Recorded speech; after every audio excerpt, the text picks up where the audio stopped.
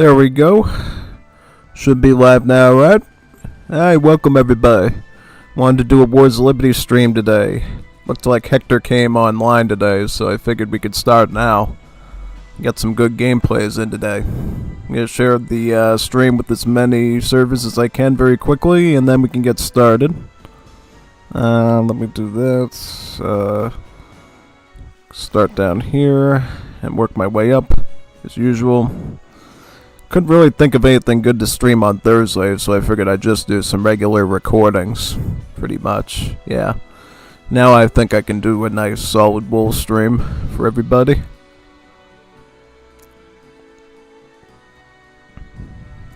Yep. Shouldn't take too long to spread the linky out. Trying to figure out what civ to do as well.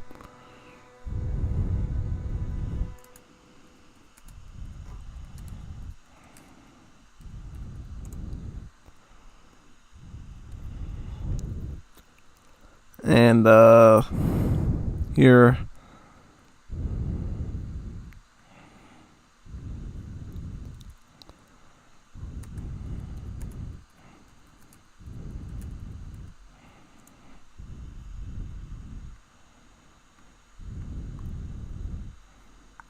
I'm gonna probably do the primary ones first. Juanito en Vivo, the Leon server, then the Bolero server here.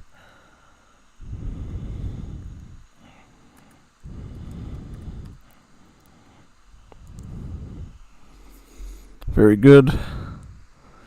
And this.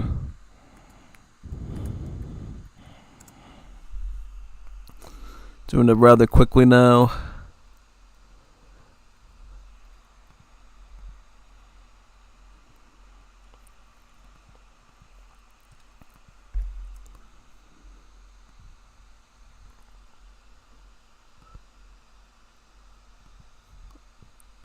That one and that one.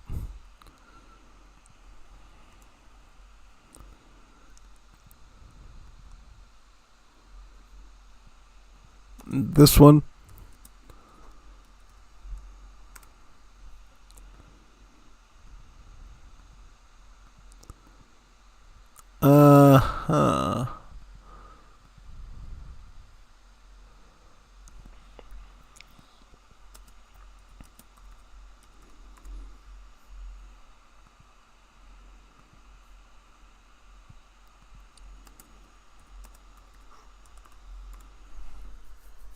I think I did them all with record timing, so that was very fast. Yeah. I just gotta play Romania. Not a bad pick. Lately, I've found that Romania's actually been humbling Greece pretty well, which has been pretty surprising. Because I always figured Greeks on the war map were always better than Romania by nature, and turns out with those Venatori it's been a bit tricky lately. At least the way Hishe plays them. I don't know if the way Hector does them will be any different. Well, I'm definitely not playing Greece on a land map. I have too much self-love for that. What else could I do? Not Uruguay, but well, how about we do something interesting here?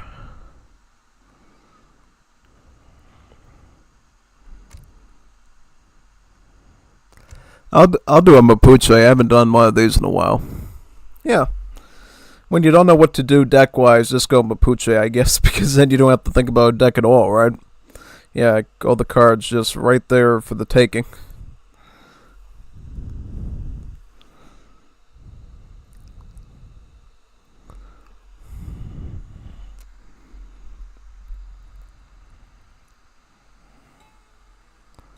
I'm wondering now, like, so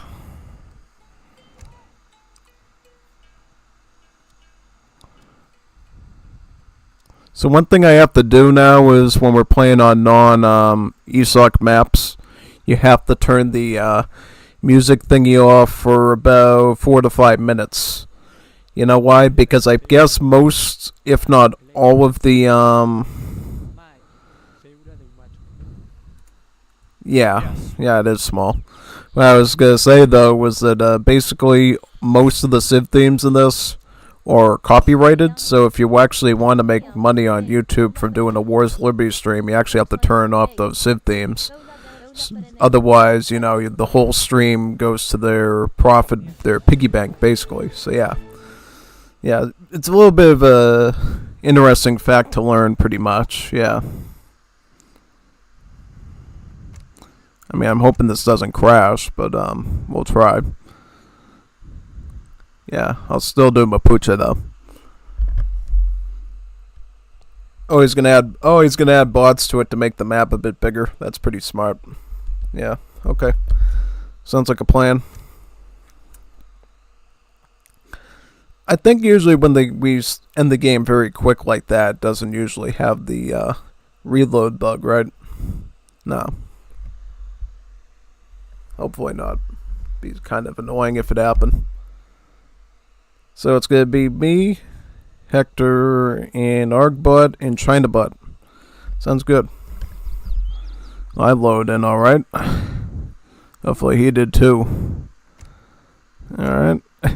Yeah, imagine checking your home city as Mapuche, like, where is everybody? Where is everyone? Where are all the wonderful war chiefs? Yeah, they're literally right here. Right here with me. Yeah. Very funny. When everybody's loading, everybody's doing good. Alright, that's nice. Use my little ability there. Out of sync.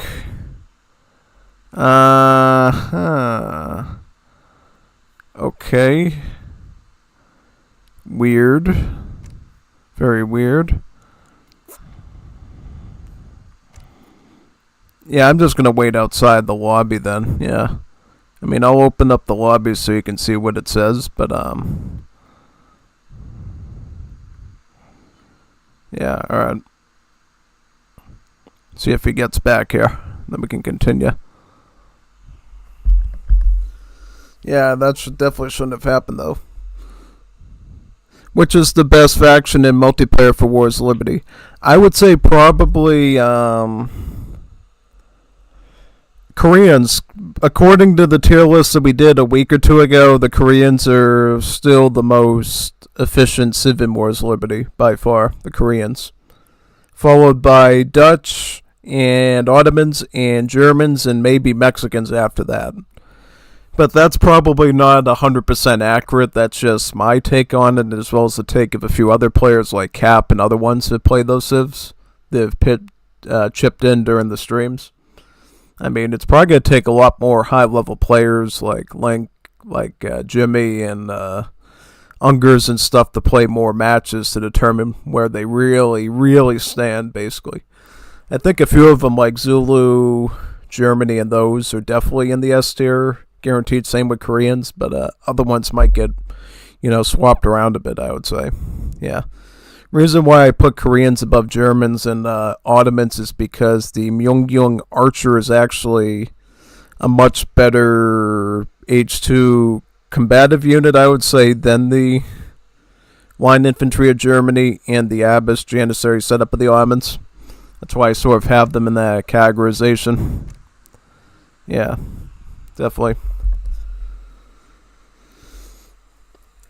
Hopefully we don't have any problems this time.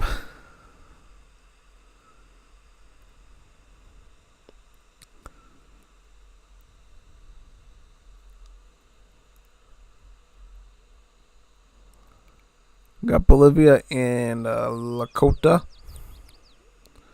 Hopefully it's not the bots causing this, because this map has worked before in the past.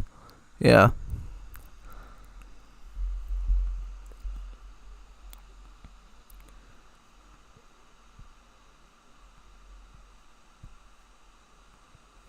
I promise you an honorable death. Sounds good. Yep. Alright.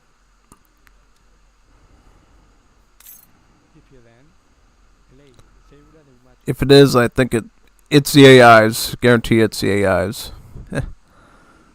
It might be the AI personality files acting up. Yeah. I'm gonna tell him that if he opens up another lobby. Yeah. Yeah, I'm probably a mismatch with the vanilla AIs. My guess.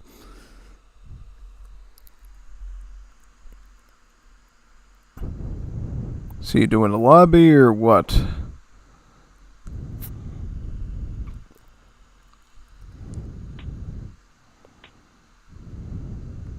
Oh, he's not.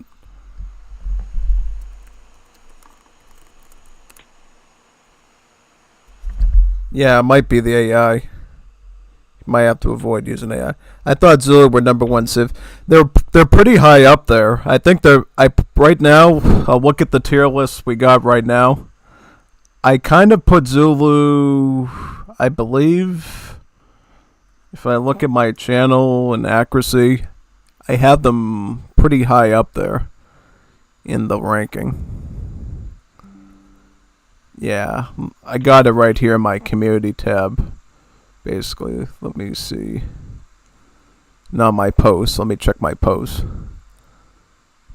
So right now we got Zulu listed as 6th place of all the wool civs. 6th place, just behind Mexico, Germany, Ottomans, Dutch, and Korea. Yeah, so Zulu's like in 6th place. The only time when Zulu really has trouble is with these hyper turtle civs that can deal with their aggression very well, like Mexico can. Because the problem with Mexico is if you do take out a villager, they get the grave thing that generates food, the Dia de los Muertos ability that grants them the food back. So it can actually be detrimental. And then with Portuguese, you have the issue with the multiple town centers. Germany, I found, has always been a problem with Zulu just because of their ability to macro very well. Ottomans, the issue is always Jan Abbas versus Zulu. That comp really seems to cause them problems. Dutch, it comes down to the movement speed of the flankers being another issue. And then Korea just has a really good archer spam to do against the Zulu usually. And that's why, if you're going into real practical terms, Zulu usually gets countered by those 5 civs, but everything below it in the S tier, like Japan, Haiti, Belgium, they do have a really good chance against. Across the board, I would say, yeah.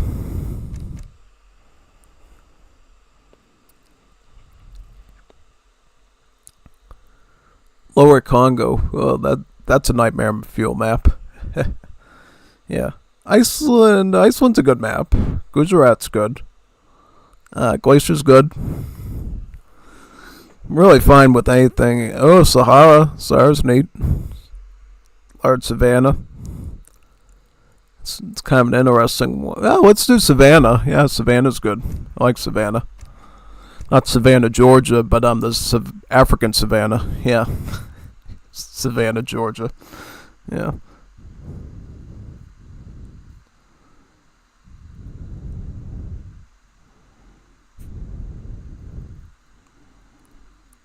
Yep. There's actually a loading screen for this map that has the sun from the Lion King on it. Yeah, it's like an Easter egg that you only see every once in a while when loading up the map. Because it's literally on the kind of map that the Lion King would have taken place on. Pretty much, yeah.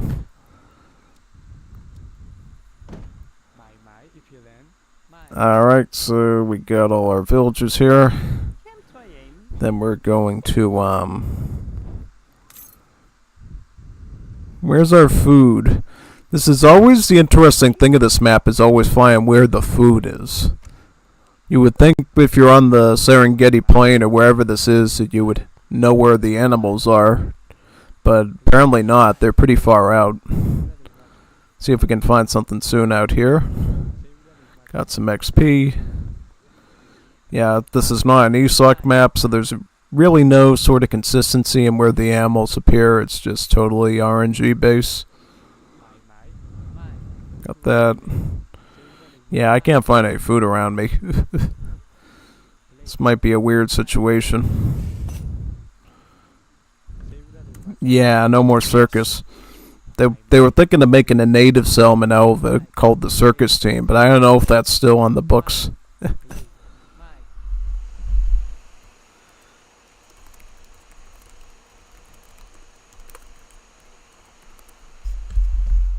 Yeah, I wanted to make a native site out of them. Pretty much, yeah. I'm just trying to see here if there is a, Oh yeah, these are, on some of these world maps, there is indeed animals that will attack you. So you have to be careful of that. Be careful of wild lions. Yeah. Yeah, I still can't find any food around here. It's like I'm literally playing on survival. Yeah. Is there any food I can get? I'll get like 10 chickens or whatever. We get whatever this is. This might be good. There's like no animals down here at all. Am I even kidding? There's like no food down there. Alright, now I found some food, but yeah, at what cost? Well, if that's the case, then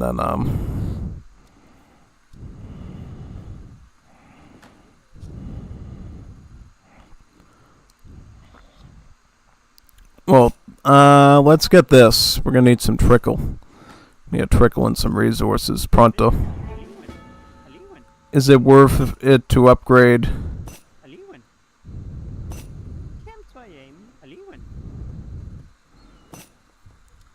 Yeah, I don't know. He deleted his town center. Oh, how did he do that? Look at that. He deleted his town center. How did you do that? Look at that. He must have did the... Isn't there like a safety guard for that usually? I thought there was like a safety guard that says, are you sure you want to do this? Are you sure that you had a healthy breakfast today and you know what you're doing? No, I guess it just let him delete the town center.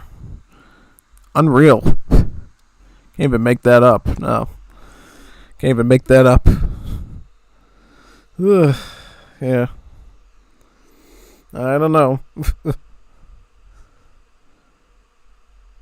Is it worth it to upgrade from that unit in TC? Yes.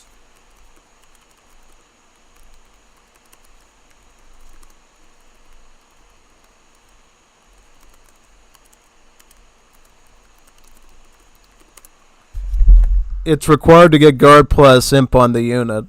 It's like a Royal Guard upgrade, yeah. Yeah, you basically have to do it.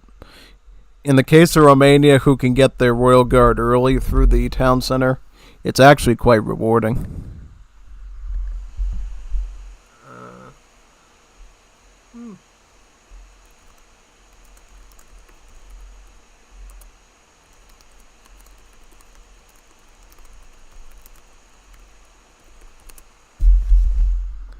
Yeah, it's supposed to be like a nation state only thing.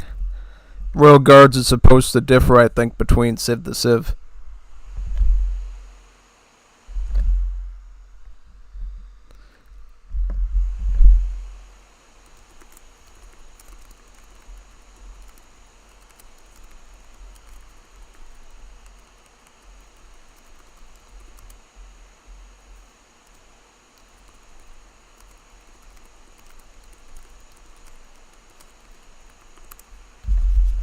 Yeah, the lab ones are actually slightly different than the European ones. The lab ones, instead of adding more stats, basically cheapens the unit. Yeah.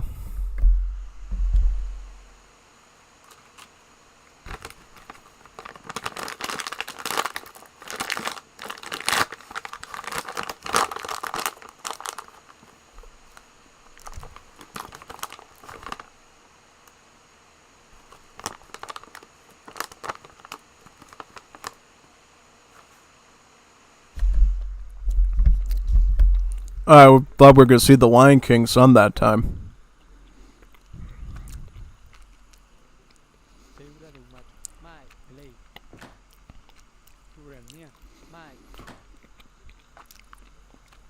Alright, we should be good then. So now I'm just going to look out here for the animals. See if we even have any animals nearby that we can go after.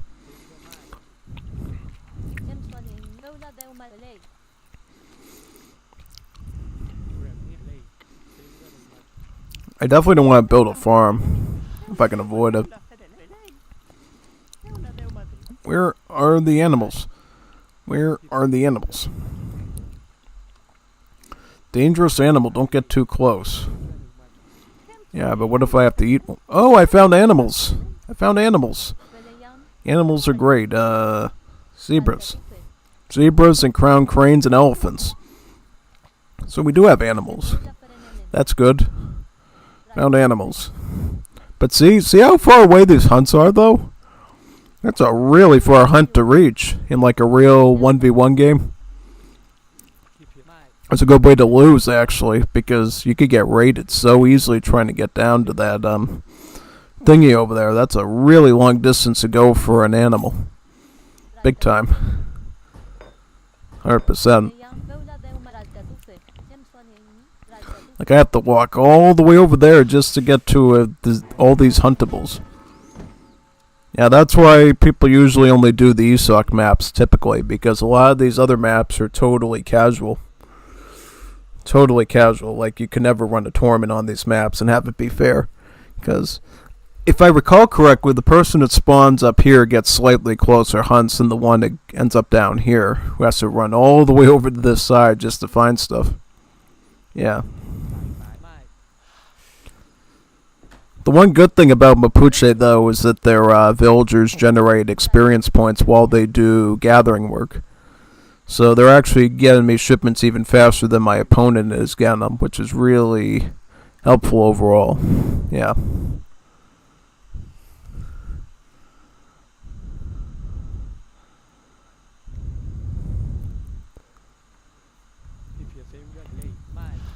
I'm going to get down to that animal there and get that jackal on that side.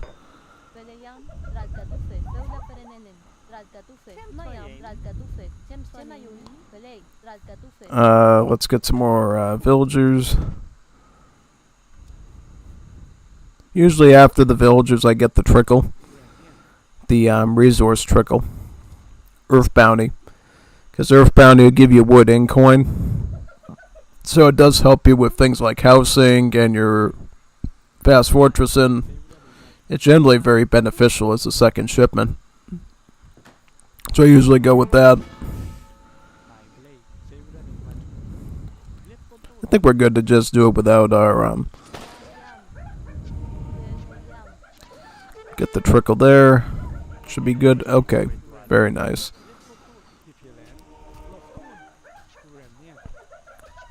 Good, good, good.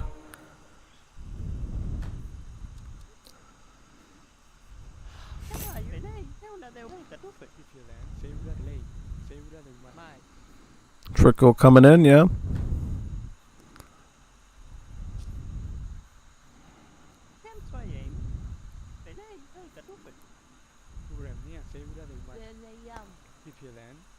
Trickle should be done soon, then we can move on, look for more treasures. Honestly, we'll probably be able to get shipment number 3 because of how long we're taking to get to our hunt. We're probably gonna have time for a 3rd shipment before going up. We're kind of ending up in that sort of a situation. So for shipment number, oh no, run. Not good, not good. You see, the problem is that these animals that hunt after you are Gaia. So if you end up having to attack one of those things, then all the treasure guardian starts to help them. You know what I mean? He's sniping. He's sniping me from that far away. Look at that. Wow. He shouldn't have sniped me from that far away. At least I don't need him for anything right now. That's good. But I'm gonna get the XP trickle right now. Pretty much, yeah. Then we're going to get probably, what do you think? Could we get, guess we could get this. This would be fine. He's raiding my villagers. Wow, this is a one crazy rhino here. There you go, alright. At least that thing's gone now. Yeah, that was causing some real problems there. Real problems. At least we got an XP trickle and a wooden coin trickle working now, so we should be bringing in lots of resources. Unfortunately, none of these native sites are actually functioning right now, because they used to have technologies back in the old days and then they were removed because they wanted to make them into like actual African tribes, not just basic stuff, you know what I mean? So can I like target this? I kind of want to target this one here.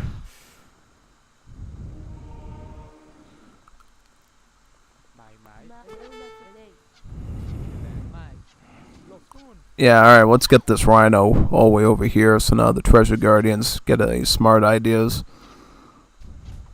There we go, alright. Much safer. We got lots of animals here at least, which is great.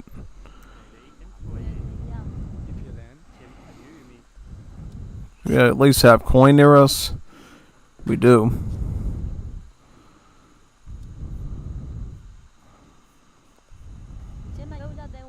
I'm gonna hang out down here and go back to the interior elephants.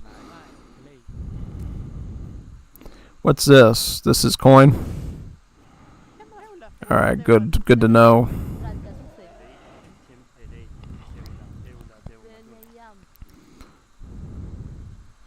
Yeah, you really want to avoid these treasure guardians until you absolutely have to deal with them, because they get a very powerful long-range attack. It does 70 damage to your heroes, so you have to be really careful with those poachers. Very dangerous enemies to deal with. I'm going to just start grabbing up all this coin now. Let me see if I can actually just do a quick target on this one and retreat.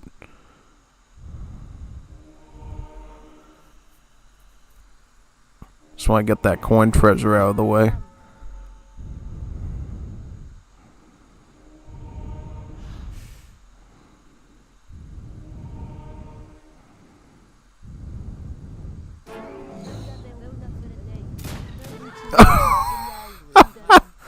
You see what happened? They got instantly.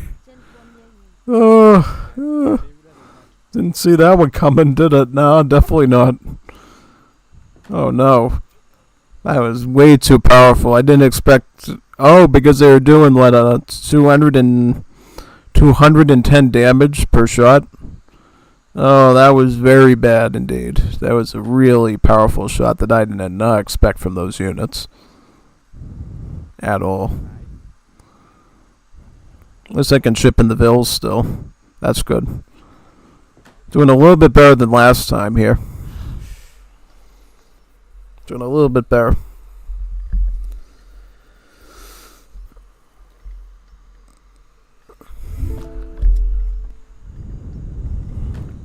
Oh yeah, big time. That was definitely an insane, like, treasure guardian snipe on the villies. 100% on that one.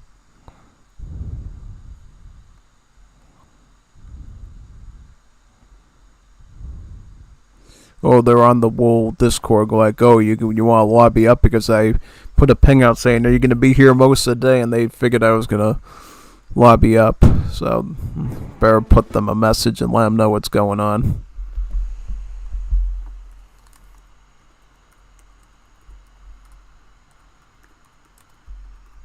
Yeah, just let them know that after this match, maybe we can lobby up in Radman next. That might be good.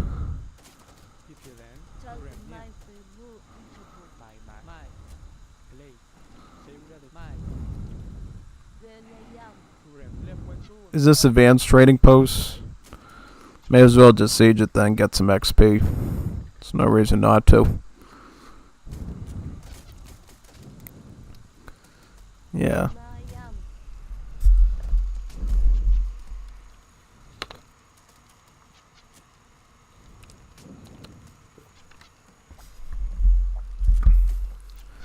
Yeah, that's the thing about Mapuche you have to be really careful of in super early game when you're building houses is if it's a small map, The Mapuche war chiefs can actually snipe your house before it's built and actually deny you a normal age uptime. It's one of the most craziest mechanics there is. Zulu, I believe Maori can do it and Zulu can do it, but the thing is, Maori, if they lose that explorer, can't age up. For the Mapuche, they just lose access to their shipments. It's still bad, but not as bad.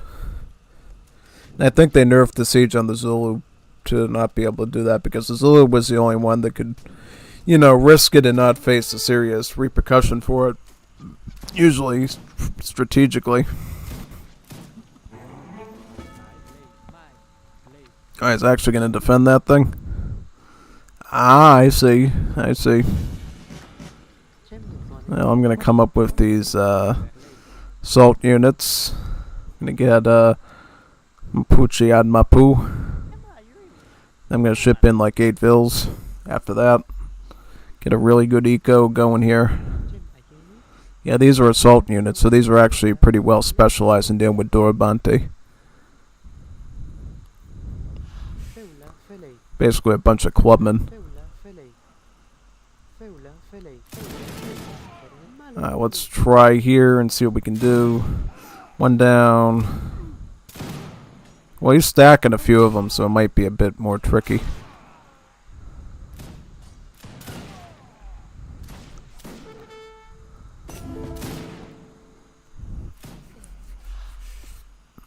I took out 3 and damaged another one.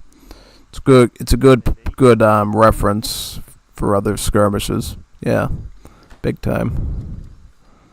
So basically, that technology I just got from the home city will make it so that all my market technologies are researched for free.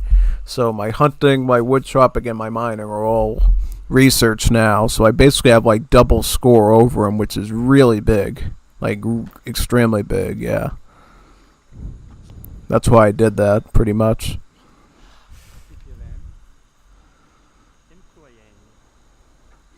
I'm probably going to get the Maodanches next, honestly. There's no reason not to get them. Maodanches will be pretty good here. Got my cannons now. Very nice. Yeah, these are basically Mapuche's kind of, I think they're slightly weaker, but cheaper than falconets, right?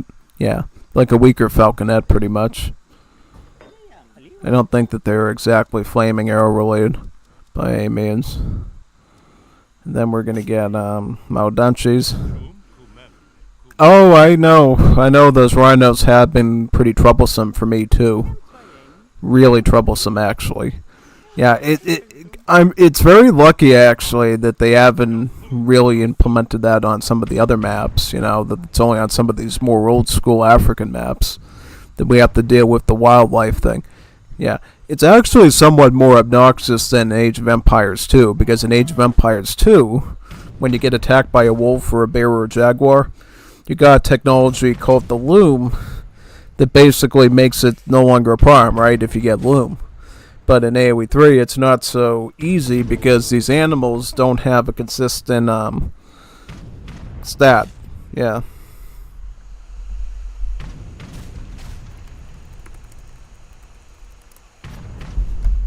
What are you building?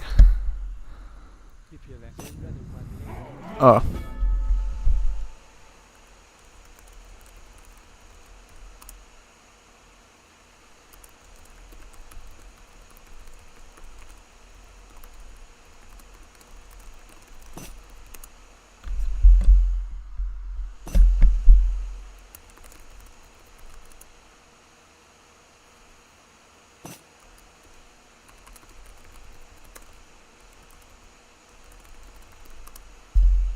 Yeah, you can't do anything with those. They're a work in progress, sadly. They're not quite done yet. Kind of have to wait around for that to be done before we can actually use those. It's unfortunate, but yeah, I guess they wanted to make them a little bit better than they were before and make them into like real native sites instead of being, sort of like a weird technology building, I guess you could call it, like it was supposed to be before.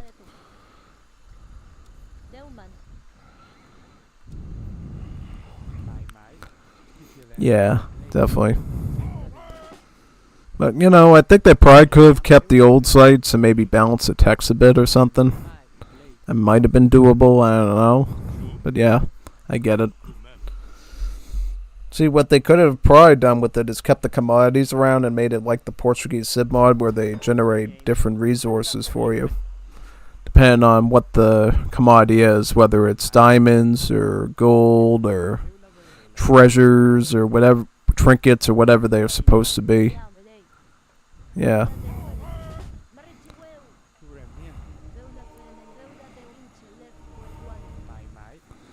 I'm just gonna get this. Yeah.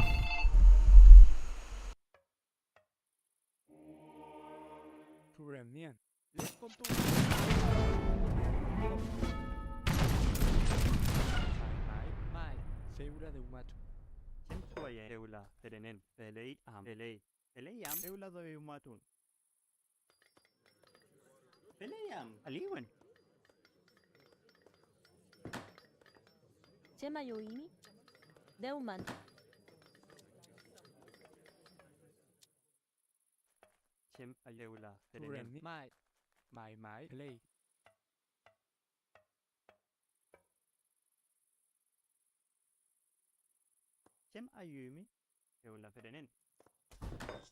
Peleyam,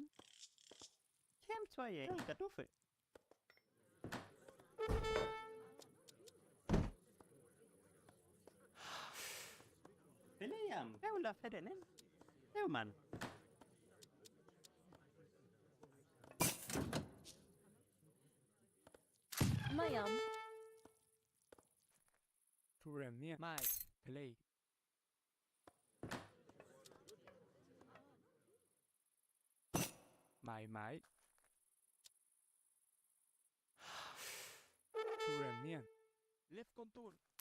Chema Yoimi,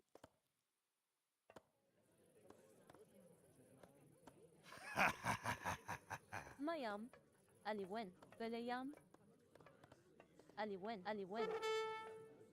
Peula Feren, Aliwen,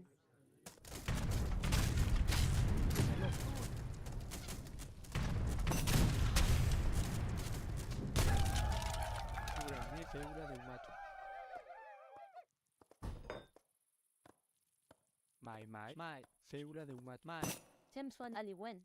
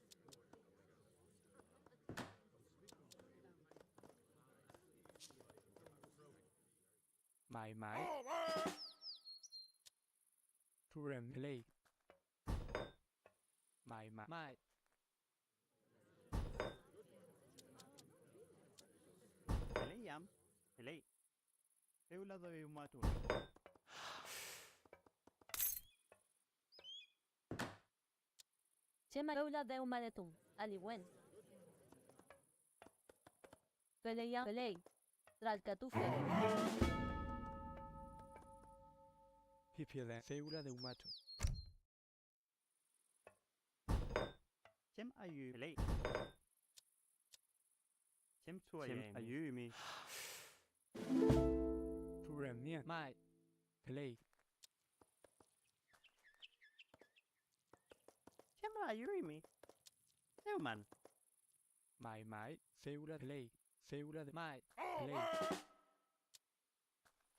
Pipilen, mai, play, célula de mai, play.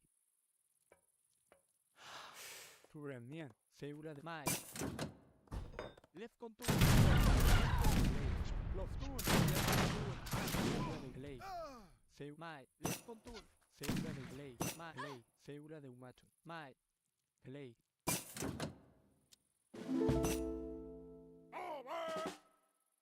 Czym dzwonili? Pipilen, mai, célula de umato. William, aliwan.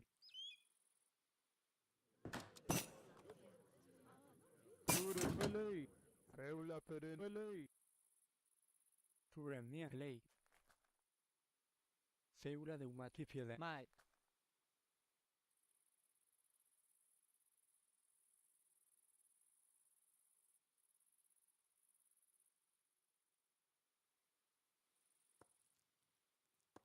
Kem twaye, aliwan. Chema yui aliwen. Beula ferenelen. Turemian, célula de play, Belay. mai, célula de mai. William. Kem ayurimi, eula de umatu. Kem twaye, Belayam beula feral catufe. Chema yuini. Belayam. Belay. Beula de umaletum. Ral catufe.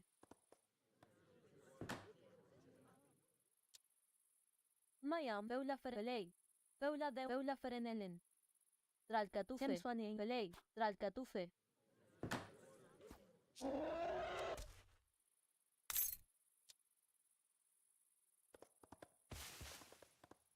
Kem ayurelay. Eula de umatu, el catufe.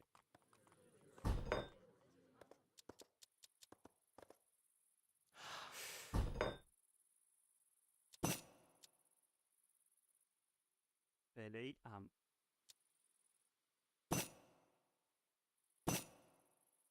Turemian.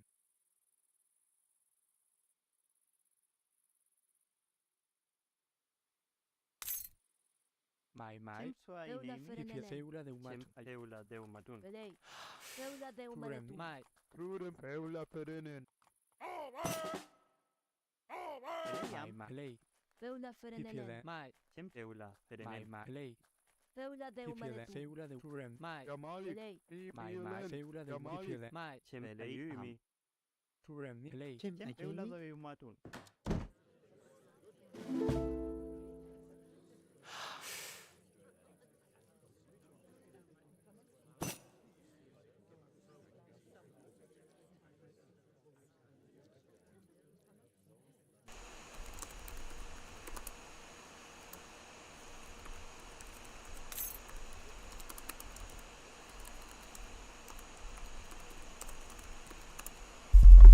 Just explaining some Romania facts to him because he hasn't played in over a year. Yeah, Beula de takes a lot of relearning, I guess. Because the thing is, the Dorabant and the Vanatori stats have changed so many times that he's probably doesn't even know what's what anymore with the whole thing. Which is totally understandable, by the way. Yeah. If I didn't play for over a year because of a medical condition, I wouldn't know either, honestly, what's going on. Yeah, I didn't know he had that medical issue. Otherwise, I would have, oh, wow, you doing all right? You know what I mean? I didn't know anything medical was going on with him. Time pretty surprising, actually. Yeah. Yep, things happen, though. I had an issue with my leg before, too, once, as I was mentioning to him. Basically, I got this injury in my, I think it was my lower spine or something from, doing a certain type of walking or running or something, and, I would get intense shooting pains down to my foot on my left side. It was really bad. Yeah. But I still played Wars of Liberty, though, through the whole ordeal. That's one thing I did do. Yeah.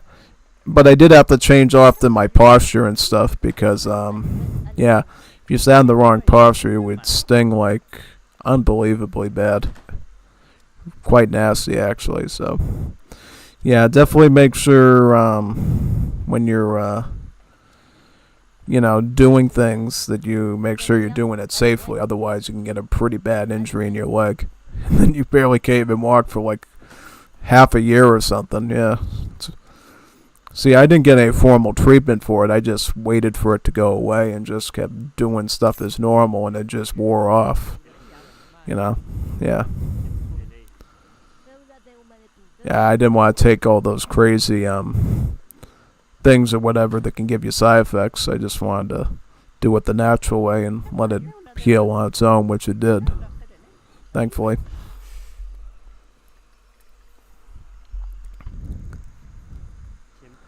Yeah, I'll just give them some time to grow, I guess. In the meantime, we can grow our own base, right? We can get our ecotechs. We can go treaty style here and really cap on the map really well. Yeah. Oh, they add the locomotive here too. That's good. I think in the past they didn't have the work and trade route in here, and there was some issues. Now it seems like that's all working now, right? Oh yeah, seems like it. Do they have Agrarian Way or anything like that? I don't believe they do have anything like that, no. So, best thing would probably just get all these ecotechs in. Yeah, maybe. Seems like it. Pretty much. That's fine, yeah. The one sad part about Mapuche, though, that they don't enjoy is the fact that they don't get their unit and crate cards reset in Imperial Age, so you can't send them again. Because if you could do that, I think Mapuche would be in really S tier category in terms of shipments. Yeah, quite easily at that point. Oh yeah, they could do that. That'd be something completely unexpected for other civs to deal with. Yeah, I'm gonna get some of these estates over here now. Yeah, by the way, look at how beautiful these town centers look, these Mapuche town centers. All the wonderful textures and modeling they did on them. Same with the Ruka houses and everything, yeah. Quite neat how they made those. I believe the textures sort of died on this, though, because they do have some pretty cool textures on the estate as well, for the Civ. Yeah, it's alright, though. We had to restart because he accidentally deleted his town center. Yeah, that I don't understand, because normally you can get a confirmation message that says, "Are you sure you want to delete this thing?" And then you click OK, and then it does the deletion. Surprised you didn't get the prompt for that. But it is what it is. It is what it is. I'm actually just going to get like a bunch of Mawadanches here now. Get like a huge stack of them, yeah. That should put us in a really good strategic position, yeah. Do we have any trees we can get, actually? I remember one thing that we always struggle with on this map is trees on our wood. It'd be great if we could find some of that. We got some over here. Any idling villas that need to be doing some type of work, just put them on the wood right now, because we need wood. Wood is something we're actually falling behind on a bit, which we really need to catch up on, I think, here. I also want to get that big button from the market so we can get some extra shipments, too, for the eco. That'd be really helpful. Send up for the late game.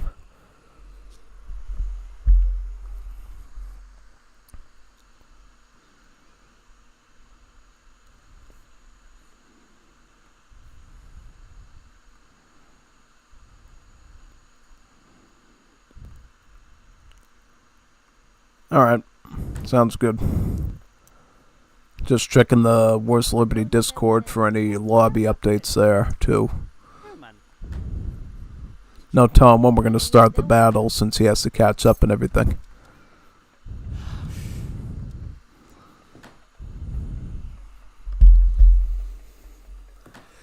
Whew.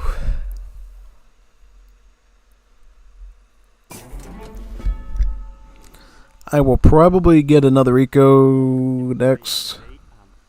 Right, here. The Silversmith. Because believe it or not, Silversmith, Ironmonger, and Furrier actually benefits your farming rates too, which is pretty funny actually, yeah. You wouldn't expect that, but it actually does for the Mapuche only. So their late game eco is actually not as bad as you might think it is. It's actually quite efficient.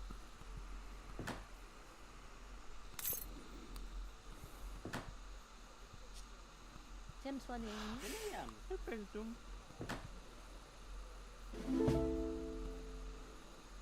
Mahmo. Kumen. Kumen. Got the Maodanchis here, yep. Get another eco. Shum. Kumen. Kumen. Kumen. Kumen. Best part is, what's this card? Kumen.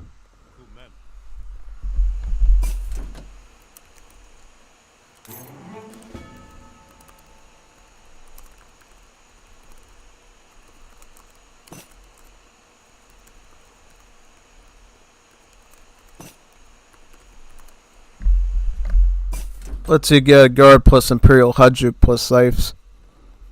Pretty much, yes.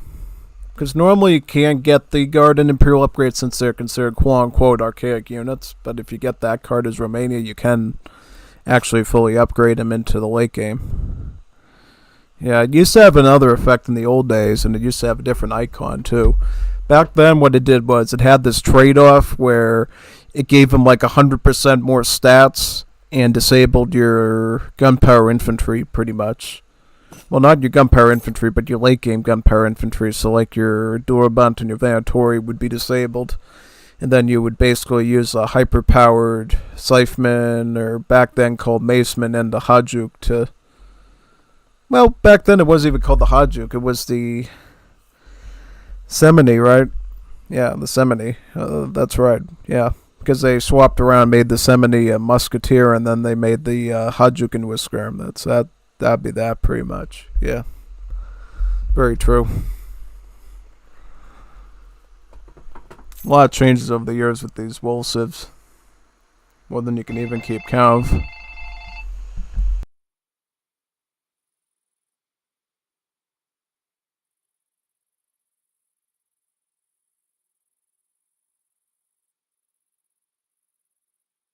Before, so I'm just gonna ignore it.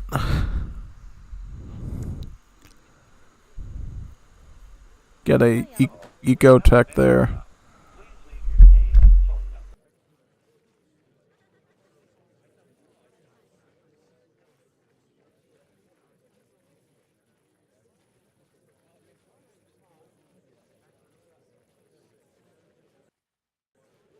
Pele 8.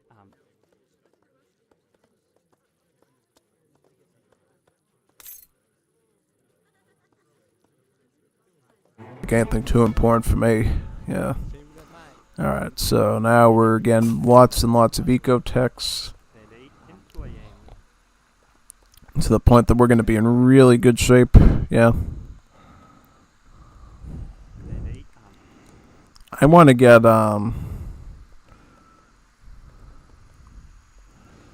defensive war. Yeah, let's get defensive war. So that way we can actually use our spearmen to make forts. Because I want to put some forts right in front of his base. So we can push right out very quickly. It's one of the cool things you can do with Mapuche is you can like build forts right on top of their base pretty much. Like the Russians can with the forts.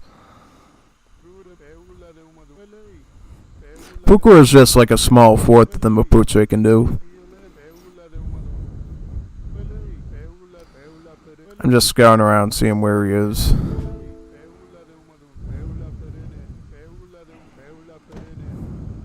So how much does it cost?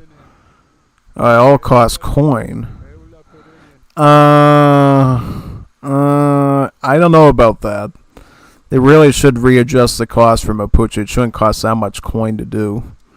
Just saying. That sounds like more of an Inca building cost. It needs to be readjusted, yeah. Yeah, I don't know about that. I don't know about that one.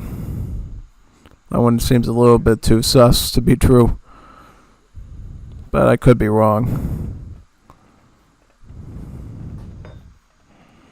Yeah, I just think, yeah, buildings that normally cost just coin are based on the Incas and not any of the other civs. So maybe that needs to be reviewed. A little bit, yeah.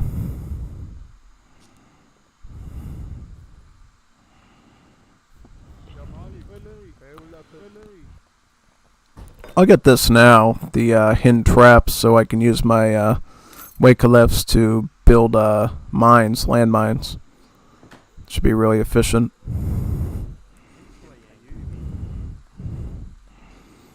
Looks like our food eco is just doing really well right now, so I don't know.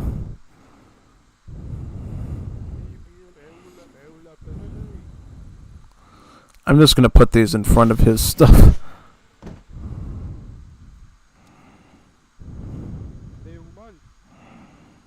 Yeah, I'll put them right here.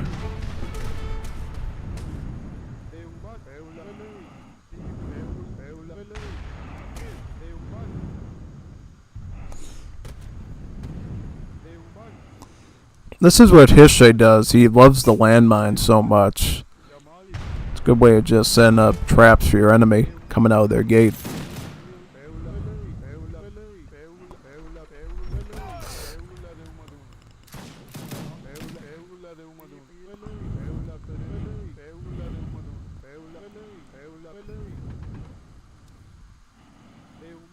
Yeah, just set these up around the perimeter or whatever. Seems funny. Also, any trees we can get? Is there any trees that... Yeah, trees are so scarce on this map. It's not even funny. Plenty of meat where you... Well, the meat is hard to find, but it's there. But trees are really scarce on every part of this map. You have to literally run around the whole map just to find them. Not even kidding about that. Not even kidding at all.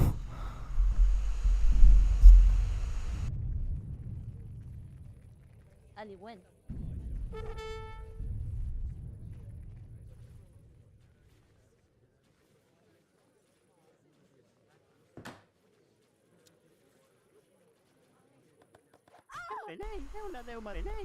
So he's got a star fort here, so he's building out, so we have to be careful of that. I'm going to this tree line here then. Yeah. Pretty much. Oh, we're in the Imperial Age now, so what should we do? Maybe, I don't know. I kind of want to get fencing school now, so we have it. So it's ready to go. That's my main concern.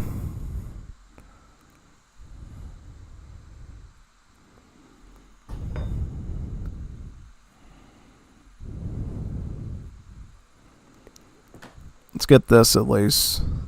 The food eco is like really doing well, so we really don't have to worry about that. It's the coin eco, which is sort of on the fence, I think. Yeah, pretty much. In general, against Romania, you mostly just need infantry, typically, because they don't have any assault units in their standard roster, so it's better just to go barracks, Mapuche against them, on average. Just saying. If you're trying to think of a way to deal with the Romanians. In general, Musketeer is going to be much better against Romania than Dragoon is. Because Dragoon's more anti-assault, whereas Musket is more anti-hussar. So you usually just want to go with more of a Musketeer approach to dealing with the Romanian civ. Yeah, across the board, I would say. Yeah, pretty much. Thankfully, these are all Culverins, so I really don't have to worry about those too much. Yep, should be a pretty easy cleanup on aisle 5 for me, so I'm not too worried about that. Up here comes the Calarasi. These are their scout units. It can be very daunting to deal with their charge attacks. But if you're very smart about how you deal with them, then they're not too bad. Yeah. Because I guess the way the Calarasi work is they are a very low pop cavalry and very cheap, but they're very spammable, and when they're stacked with their charge attack, they actually can be far more dangerous than anything like a Cossack can, just because of their high damage that they can output using that charge attack. That's what makes them very risky to deal with if you're not careful.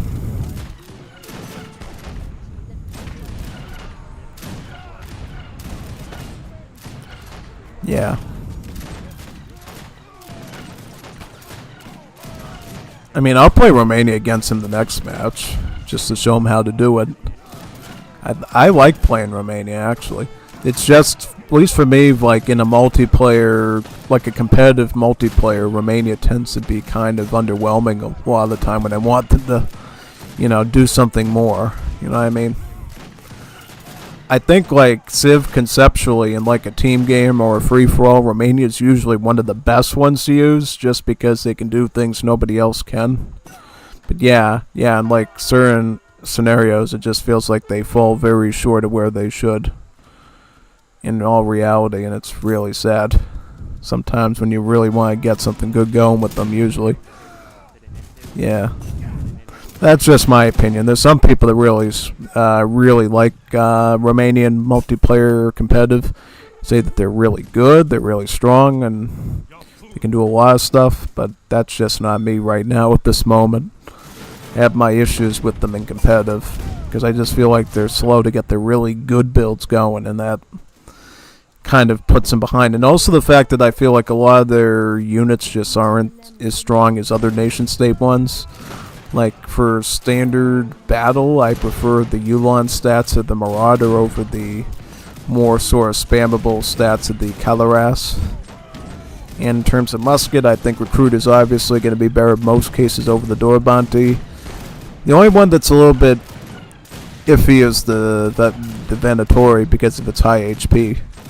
Yeah, the Venatori can be very efficient if used properly, but I don't think that's always going to be the case, you know? Yeah, unfortunately. I'm just trying to go for the siege properly here and not give up too much ground.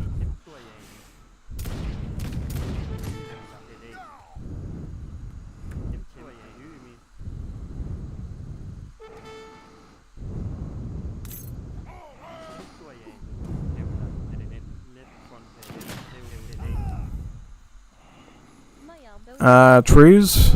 Trees, anyone? Trees, anyone? Trees over there? Alright, let's get trees over there.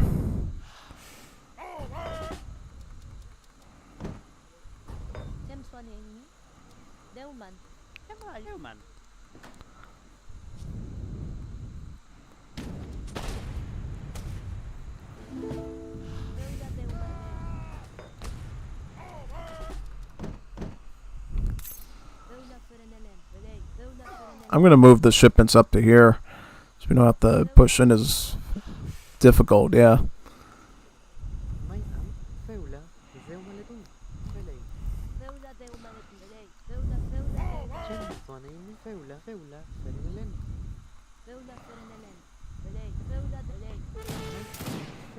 I'm just going to go right for his artillery or whatever here, yeah. Pretty much.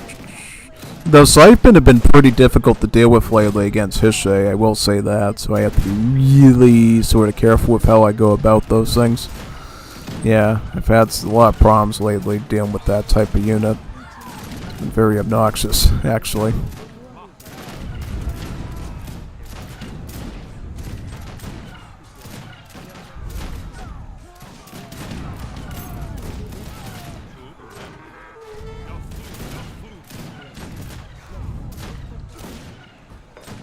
Yeah, I could totally try going in here, but yeah, I'll see what I can do.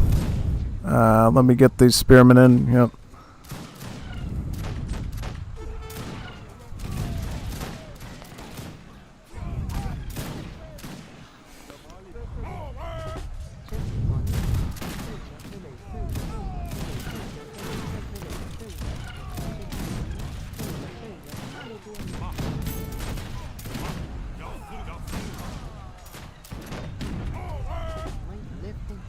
Oh, he flanked me with the...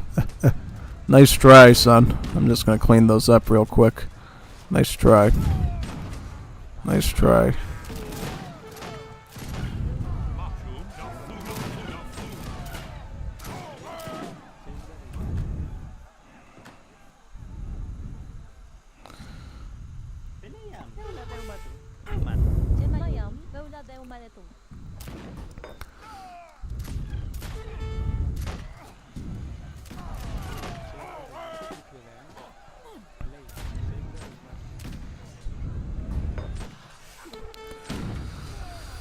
Yeah, these Pakuras do a lot of damage against units defending, yeah. That's why, you know, I seen Louise Kaiser use Pakuras against me, and it's a really risky thing to go up against in the, like, League games. Particularly the one that the Mapuche, the Inca one, is like a real fort, so it has a totally different stat thing going on, but yeah.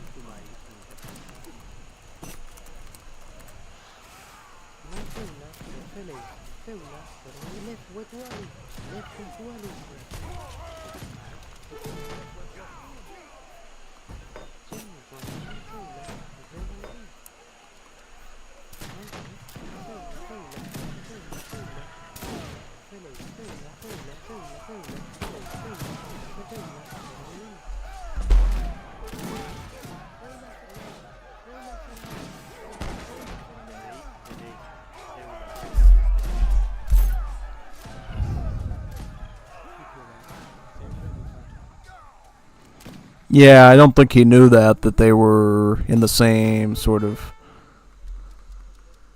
Alright, I'll pause it for him. Also, we could put down another estate probably over here, too, in the meantime. I'm just trying to get our friend out of that base so we can maybe get some other units shipped in for reinforcements.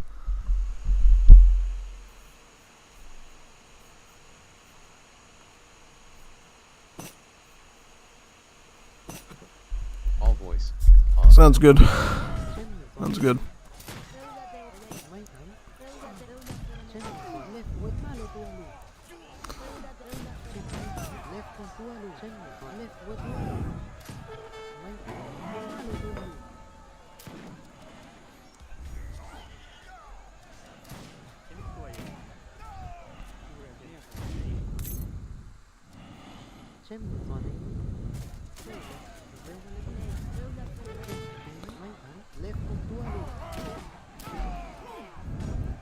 I'm just going to try to beat them with the pikemen. Yeah, the pikemen should do really well against the assault units. Because pikemen is heavy infantry, or one of the only heavy infantries that doesn't have a reduce multiplier against the assault class. So generally it's preferred to use spearmen rather than musketeers against assault units where you can. Obviously the best counter to an assault unit would be like a ranged cavalry. But yeah, yeah.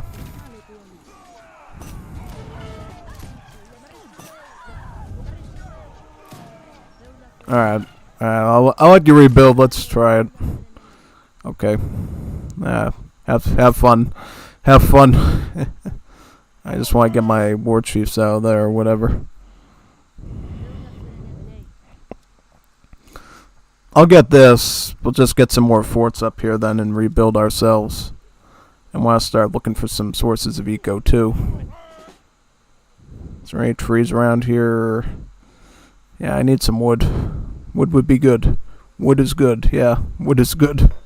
100% on that.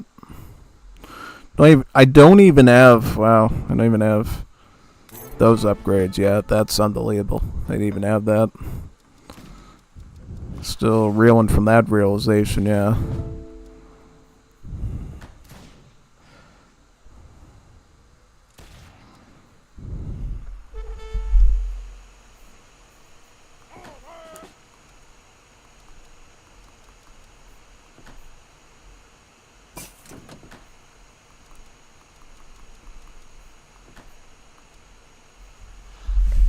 I'm just grabbing Great War Age now. Yep. Oh, wait a second. Actually, I just dropped my fort into his base. Did you see that? That's unfortunate. At least I got a higher... I could ship in the other Pukara pack llama if I want to now, so that's something I might actually do here. Yeah. Something I might actually invest in. Come to think of it, yeah.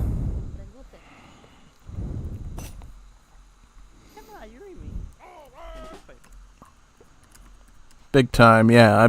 I've known that for a while with this map. I haven't played it for a good part of probably like half a year or something like that, so yeah. Big time. I can totally agree with that 100%. The lack of wood on this map is something very concerning from a balance standpoint. Totally agree there.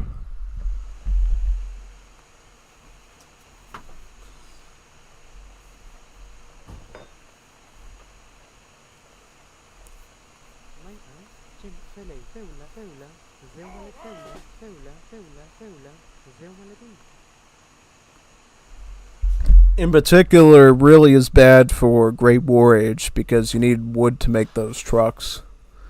And without wood, you know, I can't make lots of snipers like I want to do. Yeah. Which is really unfortunate, yeah.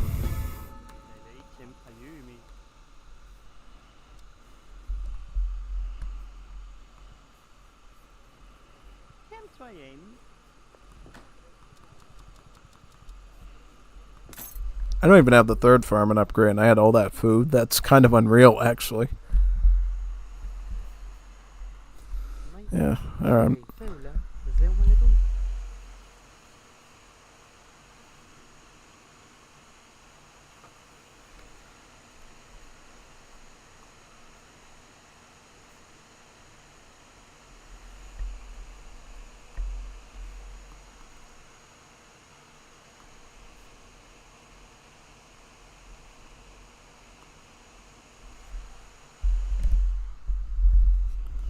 Oh, so you want to do one after we finish Cappy?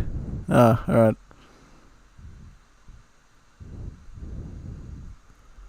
Ottomans, Japanese, and Germans are the Holy Trinity and will best factions at the moment. Yeah, that's probably 100% true there. Particularly, they're the Cappy Trinity, I would say. So it's definitely Hola, Gringo, Gorguito, Gordito, and Muy Bonito. What's up with you? Finish this match, Juanito, so we can play. I'm with Kazan. Okay. I'm letting them rebuild for a little bit, and then we're going to go for like a huge sniper war.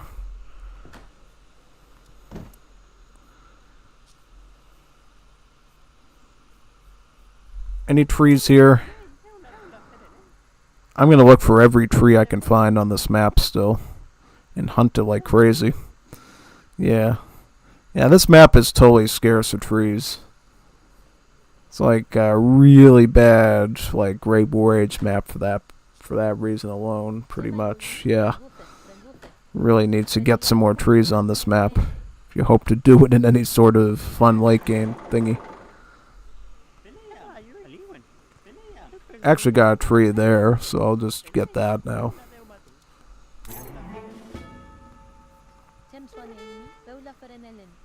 Of course, he's got tower houses on the remaining trees. It's always good.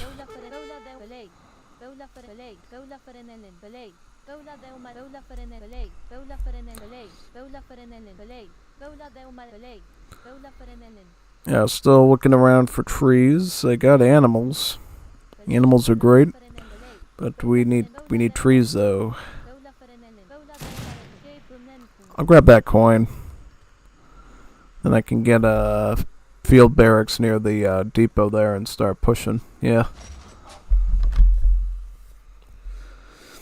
Oh yeah, we do have a Mapuche tech here. What's it called? Oh, war chiefs get more hit points. Now that's actually something I could use. Oh, big time. I could totally use some more hit points right now. Considering everything. Oh yeah, I'll definitely take that. Take you up on that offer, kid. Any day of the week.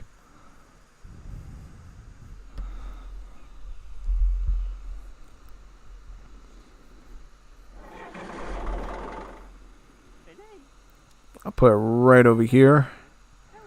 Yep. Sounds good.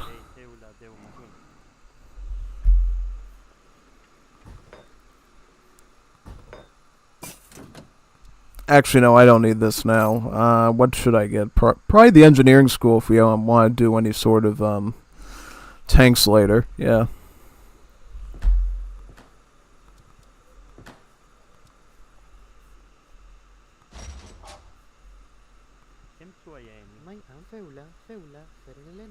I'm gonna put the burb in his base so I can see what he's doing. The burb is the word. Put the burby right over here. Yeah.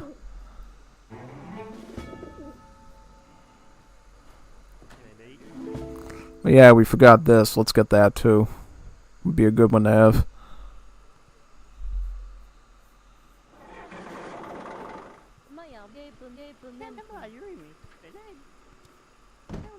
Thankfully, these Pukras only cost.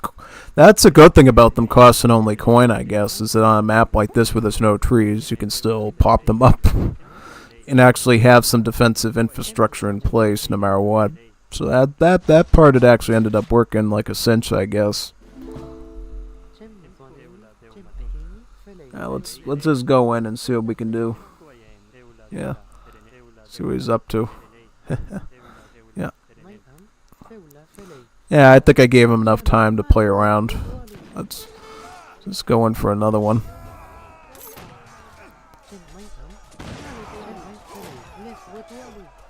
Want to make some snipers and stuff. I have to eat through some of these before I can get them. Now these carbonires will be an issue. I actually have to watch out for those. Yeah, carbonires actually are really dangerous for my Trangolefs, so I actually have to watch out for those things big time. Yeah. See, now he's making the right unit. Now he's doing the right thing there.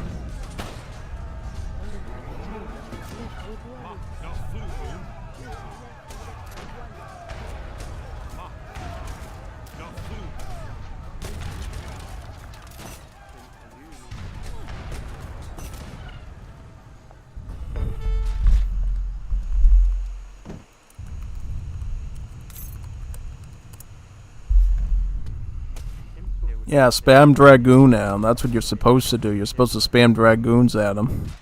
It's literally the way you're supposed to counter those things. If you're not spamming Dragoons, you're not doing it right. Literally.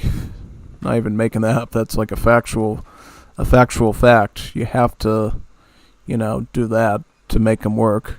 Otherwise, you're not going to have too much success with them. Yep, so here comes the snipies.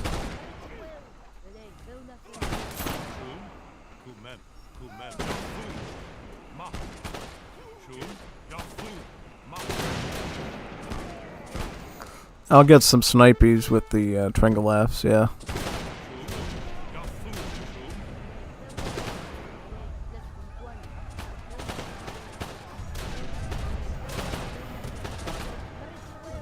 Yeah, we can do Trangolefs with these.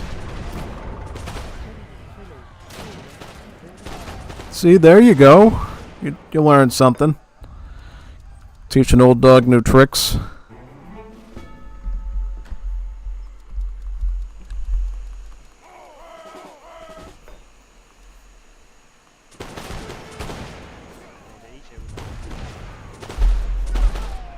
Yeah, now he's learning stuff. That's good. It's always good when you see a kid learn new tricks.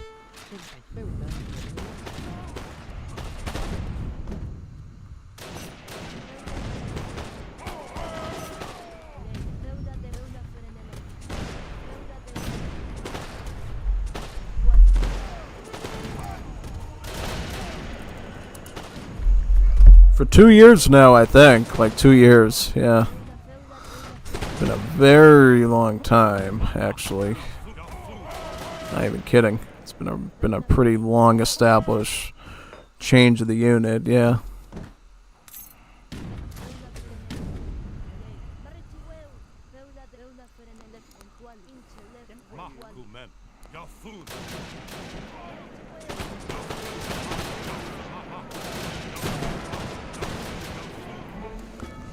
I kind of want to start getting like oil rigs and stuff over there too, and everything. Yeah, if I can, I get 2 of them, and maybe start getting like a few tanks as well, for fun.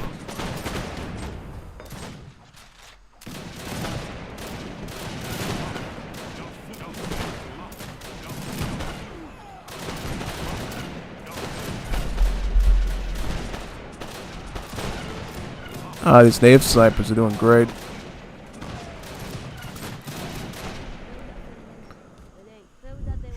Quite good, actually.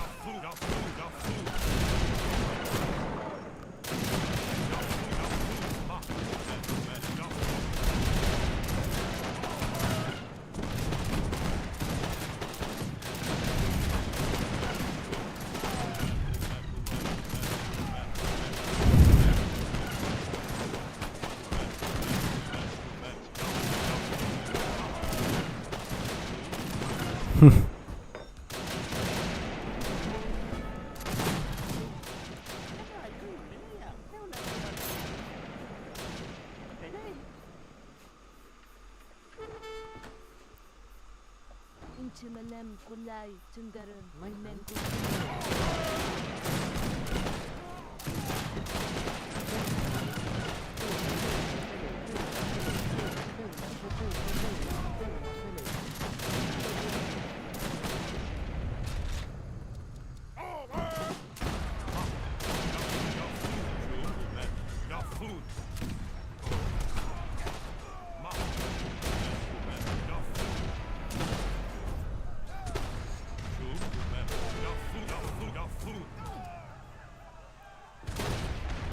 Then you just charge the triangle offs at the artillery. That's basically what you do. Actually, you know what I can do, which would probably be smarter, is just use some of these snipers to get at the cannons, yeah.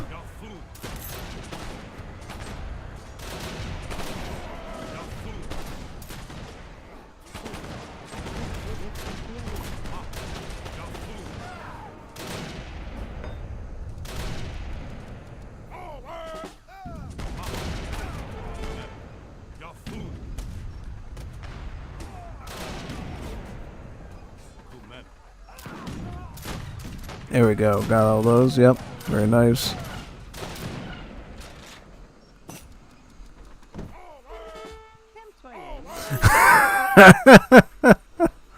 Yes, absolutely, absolutely. It's exactly.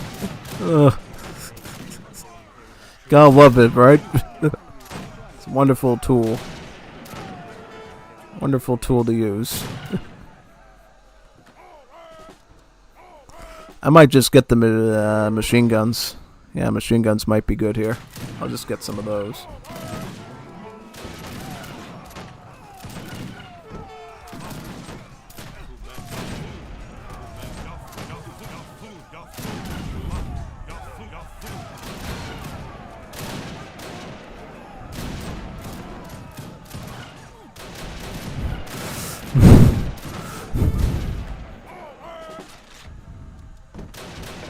I'm just playing around at this point.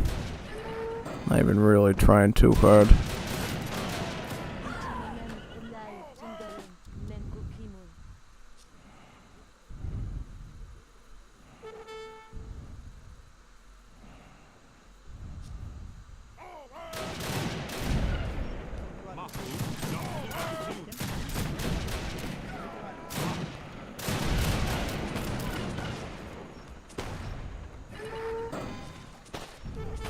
Yeah, machine guns will spray all his cavalry very easily.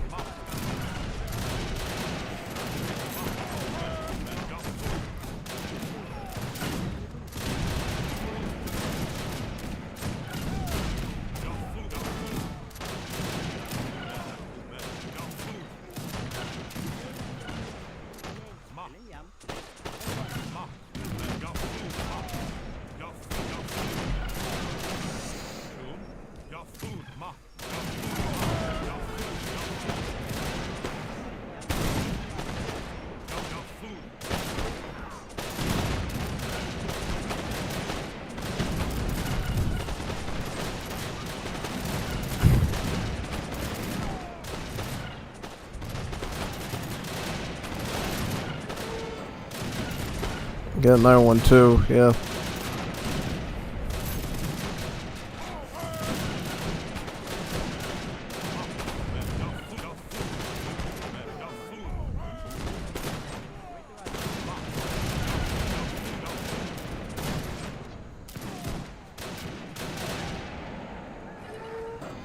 Yep, now I got the machine gun to join in as well, so this will be really fun.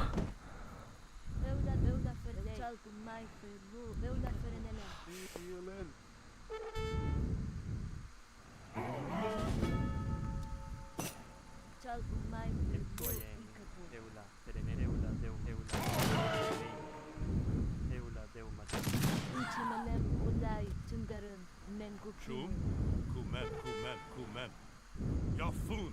Imagine if they had like an upgrade to make the gunpowder infantry have more range. That'd actually be really something, yeah. What are these classed as? Are these skirmish or what? Yeah, they're skirmish, okay.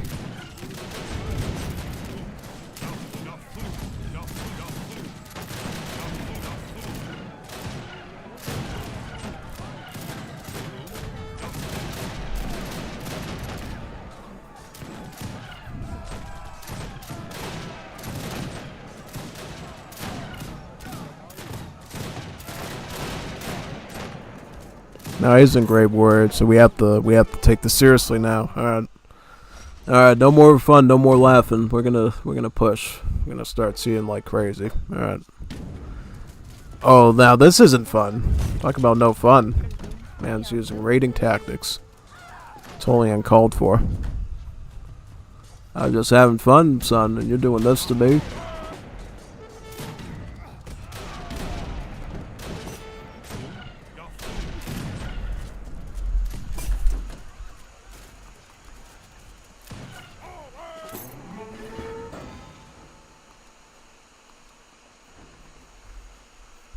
Ma. Kumen.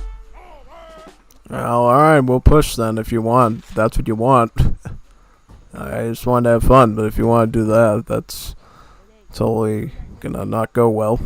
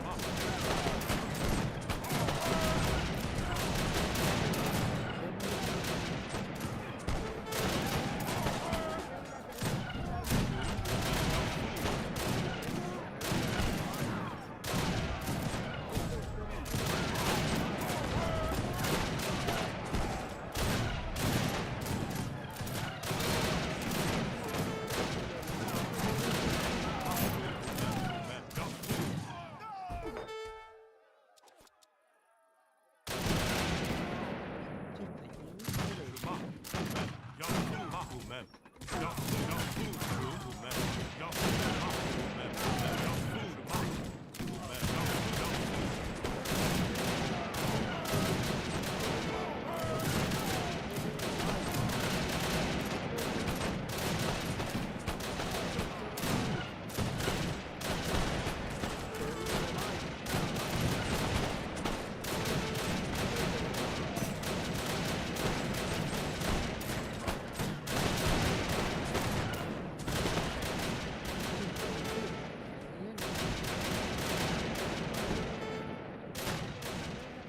Shuma. Yafun. Left with one. Left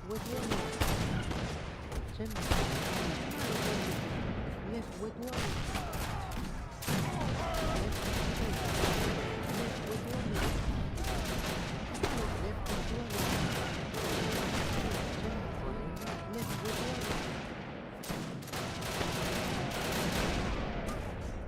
Left con tu Dale, tu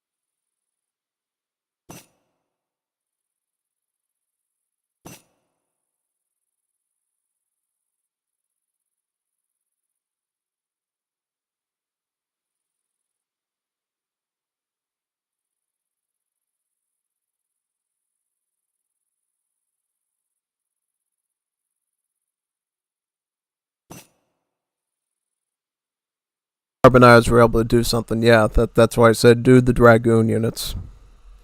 Big time, 100% on that. That's why I said that one. So no other unit class is gonna make it happen. World War One Mapuches. Yep, you gotta love those World War One Mapuches. Really OP stuff. What are the immigrants to go with when you play Uruguay to spam dynamites?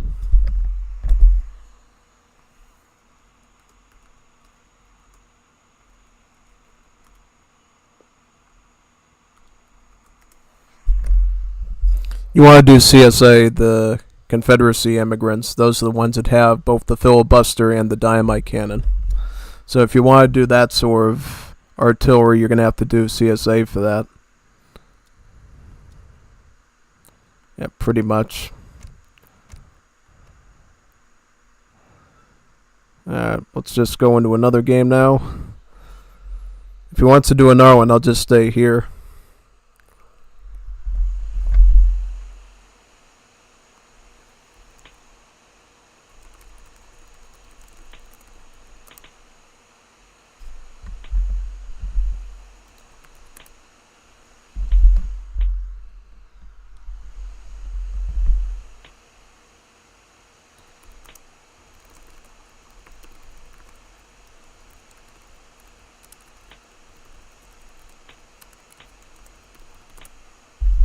Yeah, they eventually want to do normal religion stuff with it, pretty much. Yeah, essentially.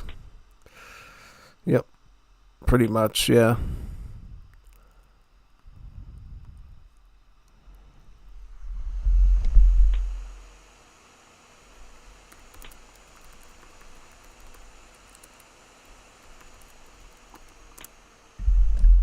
Yeah, oil replace faith, pretty much. Yeah. Pretty.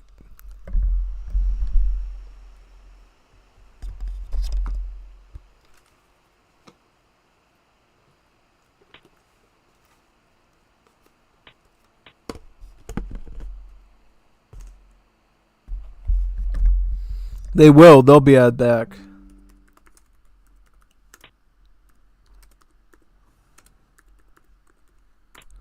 Yeah, they'll make a return.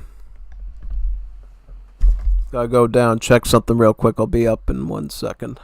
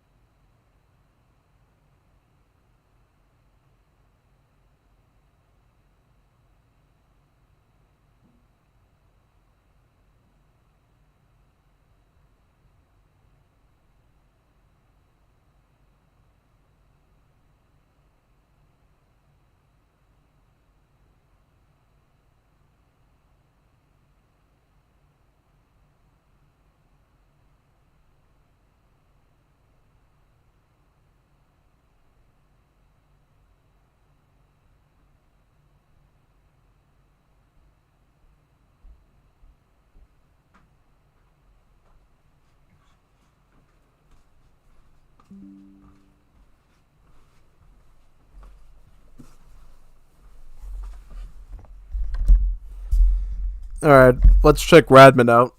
I'll check for Cappy. Looks like he has to go do some stuff. Check out on Radman right now.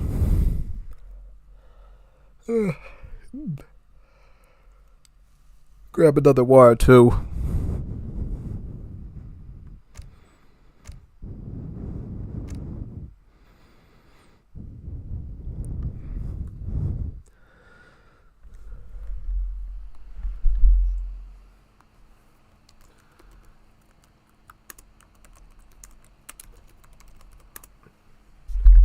Ping for a lobby somewhere.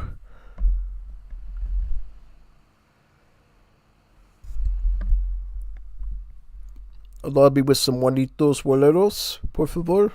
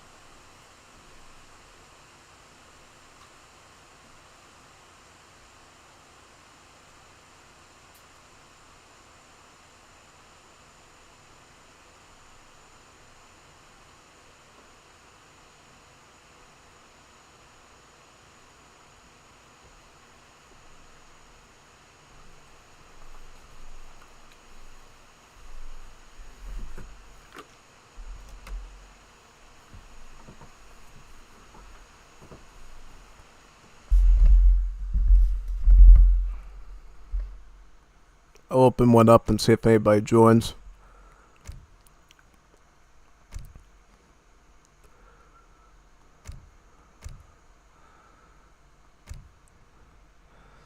Yeah, I'll just do this.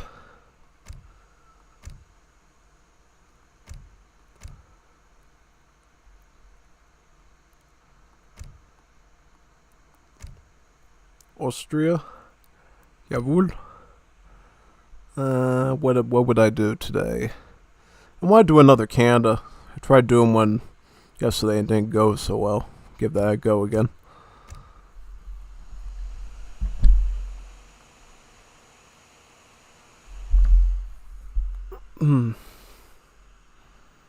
World War One Mapuches, yeah. Tanks and airplanes and you name it. Armored cars and field guns, all sorts of neat stuff.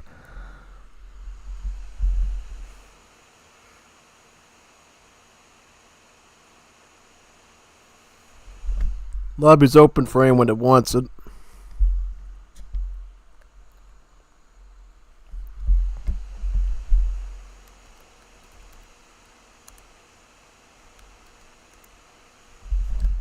Just pinging so the Juanitos know to come.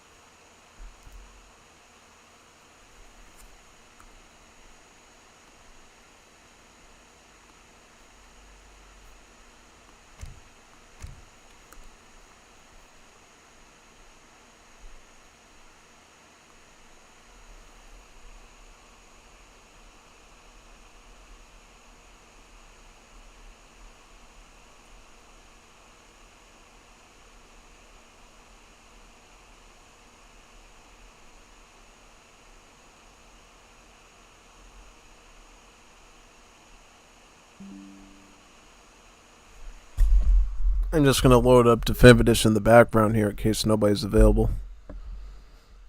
Can host up a Budokai lobby or something. Always gotta have a backup plan, right? Yeah, it's usually good to have.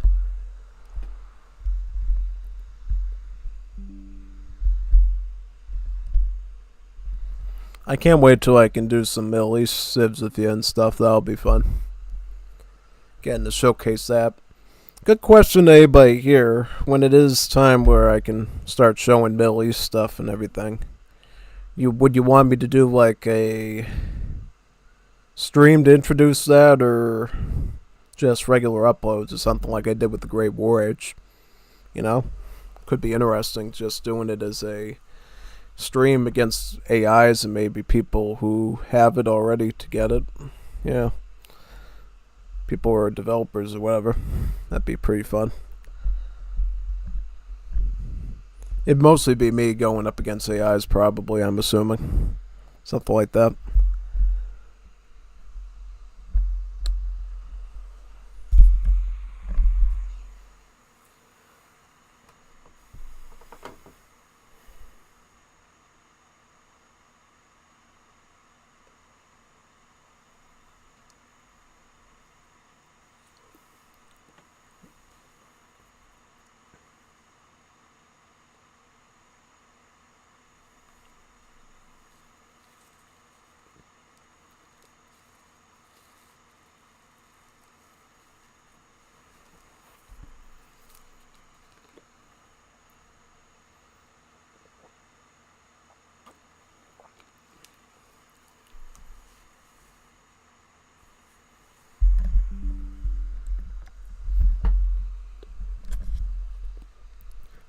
Has anybody tried that new Coliseum Budokai scenario yet, the version 48? Does it really seem more balanced than version 46? I guess they say because of the power rating system, it is technically more balanced now, because if a player's really behind, they will get more food from the units they defeat now. Thus, you're able to catch up in upgrades, maybe. Seems... Yeah, I guess it does seem more fair now.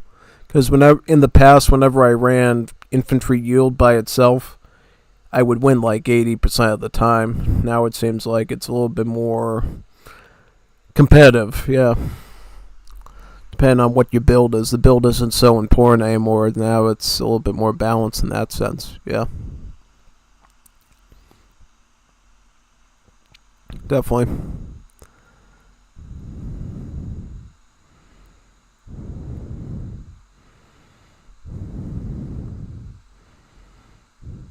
I'm just watching that Definitive Edition window very closely. Because if nobody joins into this lobby, I'm just going to start up some sort of Coliseum Budokai lobby up on there until people are ready back in Wool for later. Because I can keep streaming until probably like 11, 12 tonight, maybe. So we got a lot of time. A lot of time to get matches in today. Where are all the Juanitos Boleros? Juanito. Where are all the Juanitos?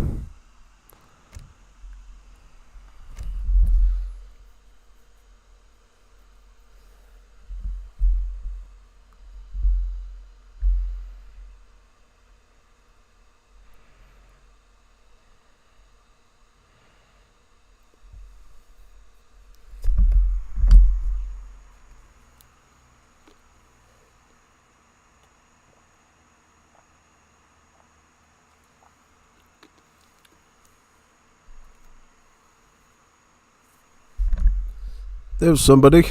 I'll just close that down right now using the Steam library thingy. Alright, let me pull up the Steam library thingy now.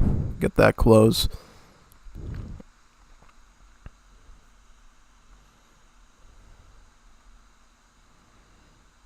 Yeah, we don't need that anymore. That should be fine.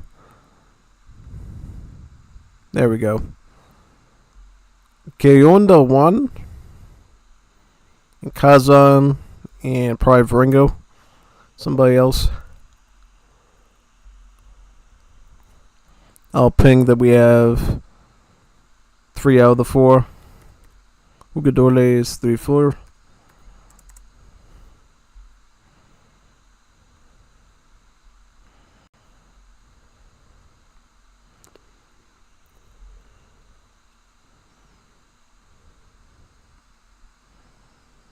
Just need one more to join.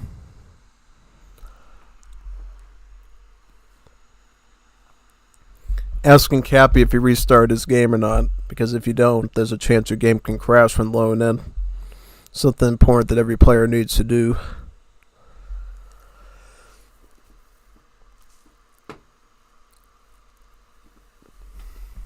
Yeah, pretty much.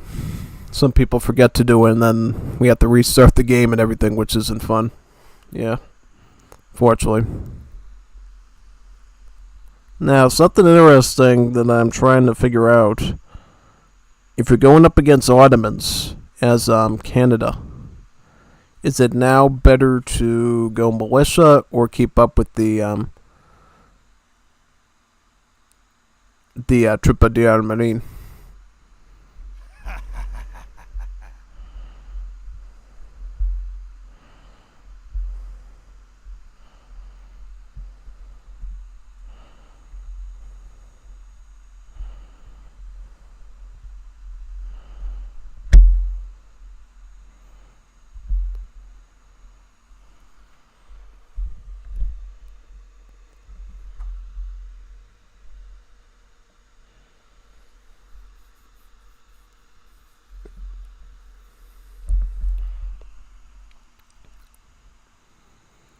Oh, Cappy's gonna do a deck of some kind.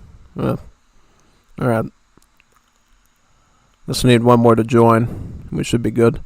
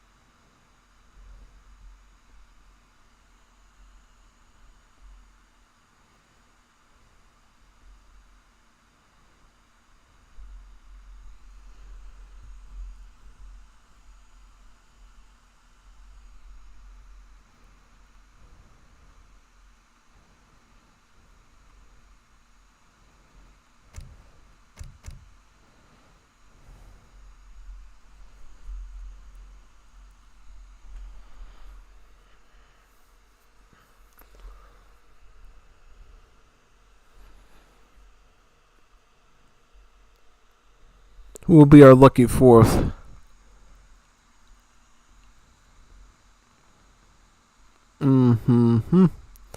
Yeah, I don't know. Seems like we got a lot of Juanitos on today, but just none of them are joining. Got Donkey here, Zigador. Got, who else do I recognize? We got, Nicolas, some other Juanitos. Well, the Juanitos Bonitos not doing boleros, yeah. Pretty strange. Got Fufi here.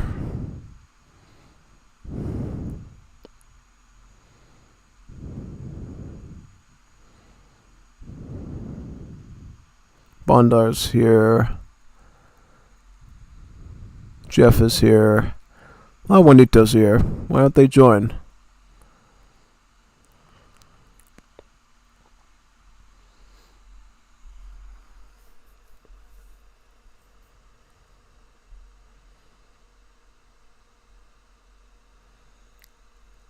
Gappy's writing some message in the Discord to get all the Juanitos in here. Like, all Juanitos, come in. We need to do a bolero. Yeah. Yeah, Bondar, Nicolas, Captain Link. Yeah, any Juanito that could join would be most appreciated. Any Juanito Bonito in the lobby there that could join would be great.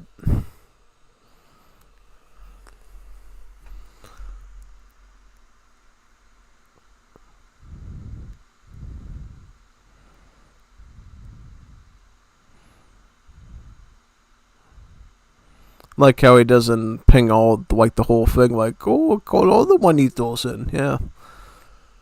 Would be kind of neat if we did have 12-player functionality in Wars of Liberty. Because it is actually possible to have 12 players in an Age of Empires 3 game, because it was built off of the Age of Mythology engine, so it actually is, coding-wise, possible to have 12 players facing off in this game. Unfortunately, it doesn't work for multiplayer. It only works for single player, and I don't think that the AIs can operate them properly. Yeah, it's a bit weird, but yeah, you can do it.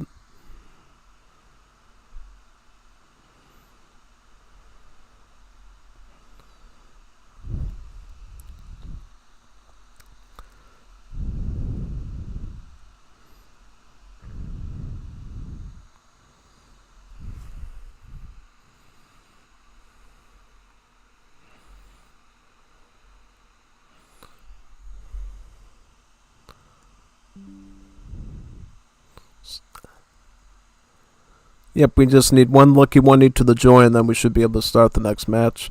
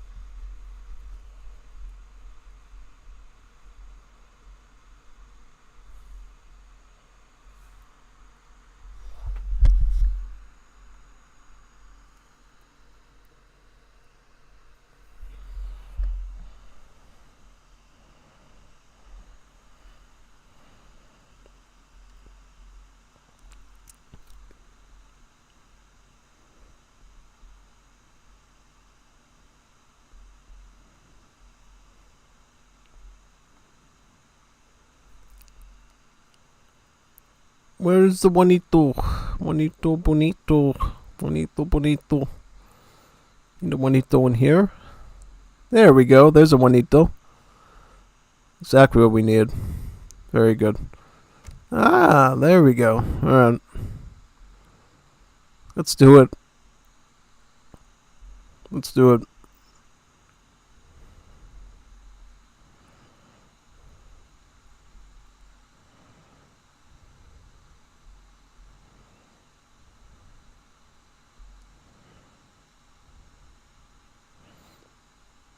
And now that we are on ESOC maps, I can turn the music back on too. Yeah, don't have to worry about the music issue anymore. So I'll just turn that back on. Ooh, it's Cap and Avalon. That could be dangerous. We have to be really tactical here. Got to play really well into my team stuff and hope that Sweden can push through with me. I'll just turn the music back on. There we go. Not that you can hear it much anyways over my talking. Yeah. I make the sound very small when I'm doing my streaming. Whenever possible, so you can hear mostly me. I'm going to try to herd these animals in as best as possible and keep them near the TC. And then get as much wood as possible, since you need wood to age up as Canada, right? Yeah, so we'll do that. What's this coin? Not that important, but still good to have. It's better that I have the coin than... Whoa. That's the one bad thing of having a build tag on these fur traders, is they just run towards the crates. Like, woo, crates! Gimme the crates. Give me the crates. Yeah. Yep. Absolutely, yeah. 100% agree with that statement. There we go. Alright. Good. Sometimes when you have a treasure nearby like that, you can use your fur traders to help out a little bit. I totally wouldn't use them for treasures that are far away from your base because their main job should be the hunting, since you want all your normal villagers working on wood to get you the fastest possible age of time. Also, another thing you want to do quicker rather than slower is getting your first log cabin, because you're going to need it anyways, and the longer it's up, the more wood it's going to generate. You're going to get more return on value the earlier you get your log cabin, so I would suggest you get them sooner rather than later, usually. Yeah, typically that's the best thing to do when you're going Canadians. I'm just going to look for any easy treasures around here. I could get that one, no problem. That's an easy one. Anything with monkeys is usually real easy. Yeah, monkeys for some reason are real easy treasure guardians to deal with, even for the doggo. The other one I might heal up a bit more before going after. I'll stick around there for a few extra seconds and then go for the next monkey over near my base.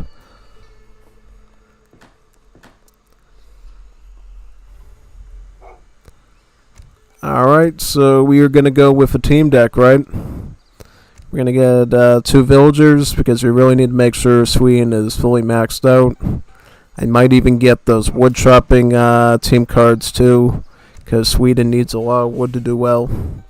He could even get Dawa horses with enough wood generation that I could help him with exotic hardwoods and sawmills team. Almost definitely, that'd be a really good synergy. Some Dawa horse cavalry with Canadian infantry. Yeah. We'll have to see though if that's something we can pull off. This is another XP treasure here. Looks like, how many Vil stage up with? Probably like 15. 15 is my guess anyways. We'll have to see though.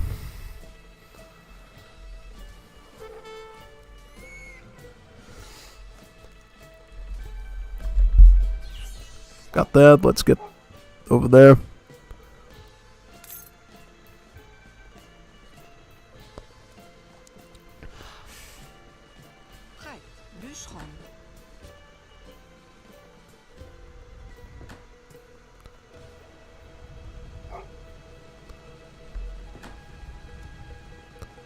Okay, so what do we get from here? Probably Pierre Francois de Legade, because we want to play more of like that. Yeah, I'll do that. Play more like the statesman of the Governor General, because we are going to need a tower for defense against Cappy stuff. I don't know what the Portugal's to do, but we know the Ottomans are going to be very aggro on us. No, wait a minute, no, he's playing Germany. I thought he was playing Ottomans for some reason. Now he's going Germany. It's still going to be very dangerous. You know what Cappy does, line infantry spammy with that thing. It's not going to be fun at all, so we need to really make sure that we're ahead of the game there on that. I'll get exotic hardwoods just so Kazan might have enough wood eco to sustain himself for a while there, yeah. Something I normally wouldn't go for with any other civ, but since he's Sweden, he needs the wood more than anything. So I'm going to get that. And I'm going to max out on these log cabins too. And just really try to get as many as possible to generate XP from the construction. Because you get about 20 build bounty from each construction of a log cabin. I could just extend these out too for some line of sight. That's another thing that's good about log cabins usually. It's usually good to get as many of these as you possibly can.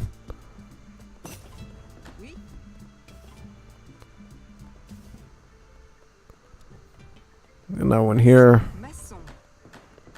Very good.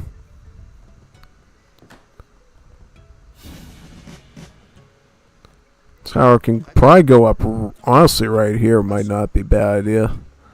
No.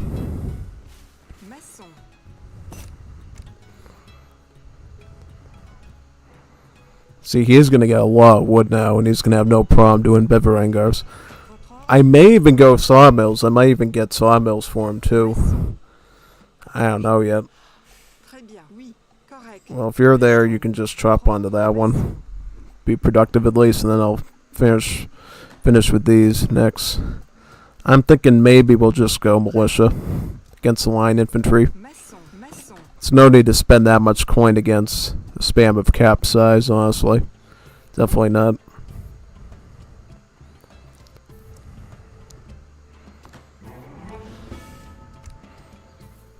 Yeah, I'm gonna get the team wood for him too with that. So now Kazan has 2 wood upgrades thanks to me. His wood gather rate is up by 25% total, which is really going to help him with his trash unit spam with the Beverangars. That's why I did that.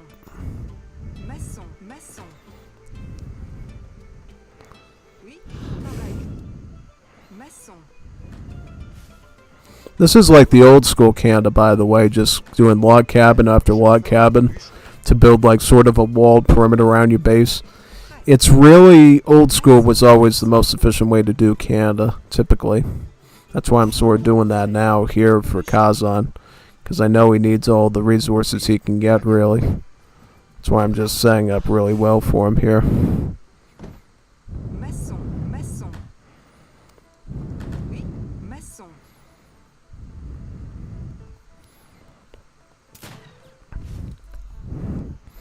And now I can get my barracks up now too. I'll put it probably about here, yeah. How many food vills we got? I might just get another fur trader, to tell the truth. Yeah, these things are really good gatherers. He's going, wow, he went all the way over there. Unbelievable. Unreal. I didn't expect him to go that far. Didn't see that coming. Definitely not.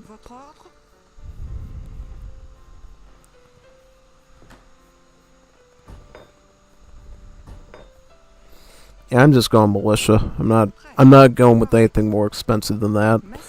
If he's just gonna go line infantry at the start, there's no reason not just to get the cheaper unit.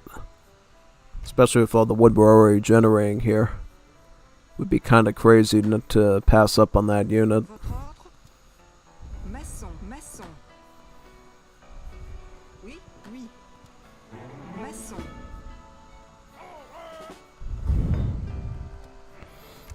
I can send Metis Rebels too, so he has at least a bit of a skirmisher defense with his Beverangars as well.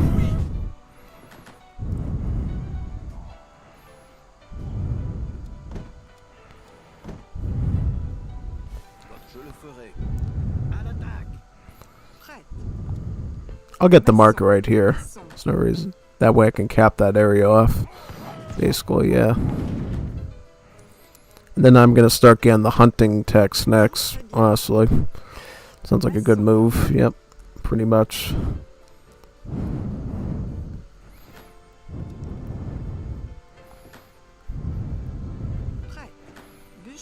Yep, start getting all those hunting techs now. Very good.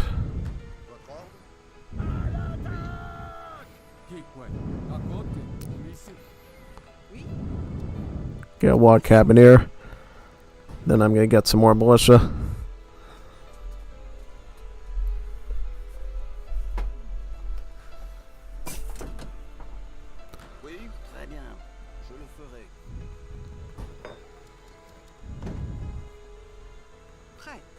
No log cabin here.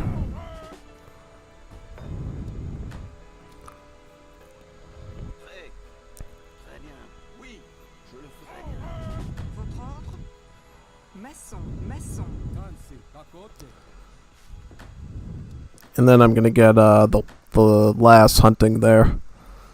Now I can go full in with military. Yeah. I kind of want to get all my food vills done first though before I continue with wood.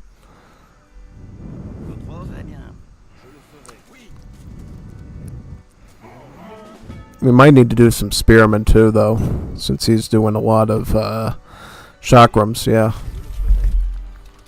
We'll add in some spears to make sure we don't lose in that aspect. And then I'm going to send him 3 vills because he just dealt with some pressure there. I don't know if he lost any settlers or not. So I want to make sure he's getting enough resources.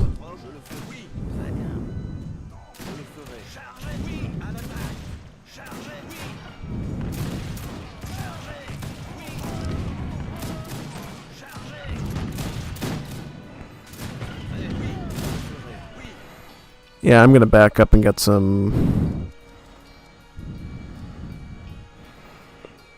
Get a barracks number 2. Yeah, sounds like what we might need to do there. And we'll have those vills on the food as well. Très bien. Oui, très bien. Bonjour, bûcheron.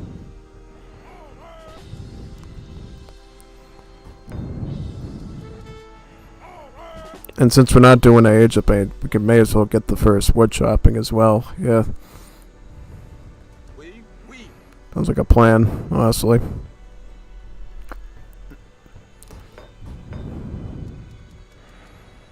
Oui.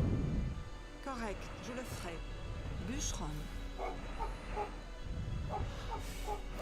See, now that we have this huge wall of log cabins, it's kind of hard for Cappy to really pressure too hard in our bases because I can sort of see what he's doing now. That's why Canada's always been a classically good turtle civ in the old game, because this nice wall of houses here makes it really easy for us to adapt and regulate our setup, yeah.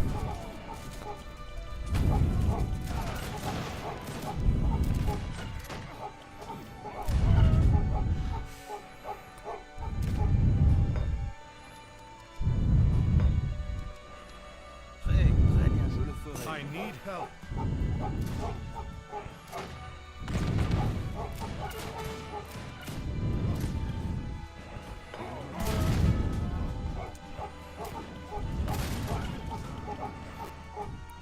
Yeah, we're probably gonna need some help now from Double Spear.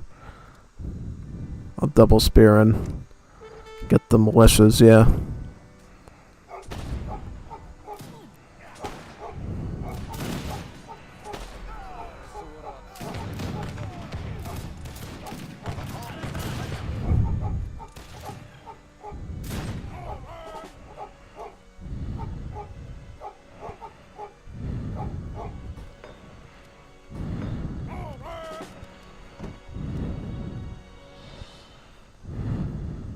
Votre ordre? Oui. Oui. À l'attaque!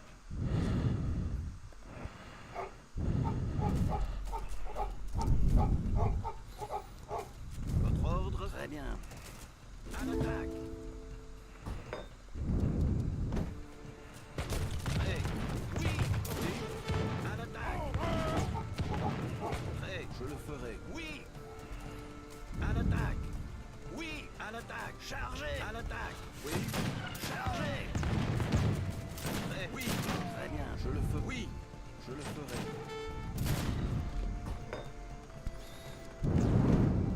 Oui, oui, je le ferai. Prêt? Très bien. Oui? Oui. Je le ferai. À l'attaque! À l'attaque!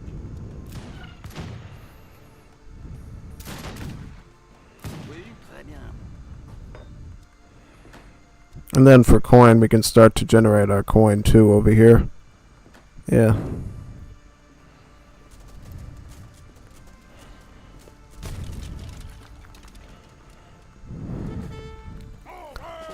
Votre ordre? Oui.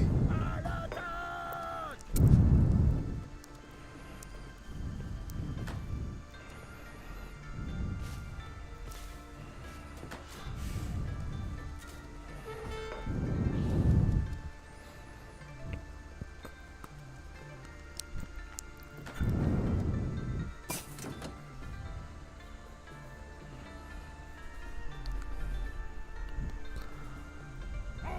Prêt? Oui, je le ferai. Oui, correct. Chasseur.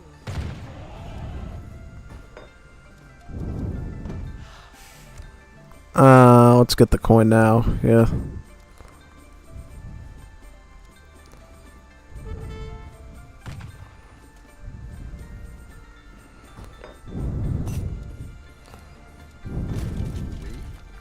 À l'attaque!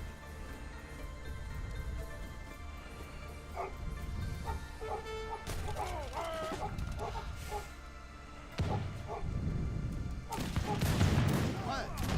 Oui, chargez. Votre À l'attaque! Prêt? Ordre? Charge! Oui! Oui! Oui! Charge! Oui! Got him. Got him where I want him. Prêt.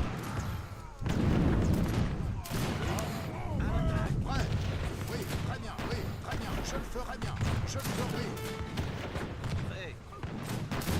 Chargez. À l'attaque. Chargez. Oui. Chargez. Oui. Attendre. Oui.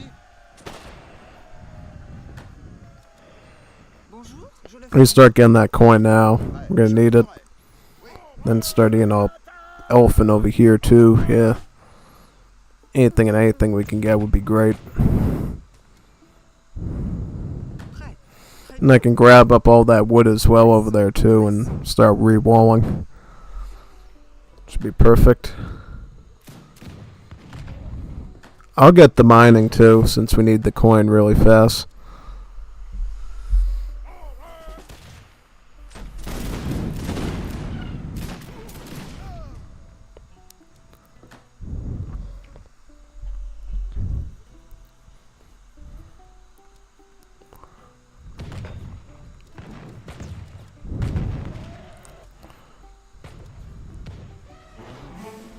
Oui. Maçon.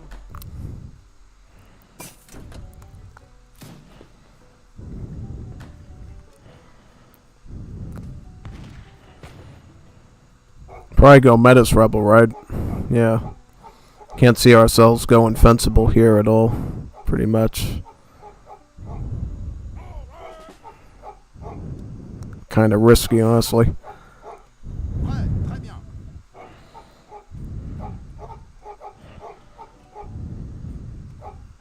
Oui. Oui. Je le ferai.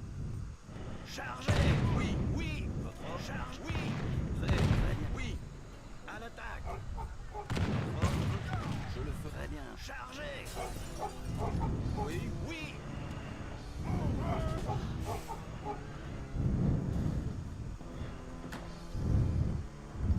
I'll go spawn this. Yep.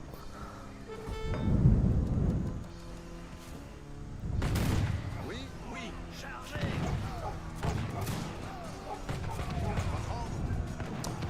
Oui. Je le ferai. Oui. Prêt. Chargez. À l'attaque.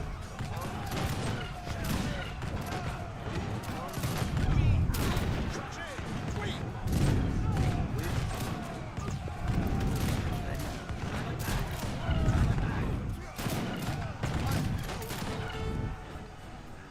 Bonjour. Also, you can just go back to Ramasse. once we get enough for the second wood chopping. I might just go back to yeah. Maçon.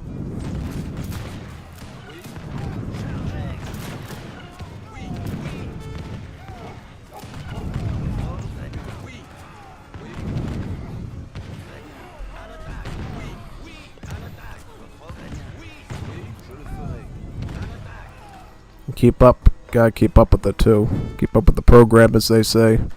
Otherwise, we'll fall behind very quickly. Je le ferai. Maçon. Get another barracks because we're probably gonna need triple barracks here now.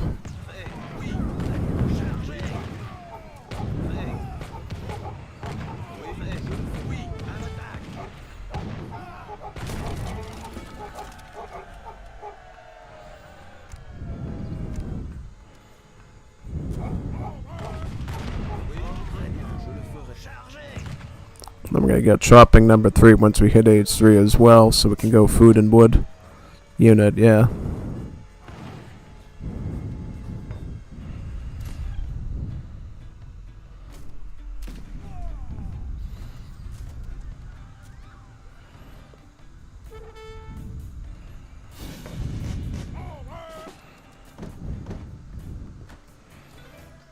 There we go. Alright.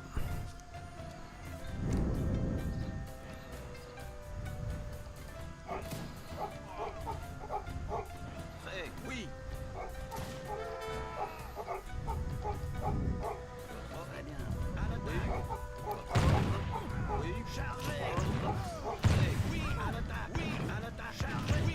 Chargez. Oui. À l'attaque. Oui. À l'attaque. Chargez.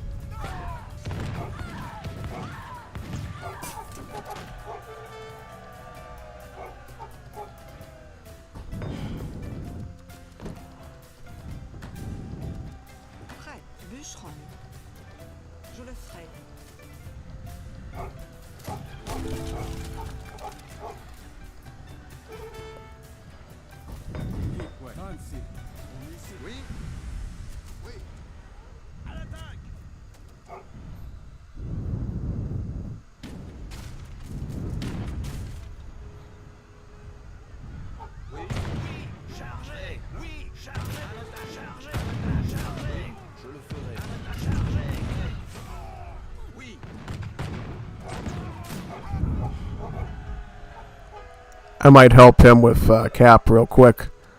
Just swoop around and yeah, might be a good idea actually. We'll do that.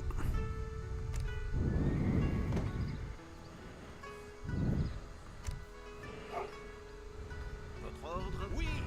Oui. Prêt. Très bien. À l'attaque. Charge. Oui. À l'attaque. Oui. Oui. À l'attaque. Charge. Oui. Chargez. Votre ordre? À l'attaque.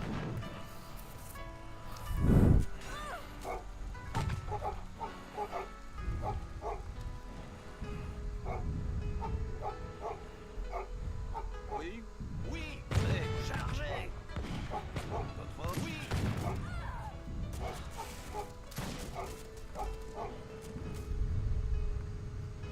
Bonjour. Yeah, you just work on that then if you're doing that. Yeah. Oui. Très bien. Chargez. Oui. Prêt. Oui. Chargez.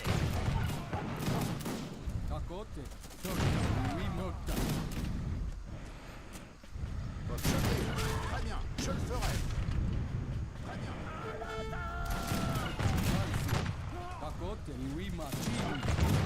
Oui. À l'attaque. Oui. Charge. À l'attaque. Je le ferai. Très bien. Chargez. Prêt. Oui. À l'attaque. Oui. Très bien. Chargez. Prêt. Je le ferai. Oui. Oui. Oui. Votre charge. Oui. À l'attaque. Prêt. Chargez. Ordre. À l'attaque. Oui. Oui. Votre ordre. Très bien. Oui. Je le ferai. Très bien. Je le ferai. Prêt. Prêt. Je le ferai.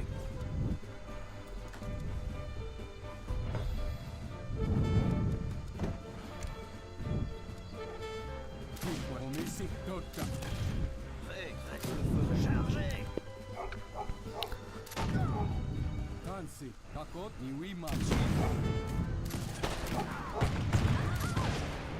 oui. Oui. Prêt. À l'attaque. Chargez.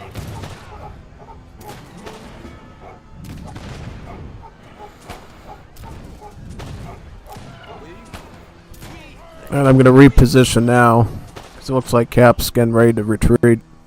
Cause all the pressure he's getting in his base. Votre ordre? Correct. Yeah, I might retreat now. Regroup. Prêt.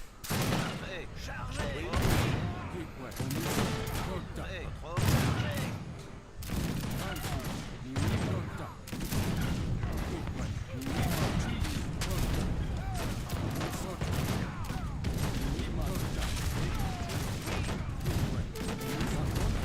One thing you can do with the Mass Rebels, which is pretty neat, is you can actually do this.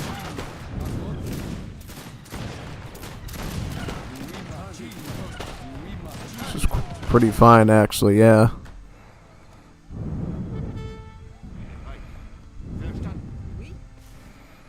Prêt. Bûcheron.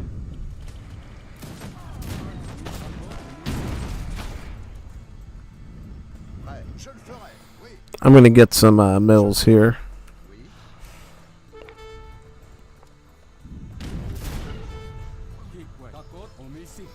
Some Mass Rebels, yeah.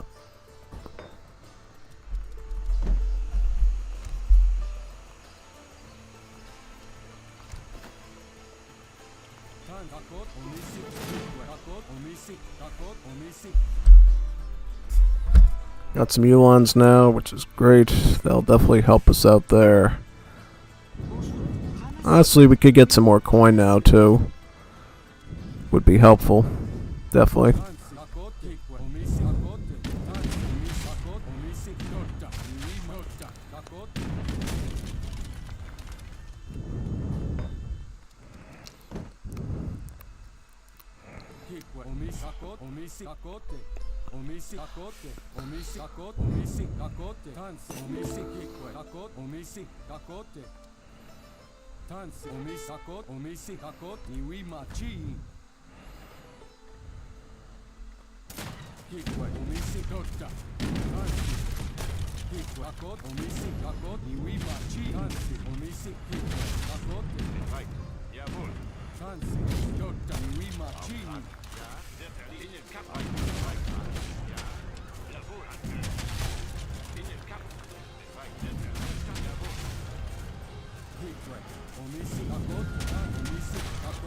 I'm gonna regroup with the Falcons now. Help them out.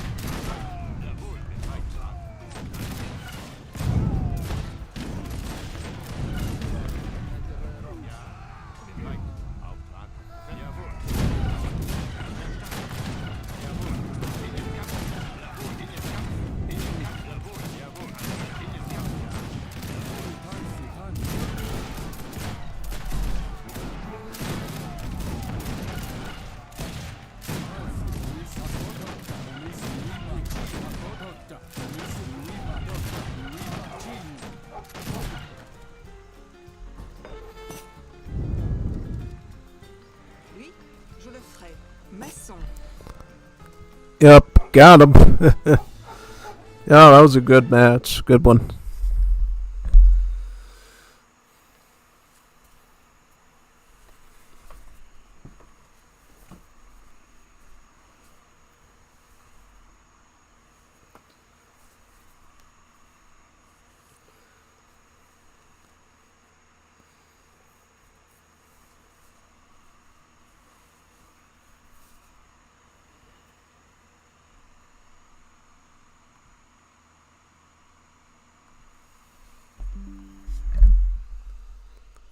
Alright, let's go into the next match now. I'll restart my game and then we can do it. Alright. Let's go.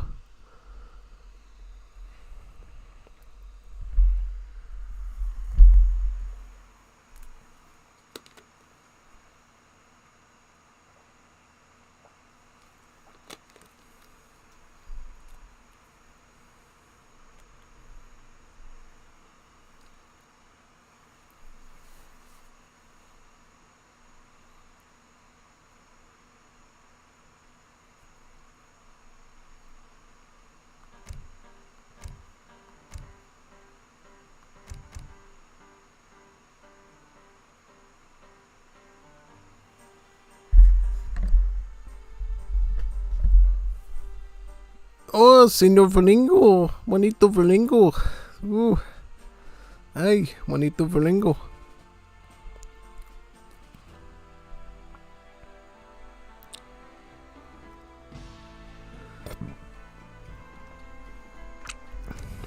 The Rainbow Civ. Yeah, the Rainbow Civ.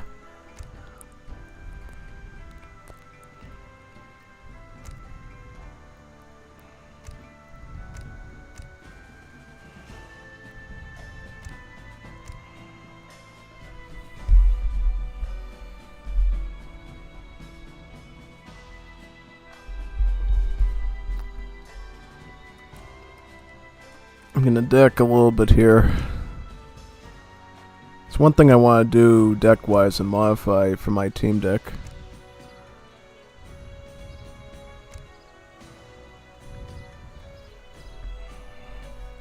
One thing we should do for this deck, which we usually don't do, is get this out and put in this. Yeah, Advanced Plantation. We need that. So that way if we get pinned into age 2, we can, you know, still get some reasonable eco. Yeah, pretty much. I don't think we really need this, right? Probably not.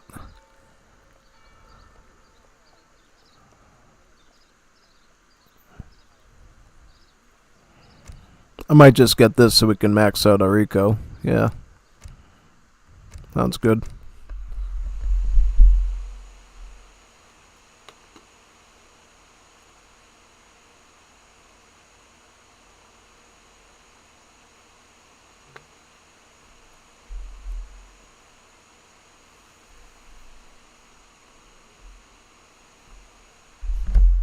Oh, one more? You want to join? I think they want to do 2 versus 2 right now, but you can join on the next one. We usually don't do FFA because it's unbalanced. Unless you can think of a 6-1 that wants to join. Yeah. 2 versus 2 is usually more juicy, typically. Are you ready? Or 3v3s with some very balanced teams.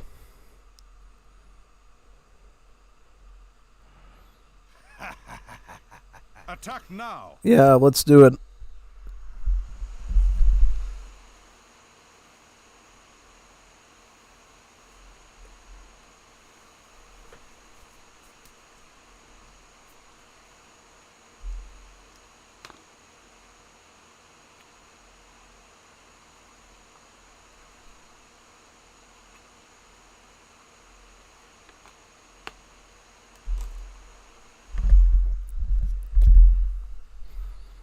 Just wait for wait for Ringo to start up, and then we can begin.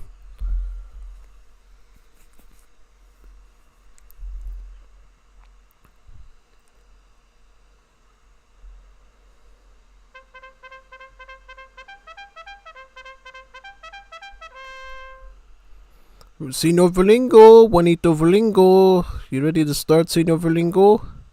Juanito Verlingo. Roof de Verlingo. Start.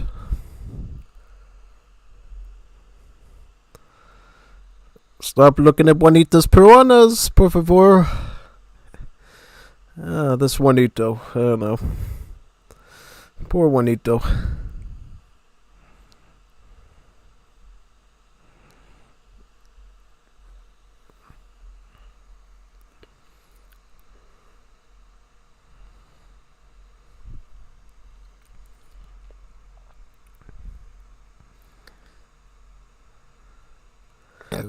At least I got the rainbow sieve on my side. It's both good and bad, you know. I mean, either one Cap or the Varingo sieve. Yeah, because dealing with Cap and the Varingo sieve, now that's something you never want to do. Commando. Never ever want to do. Juist. So I think at least now we're in a bit better shape here. Yeah. I'm going to try out the Kazan method of Dutch. See if it works out any better here. Oké. GG. Jager, jager. GG. What do you mean, GG? You don't think I can do this? You have no faith in Uglingo to help you? What? Juanito. It's not good. I don't have faith in your Glingo. It's not nice.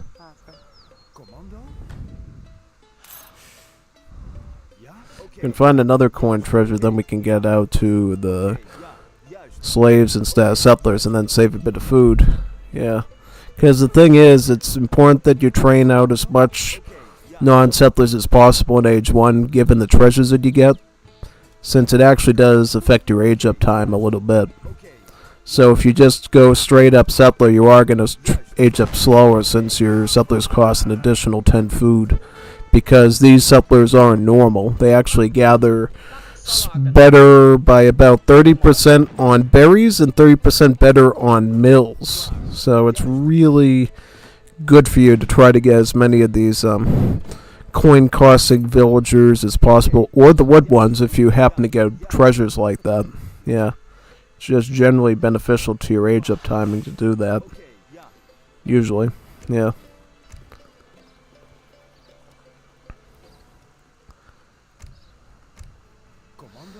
Yeah, because against Cap, you gotta be very careful, usually. You don't mess around with Cappy in his setup.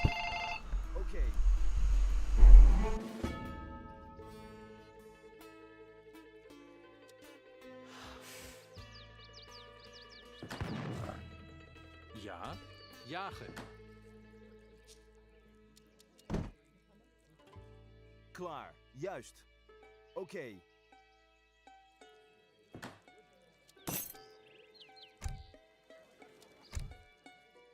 Ja? Juist.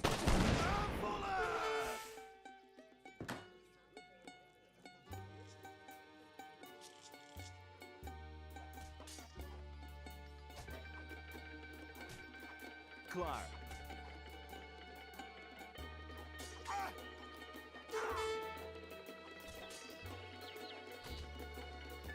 Commando? Klaar. Ja. Commando? Oké, juist. Oké.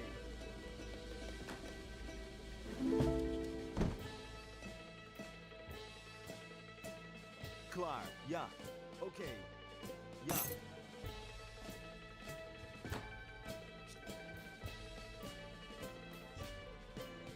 Ja?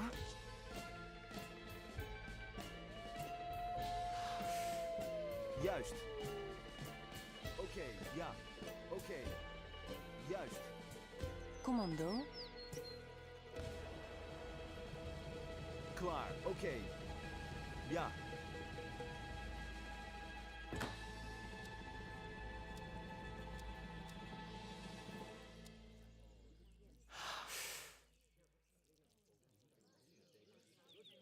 Nggih. Ngermo. Ja? Oké. Juist. Ja. Juist. Commando?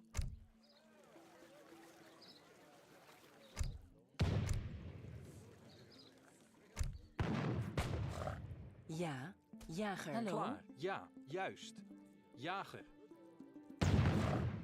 Ja, jager. Commando? Oké, ja.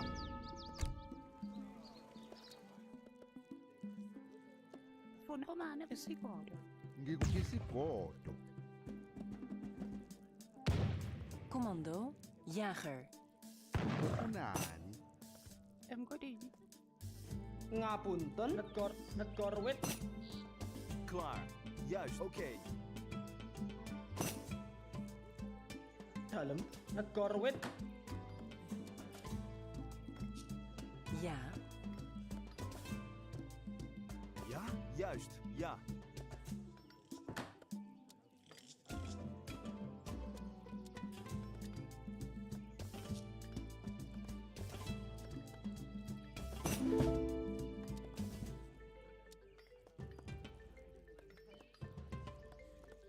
Commando? Oké, ja.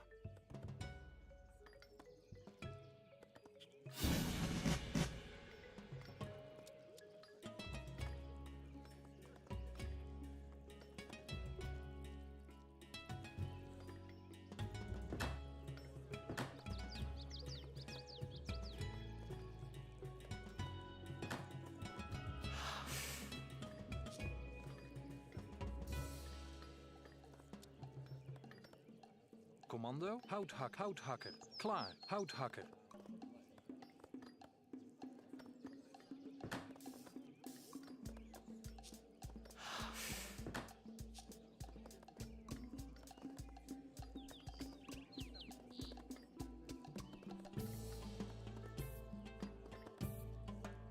Hallo? hallo? Ja, houthakker. Klaar. Ja. Ja, houthakker. Klaar, houthakker. Commando?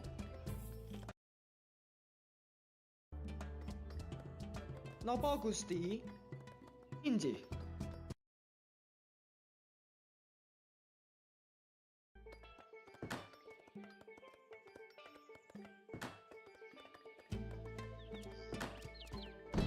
Inji, negor wit.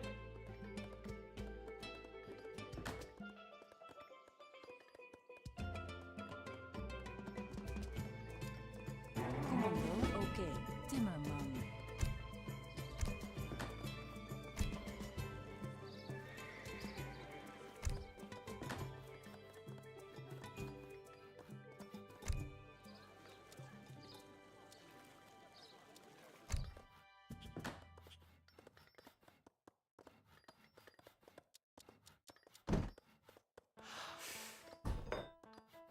Hallo? Ik ga.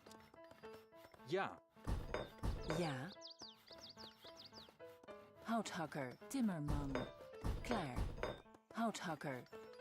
Houthakker. Ja. Houthakker. Juist. Houthakker.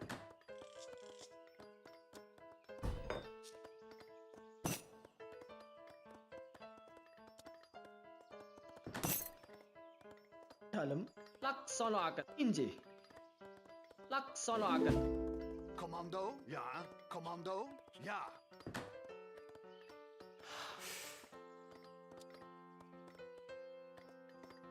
Ja, oké. Ngapunten. Negor wit.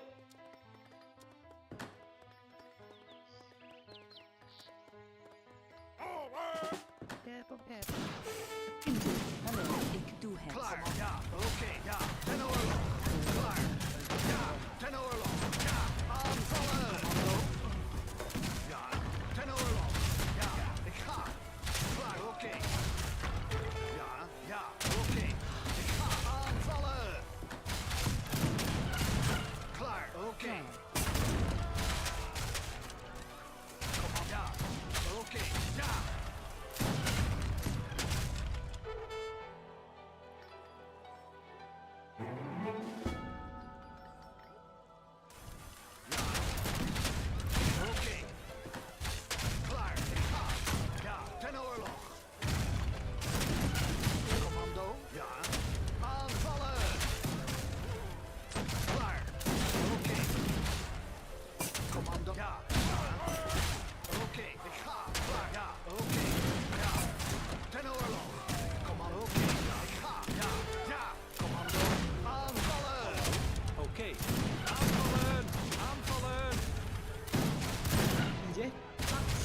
Commando?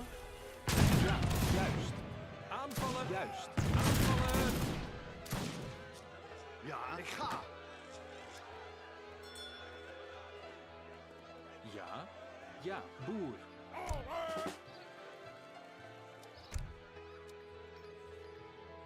Commando. Ik ga.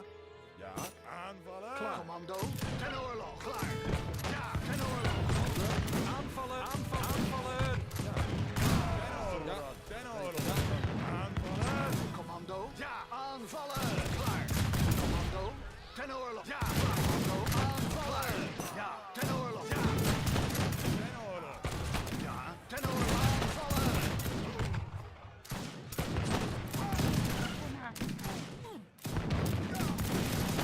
Klaar. Ten oorlog. Aanvallen.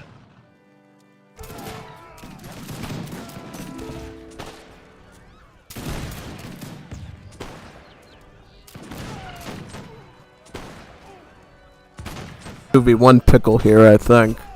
I don't know if I can get myself out of it. Not.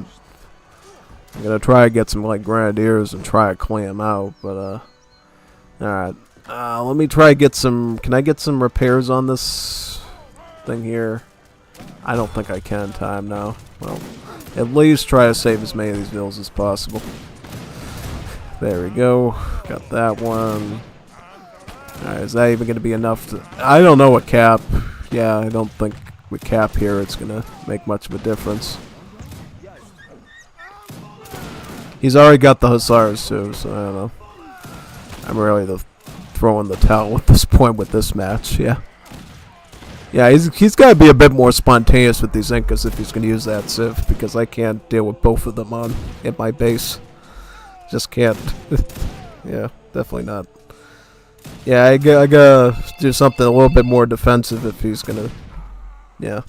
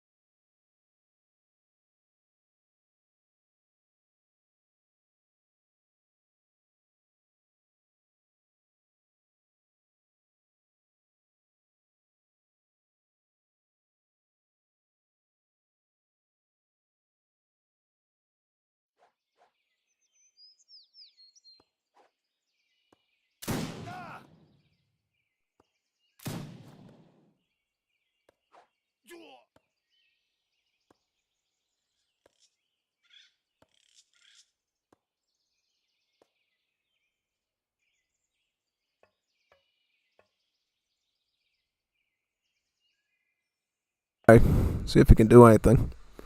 He might be able to win this all on his own because he's Inca. Yeah, he's Inca. He can do it. 100% actually. Inca can win games 2v1 all the time. Maybe I was the sacrificial lamb so that Varingo could win it. Maybe. We'll see.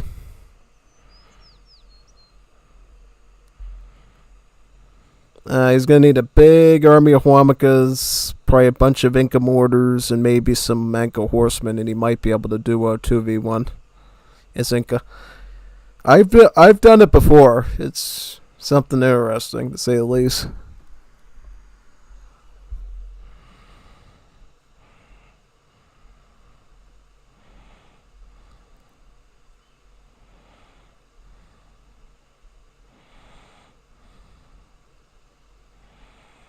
Yes. Yes. Sons of Beveringar's in first. Those are going to be eaten up very quickly and digested. Yeah, he's digesting them right now as if they were like potato chips. Yeah, very easy stuff.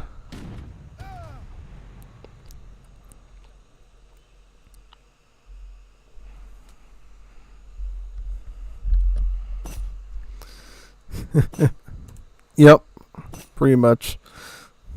Yeah. I don't know if my Dutch setup is appropriate for Cappy games or not.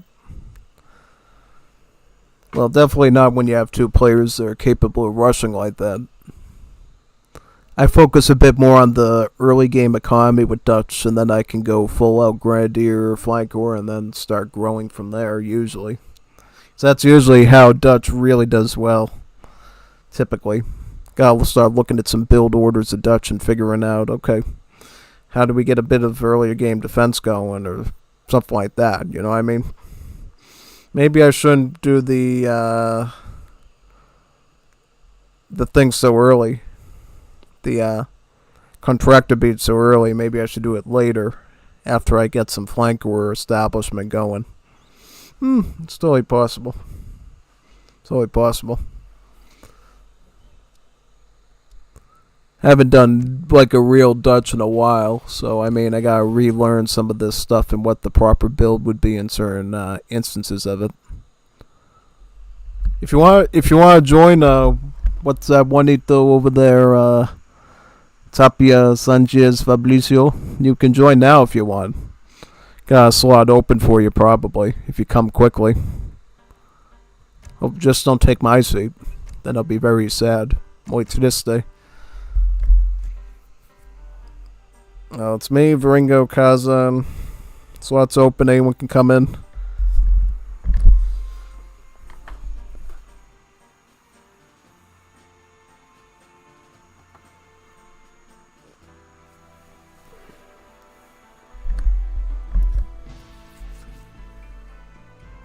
Maybe my deck there is a little bit more suited for 3v3.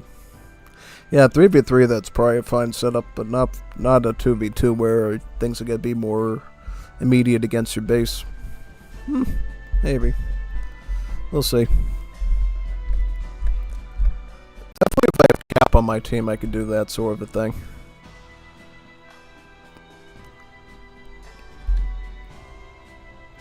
Now he is the true only Evets. Evet. Yep. Here it comes. Coming in hot. I wonder if somebody went fast industrial into Artist rifles, how that would do against Jan Abbas. Assuming it would be pretty powerful. Going red code Artist rifle. We don't see enough Artist rifles usually.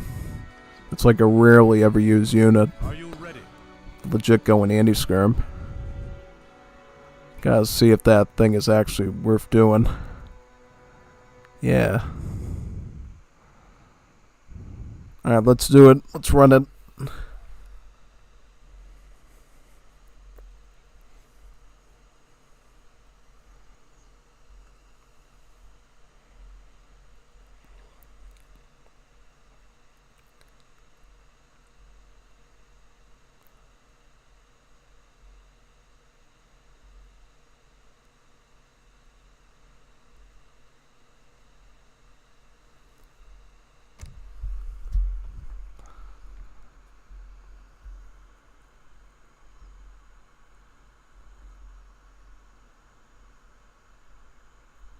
Wait for the Incas to boot up.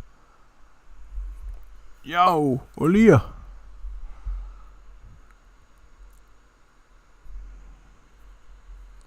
Where is Velingo? Juanito Velingo. Juanito Velingo. Juanito Velingo.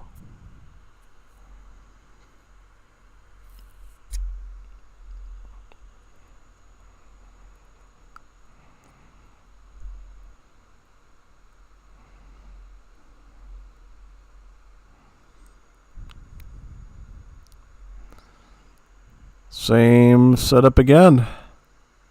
I think this time we're at least closer on the map though, so we can respond a bit more appropriately to pressure situations. That's good. It's going to be a little bit less daunting in that sense. Yeah. Actually, I'm going to go for the coin crates first. Yeah, let's get the coin crates first, and then we can get the food after that. GG. Oh, Ferlingo! What are you saying that for, Juanito? You can do better than that. Yeah, I can do better than that. Yeah, let's do it. Let's go for... Yes. Yeah, I'll play a bit more aggressively this time. We'll play it a bit more safely, I think. Might be better, yeah. Alright, do that. Seems reasonable. Dapat meeting mo. Commando? Ja. Oké. Very good. Alright. Let's make it happen. Commando? Ik ga. Ja. Klaar. Ja. Oké. Ja. Oké. Juist. Oké. Ja. Commando? Juist. Ja. Oké. Ja. Oké. Juist. Oké. Juist. Oké. Juist. Oké. Ja. Jagen. Get another settler in there. Klaar. Ja. Help! Ayuda! Oh, Juanito needs help. Okay. Help you, Juanito. Juanito Pluana. There we go. I'll go in the melee to get around his pierce armor. Yeah. I'll do that. There we go. Should be an easy cleanup on aisle 5. He's gonna need that coin to age up his Inca, so let him have that. I got the XP though, which is phenomenal. Oh yeah, Juanito. Anytime. Oké. Jagen. And why aren't you doing anything, soldier? There you go. There you go, soldier. Get that.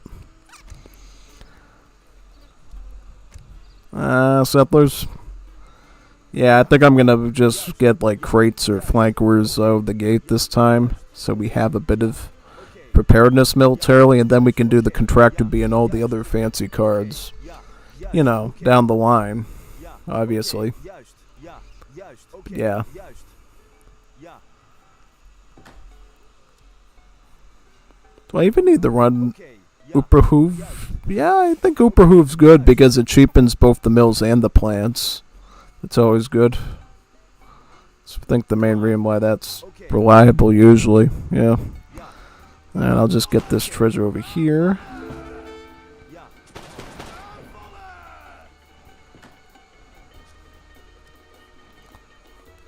Commando? Oké. Pick up that food.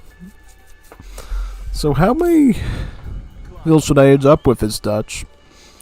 Good question, actually.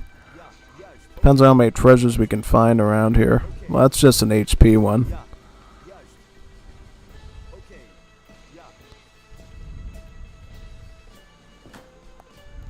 Inje, miturut sabdaning Prabu mo.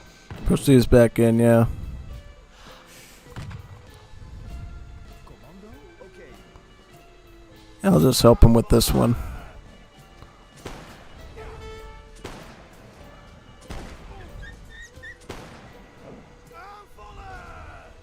There we go. Should be an easy pickup. I'm gonna go up with 17 bills. Pick up my mill, so it's there. Klaar. Ja. Juist.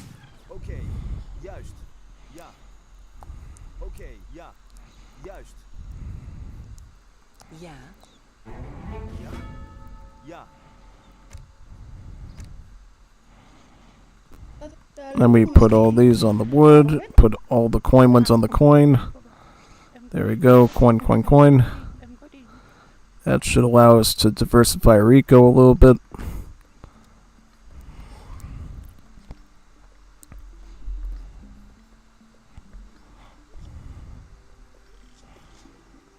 Hello. I might just get some wood with these. Nothing says you have to have them on food. Yeah, technically the settlers don't even gather much better on food, you know.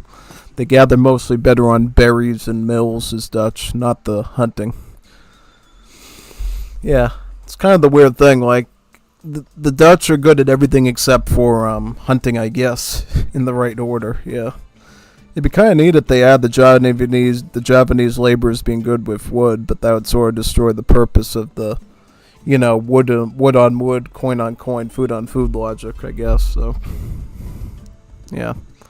Or they could just allow these settlers to be better on hunts.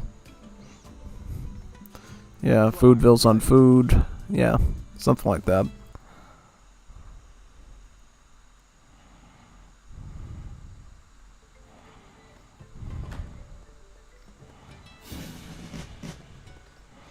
Mill over here.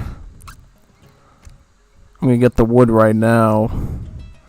That way we'll have our housing space up. Okay. Cap is playing Yavul, right?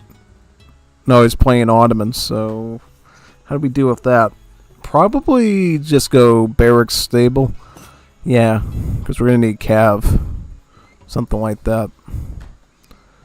I'm even going to try to... I can't ignore that too much, the Abyss part, so I'm probably going to want stable for that. Claire. You know, Cappy micros that thing so good, though, so who's going to say if we're even going to be able to defend against it or not? Hopefully with the strong civ like the Incas, though, should be maybe possible to do. But that's to be determined, obviously.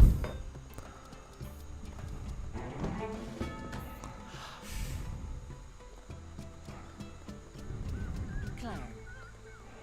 Boerin. Klaar. Ja, ik ga. Oké.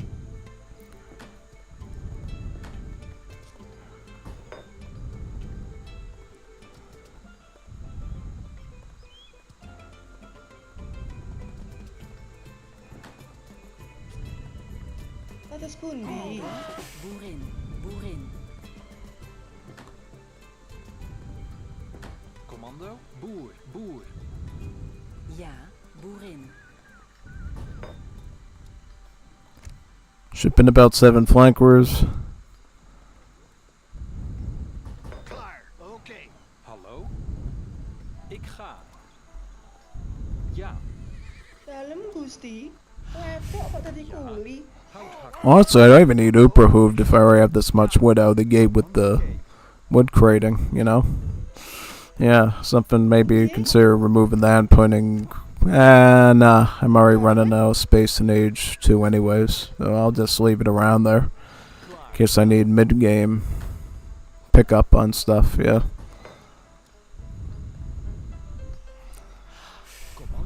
So I already got some reinforcements here now, so I'm not totally defenseless.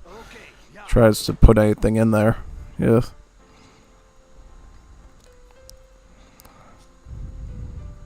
Ja, ik ga. Commando. Yeah, these Boer. any food settlers can be on that right now.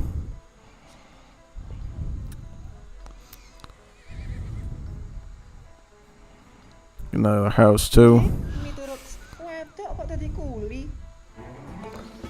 for another hussar, right? Yeah. So he's already going up there, so I'll join him up on that side. Commando. Oké. Then I'm gonna get contractor beat now, since we got a lot of pressure going. Now I can start thinking about eco a bit better, Ja. Oké. instead of falling behind. Dalam Nekarwit. Yeah, now's the time to start spamming up on the Javanese and the, yeah, big time.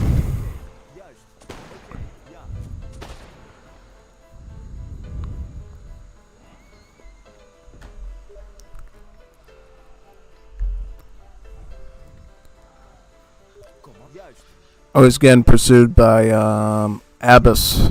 Oop, wanna deal with that probably. Big time. See if we can, I'm gonna get a market now. Start getting some popping. Laptop kok tadi kuli. Klaar. Ja. Oké. Ja. Apa Gusti? Commando. Juist. Oké. Ja. Oké. Yeah, I'm gonna queue in Hussar right now. We're gonna need lots of those here. Lots of Husales.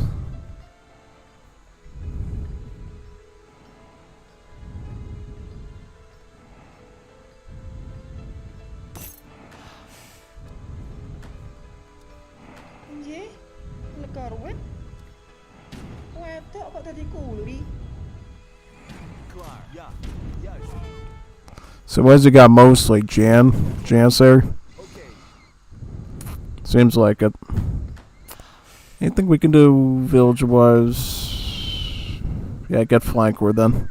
I'm just trying to figure out if I should go straight up Hussar or straight up Juist. Oké. Bearer to go for flanker, if he's doing that. Yeah, fortunately. Well, I'm gonna feed some food into this machine just so we can get out more slaves real quick. Because our food eco is just doing so well right now, we can artificially inflate it like that. Commando. Okay. Negara wet. Commando. Okay, ja. Juist, okay, juist, okay. Ja. Okay.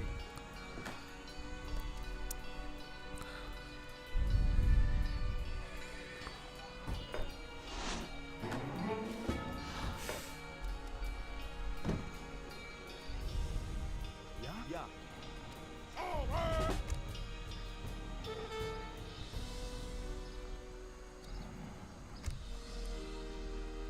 Klaar, juist. Ja? Ja, juist, okay, juist. Gotta be right on this side of the base though for attacking. Klaar, juist. Ja? Okay, ja. Mata sepundi. Wetok kok tadi kuli. Syrup as well. Okay, juist, ja, okay, ja, juist, okay, ja, juist, okay, juist, okay, juist, okay, ja. Commando, klaar, commando, ja. How should I go about this thingy? Should I kite him like this? Or probably. Okay, ja, ja, ja. Aanvallen. Yeah, I can do this. This is usually the way to play it Okay, against this stuff, yeah. okay.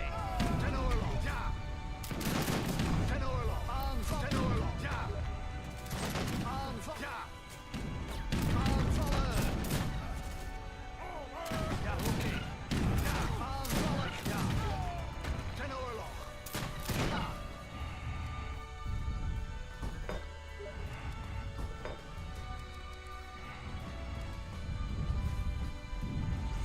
Klaar, oké. Ja. Ja. Ik ga. Oké. Aanvallen. Commando. Ten oorlog. Aanvallen. Juist. Commando. Oké. Ja. Juist. I disabled his falconets. Then we're just gonna get more reinforcements here now. Ja. Juist. Commando. Oké.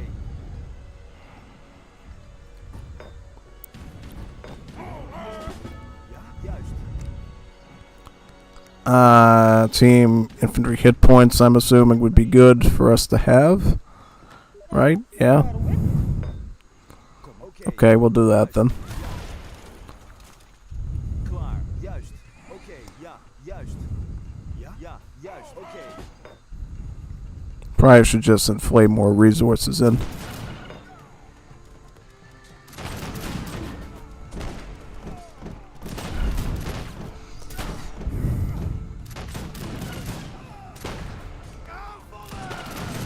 Juist. Aanvallen.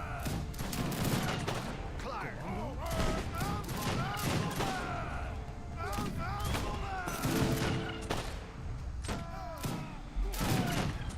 Klaar. Oké. How did he already get an army over here? How did that happen?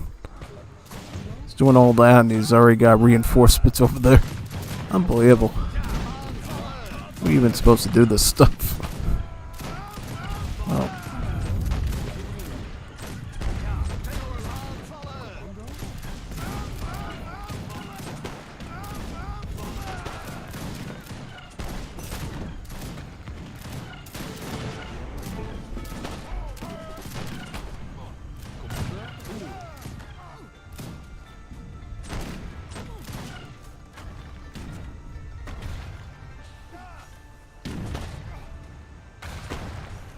just gonna out-sync the game with the Okarunas. Yeah, that happens if you use too many of these units. For some reason, it out-syncs the game. Something either with the texturing or something, just it bugs really badly. Oh yeah, 100%. I'm gonna get the advanced plantation now because it's clear we're gonna be stuck in a long-term Age 2 type skirmish here. So you probably gonna need that. See, he's already got like units all the way over here now, so it's like, you know what I mean? Like, you should not have armies like this. It's not right. It's not right at all.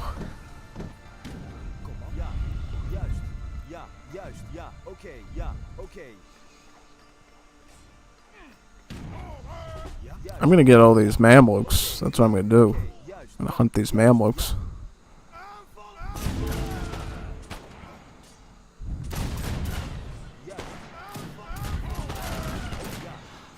I can target these with this, yeah. Look at that. See that? That's the one thing to know how to deal with assault units is they have no pierce armor, so you can actually handle them pretty well in that sense, yeah.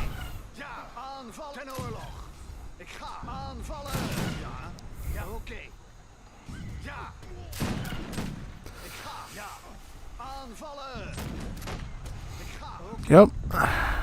Exactly.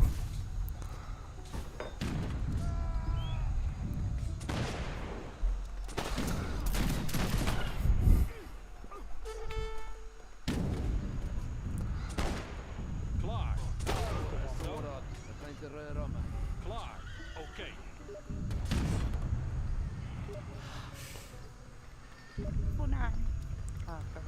Yeah, he's got a lot of stuff there, so we have to be ready for that too. Yeah. I'm gonna get a basic wood chop in here now.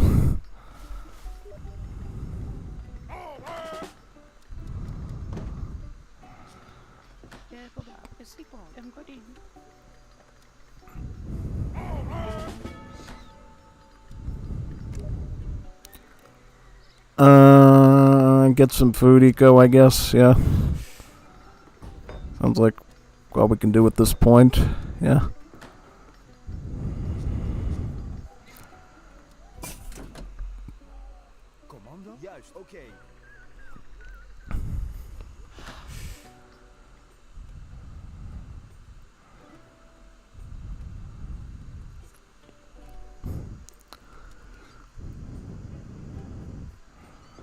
Yeah, start getting all this wood chopping now, then. And then we can restructure our coin eco too. I'm gonna stay near the base because I don't trust this Eved fella playing by the book at all with my base. Rather just have him on standby so we can deal with a situation that arises. So he's got Safahis and he's got alright. Get those Falcons. Good. Very good. Then I'm gonna get more flankers then if that's true. And recover this number. How many were lost on this side? A lot of them? Not too many of them. I'll recover those for now. And then what we can do here is we can actually get our first plantation down around this area. Right about here. Yeah. Believe it or not.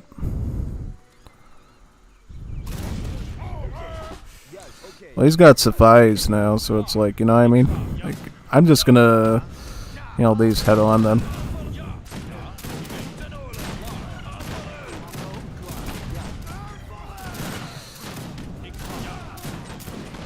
Play into the advantage of the fort.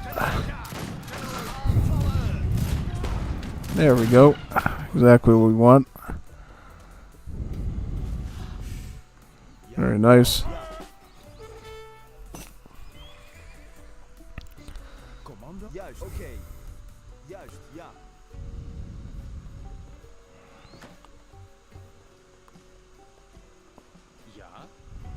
So we don't need this anymore, we just need Woodvilles, right? Yeah, we'll just get some more wood ones down here then until we can sustain enough for another plantation. Probably should get Cigar Roller next, I would think, yeah. So now he's got assault units, is that right? Okay. If he's got assault units, let's just go with him with the range attack. Back up, back up, back up. This targeting is horrible sometimes with the way this cab moving. maneuver around you and stuff. You can't, like, focus fire them down the way you want. It's always horrendous. Okay, 4 needs to be targeting the cav, thank you very much. Please and thank you. Nope, you're not going to target the cav. They're targeting the infantry. Yeah, no, absolutely not. That's why I don't like garments. They shouldn't be able to get stuff like this.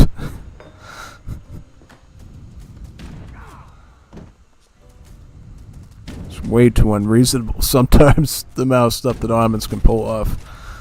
But I guess they kind of have to when they don't have veteran or guard upgrades, am I right? Yeah.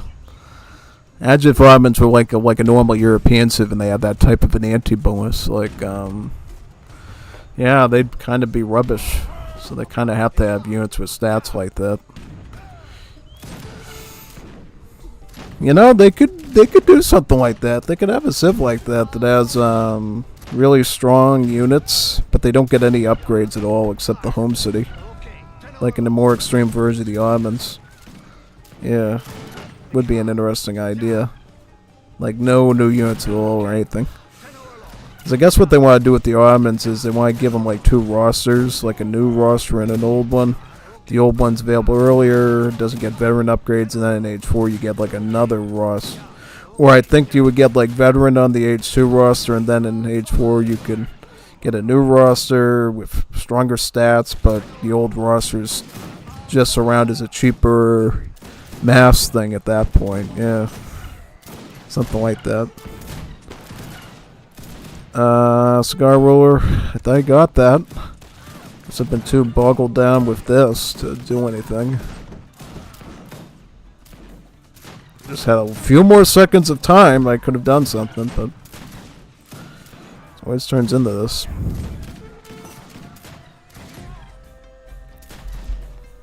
Yeah, I needed like one more plant, and I think I would have been alright.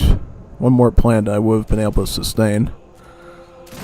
Yeah, I still gotta figure out this Dutch stuff. Really is getting kind of daunting. Oh, it's just the degree of civs we're dealing with. We're dealing with an Ottoman and we're dealing with the Sweden. Inca, for all the complaints about Inca, if they get down to like a real world situation like this, they don't really stand up anymore, you know what I mean?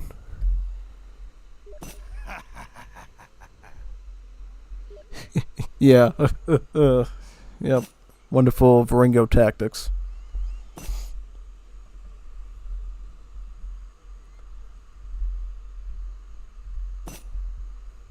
En el gringo se pone hacer glanas.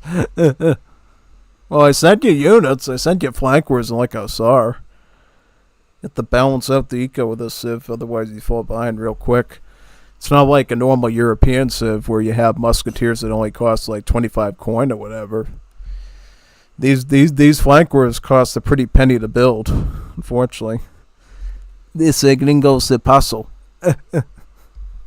Yes, just about.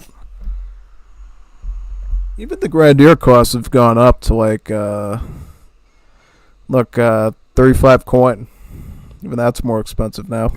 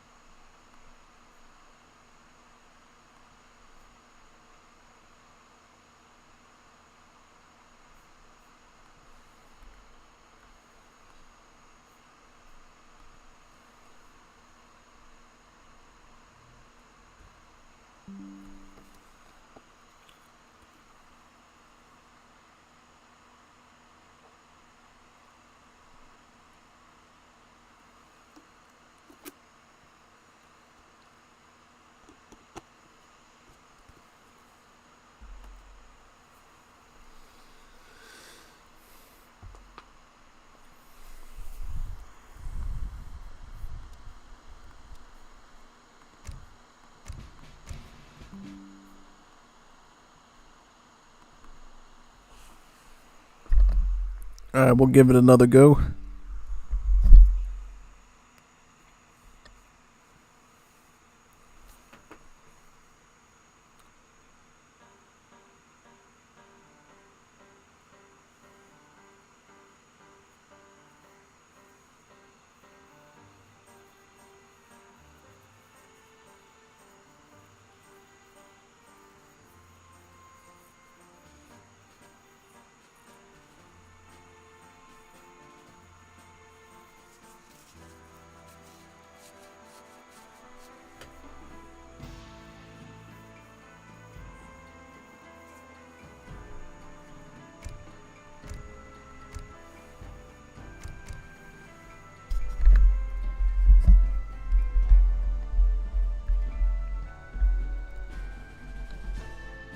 Cappy is coming. Cappy, Cappy. Juanito Cappy.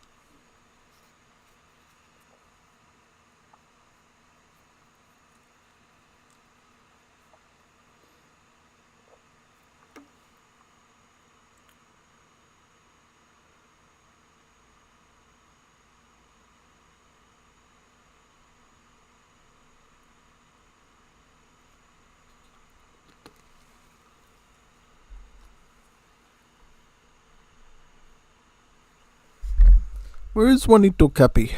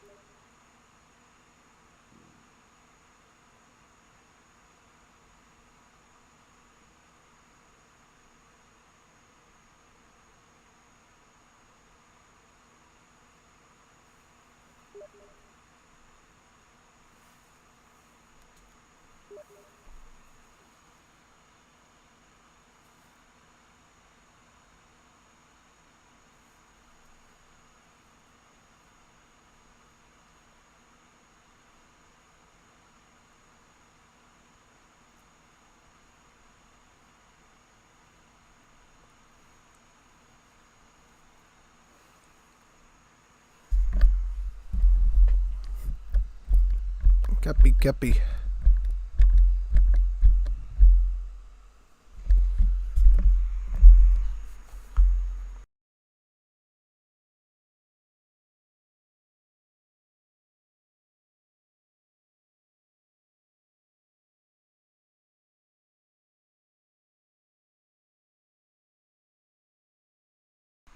Any chats? Doesn't look like there's any chats here yet.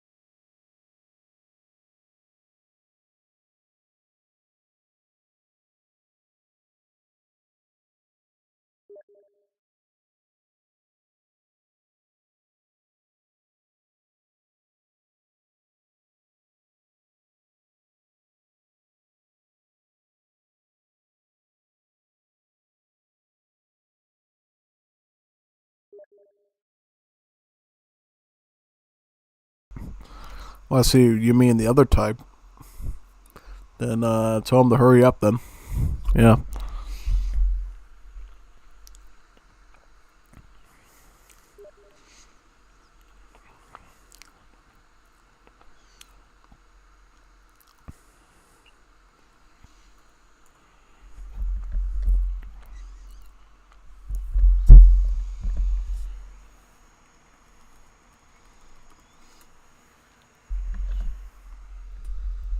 Yep, we need one more lucky Juanito Bonito to join us. Juanito Bonito. Bonitos Bonitos. Bonitas muy bonitas. Los Juanitos. Just decided to have a Pop-Tart. Thing I had there since I was waiting. Guess I had these Pop-Tarts that are over 2 or 3 years old or something that would never eat, and I decided, you know what? I'm gonna have them. Stuff's artificially made anyways, so the stuff will probably last a decade or more. You know, they taste perfectly fine, and I haven't gotten sick on them. So, yeah, it just shows you the type of food that they give us in America. You know, stuff they make in the factories. It's so artificially processed that you can eat the thing like 2-3 years later without any ill effects, and it tastes exactly the same as it would. Now imagine what those types of chemicals do to your insides. Yep, very strange indeed. Probably like a bunch of plastics or something they stick in it. I know in mint chewing gum they stick formaldehyde in it, which is same thing as sticking embalming fluid for people at funerals, which is pretty interesting.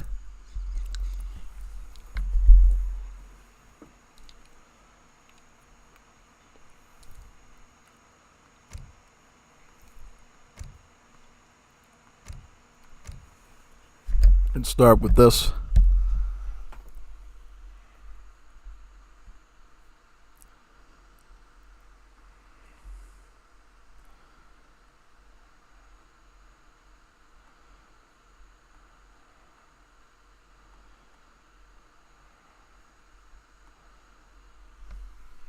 Me and Subaru. Got to be very, very careful here, I think. As long as we can kite the Huamacas, it might be okay. We'll see. Klaar. Ja, juist. Have to watch out for Senor Verlingo. Juanito Verlingo. Ik doe het. Juanito Verlingo. Juanito Verlingo. Yeah, I'm gonna let Subaru have the herdables. Yeah, I'll let him have the herdables. He might need them more than I do. Juist, ja. Yeah, Jagen. I'll let him have those. Also, how did this not even get collected? I don't even know. Yeah, well, I need all of you to go over to this hunt right now. Klaar. Ja, juist. That wood treasure over there, yep. Yeah, get them all. Oké. Ja. Timmerman. Ja, ja, juist. Wood treasure there.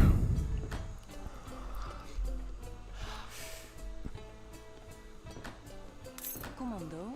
Commando? Ja, juist. Oké. Hallo. Ja, juist. Oké, ja, oké. Jager. Klaar. Ja. Get that coin treasure there. Ah, no, that's an animal. Pet monkey. Ja, juist. Commando? Ja, juist.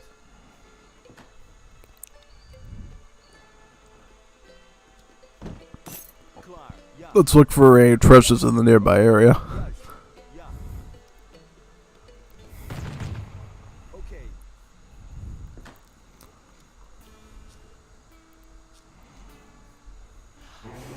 Ja, juist. Oké, ja. I'm gonna let Subaru have all the herdables, because I can just do farming. Oké, ja.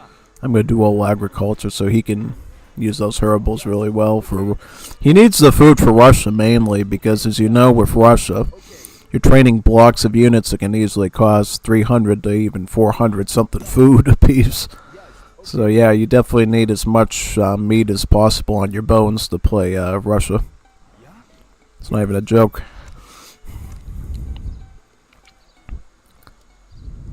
Yeah, I'll do this one here. 3 settler. Klaar. Oké.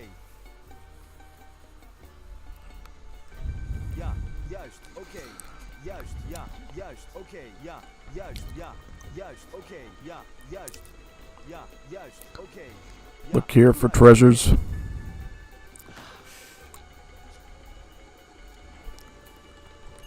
ja, ja, juist. Ja, juist. Oké. Ja, oké. Ja, juist.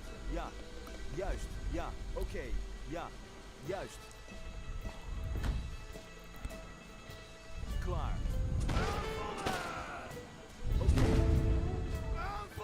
Oh, Oh, that's unethical. You don't do that to animals, man. That's not right. Those animals didn't ask for that. I might just take a, you know what? Let's just take a settler and eat all that meat. That's not nice to do to your fellow yaks. Yeah, the yaks didn't ask for that. We'll make sure that at least they get eaten properly. Yeah, go eat those yaks. Let their meat not go in vain. Oké, ja, juist. Klaar. Jagen. Yeah, we can already start putting these onto the coin right now, by the way.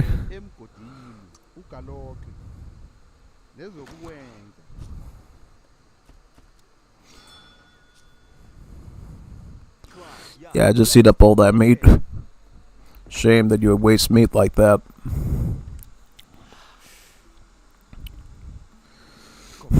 Ja, juist. Oké, ja. Commando. Hout hakken.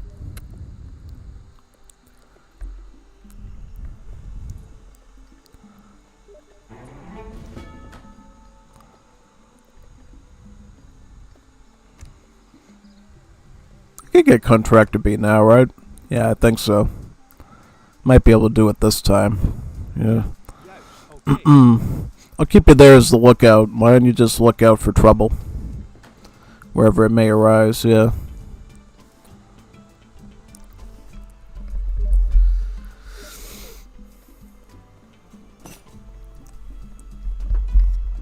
We're halfway to aging up now.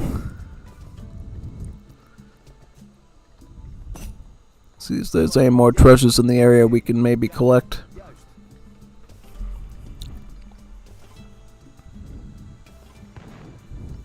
That's not who I like to see usually. Yep, just run. Just retreat. Because he's going to use his magical healing ability on us if we do that. Definitely something we'd like to avoid. If we can, anyways. Yeah, you can't always, but if you can avoid it, definitely do so. Yeah.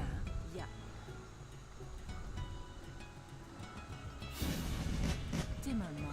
Mill will go up right over here. There. Status kundi. Wedok kok dadi kuli.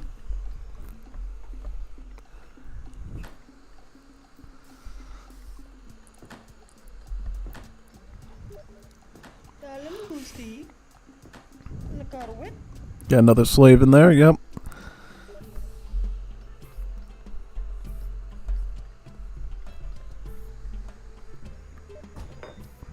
Commando.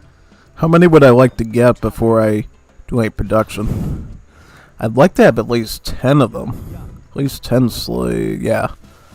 At least 10 of them. Yeah. You need a good modest, not modest, but you need a good number of, you know, units there for the production to really work. And in the meantime, what we can do is we can ship the flankers in now for reinforcements, so we're not totally defenseless, yeah. We'll try and move towards this area so we don't get raided. Get some more coin mills in. The point of getting contractor beat early is so that you can basically have a more functional eco a lot sooner as the civ. So normally you wouldn't be able to get slaves out this fast. Right? Eventually, once we get enough of them, we actually can start to actually train them, and we might actually start queuing up one right now, just so we have it going. Yeah. Most important thing is keeping the queue going here. But if I can already start to queue up one flanker now, I'm going to do so. Just so it's being done. Honestly, yeah, just bring them up to that mill. Commando. Jager. Yeah. I'll just bring them up here. They do bear on the mill, I think, anyways. Across the board. And then get another one. Another one here. Yep, very good.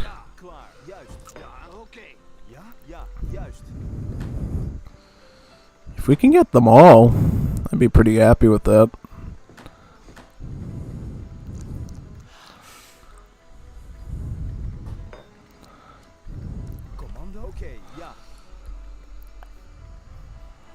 Russia's going skirm, so I'm gonna go heavy then. Focus on the anti-cavalry stuff that Sweden might do.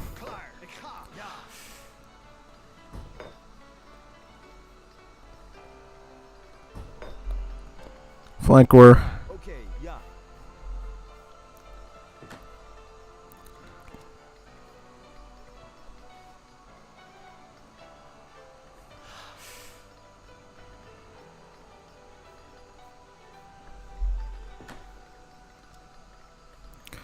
Commando? Yep. Yeah, yeah. Very good. Commando? Yeah. Klar. Those are our Cossack friends there. Reason for putting them in this formation is so you can target individual units easier. And they don't get as much pathing and collisions and stuff, usually when you do that. I could get advanced plan now. So that way, if we do have to turtle up, we can. I don't want to run into trouble too much on that side, if we can avoid it. Commando? Yeah, okay.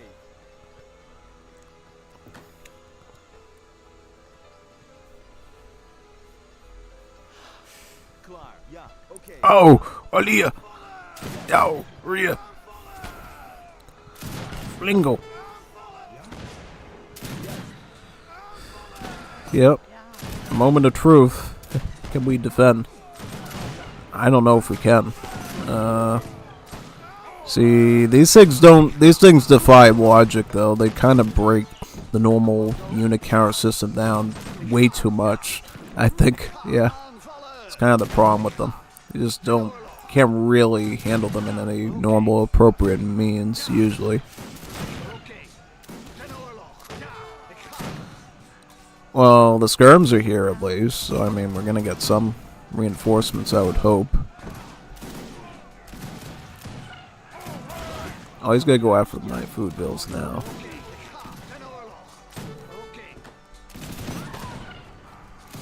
And then what we can do is here, we can actually start to get barracks number 2 and really start hunkering down on military. Yeah.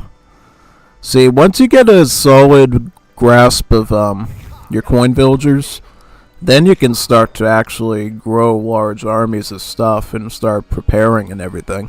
It's just when in the early game it's kind of hard to discern what to do, usually. But now we're in such good shape that we actually can start to maybe get some things like that going, yeah. You can stay up here. Yeah.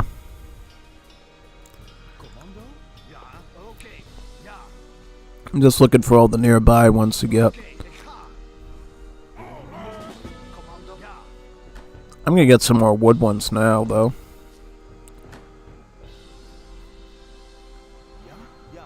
And then we can ship the wood in too. That's another thing we can get going now.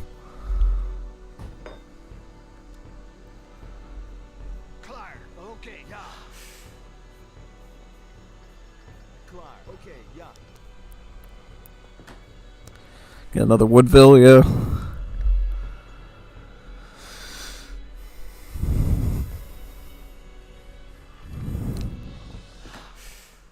See, what we got now is we're setting up our footing for our economy, so even if we're stuck in age 2, we can get large numbers of soldiers, more than our enemy can, and actually outnumber them really well.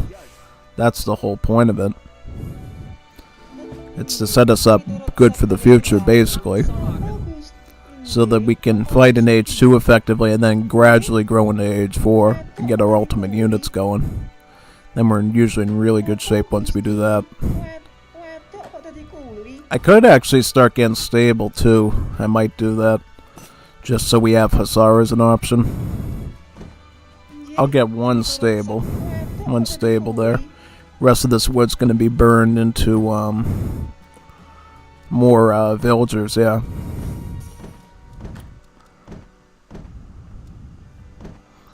As many of those as we can.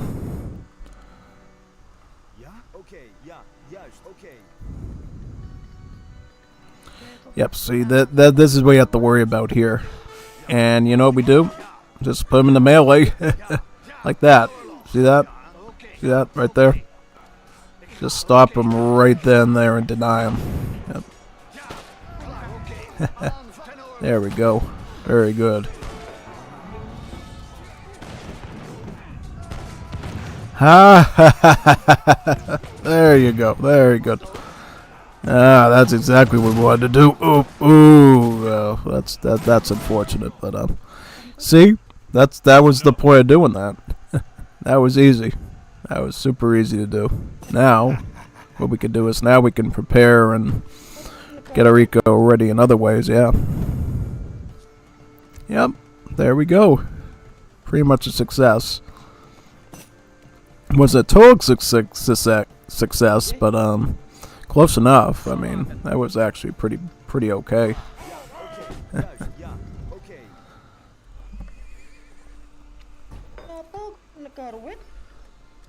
I'm quite good right now.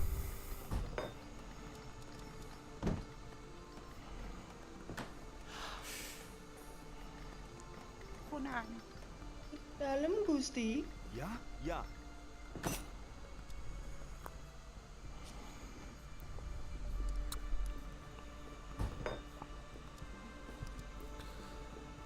Commando? Juist.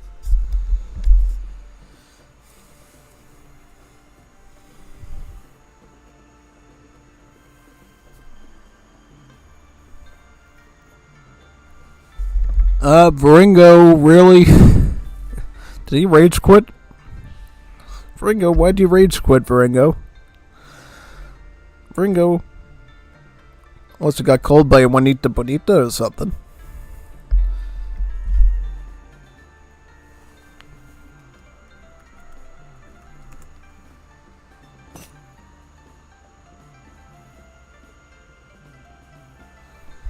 Yeah, I can just spectate if we have to. Yeah.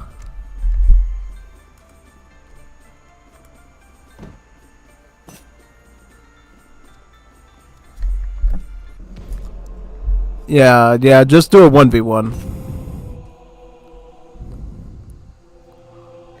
You don't like lose. Poor Veringo. Yeah, let's just cast this game. Just treat it like a casted match. So we got Bevelingars here. And what is Russia doing? Mostly Cantonus, which is just a unstoppable Streletsy clone. Kevzars are basically just mercenary doppelsolners that you can get from Georgia. Not like Atlanta, Georgia, but Tbilisi, Georgia, like the one in the Caucasus region. The region they used to call Albania back in the old days for some reason. And then Cossacks, yeah. So basically, in this sword matchup between Russia and Sweden, it's kind of interesting because there's a lot of wood units between the two, you know. Russia can certainly spam a bunch of Partisan pikemen for wood, but they can also spam their Beverengar musketeers for wood, whereas Russia... Well, yeah, I was talking about Russia, and then... Well, wait a second, what am I talking about? Well, so Russia has the Cantonist skirmisher that costs wood, right? And then the Partisan pikemen cost wood. On the Sweden side, the Beverengar is the main wood thing that they'd be spamming out. But another thing they can do is they can get the Dalahorse technology, which lets them train their Hussars, Dragoons, and Hussar troopers for wood instead of coin. A lot like that Mexican card for Definitive Edition that lets you swap the coin costs on Cav to wood. But unlike that, there's no way to change it back, though. Because as you know, in Definitive Edition, when you send that thing, you can send the card twice to undo the effect. You can't do that in Wars of Liberty, so you better know what you're doing with that. If you want Trash Unit Cav for the rest of the game, you're going to get that for the rest of the game. So deal with the consequences of your resource actions, yeah. That's all I can say with that. I almost gave him hit point improvement there. Just missed it by a second. So maybe Kazan has a better chance. Who knows? I think they're just letting him clean my base up first to reduce lag. Yeah. I think Veringo was just really sad when he saw those Hussars get cleaned up so easily. Yeah. But they weren't really losing though, right? No. I was still in age 2 and I had to recover and stuff. Yeah. So I don't know why.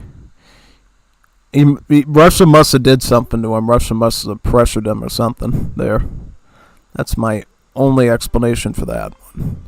Yeah, the only thing I can even think of about that. So yeah, Russia probably was really pinchering down on him there. Either way, this should be a good duel. The one advantage Russia has out of the gate is they control the center map. And this is like the heart of the map, basically, because you get all these nodes here coming off the summit where they can come down and attack the enemy, right? This gives absolute map control if you control the top of this hill. It's the best place to be. Russia, by default, is going to have an easy time, striking wherever they want to. They can get over here, they can go over here, they can go through here. Anywhere Russia wants to go, they can do it now because they control the top of the hill with their army here. And, of course, if Sweden is coming at them, guess what? Russia can come down and ambush them from behind if they're not careful. That's why Sweden is coming up onto the summit and contesting it. Because they would rather control the summit so that they can enjoy that same sort of privilege. Yep. Yeah, I think he missed the targeting, though. That was very unfortunate. I think he wanted to take out a falconet or two.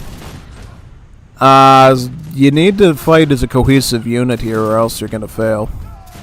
See, if you took all those units together and did a formation, I think you could have done something with some control grouping, If you take all your Cossacks in alone to just blindly attack the falconets, of course he's going to be repositioned and do something about that.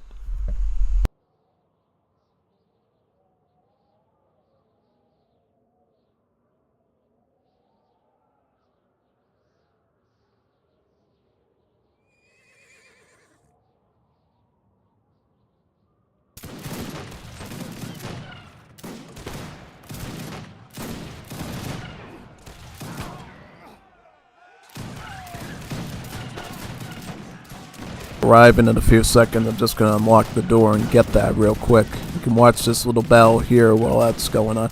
Oh wow, look at that though. Cossacks actually reaching the falconets very well. I think Russia's going to win that one. Is sneaking up behind with these Rattans, but I don't think that's going to do too much.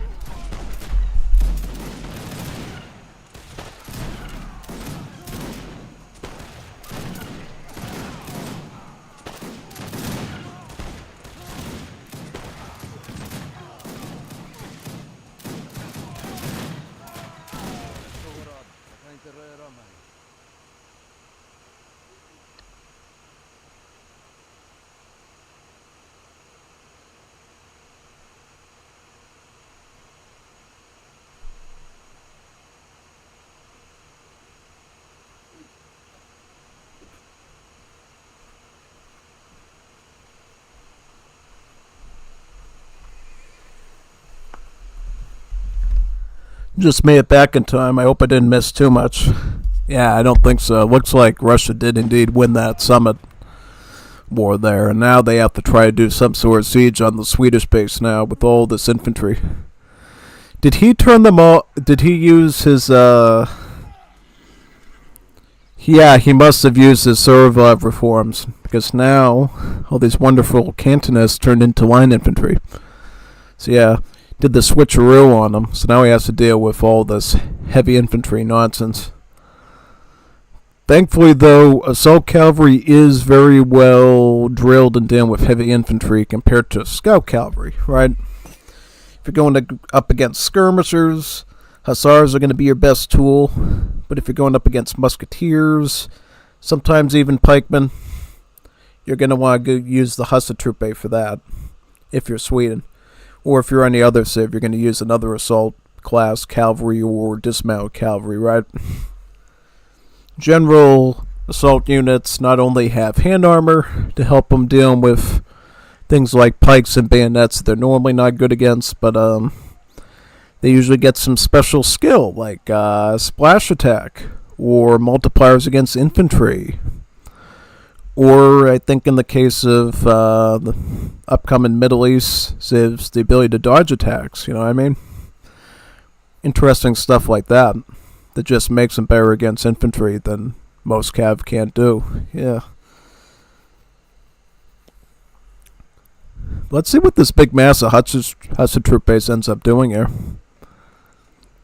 Should be really... I guess it comes down to how Russia manages their army. Another big factor is going to be the surviving Kevzars here. These Kevzars, on their own, are going to do a lot of damage to these Hudson troop base going in. I think if Russia gets Dragoons, they might be okay. Yeah. That's why when you're like casting a match, just because you win one particular fight on the map doesn't mean you win the match. It's just never guaranteed usually. Because if you think that's the case, then you're probably going to get surprised by some sort of magical raid or something like that later on. Because you might have thought from that first battle, oh yeah, they won the summit now, they win the war. No. Kazan just switches tactics and turns it around. So, I mean, you have to be ready for that sort of thing. Right now, he's just cleaning up my base, probably just to reduce lag again. But, we'll see if this line infantry switch by Sabero is going to be good enough to deal with this Hussar troop mass. I guess one good thing about switching to line infantry is the fact that the Cantonist is considered a late-game skirmisher, thus it has a malice and range against assault. This means that the line infantry will indeed be able to deal full range damage onto these assault units. So as long as he can maintain a mass of them, and he can keep them from getting too much of a melee advantage, which is going to come down to more micro, he might be able to defend this. Yeah. The big key of dealing with assault units is preventing them from attacking, usually. If their whole thing is their special attack, right? If their thing is more tankiness, then focus firing is going to be a bigger priority. You kind of have to do it by a case-by-case basis depending on the unit that you're doing, right? Yeah, it's sort of the way it is. All the while, he's going to try doing some raiding here with the Rattan shields. These are a scout unit, so these are actually like little mini hussars almost, as you might know from the Legacy game. Yeah, there's actually some settlers in the line of fire there, these ones. Even this one back here, if he comes back that way. Oh, but he's got maneuver. He's getting maneuver units. Sabero is paying attention. Sabero definitely know. You know how we knew this? Which is unfortunate because he could see the line of sight of my base. So he kind of unfortunately had the unfair advantage of knowing what Kazan was doing, and thus now he's able to respond with maneuver units. But Kazan could still win that though. He could still win it. It just really depends again on the micro. Because if you don't manage your maneuver units well, assault units can still beat them. They can still do it with their area of effect. It really comes down to how well you micro. If you don't do any sort of kiting or repositioning with the maneuver units to keep them alive, yeah, totally a big massive assault cavalry can end those as well. Also, Kazan is smart enough to add skirmishing too. So he'll the Dragoons will have to deal with that as well. Yeah. Big time. Yeah, compared to the Cantonists, definitely the Swedish skirms are going to enjoy a bit of a better advantage, I would say. They do get this interesting card that we rarely ever see anymore that gives them movement speed advantages. I don't know if Kazan likes using that or not. I'll check his deck out right now and see if he even uses that. Oh, wrong thing. Imagine if I accidentally booted out of the game. That would have been so sad, right? He does not use that card. Alright, so I guess nobody uses that anymore. Because in the old days, it used to give you +2 range as well. So it's like a really good card. Now it's like, if you really like the movement speed of the skirms, it's great. But if you don't like it that much, it's, why would I want this? You know? Yeah. Ooh, look at that. That was bad maneuvering there. Wow, wow, wow, wow. Not paying attention. Lost your whole army right there. Now, it's going to come down to if Sabero can manage his Dragoons very well and replenish their numbers. with all those lost infantry. Well, thankfully with this infantry right here, it gives the Dragoons a bit more of time to target without any resistance. But now there's resistance, and now the skirms are catching up. Looks like all those herbals I gave Sabero really came in handy there. Big time. Imagine if I didn't give him those food. Those big giant yaks. He probably would have been pretty hungry there and wouldn't have been able to make Vringo rage quit. Yeah. Okay, so see how they're backing up and drawing out some of the assault calves? That basically allows Russia to clean them up very quickly. But now they have to deal with the bigger mass here with the skirms joining them. And this is going to be a big test of Micro right here. Target one there. Target another one right there. See, I don't like the fact that he's got a protrusion like that in his formation, because that means technically the Swede could surround him a bit easier there and target the ones at the end. Yeah, it's best to use the buildings to cause collisions in the AI of those units so they won't target as effectively. Also, ship sends a group of Cossacks right on top of the skirms. Very quick thinking. And yeah, it cleans that up. Unfortunately, another grouper is coming on to the corner there. Villagers are in the line of sight of them. We'll probably lose one or two. That one, yeah, definitely that one. I don't know about the other ones, though. Other ones, probably not. But you never know, right? Yeah, I don't think so. Yeah, up. Last of the skirms. Cossacks should be able to clean that up, right? These are veteran Cossacks, right? Yep. Keeping his upgrades. Okay, I think he won. At least for now. Unfortunately, when it's this type of casting, you can't see the resource counts. So it's never definitive if one player has economy over the other one. Score-wise, though, yeah, definitely Sweden is looking a lot nicer with 427 over, what, 248? So I think Sweden indeed can probably tank a few bad fights like that for a while before it becomes really dangerous. And does tend to group of Rattan shields right into the Cossacks. Now, Cossacks really need to be careful with the Rattan since they're kind of on a similar statistical playing ground. So if you're not careful, the Rattan shields can gang up on your Cossacks and wipe them out. And here we see some Beverangars add in. These will definitely clean up the Cossacks. And if the Dragoons, for whatever reason, idle, yeah, the Beverangars could go into melee and clean those up very easily as well. Yeah. The most dangerous thing about the Beverangars is that they are a hybrid between pikemen and musket, which means that their bayonet-based multipliers against cav units is much higher than that of the average musket, you know. As you know, most musket deals about 3x against cavalry, right? Beverangars, it's closer to 4. So it's just under that of a pikeman, which means, yeah, cav really needs to be careful with them. It doesn't really help either that their movement speed is about 5. So they actually can chase down cav a lot easier than an average musket could. If they're not paying attention, you know, or if you're just trying to kite and you're not aiming properly. You could end up in a really bad scenario. Yeah. Also, being a pike hybrid, they also siege well, too. He's got him up to the guard upgrade, which means that their siege is almost about 50. It's like 48. See what he's doing to that arsenal right there. That arsenal's going to go down. Grants him a pretty good bounty there of XP. But unfortunately, when you're sieging a Russian base, you have to worry about the Russian winter effect. See that little snowflake under their feet?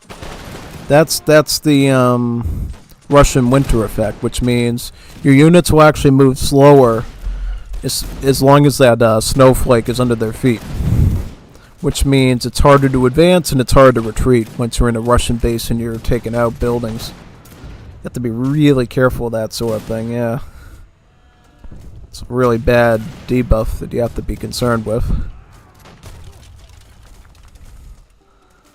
Right now, yep, see all the snowflakes? Yeah, that's why it's going to be a bit daunting to push forward there. Does Russia have any means to defend? Well, they got some Dragoons here, but I don't think they're going to necessarily be able to fend this off. Definitely not. Especially with mortars in the back. The mortars will make quick work of that TC. Not to mention he has steel guns from his 2 steel gun shipment. Heavy artillery. That's even worse. Yeah, between the steel guns and the mortars, yeah, that base is not going to last too long. Yeah, Sweden's doing a really good job advancing in that base. I think he knew he needed artillery since, you know, Russian winter was going to stall him down a bit. Forces Russia out of their main base area. Plantation will be cleaned up rather quickly, so he will not be able to come back here anytime soon. And, you know, also the sheepies, the poor sheepies are probably going to get eaten by the Swedish now. End up in their meat bowls. Very unfortunate for sheepy over there.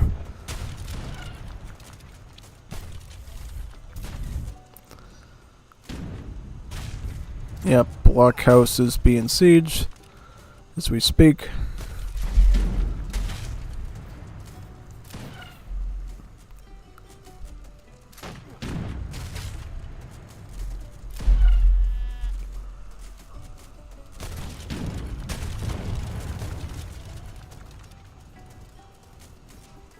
Training post is almost down.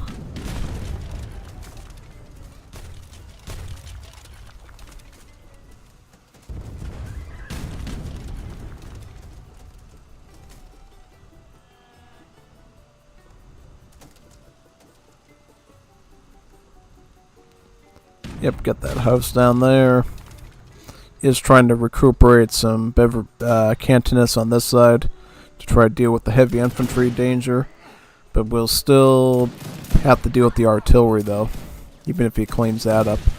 Yeah, he definitely can't clean much up with one batch of them. He's going to need like 4 or 5 batches of these skirms to even do that. Yet, he hasn't even gone counter-infantry rifling yet, so I mean, this is going to be a huge cleanup task for him, especially if he's an age behind. No, actually he's not an age behind. He could actually get guard on these if he needed to, but who knows at this point with all this pressure going on if he even has any resources left. He's like running everywhere with these things. They're like foot cavalry almost. Yep. You can almost call them a maneuver unit, really, if they had multipliers at range. But they're not. Just really fast muskets. Markey goes down. Phils are on the run. Right around the peripheries of the map. Trying to rebuild over here. These are allied troops, right? So, for now he's alright. Might be able to restart something over here. Yeah.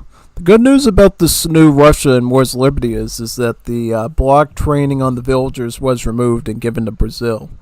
Which means if you are kind of burned out of your base, it does not take a lot of food to recover your Vil numbers, right? You can do it without a lot of food. You can get that queue going at least, so you can recover a little bit, right? Has a town center over here too, but he has no defense, no blockhouses or anything, so this side might already be cooked. He does have 2 mortars, it looks like, to start shelling some of the Swedish buildings here. Is actually even going to get some raiding done in the process. Barracks is going down here. I think all you have to do as Sweden, though, is get your Hussa troop base. And it's a clean up there, yeah. Yep, move that mortar in a little bit more. Get the barracks number 2 and 3. And should be an easy cleanup on that side, yeah. Then you can start sieging away at these houses.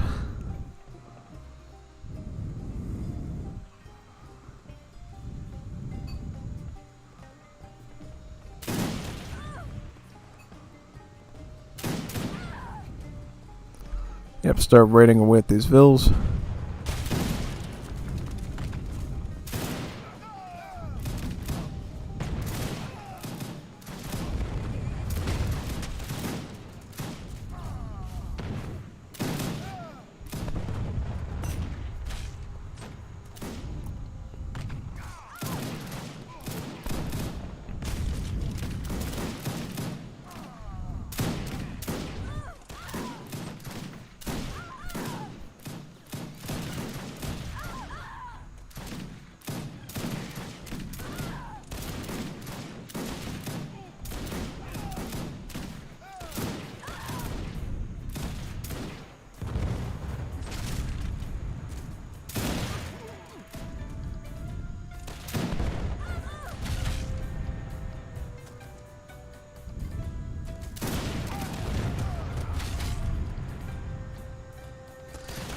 Oh no, not the Bevrangaros. They're gonna move in really fast there.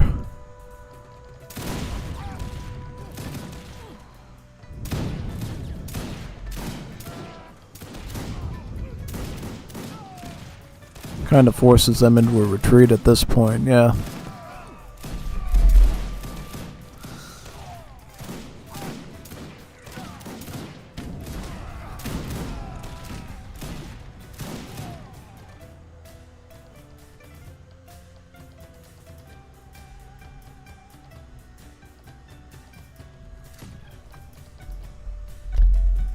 There goes the steel guns too.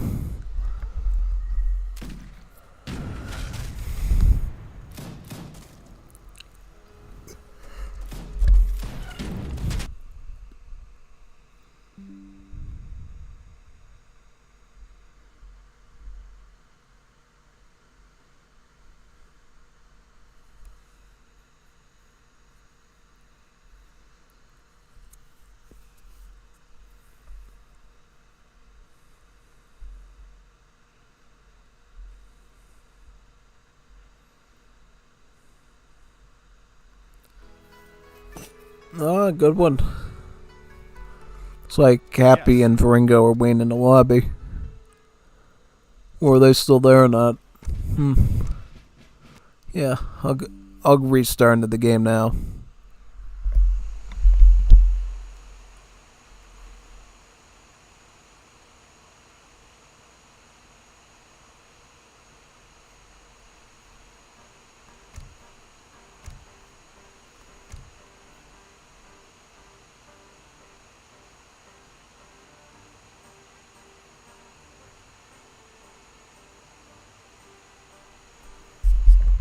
Any lobbies available, bonitos, bonitos? Gotta get the light on this room though, it's getting a bit dark. It's gonna be nightfall.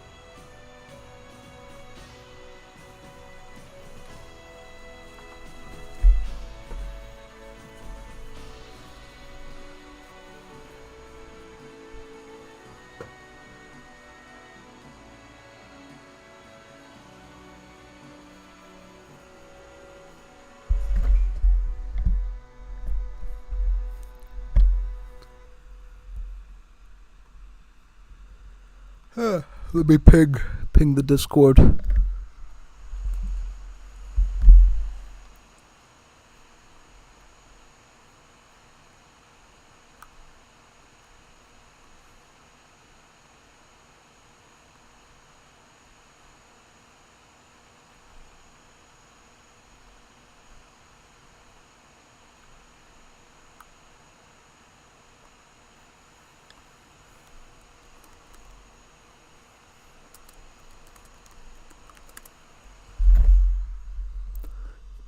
Yeah, ping the Juanitos for something.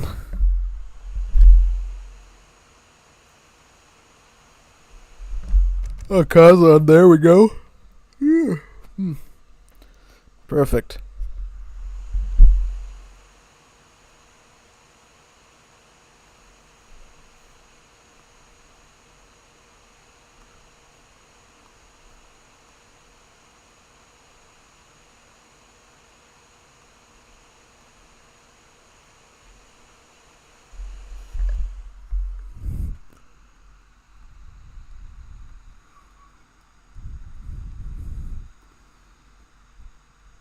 No arena lobbies today, it looks like.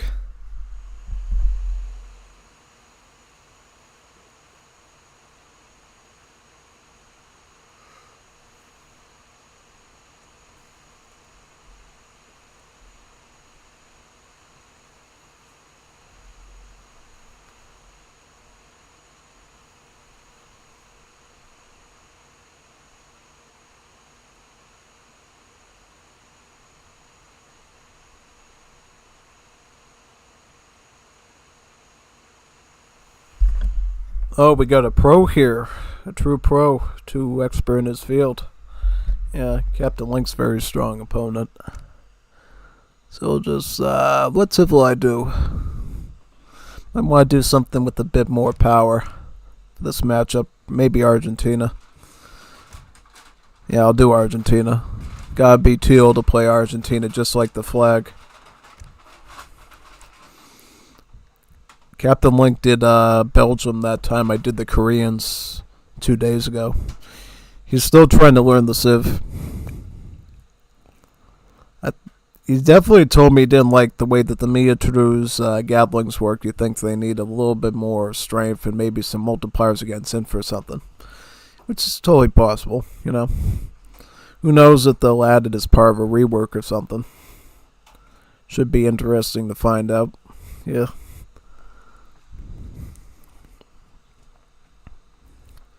One thing I will know about Captain Link's Belgium is he loved to do skirmish, so we have to be kind of ready for that. If we are going to go with the Infernal, with the Patricios, we need big stacks of them. Can't be messing around with that. If we do, we might run into some problems. So I have to be really on top of that situation. Alright, I will get Gaucho over here. Yeah, we're going to have to balance out our production of military with the production of pastures for our late game food. If we can do that, I think we're in pretty good shape. Otherwise, we'll have some issues. Alright, I'll just start running around now, looking for stuff. Yep.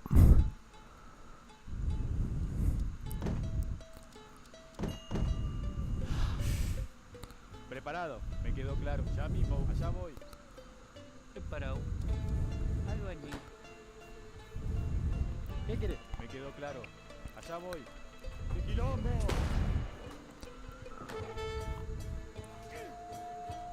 Start getting through all these wolves there so we can get that coin. A tus órdenes.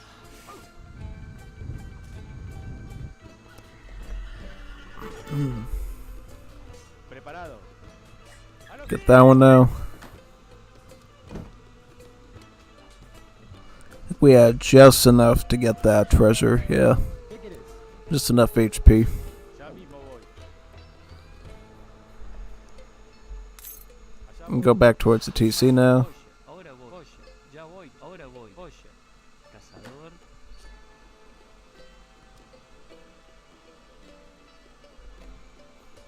A sus órdenes.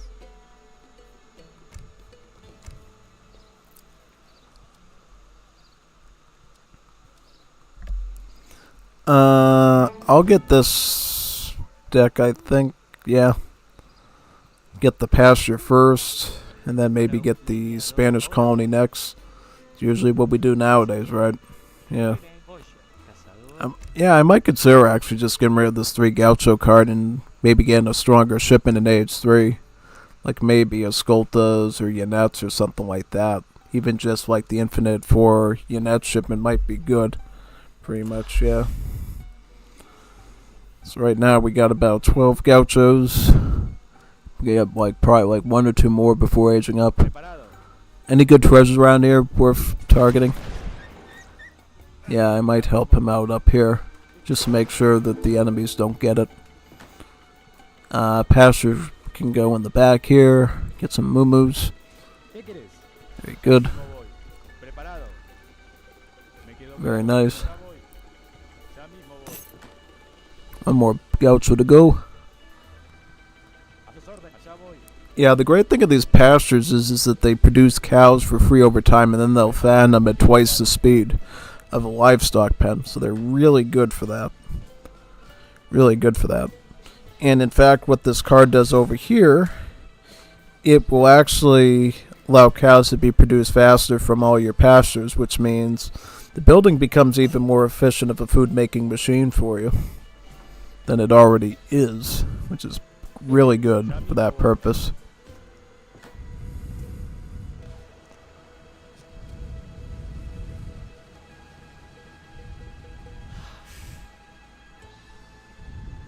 Alright, let's go Polish. Polish tends to be the default one, right? Because here's the thing, you should really never be going like farming with Argentina anyways, because these pastures just have really bad farming. What the trade-off was is that they basically doubled the fattening rate for the herdables, but they cut the farming rate in half at the building, which means the building is really bad for food gathering. You can still do it, it's just really a drag. You know, it's just really not going to do too well for you if you do it. So it's really not recommended that you do it at all, actually, if you can avoid it.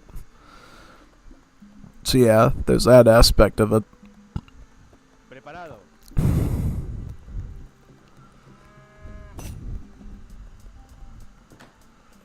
You know what? I might actually not do this. I might not do that. You know why?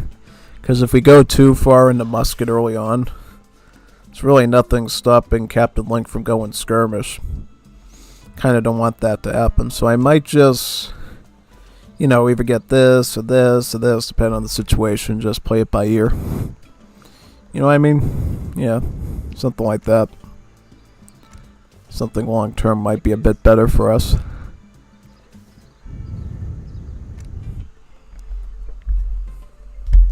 And then from there, we're probably going to want a little bit of coin, right?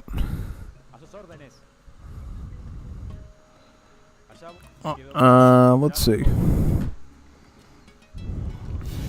Honestly, yeah, let's just get the colony right here. I might just get another pasture right now, just so we have full space for 20 cows. And we're already producing way more food than we need for a while, yeah. Let's ship in some right now as a precaution. So we have it there, in case of emergency. This is probably enough for that, right? I'd like to have enough wood for a house, though. That'd be preferable. Very preferable, actually.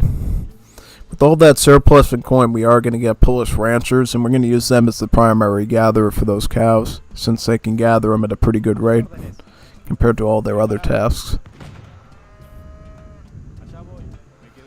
Gauchos will move up to that hunt now as well. Castle will be built over here.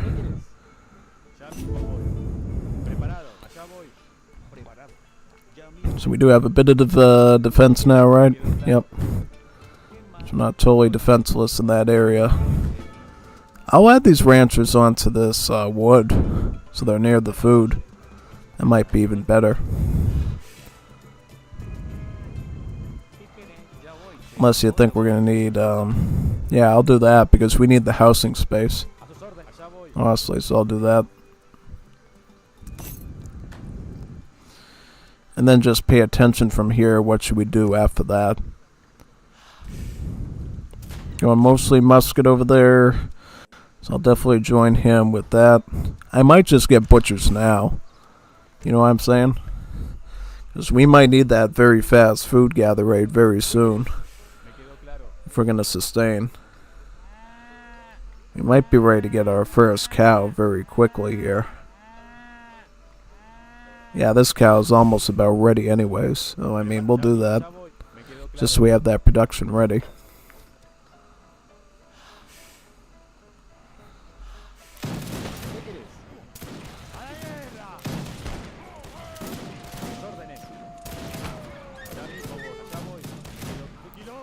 Just got rid of that, yeah, let's protect this TP if possible. Would be a good protection there for us.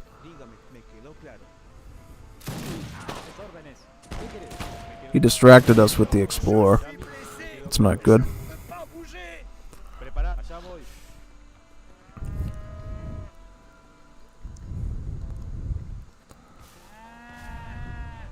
So where's the fan cow that we had? That should be somewhere over there.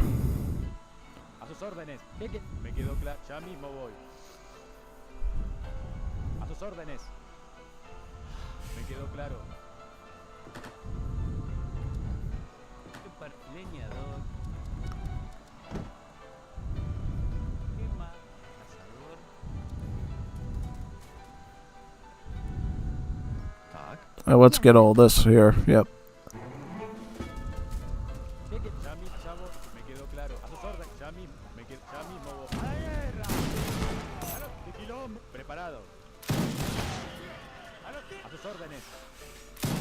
Me quedó claro, ya mismo voy. ¡De quilombo! Me quedó claro. ¡A los tiros!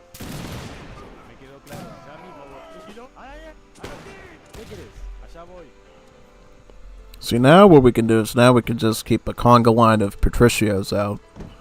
As long as we have enough cows to eat, you know what I mean? Sort of the benefit of this situation now.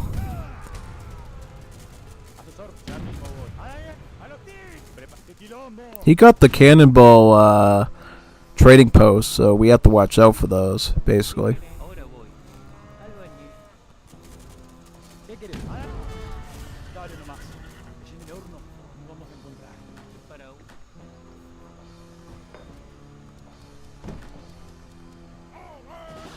Quema, leñador.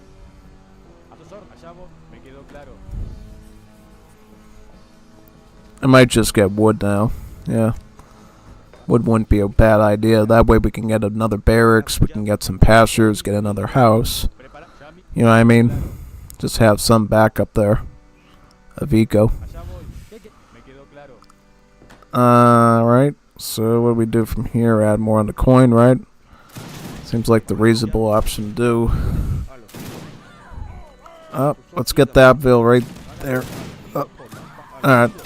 I'm gonna help out with this then. Ooh, yeah. Very good.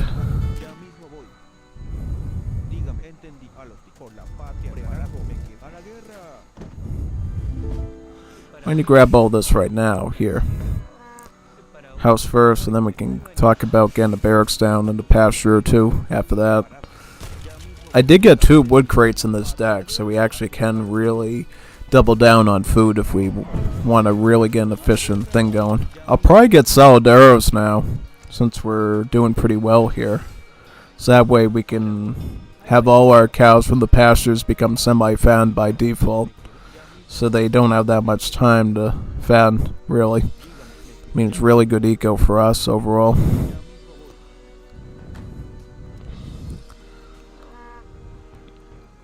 I would say even get a few gouches over here, so we can get even more food coming out, yeah. Because now we can kind of just get all this housing done, yeah.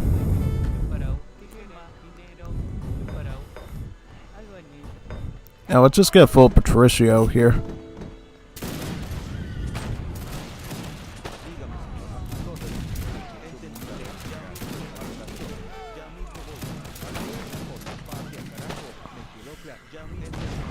Because now we're gonna stack really hard with like double barracks, yeah. I'm not gonna really go triple barracks until I know we can probably do a lot more there.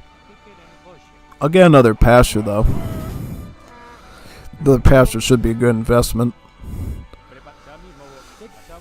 And then could get some more wood so we can make even more houses, maybe make another barracks too. Yeah.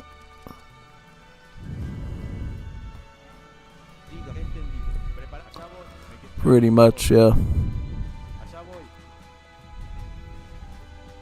Best bet for me is just to stick up with the Patricio production because I don't have any scout units. Less we want to get Infernals. But I'm kind of worried if he goes Assault, that's kind of going to fall apart though, so I really don't want to do that too much. Yeah, see, I got infantry here, so it's like you really can't dive in too much to do pressure.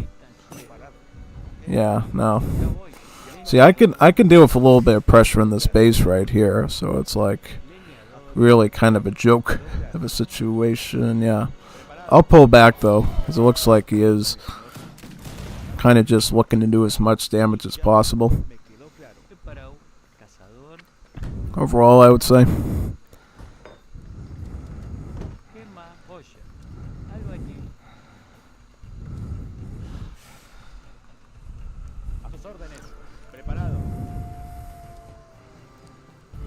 I'll get pasture number 4 There's no reason not to. Could get pasture number 4 already, yeah.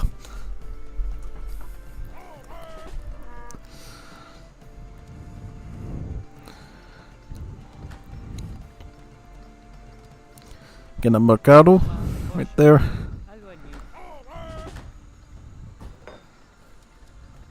Preparado. Ya mismo voy.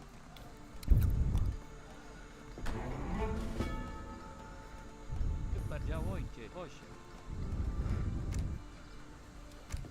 I'll get my first pasture fattening upgrade too. So we already have that situated. Ahora voy.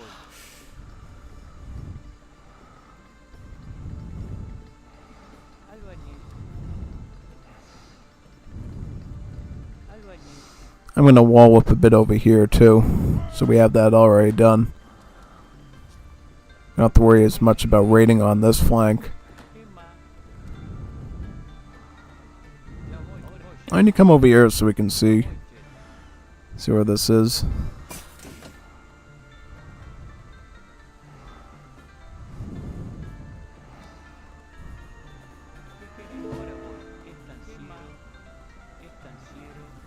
Mining 1 and wood chopping 1, yep. Very good.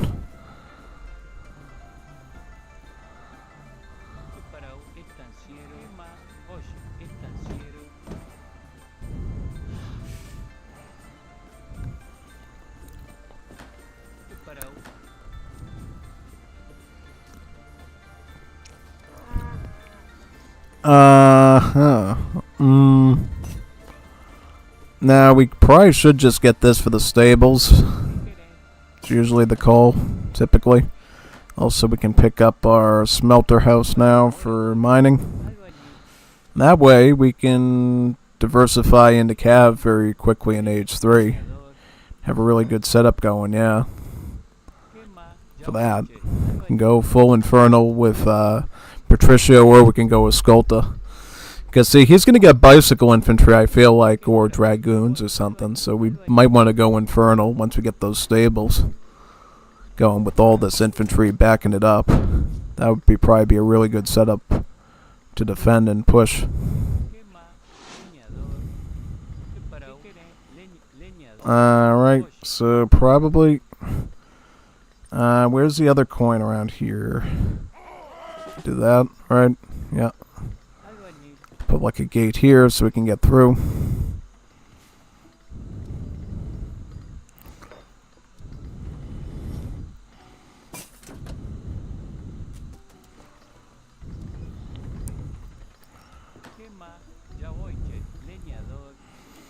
Yeah, there's plenty of meat to go around, man. Just eat it. Plenty of meat to go around, just eat it. Yeah.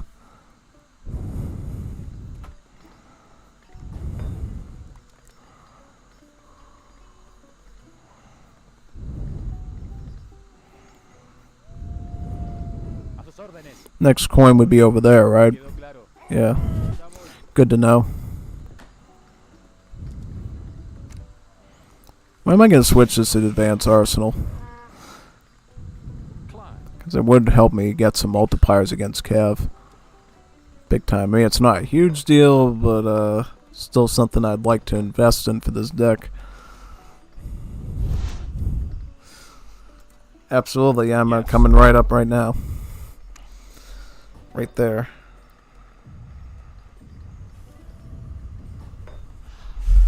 Alright, I will get a nice stack right there. Okay. Let's try to time it with our shipments, right?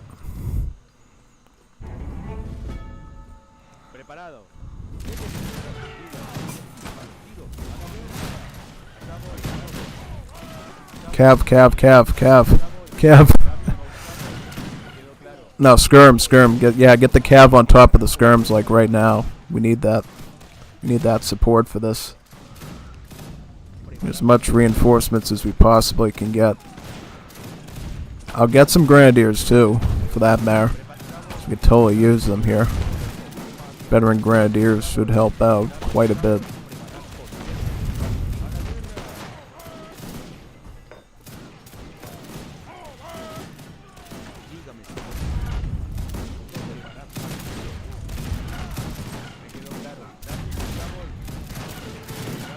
I'm trying to snipe down the skirms in his army there, so he loses anti-infantry strength.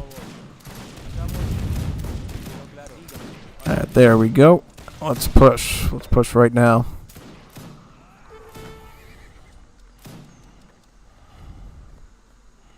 ¿Qué más? Ya voy, che. Yo nunca me he de Algo ahí. entregar a los brazos de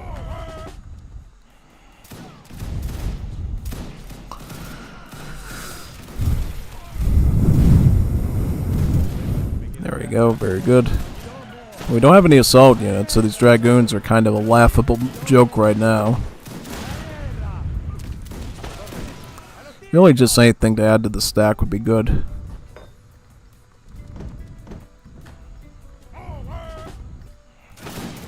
preparado.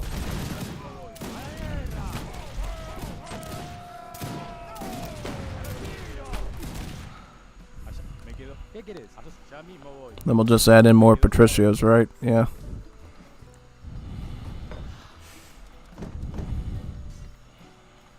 We need some housing space. We're running out. Need a little bit of that, I think, Ya mismo voy. before we can get over there and start getting some like wood, because we need switch to plantation eco very soon. I mean, we can artificially inflate our economy for a little bit to get more soldiers, but we're gonna need some coin for the long term. ¿Qué querés? Me quedo. Ya mismo voy. Preparado. Ahora voy. Leñador. Preparado. Well, any and anyone that can go on to the right now should do so. Just saying. Also, any idols, can't have that. Idling will definitely be very bad.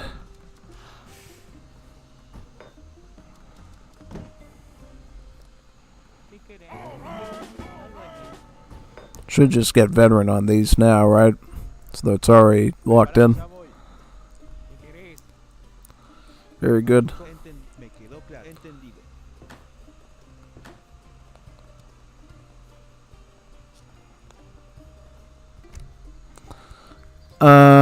Probably.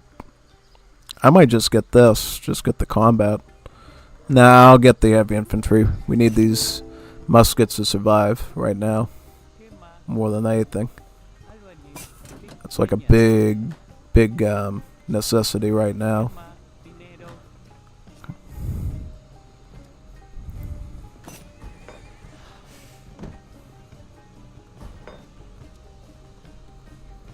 Preparado. Leñador. ¿Qué más? Leñador. Preparado. I'll get first coin one here, yeah.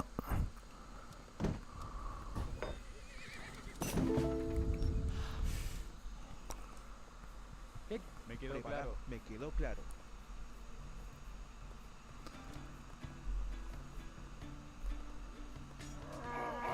¿Qué querés? Algo allí. A sus órdenes. Prepara. Ya mismo. A sus órdenes. Me quedo. Prepara. Ya voy. Me quedo. Ya mismo voy. A sus órdenes. Dígame, señor. Preparado. ¿Qué más? Leñador. Preparado. Algo allí. A sus. Me quedó claro. Entendido.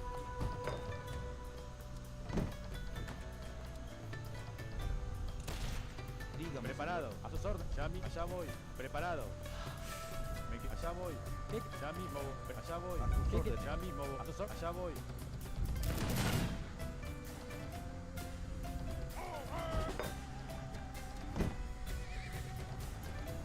I'm gonna go Mass Infernal against those mantlets.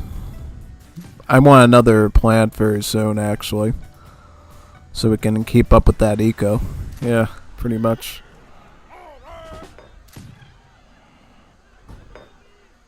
I might prioritize these actually, yeah, over anything else right now. Yeah.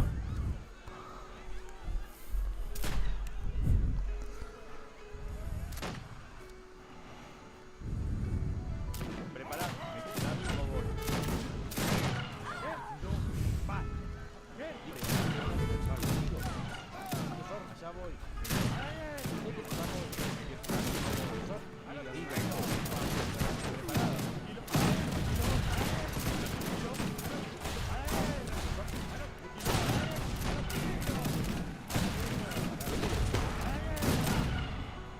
Yeah. ¿Qué querés? Ya voy, che. ¿Qué más? Albañil. Albañil. I get some, yeah.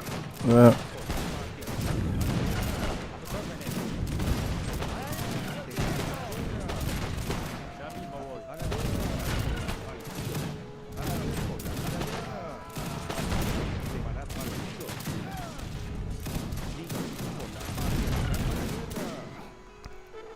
¿Sí?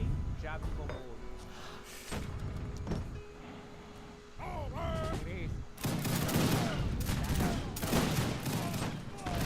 ¿Querés? Me quedo, ya mismo voy. Ya voy. Claro.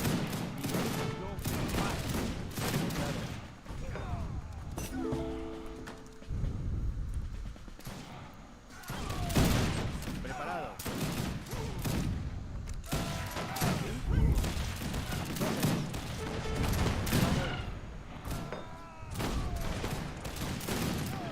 Halo.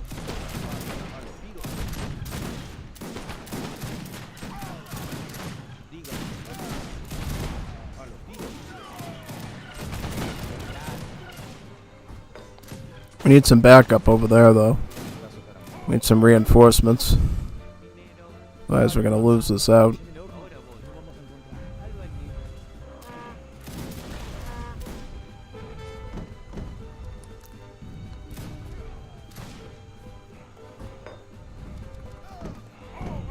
A tus órdenes, Yami. Me quedó claro. Entendido. You know what I need horse grenadiers for this. I need horse grenadiers because he's not doing any strong scout units. A tus órdenes.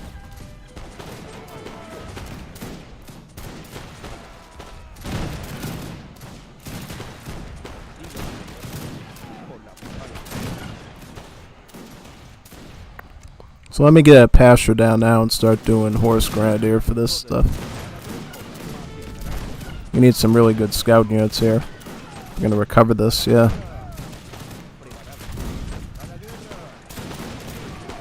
Yeah, start inflating the coin eco because what we're doing right now isn't working. Got another stable. We need like probably like 3 or 4 of these doing infernals right now. And horse grenadiers, yeah. Might even just stop with the... Well, you need patricios for just filler, but Por la guerra, por la patria, carajo. Prepárate, sí. Correcto. Dígame, maestro.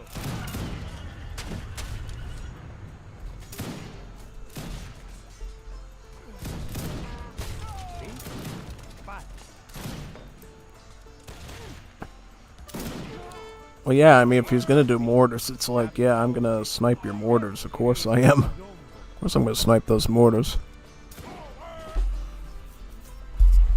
Just waiting for that thing to go up, and then we can start slamming horse grenadiers out, yeah.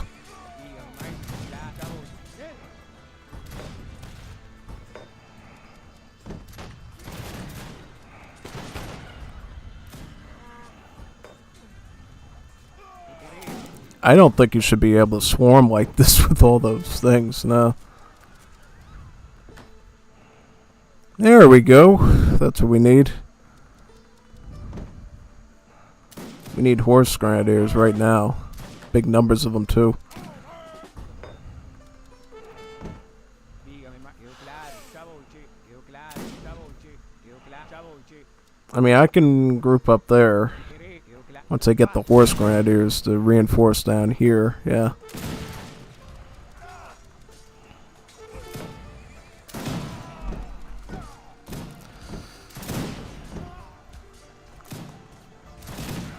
A tus órdenes. Me quedo. Ya mismo voy. A la guerra. Mamlukes. Nobody said that was legal.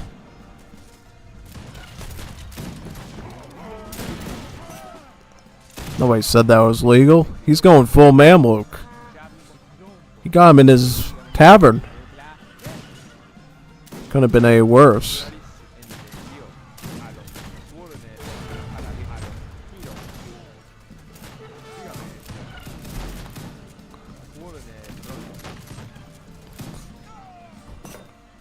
You can't make this stuff up. How does he get Mamluk from his tavern in this exact match? Full assault. Full assault. This is rigged. This is totally rigged now. Can't make that up. This game is rigged. He's got that. It's nothing. That's like, you can't make that up. Gets a full assault unit with that much HP. Yeah. Well, the only thing we can do is just go full maneuver in the back of our base and hope that we survive. Maybe. I'll get these horse grenadiers too, but like 1,000,000 dragoons. That's basically, and then he's got mantlets mixed in.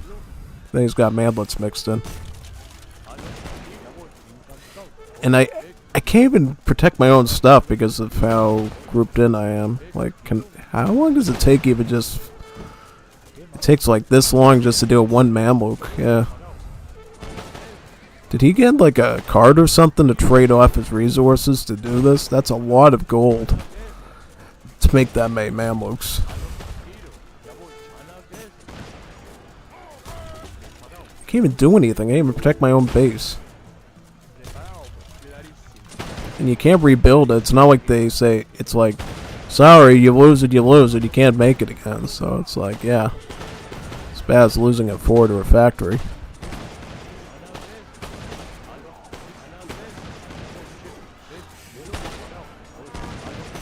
Yeah, see, the time it takes to go around this whole thing, it just ruined the game. He ruined the game by doing this. Any chance of like defense or tempo or anything is dead. He's got like mantlets. The mantlets are cheating on their own for my entire civ, but he's running assault like this, and because it forces you to stop everything you're doing just to make maneuver, just to deal with this, and then by the time you deal with that, then it's already too late for you. It's like the most nastiest thing. I'm gonna check his deck right now and see if he did some sort of swapperoo with his resources here. Anything out he did not. He has King Oscar sardines. He might have done something by spamming these fishes out onto that body of water there. I wouldn't be too surprised if he just made a bunch of immigrant fishermen on the... Yeah, let's look at that water right now. Yeah, see, yeah, he like farmed the sea with all these immigrant fishermen. These are basically a Scandinavian fishing boat.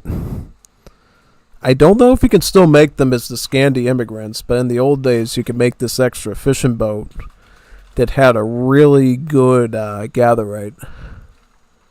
Yeah. Yeah, because back in those days, immigrants were mercenaries, which meant that they were actually stronger at what they did than normal units.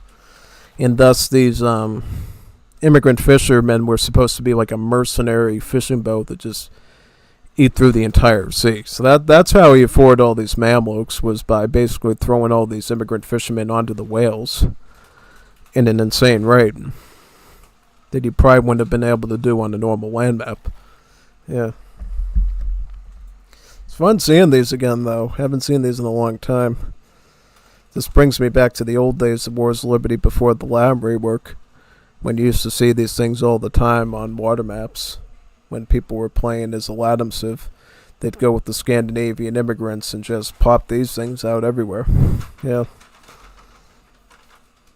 Big time. It's kind of funny because he's not even a Lam civ. He's playing as Sweden. Just happens to get the sardine card to get these things.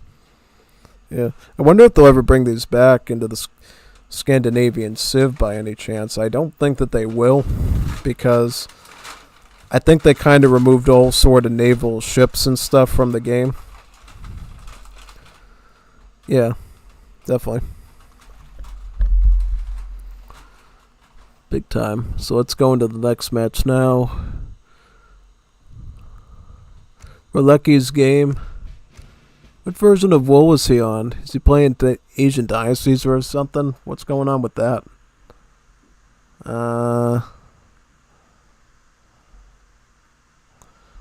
Yeah, alright, I'll just restart into the game at that point. What version of Wars of Liberty could he actually be playing? Because he just played a perfectly working version with us earlier. Is he running like Ancient Dynasties? Is he running something else? What is he running?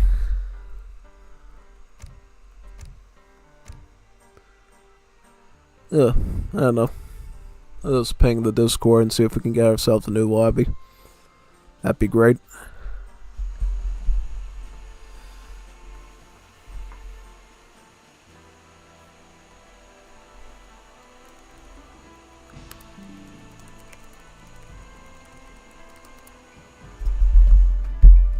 You can get a Juanito Bonito lobby.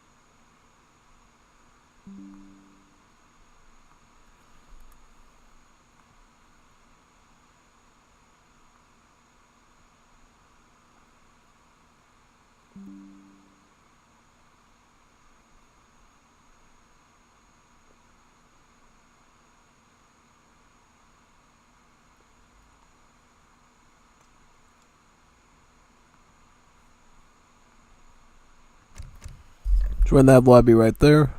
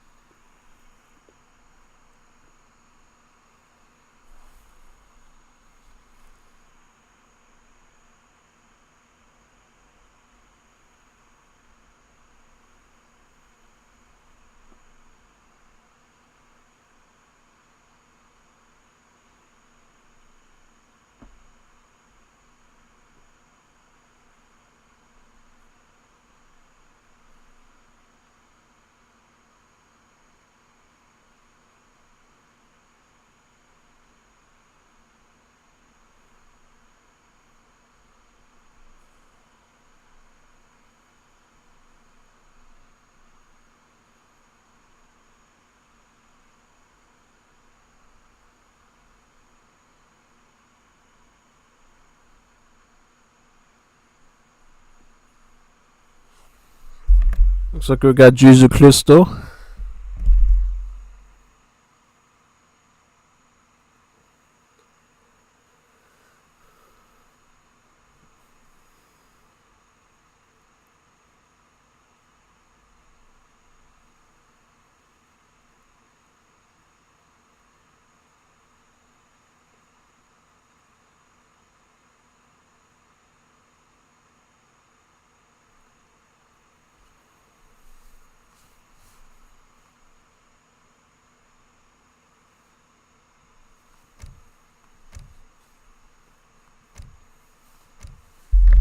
I'll do a Uruguay.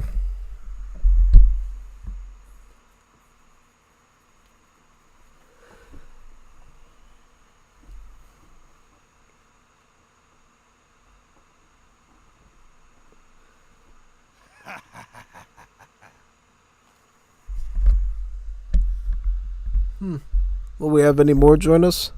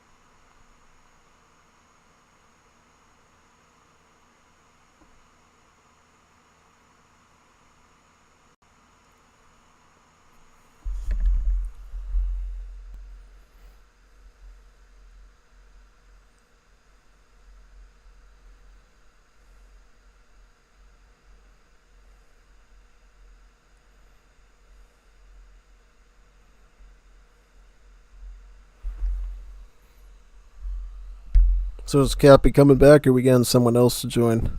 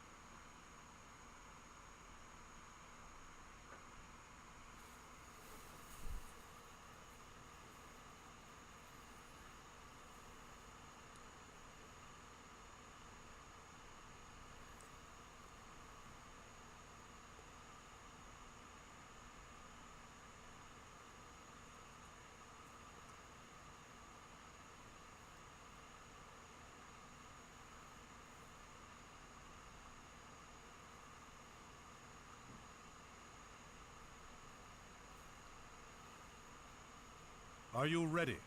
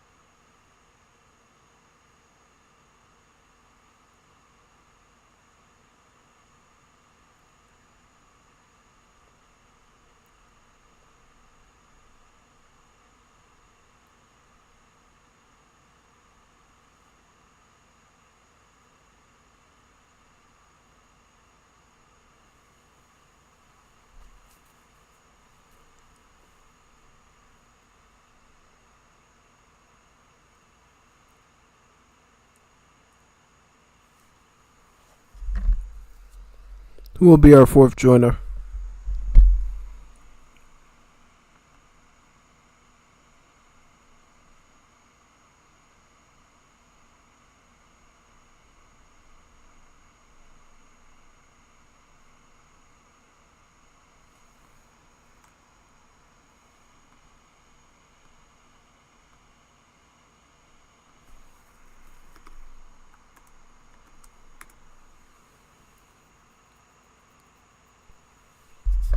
Need one more to join.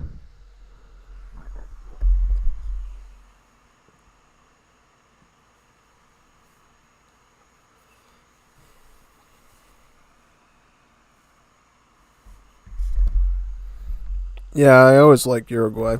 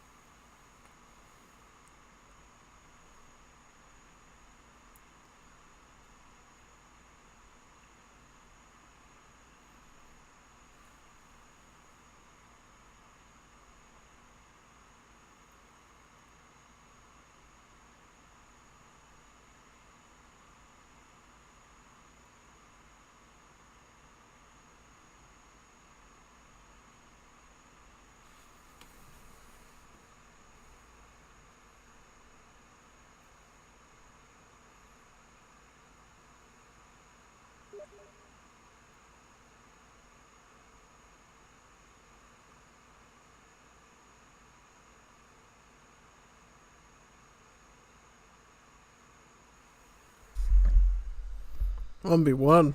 With who?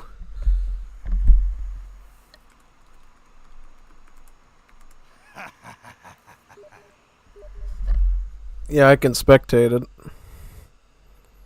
Yeah, let's do it.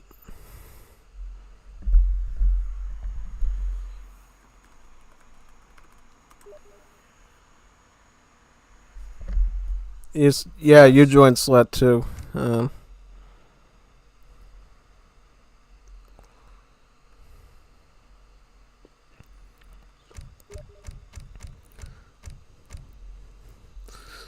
Just let him join Slot 2 and I'll jump in.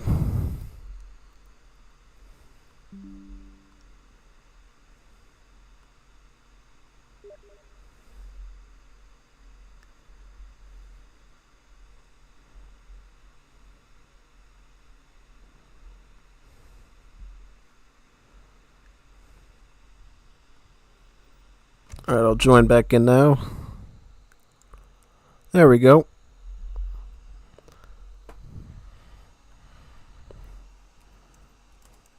Ask if they got an OBS map. Yeah, an observation map would be best for this. Yeah.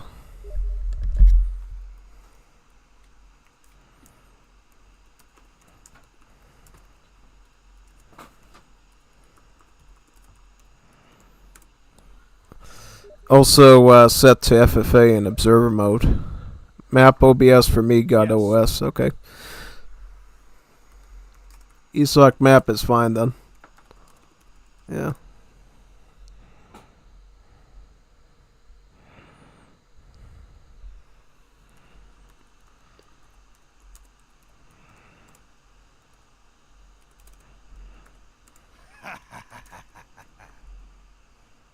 Yes. Yeah, so it does in free for all. Alright. There we go. I'll go vanilla Civ so it doesn't act up, because usually only vanilla Civs don't act up. I'll just play British. Just play good old British on that one. Alright. Should be a fun one. 2 Uruguays to see who's the best Uruguay contender.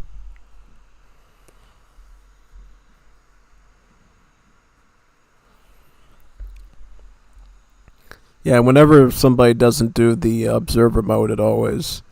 Yep, very good. Very nice. Yep, see, worked like a charm. Now we got ourselves a nice 1 versus 1 here.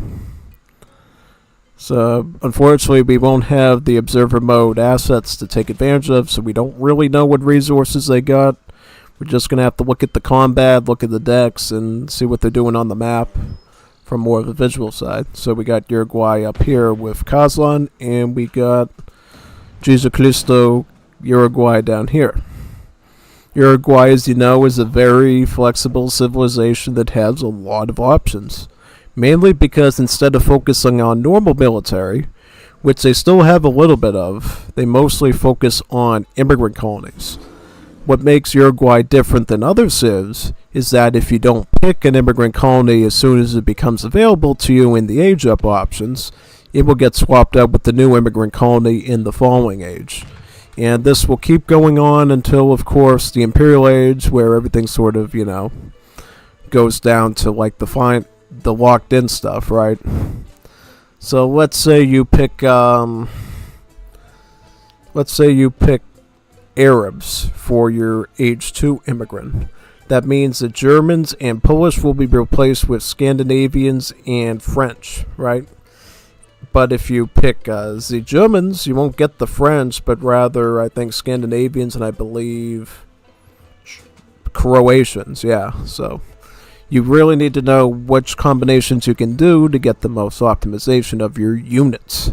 Now, the most important thing to realize about all this is that, unlike other civilizations, Uruguay gives you the option to train these immigrant units from your military buildings. So you can make them at your barracks if they're an infantry. If they're a cavalry, they'll be at the stable.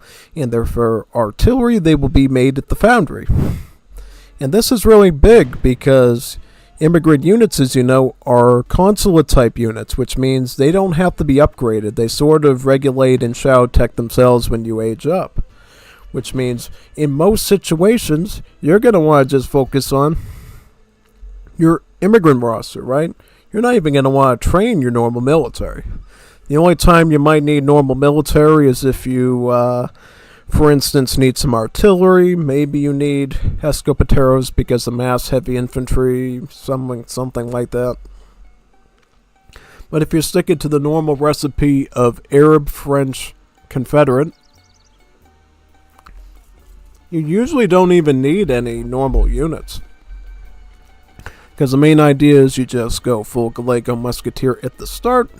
In age 3, you can add in the 3 wonderful French immigrant units, their scout unit, their maneuver unit, and their Zora Doppelsel, their polearm, the Palatine Guard. And then in age 4, you can add in filibuster skirmish, as well as their dynamite cannons from the Confederacy. So that's usually the preferred combination. Now there are other combinations you can do, like I believe you can go Arab, Scandinavian, Italian, and stuff like that if you really want to. That can sometimes be effective. You can also do, I believe, Polish, French, Italian. There's kind of interesting combinations like that out there if you want to try them. So yeah, it really depends on what you need, right? What you're looking for out of a strategy.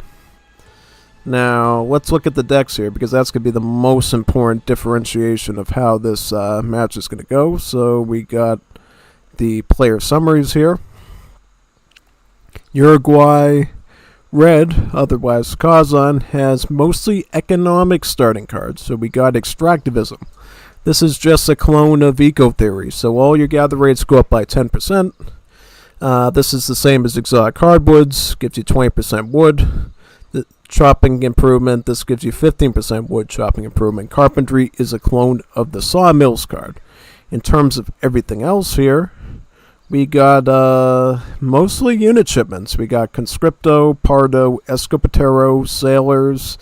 We do have the really lucrative card of Frontier Defenses to provide some sort of defensive advantage in the event that you're getting attacked and you need to set up some towers real quick. This is a great shipment for that. We have Palenque. This card is going to be absolutely useless on this map because we don't have native sites. It's literally on a big ball of snow and ice. Nobody lives up there, right? So you don't have that option, right? So, oh, wrong one. Let me look at Pala's summary again. Also, he uses the Puerto Mayor, the Apostadero. I don't know if anybody still uses the Apostadero anymore. The big point of the Apostadero back in the old days was so you could make your ultimate unit that could train the immigrants directly to him like a daimyo. But now that you can train them from your normal military, there's really not as much need for a Puerto Mayor anymore at all. And then in terms of other cards, we see all the improvements to immigrants. We do see the War of the Triple Alliance, our Argentine Brigade of Granaderos a Caballo. In terms of infinite shipments, we got 20 Pardos and Pedreros, so the mortars. Got a Fort, Volantes. And also a bit of economic, too, in late game. Casa de Monedas, the same as Royal Mint. You know about this one. Grand Coco is the same as Textile Mill. On the other side, we're going to look at the other deck here, Jesus Christos' deck. His is much more akin to mine in the sense that he cares more about the crates and the training time. This is generally how you want to build a Uruguay deck. I would say, though, why don't you put the food crates in there, you know? And also another big thing here is something I've been experimenting with is maybe instead of going with the Baltisimo card, which is the Sumptuary Laws type trickle, why don't we start going with 7 pigs so we can build a livestock pen with our 100 wood because we don't even need a house as Uruguay because these villagers, the Pequeños, provide their own housing space. So whenever you train one, you get +1 population, which means, well, I don't even need houses most of the time, right? It works out really well for you in that way. And come to think of it, we should check if he has...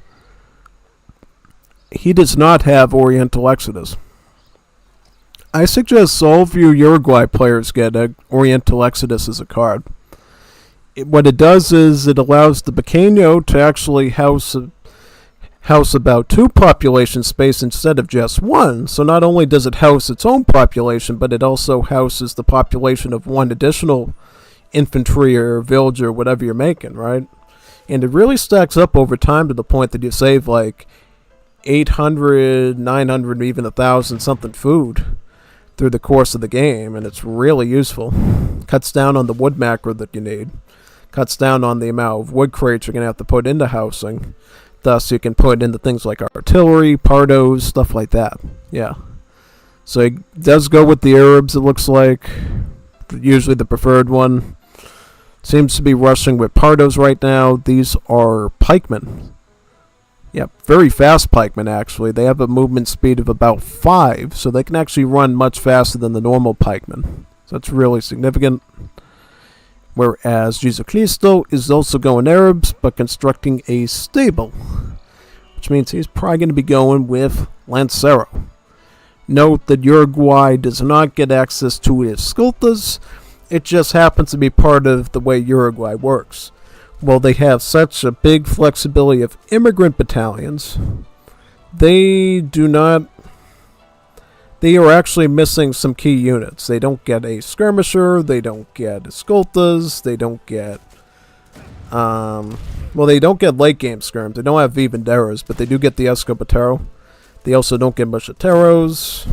All they get is the conscript, the pardo, the Esco, and then the Lancero, and then they get their own version of the Unit called the Blandingui or something like that, which is basically a Dragoon that uses a blunderbuss or an shotgun, so it can actually ring out a splash-style attack. It affects multiple units within a close area.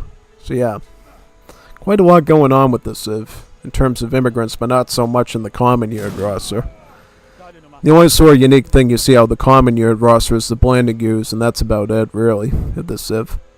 So if you like the whole immigrant mechanic in Wars of Liberty's Lamb Civs, then you're going to like this Civ a whole lot, because it's really going to sync with them really well.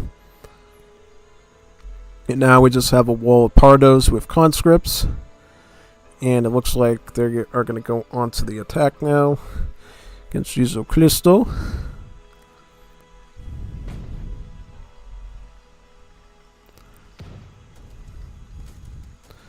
Oh, it looks like it went for a fast fortress in the French. Ooh, wow, this was a really nice tactic here. Because, see, what he can do now is he can make the Legionnaire Cavalry. These Legionnaire Cavalry are based off of the Texas Ranger. That's sort of the rule of immigrant units in this mod is immigrant units must be based off of a functioning unit already in the game. These Legionnaires just happen to be based off of the Texas Ranger Cavalry of the United States. Which means that it's almost sort of like a rifle rider, you know? It's got multipliers against heavy infantry and assault units. And then in melee it gets multipliers against scout as well, like most other Dragoons do. In general, this Dragoon will be good against muskets and cavalry, so it can do a lot more than the average one can. Also, I see a Palatine Guard here, so we did train one out of the barracks, it looks like. So we got a bit of anti-cav from the Palatine Guard as well. What makes these powerful is these are essentially Doppelsolners, so they have some pretty good damage compared to a pike, and they get area of effect. And there's, of course, anti-cav, too. Only problem is, of course, they're going to be a 2-pop infantry unit, since they're like a halberdier with splash. That's about it, though, for that. What is Kazan going to do against this? He's dealing with some pretty heavy French units here. All Shadow Teched into Veteran, by the way, so they're actually really beefed up in stats right now. So Kazan's going to have to react to this appropriately. He is doing a forward barracks near his sort of outpost and barracks he did here, so he's going big on the barracks. I think he plans on fighting this with mass regular units. Maybe Pardo Escopetero could work. Something like that. Should be interesting, though. We'll see. See how this turns out. Yeah.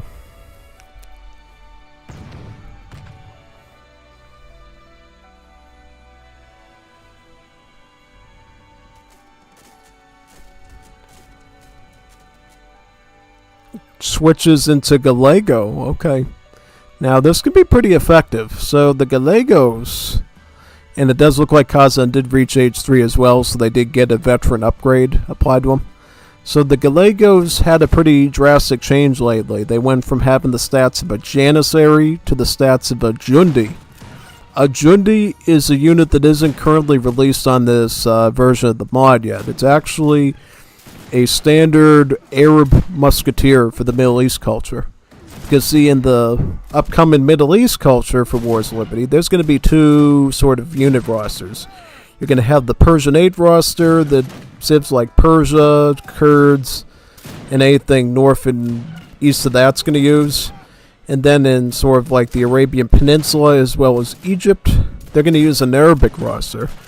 And the Jundi is that musket that belongs to their roster, and that's what the Gallego is based off of. So if you look at the stats, it is indeed a bit cheaper than your average musketeer.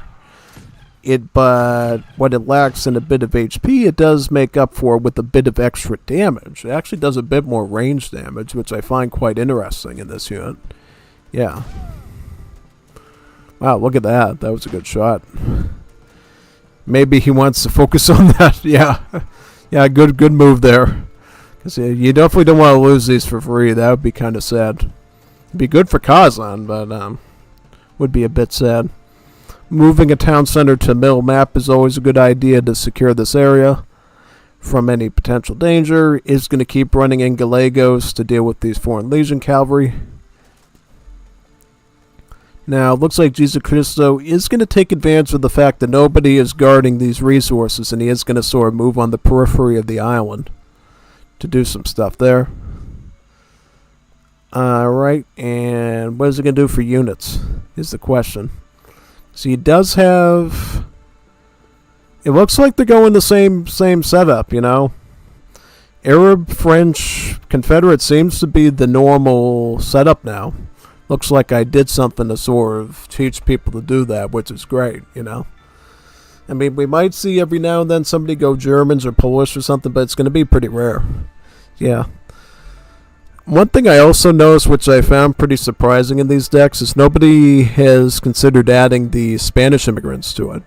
The Advanced Immigrants car in Age 1, which will ship you a Spanish colony. It in fact allows you, as Uruguay, to actually be able to access the Spanish immigrant units, the Criollo, which is a musket, and the Paisano, which is a raiding unit that's good against vills. Kind of a copy of the Spanish Aduanero. And what I found out the other day, which is pretty fun and interesting, was the Advanced Immigrants card does actually unlock those Spanish immigrant units at your military buildings as well. So if you were sort of wondering about that, can I make Criollos from my barracks in the Paisanos? Yes, you can once you send that proper thing in. So it's actually really neat in that sense, you know. That the devs, when they were coming up with that Spanish immigrant colony thing, actually did consider that and keeping it consistent with the design of the Civ. Yeah, definitely. Looks like we got some French Foreign Legion cavalry responding to the ones of Jesus Cristo now. Currently has a bigger stack of them, so he has to be kind of careful here. Ooh, wow. Got caught by surprise. Oh, wow, look at that. Loses one, too. Does Kazan even lose? Oh, no, he doesn't even lose one, yeah. Throws a grenade down. Yeah. It gets one of them. Alright, gets one of them. So where are we at here? I think we're in a situation where Kazan's just going to outgrow Jesus Cristo just because he's going off of 2 town centers now. 2 TCs. And he's also lacking in map control too, which is another dangerous thing. Putting down a fort near your town center, very good move. That's going to secure the center map and make it really hard for Jesus Christos to do anything in that spot, which is pretty good. Yeah, definitely. One thing to note about Uruguay for both sides: Uruguay is not the most economic civ. They don't quite get that many eco cards compared to other LAM civs. If you're looking like at full economics, you might want to look at a civ like Chile or Mexico, or maybe Brazil. But definitely Uruguay is sort of like Argentina in the fact that they do not have a lot of eco cards. You know what I mean? And even more so, you don't have the whole herdable thing going on with Uruguay. So I mean, you gotta consider that aspect as well. Yeah. Now, one thing that is kind of funny about Uruguay is they actually get the card Cimarrones as well. Same as Argentina, but it's a totally different card. Instead of doing the whole pasture thing, it just simply fans up herdables 30% faster from your livestock pens. So yeah, there is a bit of a herdable focus there in the background. At least if you use that card. I think back in the day, more civs had Cimarrones too. Like I believe Mexico had, and a few other civs, and then they just then decided to end up making it a Uruguay unique thing, which I felt was pretty interesting. Yeah. Now Jesus Cristo does go up to age 4, granting him the ability to make filibusters and dynamite cans now. Also trained some Red Devils with his foreign legionnaires. These Red Devils are a scout unit, which basically makes them a hussar-like unit. I think they're either based off of the stats of the Lancero or the Gunto Rider of Japan. Yeah, one of those. So generally it's going to be great against skirms, but can also be used against artillery, grenadiers, anything that's not good at fighting CAD, they're going to be great against. But in particular, they're going to shred skirmishers very easily. Including these ones, because guess what? They have a skirmish tag. They have a skirmisher tag, so these Red Devils can actually do multipliers against these foreign legionnaires, which it's weird because both of these units actually deal multipliers against each other at the same time, which you wouldn't expect, you know? Yeah. I see he's doing the Libertadora. The Libertadora is a ultimate unit hero that you can make out the Apostadero as Uruguay, which essentially allows you to train foreign legion. It basically allows you to train immigrant units on the front lines. You know how the Daimyo of Japan can train like Ashigarus, Yumis, and Nagis on the front lines? Yeah, essentially this unit can do that, but with immigrant units. All the immigrant units that you've accumulated. The only one it can't do it with is artillery. Because I guess there was a big scandal with that where people were saying it was kind of like cheating that somebody could train like 5 dynamite cannons in somebody's base and just shell their entire base to oblivion pretty much. So I said, you know what? We're not going to let them do artillery, you know? Because that's sort of like keeping consistent with the design of the Japanese, right? Because obviously if you remember the Japanese design, the only daimyo that could actually make the artillery is Tokugawa, right? None of the other ones can do it. So I think they wanted to stay consistent with that definition and only make it, like maybe if they had a special Liberador that just did artillery, maybe they would consider that. But, you know, the feature for this civ is not quite that extreme, so I don't think they would bother going through the motions of doing that. They'll simply just say, alright, you can only do infantry and cav from it, and that's it. It doesn't really matter as much anyways now, since you can just train the immigrant units from the normal buildings. Yeah, that's definitely something to consider there. Looks like Kazan does go up to age 4. And what does he get as his new colony? Does he get, does he get a new colony, or did it get sniped? I don't understand what he got as his new colony. Did he go CSA, or I see the Arab colonies here, the French colonies there. I'm kind of concerned for our fellow here. He might have just went again with the French or the Arabs a second time. There's no telling though what he did. Yeah, we definitely know Jesus Cristo has CSA because you see those filibusters there. I don't know about Kazan. Did he? Was he kind of concerned that it was going to get sniped and figured he'd just rather upgrade the French, maybe? Oh, totally possible. Oh yeah, get these French workers away. They might look like CBDs, but they're not CBDs. They're simply French workers. What makes them different than other immigrant workers is that they have a normal gather rate, actually, you know? That's sort of the big thing, pretty much. They can actually gather at a normal pace. So they're like actually real villagers. Not like the other immigrant workers where they do one skill really good and they're horrible at everything else. These vills actually, you know, the closest thing you have to like a normal vill, pretty much, really. So the more French immigrant age ups you can do, usually the better off you are, because then you'll have like even more villagers to work with, really. If that's something you're concerned about, of course, right?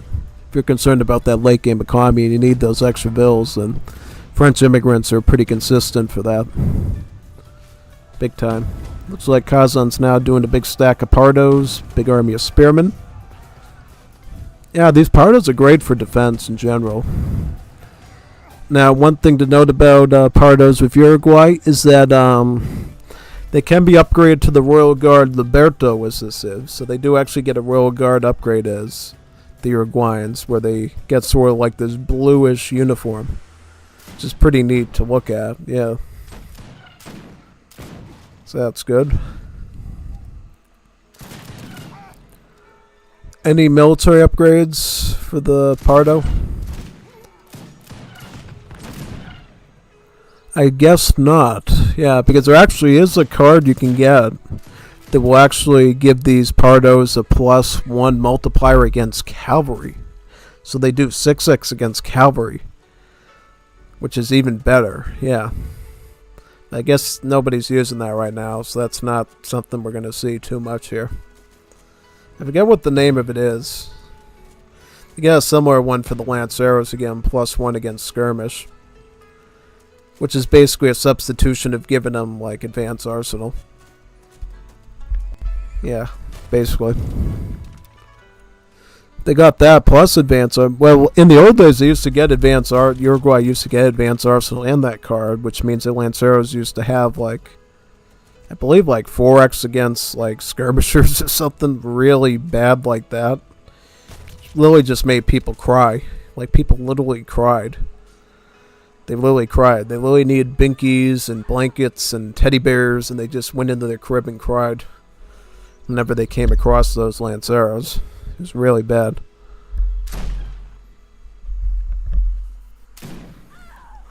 Now, this is a bad situation. Look at all this raiding. Look at all this raiding right here. Yeah. See, normally, you know, Dragoons wouldn't be the biggest concern for Vills, but these Foreign Legion Cav do so much damage that they can actually gang up on Vills pretty easily and get this sort of raiding done. Yeah. Yep, so he is going to start adding in dynamite cans, it looks like. Does he have a foundry doing them? Yes, he's making them out of the foundries, not shipping them in. Because, see, if you get them out of the colony, you can ship in about 2 of them at a time. But from the foundry, they recently added a balance rule in where you can only train 1 dynamite can at a time. Yeah. Well, they actually did something interesting, which is to basically allow you to queue up multiple dynamite can in batches from the foundry altogether. I don't know why they did that, but it's something. In general, these things are very powerful. I think their stats are either based off of the Congreve rocket or the Bombard, as they do a lot of significant damage to whoever they're targeting, right? Adds in more Foreign Legion Cav and Gallegos, it looks like. Big stack of Gallegos there for Kazan. Also is going to run the Pardos in towards his base and do some sort of big damage too. Conceivably. Looks like dynamite cans are going to be used on that infantry. Very good. That one goes flying. He actually knocked his turban right off. Did you see that? I don't see the turban on his head anymore. It must have flew right off from the impact of that thing. Like, whoo! Like having a tornado. Yep, in general, though, as you see, this is sort of the winning combination if you're Uruguay. Dynamite cannons, French immigrants, and Gallegos from Arabs. That tends to win you just about every game. Just about, you know. Sometimes there might be a better recommendation, but that's very rare. Like, if you're dealing with someone who's just going to spam skirmishers for whatever reason in the early game, you could conceivably go Germans and to start and go with the Batallo Diabo Cavalry. That could be something you could do, but most of the time they're not going to do something that insane. They're usually going to go with some sort of pikeman or hussar type thing. In which case the Gallegos are more well suited for that. Oh no, the immigrant colonies. Watch out. Watch out, man. You gotta protect that thing with your life. Oh, you got an Arab merchant. This is actually really, really important. You know why it's important? Because if you lose the colony, the only villager that can rebuild the colony is actually one of their workers. So if you don't make any of their workers and the colony's down, you can't remake the colony and get those techs and battalions again. It's mostly important because the colony is where the technologies are for the immigrant, right? As well as your ability to train more of the workers and to ship in the battalions for shipment, right? Instead of training them for resources. For Uruguay, it's a little bit less consequential because they can still make the units from other buildings, but if you're another civ, you're not getting those units anymore, it's sad to say. Unless you got some special rule going on, right? Yeah, pretty much. Because there are some civs that can train immigrant units from their military buildings too, but in very isolated cases. Like, Chile recently got Cara del Principio Rojo that lets them train the Chinese coolies from their foundry, which is good for sieging. And if you want an Easter, you want a spoiler from Middle East patch, I believe Afghans will be able to make filibusters from their hookah lounge too. As part of some Prince of Gore type card. Because I guess there was some crazy American gringo that decided to become a prince in Afghanistan. As well as a bunch of other countries. And to a nod to that, they're just going to let you make filibusters from the hookah lounge with that card. Which I felt was pretty interesting. I didn't know that. I thought it was just like sort of a joke or something. Like, yeah, be kidding me, man. There's like all the years we spent in Afghanistan with the war and everything. And there's that gringo Afghan history goes back to the Wars of Liberty period. That was kind of interesting, you know. Yeah, I thought it was like a meme, but I guess not. Like a legit historical situation. Prince of Gore's like a real dude. Yeah, actually got involved in their politics.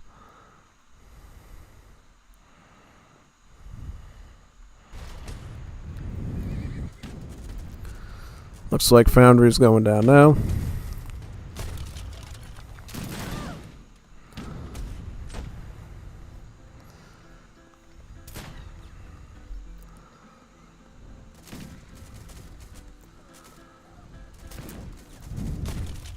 House going down now.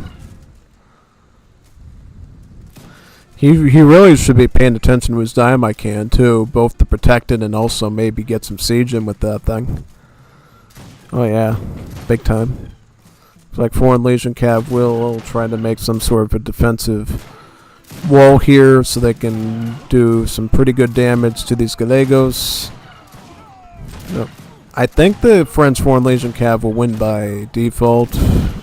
Definitely will now with this meat shield in front of them. Yeah, looks like it. Kazan could do... Well, here's the problem. When you do the standard recipe of Uruguay immigrant setup, you don't have any skirmishers you can use in late game. You could go Escopetero with the veteran upgrade and buckshot, but it's going to be behind. It's going to be behind statistically. So, I mean, it's not the most wonderful tactic to do, but you can do it. I guess what I'm saying. So, yeah, because it seems like Kazan's a little stuck right now. He's trying to do Gallegos, but they're getting basically sniped right out of the gate. So he needs something that he can group up and resist with. Now, it looks like Jesus Cristo is sort of going a bit idle here and land the Gallegos, get some free rounds in. So it looks like, yeah, some of these, yeah, he's losing a lot of units by not paying attention, it looks like. Which is kind of concerning for his sake. Does take out his leader here. Another thing that this sort of unit does too, it boosts up the stats of nearby immigrant units as well. So, I mean, Jesus Cristo did lose some stats off of his troops by having them go down again, pretty much. Yeah. In the old days, this thing was not actually a hero and you had to retrain it when it died. Now it just doesn't die. Yeah, it just goes back up again and reapplies its stuff to the units. Yep. Because see now how these Legion Cav have like 59 something damage now, which is much better. Yeah, it's quite big actually. You can actually have up to 3 of these because there is a card that lets you ship one and then you can ship it again in Imperial Age. So yeah, it is possible to stack the stats on these immigrants even more, which is really powerful. Yeah, it makes them feel like mercenaries all over again, I guess. Yeah. It's like Cladmore said, artillery, yes, lots of artillery. Yeah, big time.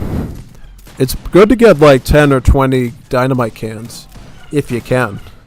It completely shreds infantry. It can shred cavalry if they're not careful. And it eats up bases too. It's like having like 20 like great bombards in their base. It always does the trick, usually. Town center might go down. No guarantees, but it looks like it. Also using the artisanal cannons, it looks like. Here's the thing though, these Dragoon units do not get multipliers against the artillery, so that's one good thing for Kazan for now. Is that these cannons will survive a bit longer, but only by a little bit, because as you know, these Foreign Legion Cav do a lot of base damage, so I mean, even though the multiplier isn't there, they still doesn't really make the artillery immune to them too much. Yeah. Jesus Cristo does get a dynamite can then, and now he's starting to plow in even more. Yep. Oh wow, look at that. Going in even further now. 100%. Wow, wow, wow.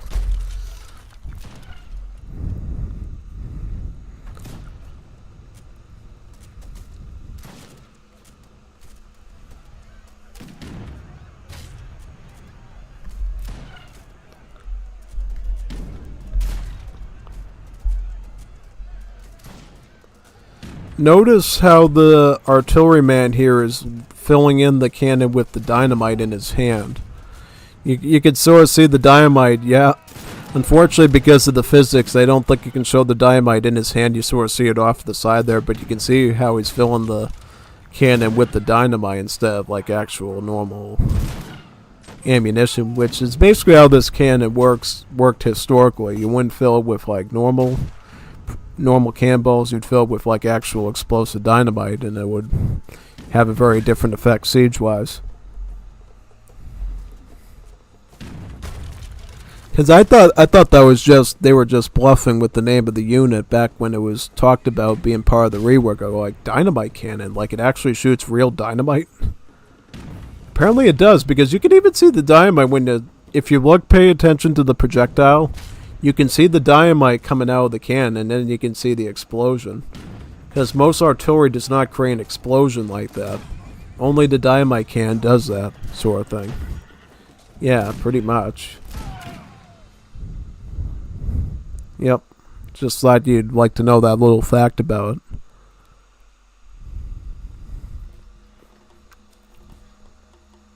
Looks like we got some more Palatine guards here too. Yep.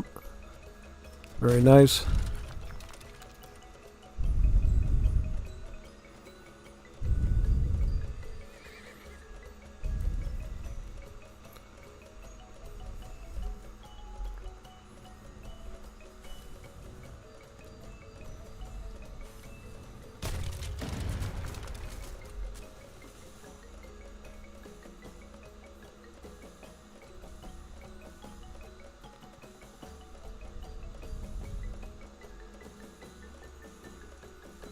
Looks like we lagging. We lagging a bit.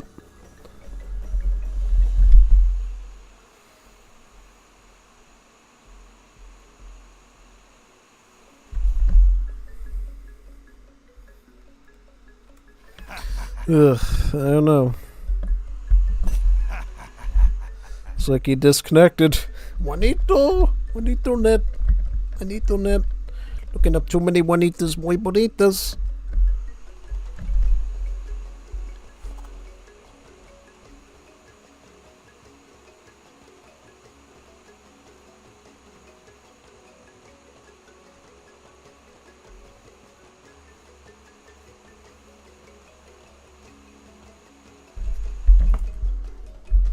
Oh, he was...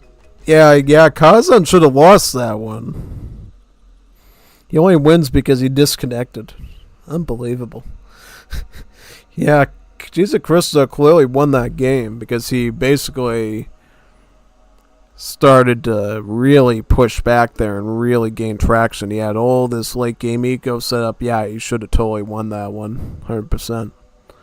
That should not have been a loss there. Big time. Yeah, no, that was silly. That was really silly how that happened. Should not have been a loss there for Jesus Cristo. That's why you get good internet, folks. If you don't get good internet, you pay the price. And don't look up las Juanitas muy bonitas even when you're playing, you know. Jesus Cristo probably felt like, you know, he was doing so well that he deserved a little reward. And that he should look up Juanitas muy bonitas in the meantime as he's winning, and he cost him the game. So put those Juanitas muy bonitas away till the end of the game. Yeah, pretty much.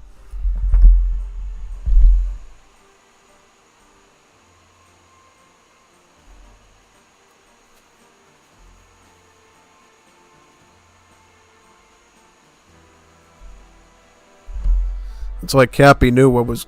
But yeah, I think Cappy was watching it. Yeah, big time.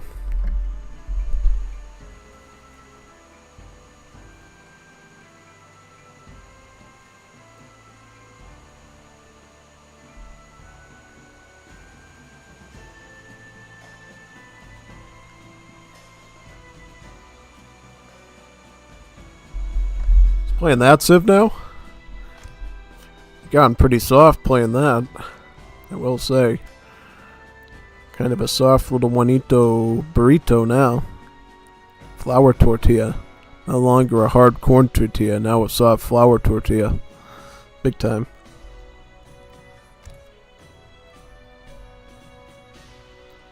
What do we do with that? I don't know, I'll just wait here. See who joins.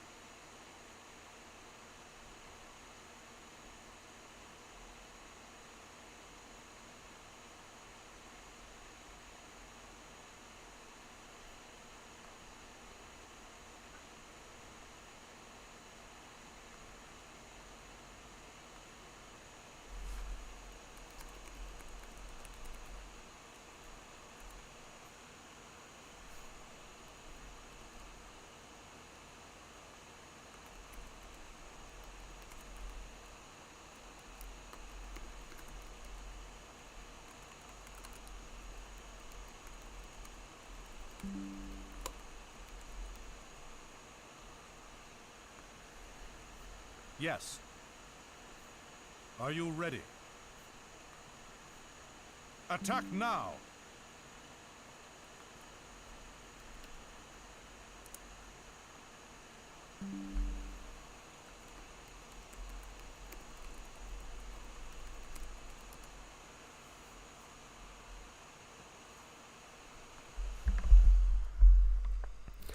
I'm gonna go Egypt. Or am I gonna go Egypt? I am gonna go Egypt. Because I want to go Egypt. Yeah. Most important part of every stream when I play Egypt.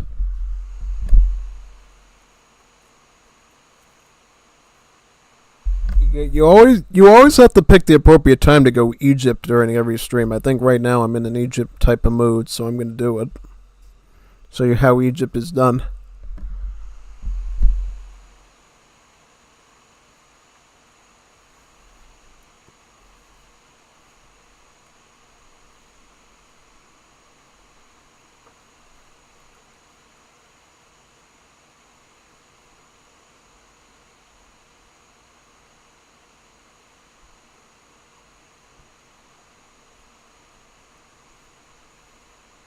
Attack now!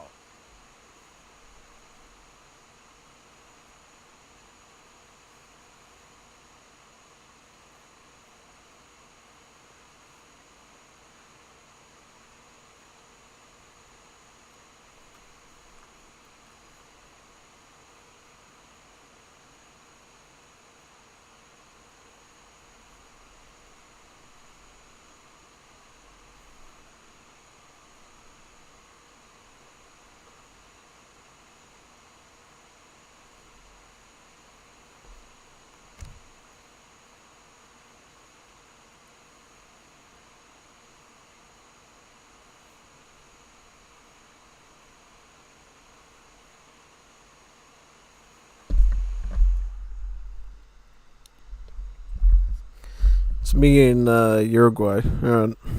Should be interesting. So we have to be very, very careful here. See if we can pull it off, maybe. Maybe we'll pull it off. Who knows? Alright, let's do it. Doesn't work, we'll try it again, maybe.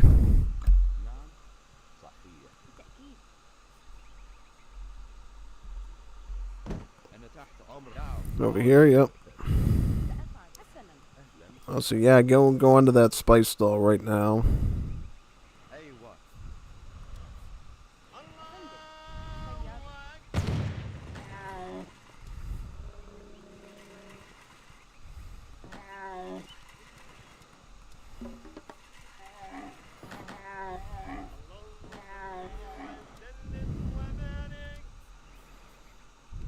Right there we go. All these bills. Might want to get this one later. Yeah. Unless Uruguay wants to get the food treasure. He can take it if he wants.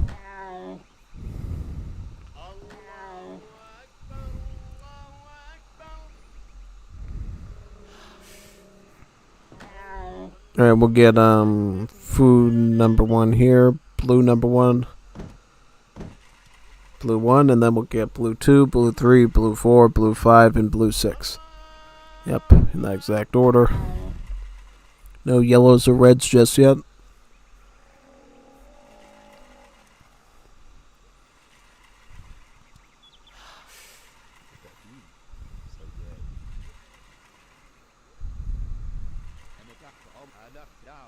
I left these now, I'm harder. I left these.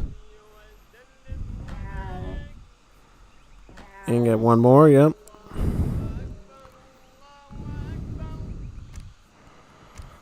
Also, we better get this in order too. Yamato scripts, yep.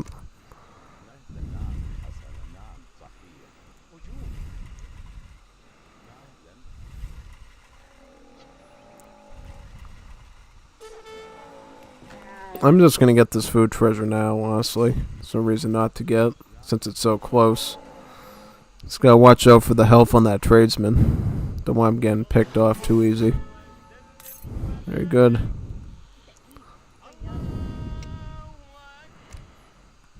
Trickle there.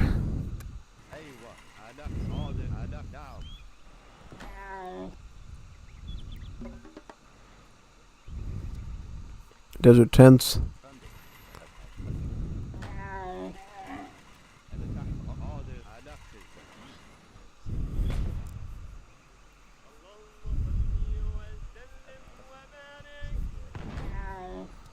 Alright, we'll get these villas here, yep.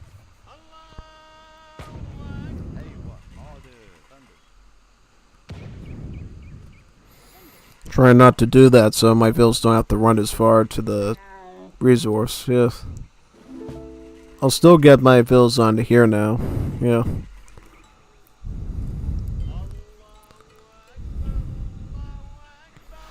It's really important that you get this Trans-Saharan trade card as fast as possible, because this trickles in export, which we're going to need for blue number 4 through 6. Pretty much, yep. Basically, you age up using this library to research these technologies. Blue is civil, yellow is economy, and then red is military, yeah.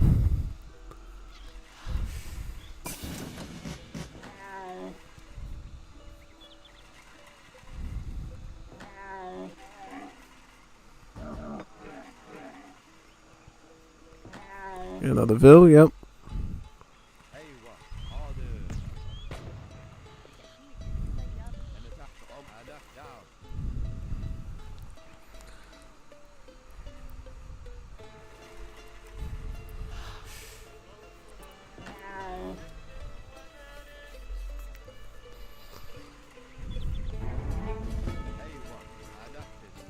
Ship in the coin now.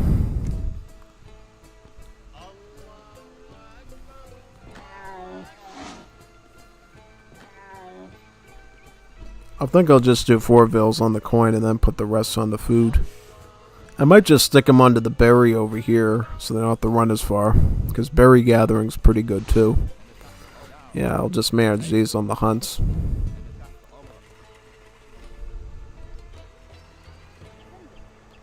I'll pick up the coin using this ville. There, yep.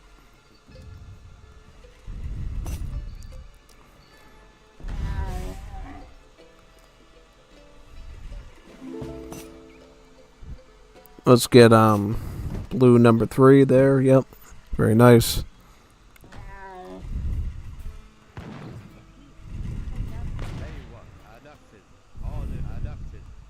He's already doing the forward base over there right now. Unbelievable. Let's see if he can get him. If he can get that,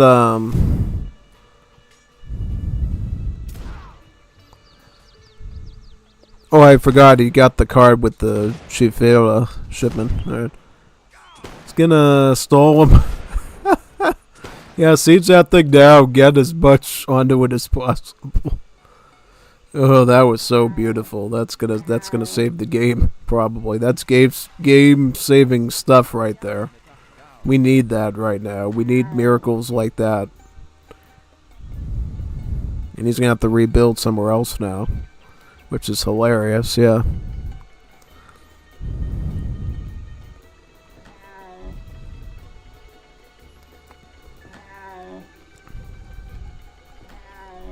We're gonna get blue number 4. There we go.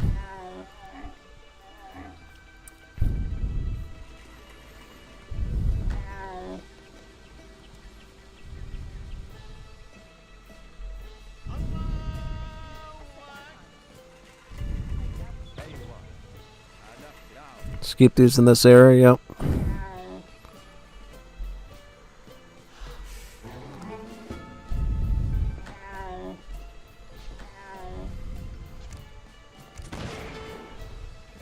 Yep, now you can go back on the food.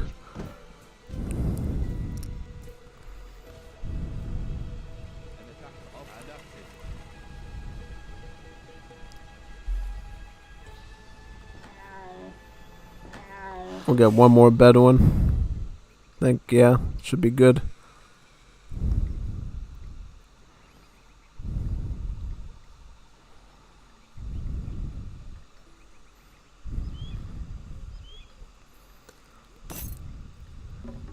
The only important goal for the tradesman is actually to get that spice stall finished off. As long as that gets done, then he's sort of met his purpose at that point. And then we get blue number 5 now, and then we're going to get the last blue number 6 after that. Resource-wise, everything's on par, I think, with us needing to do what we have to do to stay ahead. So that's great.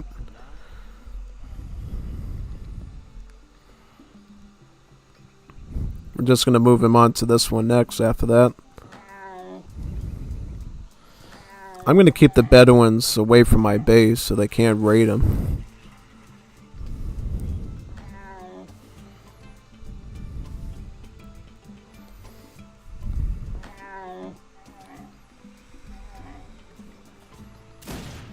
As long as he can stall himself and keep himself alive, that's all I need. Yeah. And he's going to stall him with this tower. Is he going to fall for the tower trick, or is he going to go right for his base? Yeah. As long as he can stall himself time for me to get blue number 6. Because I'm already going to have blue number 5 right now. I just need blue number 6.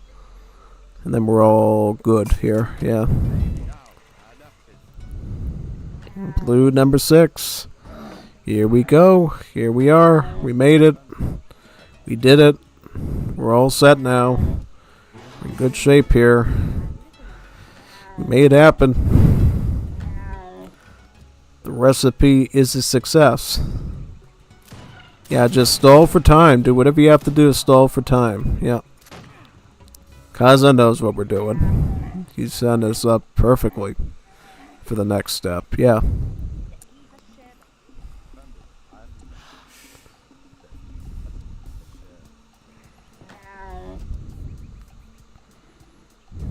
And we need more wood, though.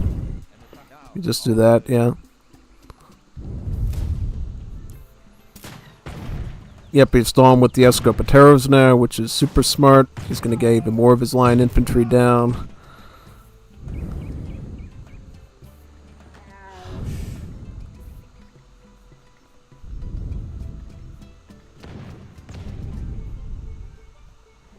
Oh, I brought him back over here, okay. Well, I'm going to do this first, and then we're going to be all set, yeah. We got to decide what we're going to do, though, for units. Because we have to make sure we get the right stuff here, otherwise it won't go too well.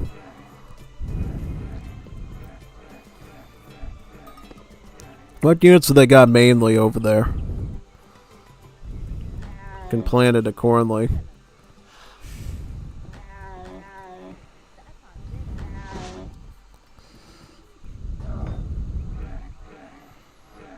Alright, I'll get the dynamite cans first.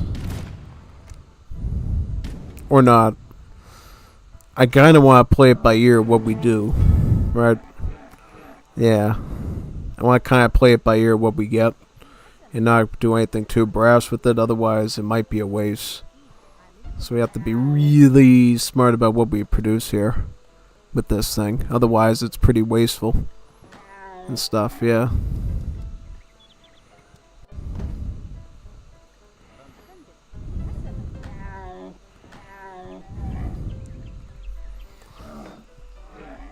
I'm ready whenever you are. I will make things as they're needed, right, appropriately. I do not want to waste any shipments, so I'm only going to make stuff that we need. I'm going to be very conservative. Let me get another spice stall now. We could get red number 1 now if we want to get some fella hens in. Wouldn't be a bad idea, right? Nah, definitely not.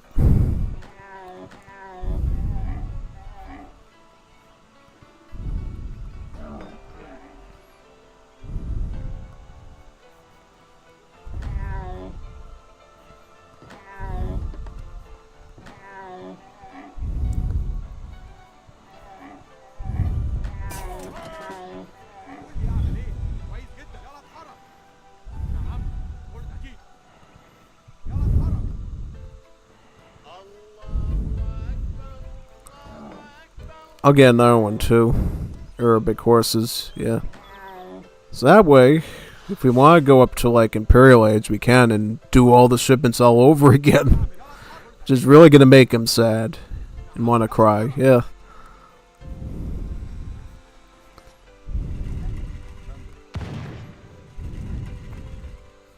Big time, yeah.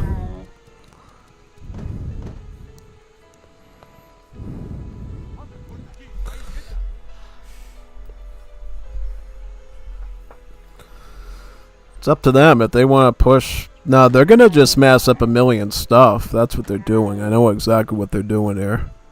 Can't fool me at all. I know exactly what they're doing. They're playing tactics against me. Yeah, big time. I'm gonna make sure these are behind his base, though. That's what I am gonna do. If you don't fall into any sort of situation like that at all, where we have to, yeah. Hopefully not.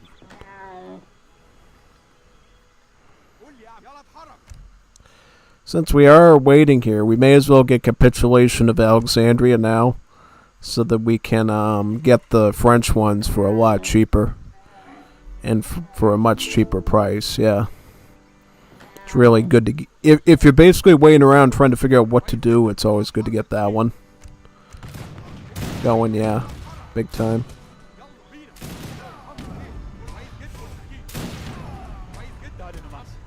Alright, so he's got Hussars. So what do we do against Hussars? We want to get probably the Mamluks first, and then we'll do Cuirassiers after that. Alright, there we go. Bedouins back up.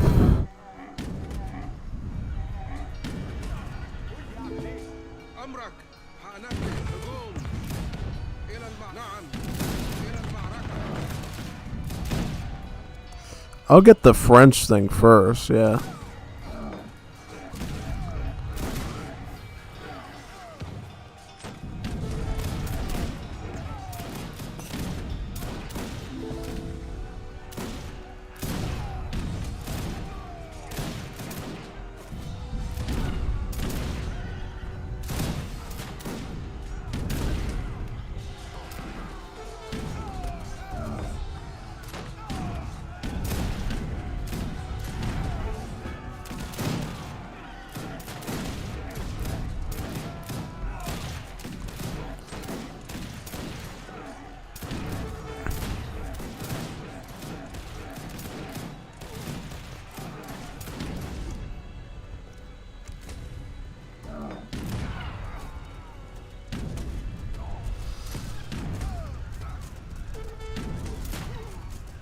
Yep. Fire. Fire. Fire.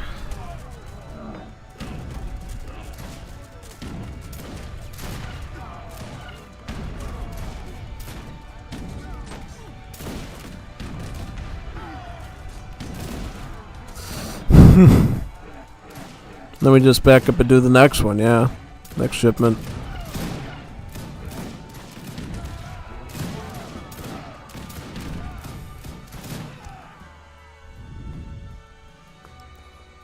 I'll get like revolvings here now, yeah. I'll just put it in the back so they spawn over here, hopefully, yeah. That fire.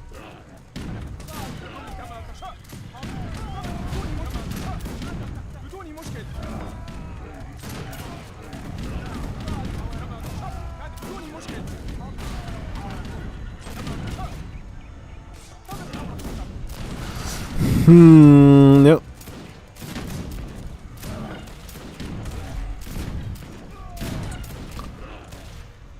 Can we get some more spice dolls? Yes, please. We'll get some more of this, yeah. Very good.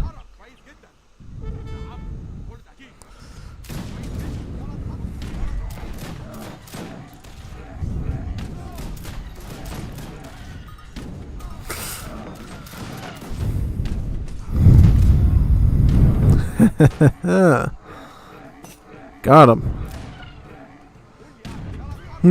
There we go. Yep. Nice. Exactly what we want. Way we want it. And you can come over here now and we can just eat off these spice dolls a lot faster, which would be really good. Yeah.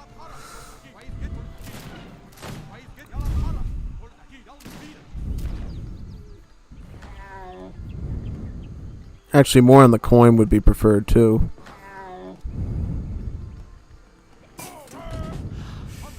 كويس جدا. يلا اتحرك. قول لي كويس جدا.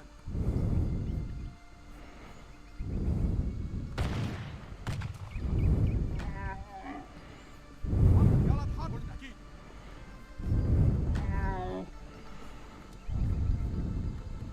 قول لي كويس جدا. يلا اتحرك. I think we have to get like 4 of the كويس جدا. يلا اتحرك. 5 or 6 of the reds for us to go to Imperial, right? I'm just playing this carefully so we don't overdo it, because I really want to be able to send the Ottomans and the Mamluks again, if possible. That'd be like really good كويس جدا. if we could do that. كويس جدا. يلا اتحرك. يلا اتحرك. كويس جدا. يلا اتحرك.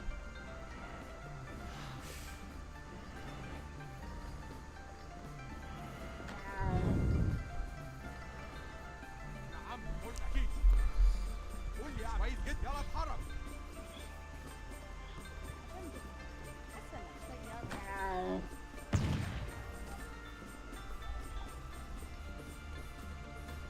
I'm gonna start looking for coin up ahead, see if we can find anything of use.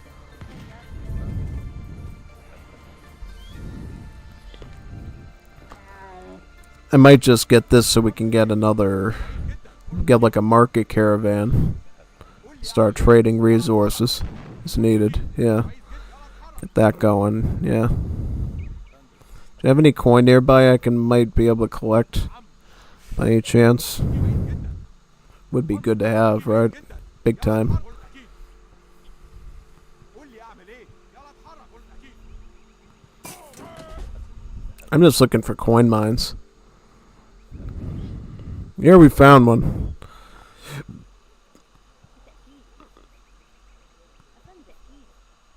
Let's get that.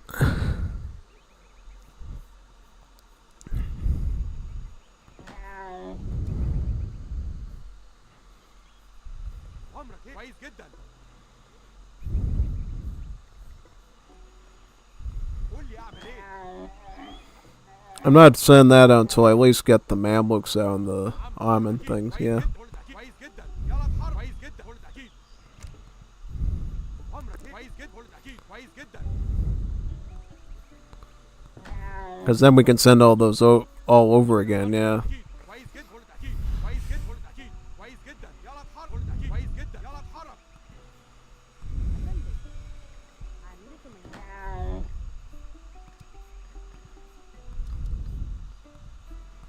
قلت اكيد. كويس جدا. قلت اكيد.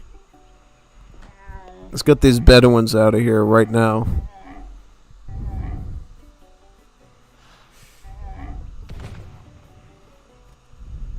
قول لي كويس جدا.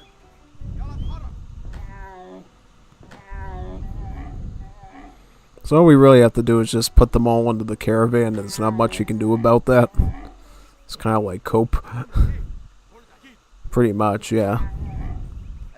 I'm just gonna put these into the caravan, yeah. قول لي كويس جدا. قلت اكيد. يلا بينا. Yeah, it's like, ha ha ha ha ha. There's nothing you can do about it, son. Sorry. See you next week. See you next week. Oh, big time. So funny. قول لي اعمل ايه. يلا بينا. They're just gonna run around, yeah. قلت اكيد. كويس جدا. Yeah, we really should push very soon, though. 'Cause who's telling what's gonna happen next here with these guys? Yeah, I think we should probably just, you know, for safety's sake, get going. Pretty much, yeah. I mean, I'll put these back over here, but we need to push very soon. Otherwise, we got some big problems. Really big problems, actually. I could get this over here, too, yeah. قلت اكيد. كويس جدا.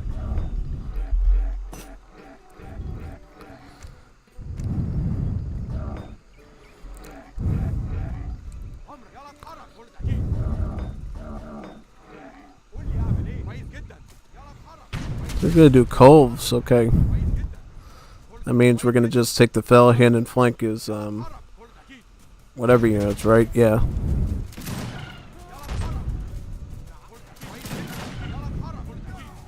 So we are gonna get Janissaries right now.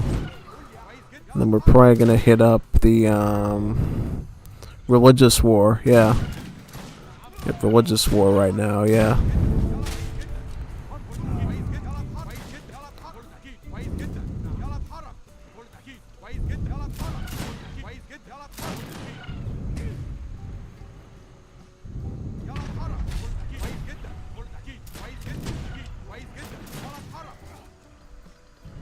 And then after that, we really don't need any resources after we get blue number 6, yeah.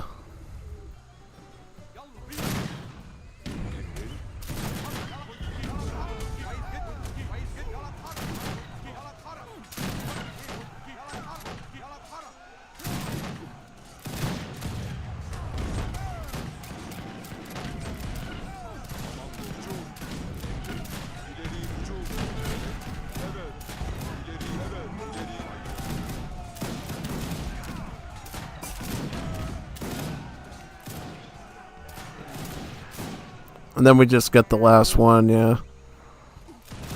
I guess, yeah, we'll do that. Then I'll just ship in,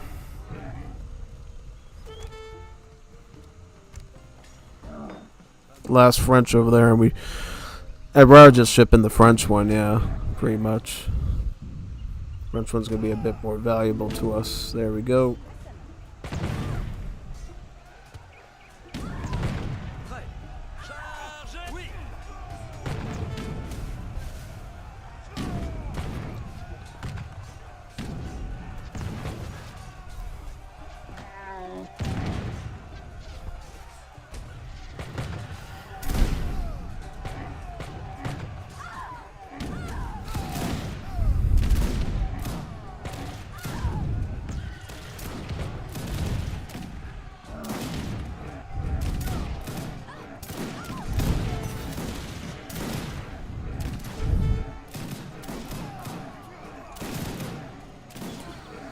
Yeah, I can just shoot these with the Palace Caravan too, which is hilarious.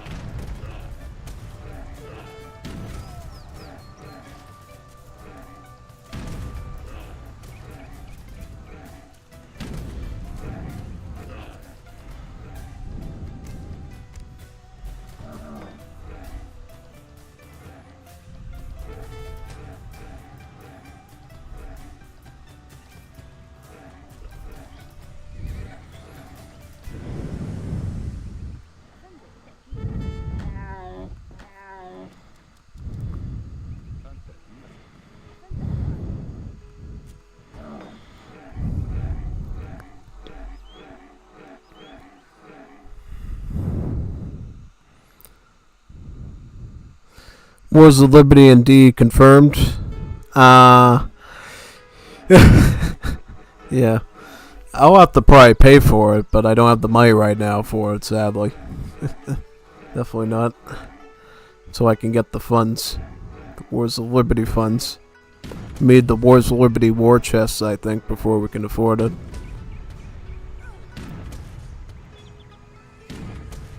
And raided by a building. It's always a nice sight.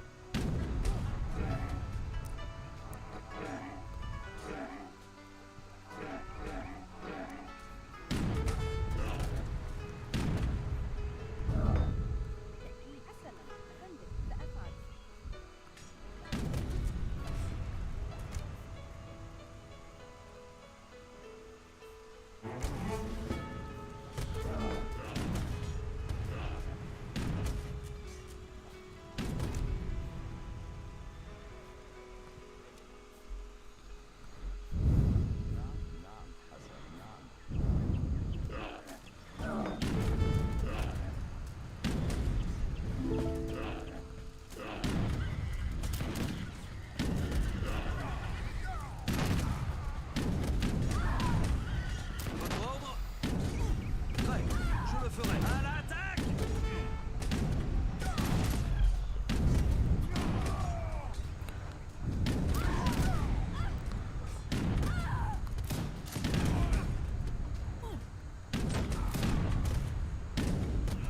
Oui, oui, votre ordre, je le ferai.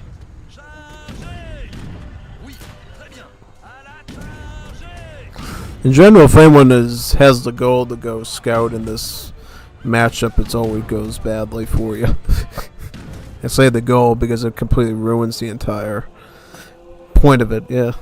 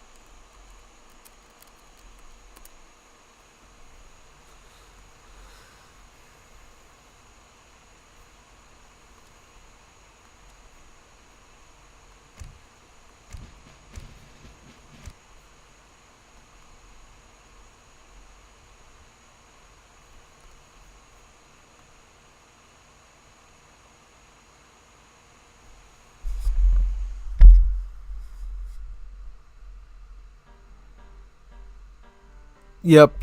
We're gonna have to get together the Unstoppable Stelezzi YouTube war chest to be able to move Wars of Liberty over to Definitive Edition. Big time. I don't know how much. Probably at least $1 million or something like that. Might have to invest in stocks, get a gold standard, find all sorts of coins and gold bars and you name it. Invest in rare earth minerals, invest in Age of Empires 5, you name it. We're going to need all sorts of investments to make Wars of Liberty and D happen.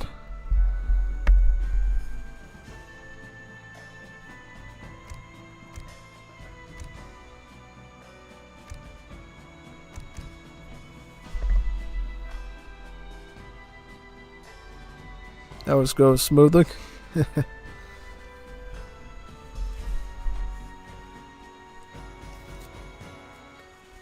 I am gonna get some water now, because I need a new bottle.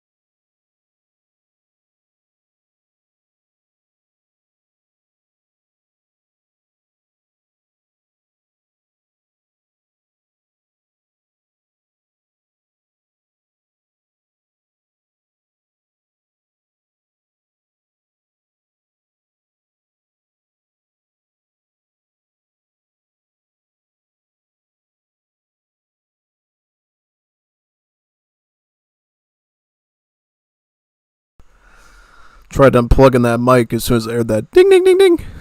Definitely don't want to hear that thing. Definitely not.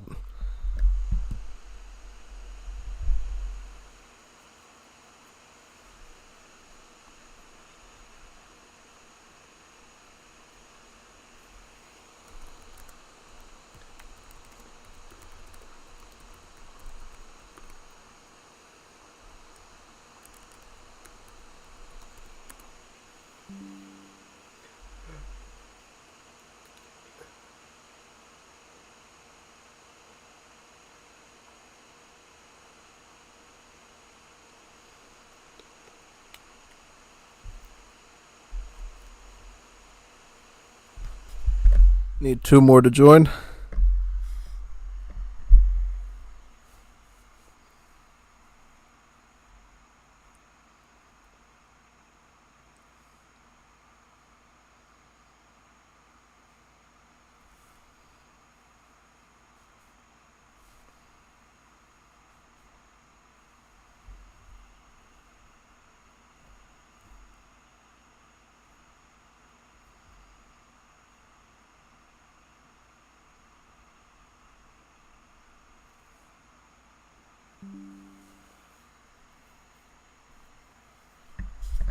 Who will be the lucky Juanitos Bonitos to join us?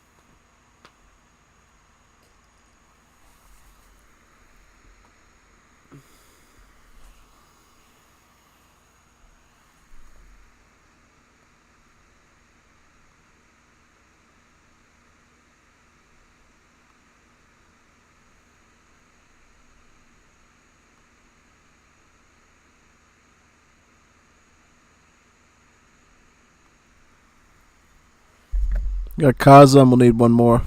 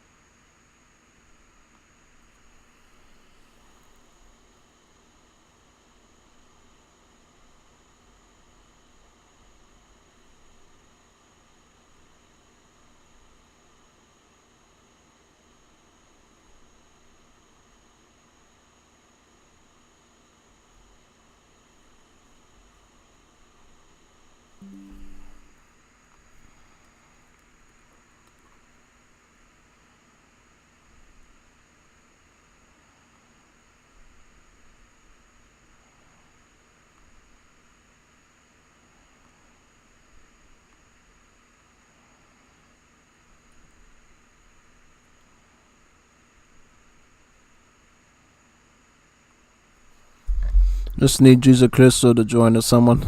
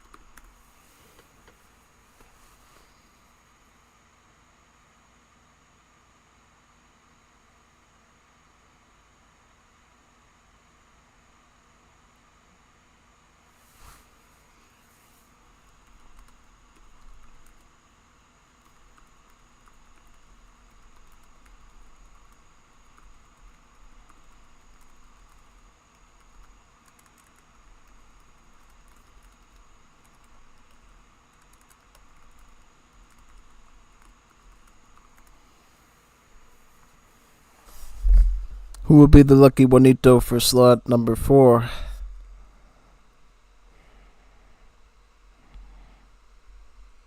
Jesus Cristo will return. Very nice. Austria-Hungary. Alright. I accept the challenge. Yes.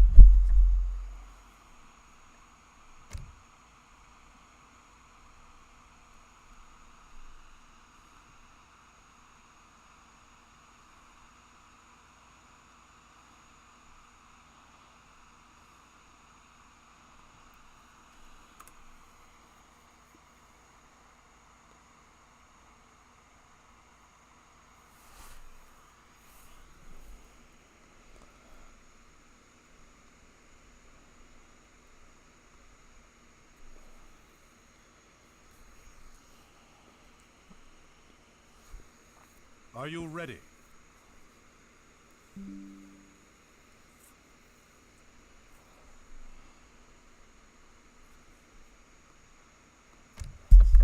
Let's do it.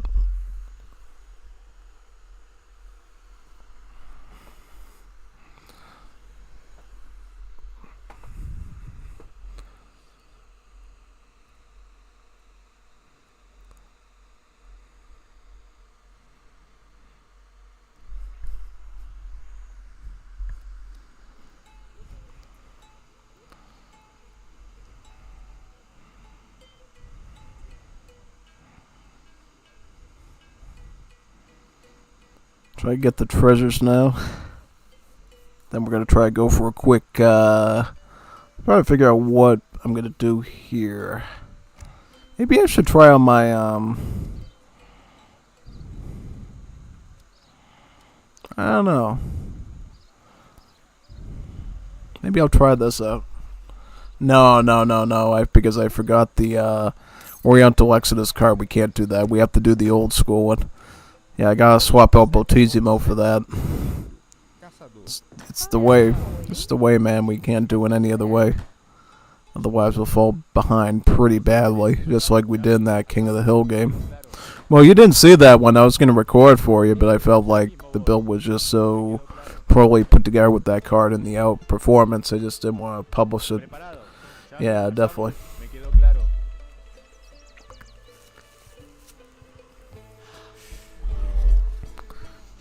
Let's do this. Yep.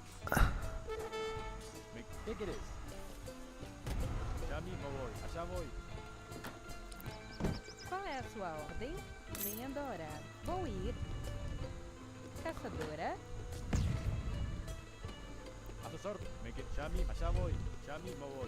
Alright, we'll get some more bills in. Yep. Maquinos. ¿Qué querés?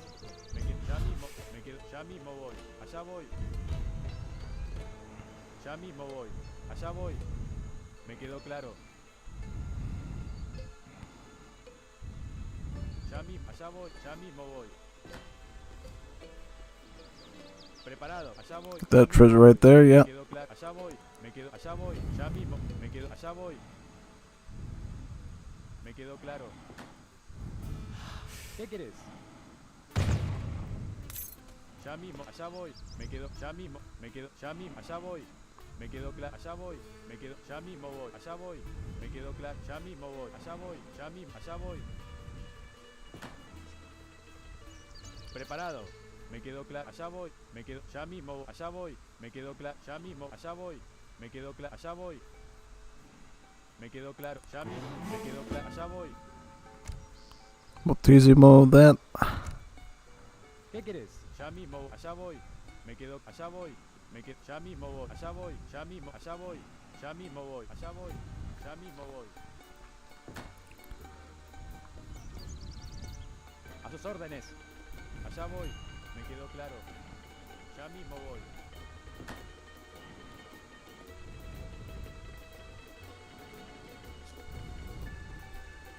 ¿Qué querés? Allá voy.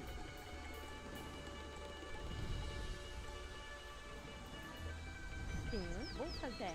Vou ir, vou certo. Vou fazer certo. Vou fazer. Caçadora. Preparado, ya mismo voy. What's this? Ya voy, Sheep. me quedó claro, ya mismo. Sheepy, sheepy. Me quedó claro. Ya mismo. Yeah. Ya voy. Me quedó claro. Ya mismo. Allá voy. Me quedo. Allá voy. Me quedó claro. Ya mismo voy.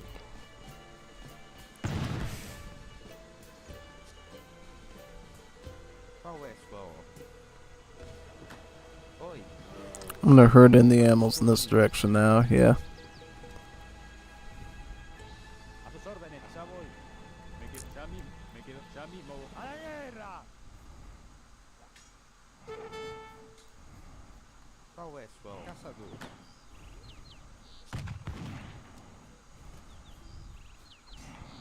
¿Qué querés? ¡A los tiros! Might be able to get away with it without using my ability, so I might do that.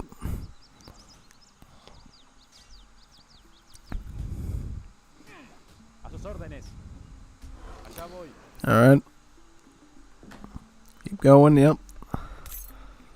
Ya mismo voy. Allá voy. Ya mismo voy.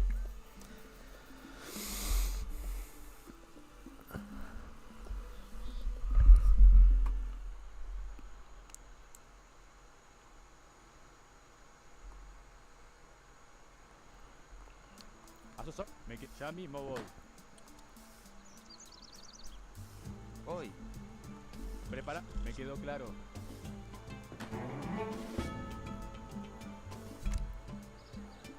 Get Oriental Exodus so we can get our pop up. Qual é sua ordem? Lendo. Qual é a sua ordem? Lendo.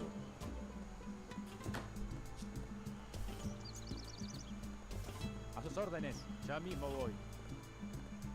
Allá voy. Oi. Qual é? Certo. Vou fazer. Caçador.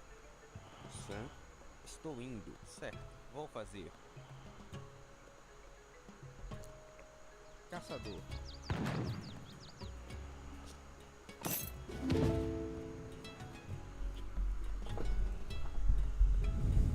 Qual é sua ordem? Get a barracks.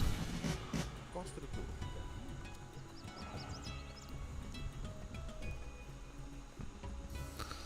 And get a TP up there somewhere, yeah.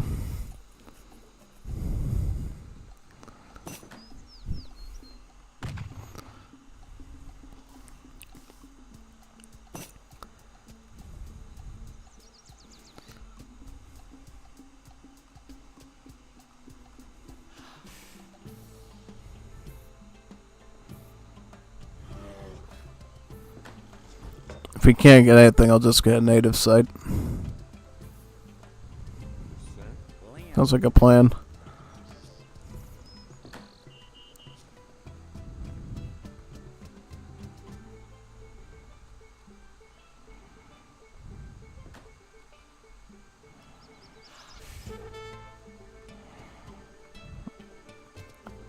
Get that one now, yeah.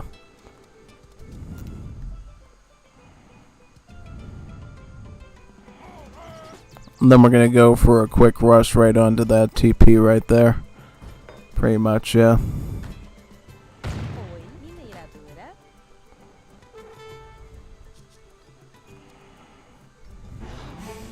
Certo. Vou ir. Certo. Ship that in, yeah. Qual é? Caçador. Sam. Certo. ¿Qué querés? ¡A la guerra! Oi. Vou fazer. Caçador. Caçador.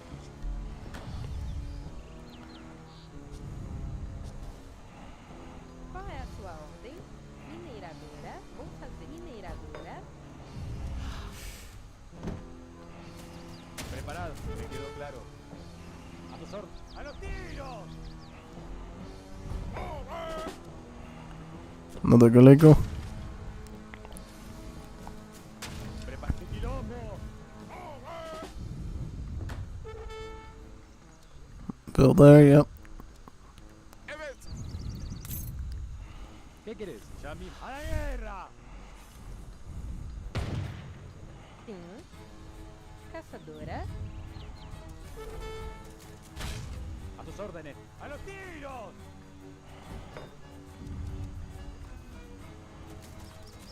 ¿Qué querés? sus órdenes. Me quedó claro. Preparado. Allá voy. Me quedó claro. Ya mismo voy. Hazır. Evet, tamamdır. TP right there, yep.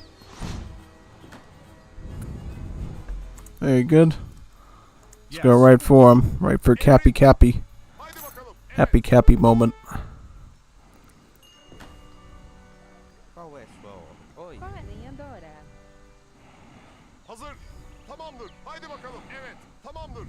Haydi bakalım. Evet, tamamdır. We can play Siege on the way there too and get all these shrines as well, yeah. Evet. Evet. Haydi bakalım. Evet. Tamamdır. Hazır. Evet. Haydi bakalım. Qual é sua? Estou indo. Construtor. Emrin. Tamamdır. Haydi bakalım. Evet. Tamamdır. Evet. Haydi bakalım. Evet. Tamamdır. Evet. Haydi bakalım. Evet. Tamamdır. Haydi bakalım. İleri marş. Evet. Haydi. Evet.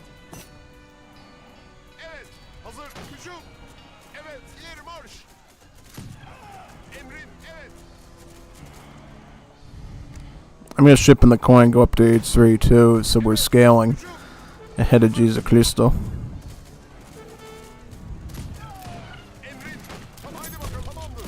Haydi bakalım. İleri marş. Evet. İleri marş. Evet. Evet. Hücum. İleri marş. Hücum. İleri marş. Hazır. Haydi. Evet. Hücum. Tamam. Haydi bakalım. Tamamdır. Evet. Tamamdır. Evet. Haydi bak. Evet. Tamamdır. Haydi bakalım. İleri marş. Tamam. Haydi bakalım. Hücum. Tamam. Haydi bakalım. İleri marş. Evet. Hücum. Emrin. Evet. Emrin. Hücum. Tamamdır. Evet. Hazır. İleri marş. Evet. İleri. Hazır. Haydi bakalım. Haydi bakalım. Emrin. Tamamdır. Haydi bakalım. Evet. Tamamdır. Evet. Haydi. Evet. Tamamdır. İleri marş. Hazır. Haydi tamamdır. Evet. Tamamdır. Haydi bakalım. Tamamdır. Evet. Haydi bakalım. Evet. İleri marş. Evet. Tamamdır. Haydi bakalım. Evet. Emrin. Evet. Tamamdır. Evet. Hücum. Hazır. Haydi bakalım. Evet. Catador. Qual é sua ordem? Caçador. Emrin. Tamamdır. Evet. Evet. İleri marş. Hazır. Tamamdır. Haydi bak. Evet. Tamamdır. Evet. İleri marş. Haydi bakalım. Evet. Evet. İleri marş. Evet. Evet. Hazır. Haydi bakalım. Hücum. İleri marş. Hücum. İleri marş. Evet. Evet. Tamamdır. Evet. Tamamdır. Hücum. Now I'm going up to age 3 with the French, and then we're gonna start really going heavy on Cav. Yeah, that's kind of the idea.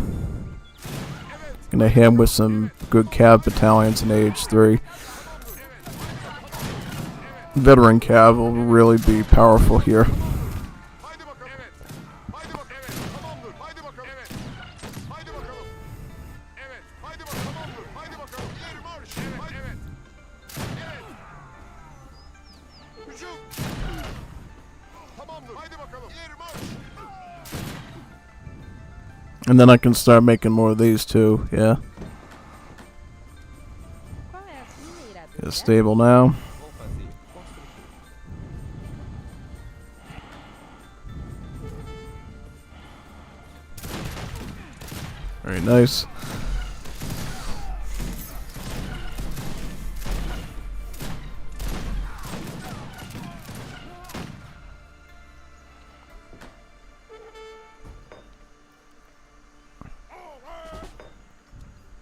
Emrin. Evet. Tamamdır. Evet. Hücum.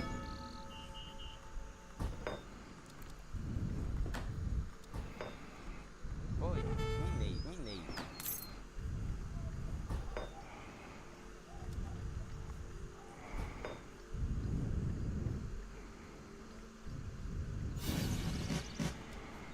Get my French colony here now, yep. Very good. Catador. Evet. Evet. Hazır.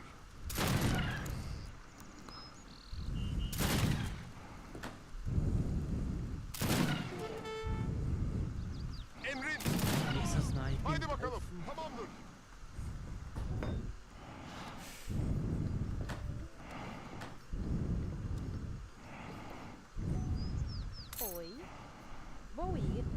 Metralhadora. Evet, hücum. Hazır, evet. Oui, oui. Je le ferai. Chargez! A tus órdenes. ¡Qué quilombo!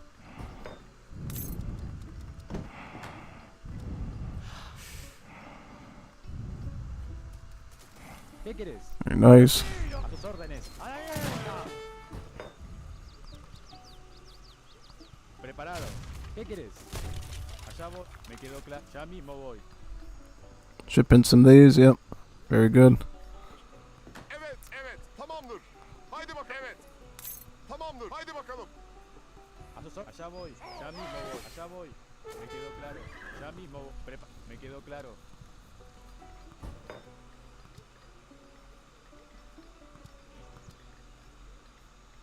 Sim.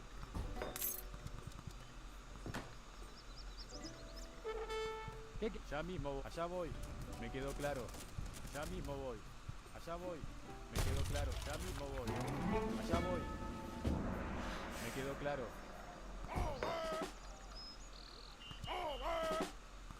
A sus órdenes. Ya mismo voy. Me quedó claro.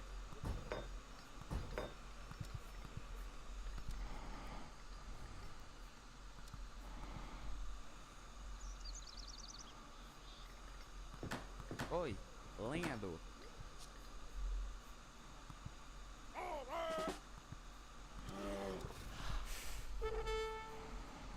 Preparado. Prêt. Votre ordre? Emrin, hücum. Evet. Ya mi... A sus órdenes. ¡A la guerra! Très bien. Oui. Prêt. Votre ordre? Chargez! Oui. Emrin. Para, tranquilo. ¡A la guerra! Allá voy. Oui. A sus Chargez! órdenes. Emrin. Hazır. İrma. Evet. Hücum. İrma. Evet. Prêt. Oui. Oui. À l'attaque! Emrin. Preparado. ¡A la guerra! Hazır. Emrin. İrmarş. ¿Qué quieres? Me quedo... Ya mismo voy. Me quedó claro. Ya mismo voy. Allá voy. Qual é sua ordem? Construtor. Oi. Mineiro.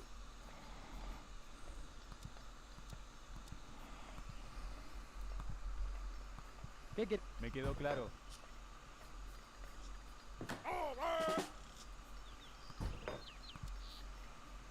Prepara, allá voy. ¿Qué quieres? Me quedó claro. Qual é lenhador?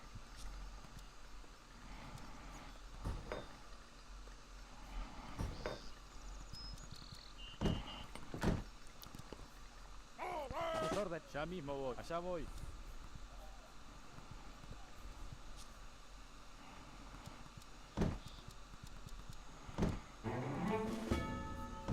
Prepara. Ya mismo voy. ¡A los tiros! A sus órdenes. Allá voy. Ya mismo voy.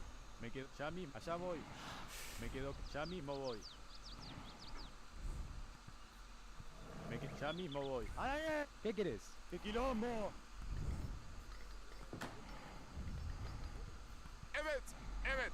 Tamamdır. Haydi bakalım. Emrin. Evet. Tamamdır. Hazır. Votre ordre? Chargez! Allá voy. Allá voy. Allá voy. ¡A los Emrin. Evet. tiros! Hücum. Oui. Je le ferai. Oui. À l'attaque! İrma. Evet. İrmarş. Hücum. Emrin. İrma. Evet. İrmarş. Evet. Hücum. Evet. İrmarş. Hücum. İrmarş. Oui. Chargez. Oui. Chargez. À l'attaque. Chargez. Hazır. Evet. İrmarş. Oui. Très bien. Oui. Très bien. Je le ferai. Oui. Je le ferai. Votre ordre. Très bien. Oui. Prêt. Très bien. À l'attaque! Emrin. Evet. Votre ordre? Je le ferai. Oui. Emrin. Haydi bakalım. İrmarş. Hücum. Evet. ¿Qué quieres? Allá voy. ¡Qué quilombo! Hazır. Tamamdır. İrma. Evet. Gum.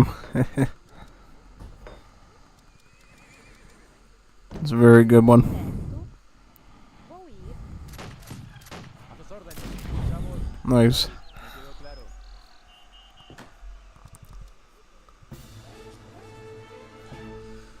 ¿Qué quieres? Very nice. Cousin doesn't even know what happened there. Yeah. It's because I defeated their armies down there, pretty much, yeah.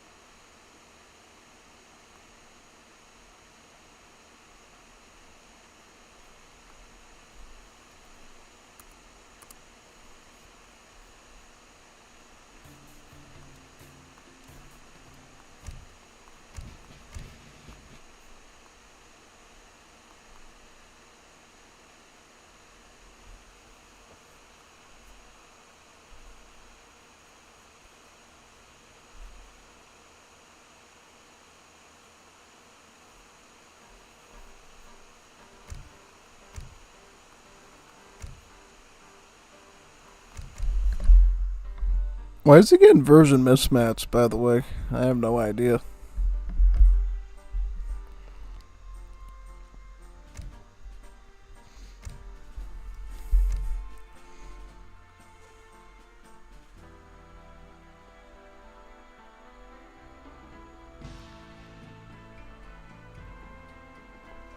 Just run that, I'm running this. Not fooling around. Are you ready?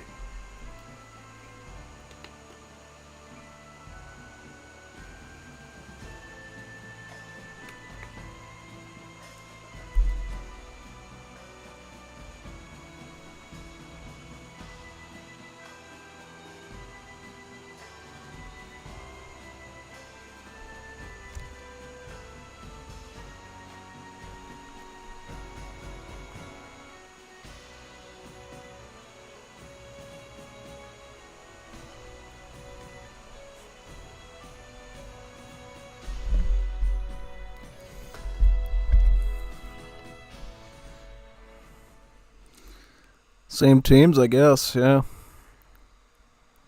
All good civs all around, yeah.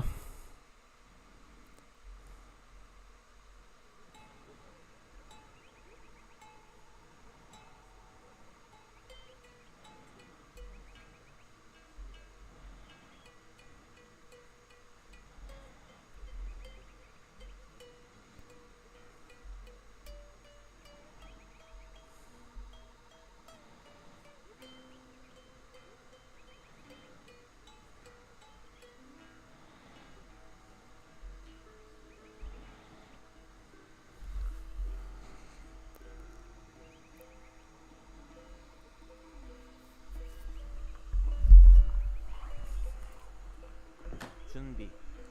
들어줘. 명령. 공격. 돌격. 준비, 이동. 저요? 그러죠. 예, 실시. 에? 공격.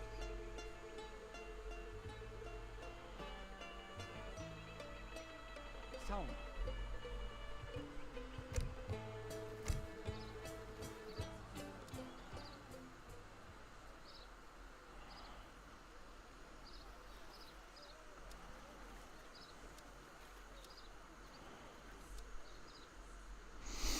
Juanito Capi forgot to restart his juego. Juanito, what you do, Juanito? No, Juanito, no. I think he forgot to restart his thing again. Just saying.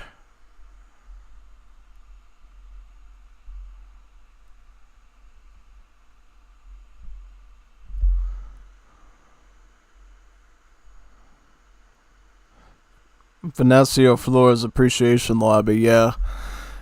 Isn't it always, though? Whenever we get one Uruguay, somebody else wants to do Uruguay, too. It's always the way. The Euro way of Uruguay. The Euro way of Uruguay. Yeah, something like that.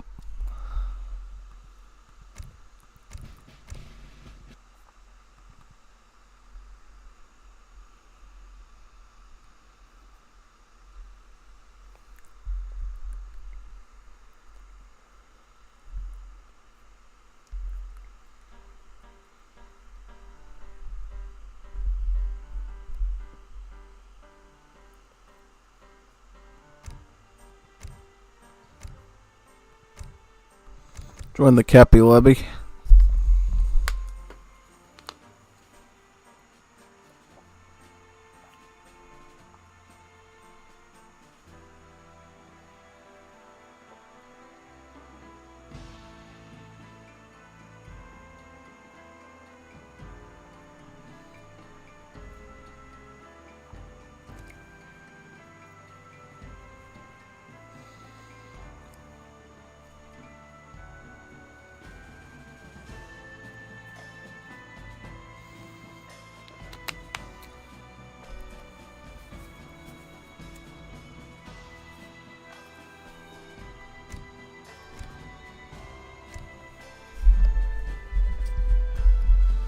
Oh, he wants Verde? Oh.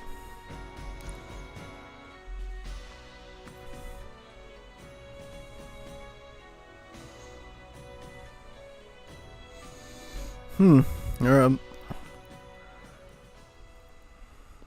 It's me and Jesus Cristo against Cappy and Kazan this time. Alright. Sounds good. Gotta change up the teams a bit anyways. 안녕하세요. 싸움. We have to come up with a game plan to deal with this Bolivia though. Big time. 공격. If it comes down to it, I can use iron flails to go after his Frankie Tiradores, if that's going to be the thing we're going to be dealing with here, probably. 준비. 명령.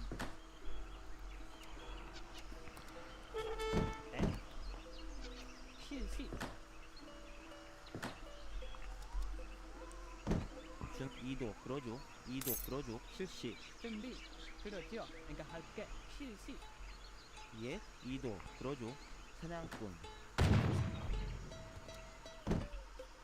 안녕하세요. 내가 할 실시. 그러죠.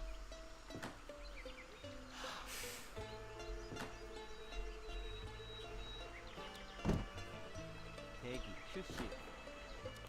There we go. 명령. 싸움. 네. 끌어줘. 목수. 어요? 사냥꾼. 사냥꾼. 실시.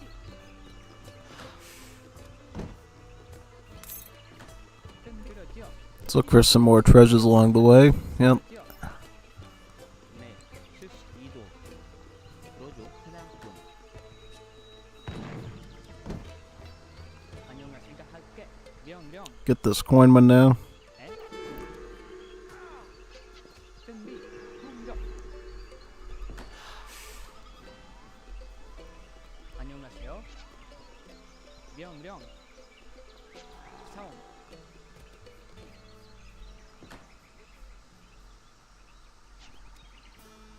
준비. 실시. Very good. Let's look for some more treasures. 명령. 그러죠. 내가 할 실시.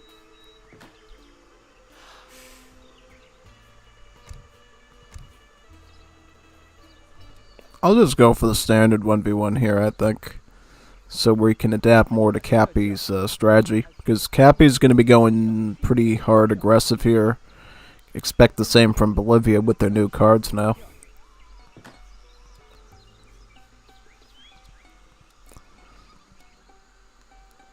Yeah, because basically Bolivia is now a rush civ, because now they can do Guarani natives and they can do the Aymara natives from their embassy and train them directly. And then once they get the ultimate building, they can actually access their technologies through that as well. So, definitely a much more rush-centric native civ now. Kind of akin to what the Belgians can do. Whereas the Belgians are a bit more anti-mercenary and anti-cav base. The Bolivians are definitely a mixture of anti-cav with anti-infantry. A little bit more widespread, I would say. Somewhat better, yeah. Because it's not so emphasized on heavy infantry as much. You know, you got the musketeer, you got the dragoon, and then you got the skirm. And that's not if you add additional natives in from the map.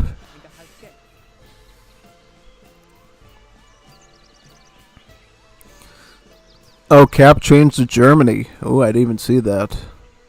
Might be a bit easier now. Feeling a bit more confident about this now. So now we're not going to have to deal with the Jan Abbas or the Bombard stuff, which is a little bit better. I'd rather deal with the Germany, honestly, sometimes, than all that. Let's get the Wonder going. Grand Palace right here. 준비. 목수. 예. 목수. 저요? 목수. So I'm putting some villas over there. 준비. 안녕하세요. 그러죠. 내가 할게. 실시. 그러죠. 내가 할 그러죠.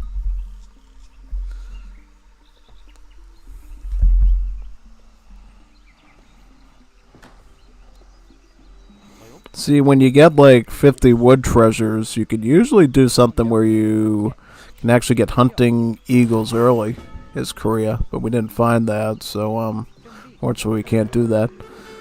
Did that on the Captain Link game when I was playing Korea on this exact map, actually, but on that side.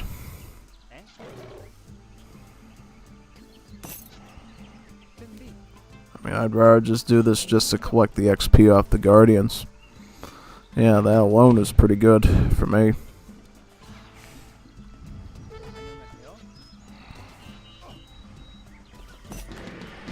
Very nice.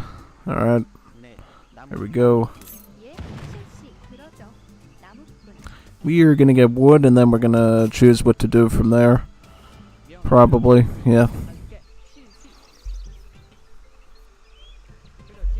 그러니까 갈게. 그러죠. 실시.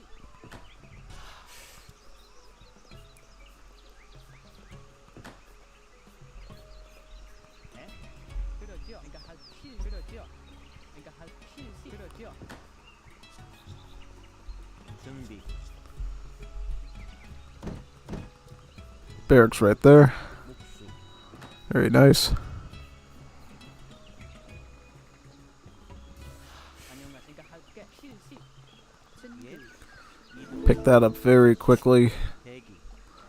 We might just want to go into Consulate from here. And pick up some Consulate ally. Maybe. Which one, though, is the question. I would say probably against this Cappy setup, I would go with Chinese. I'm almost certain Chinese is the way to go here. Usually, yeah, for this setup it is.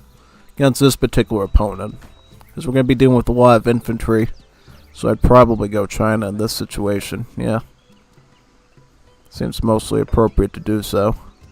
예. 목수. 대기. 실시. Got market as well. 목수. 예. 그러죠. 실시. 이동.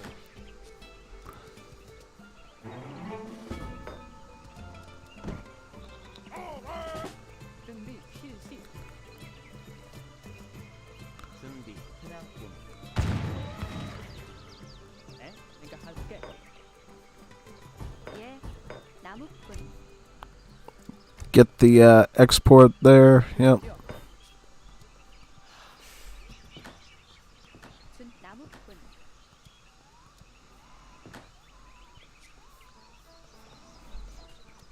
Oh, Husale! He's going to Husale!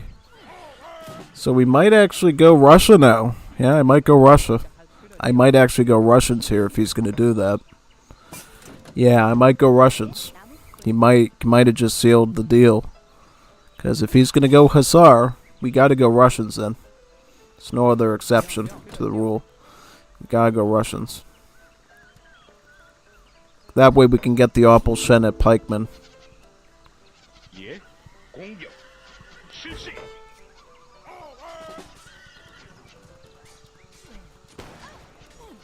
준비. 진격. Alright, let's get the Russians right now. 대기 출동. Bring these all back to the... 준비. 돌격. Alright, well, we're going to have to hide him in the buildings then, if that's the case. And then we're going right into Pikeman. Opal Shenna time. Right now. Not even messing around with this. If he's doing that, we're going Opal Shen. They're all going shock units, so I'm going to go Opal Shen at Pikeman. They're going to regret that choice. That setup, yeah. Because now I got all these pikemen. Look at what I'm going to do to them now. It's not what they wanted. Trust me. Now, oh no, now he's splitting up like a banana split. That's not what I want. Alright, well, we might have to change our export rate then if he's going to do that. Because we're going to really need some stuff here. Big time. 저요? 에? 공격. 준 그러죠. Gato. Boy. Gato.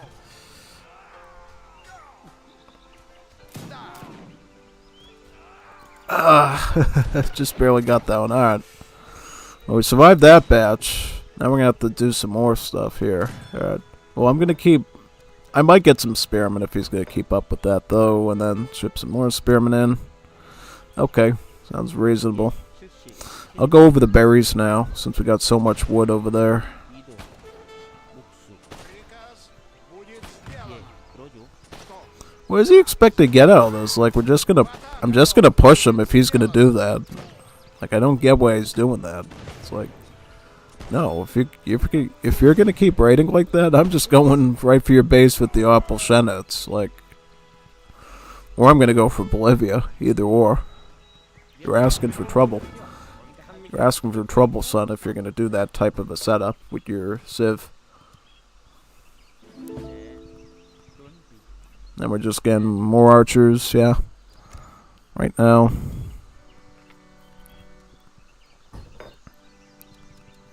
준비. 그러죠. 헐격. Let's see, he's gonna have to deal with this. He's gonna have to confront these guys now. So now we're just going for his base right there. 그러죠. If I start pounding on his TC, he needs to respond to that. So he better be willing to deal with the consequences of his actions. 100%. Yeah, because I'll just go up to his TC and just start knocking on it. 준비. 실시. 목수. 목수. Right here, right now, right for his TC. So now he has to go for that. He has to save his town center, so he's going to return. Stop raiding, and then the fun begins.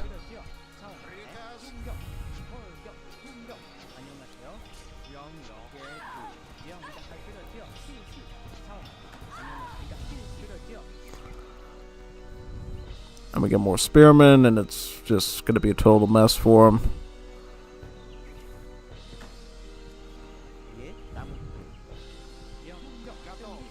We got bowmen too. We got archers. This is like fine. I'm okay with this right here. See, he's gonna try to like pressure my archers or whatever, and it's like, no, I'm just gonna move over here, and then we're just pressing his base. Yeah, let's just go after his town center right now. No need to take off the pressure at all. Let's go right for the town center. Right there, right then there.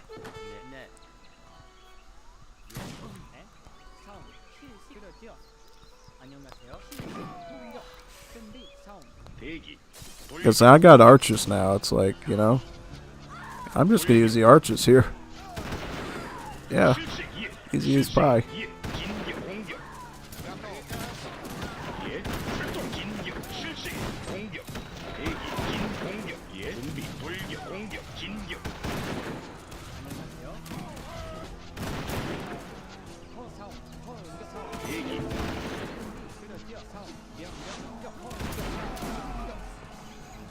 Yep, we got the spearman right here. Yep, take the barracks down.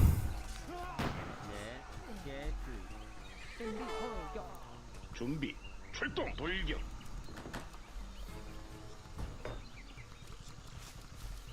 대기 실시. 예. 저요? 나무. 백이동. Church. 명령. 충격. Then we take down the rest of the production buildings. Nice try, Cappy. You should have stuck to your normal game there. Probably would have had a better chance.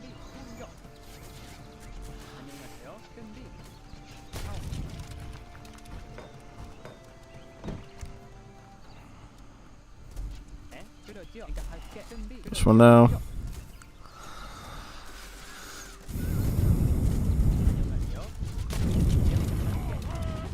And then just go down to Bolivia and start pressing, popping and pressing on that side, yeah. 예. 실시. 진격 돌격. 준비. 예. 진격. 공격. Like, yeah. Of course I'm gonna maneuver that. 대기 출동 돌격. 대기에 공격. 준비. 실시. 진격. 공격.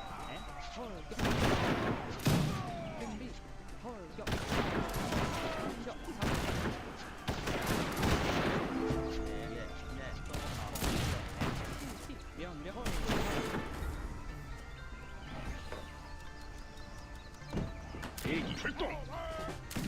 예. 출동.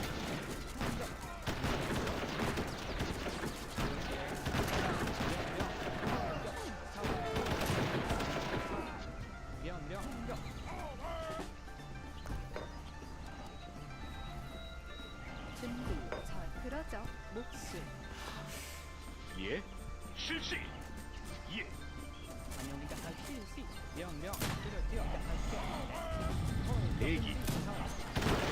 예. 명령.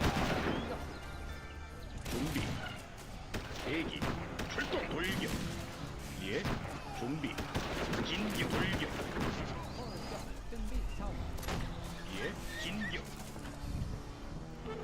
준대기. 예. 이동. 실시. 진압군. 예.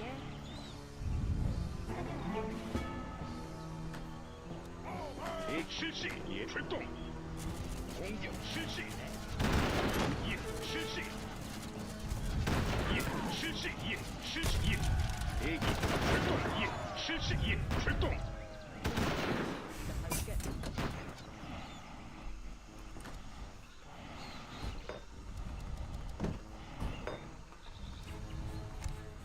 Start shipping in the crates now, yeah. Alright, let's get these right here. 실시. 돌격. 대기. 진 공격. 준비. 돌격. 예. 공격. 대기. 예. 실시. 진기 출동. 공격. 준비. 준비. 실시. 돌격. 대공격. 돌격. 공격. 예. 돌격. 진격. 예. 공격. 돌격. 공격. 돌격. 사업. 준비. 그렇죠. 안녕하세요. 공격. 준비. 명령. 예. 이동. Coin. May as well get that, right? 실시. 목숨. Yep. Let's do that. 준비. 진격. 공격. 대기. 돌격. 진격. 안녕하세요. 이거 할게. 예. 출동. 공격. 준비. 실시. 출동. 돌격. 예. 진격. 공격. 예. 실시. 돌격. 공격. 예. 진격.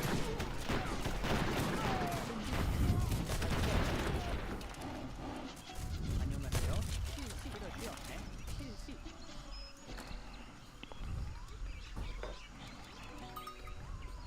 сделаю. Будет 준비. 내가 할게. 실시. 안녕하세요. 공격.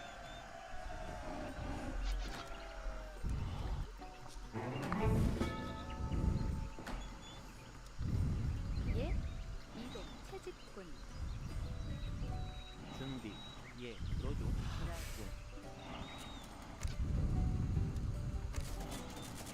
명 그렇죠. 내가 할 그렇죠. 내가 할게. 실시. 내가 할게. 에? 실시. 안녕하세요. 그렇죠. 내가 할 그렇죠. 내가 할게. 사업. 명령. 공격. 에? 돌격. 예. 실시. 목숨. 저요. 나무꾼. 준비. 명령. 네. 그렇죠. 내가 할게. 준비. 실시. 그렇죠. 실시. 그렇죠.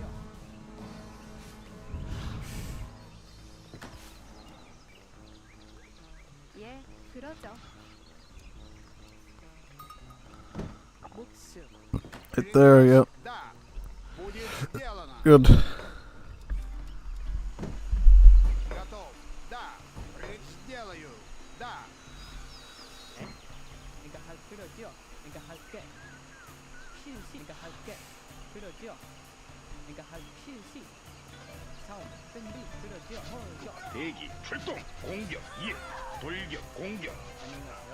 명령. 실시. 내가 할게. 실시. 내가 할게. 그렇죠. 대기. 나무 사냥꾼.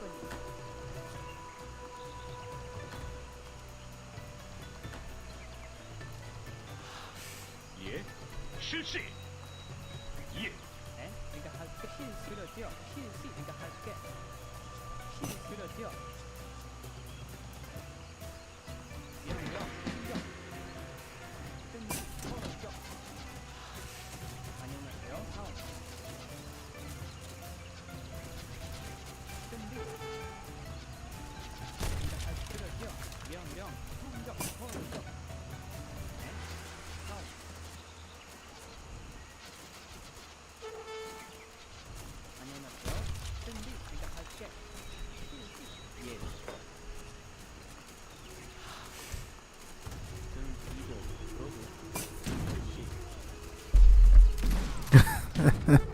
Nice try.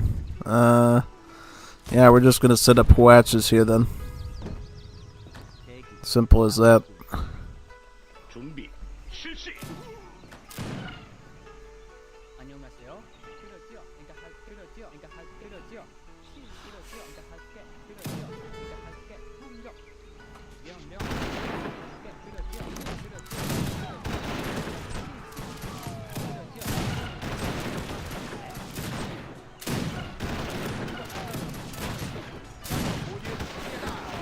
예. 불기 공격.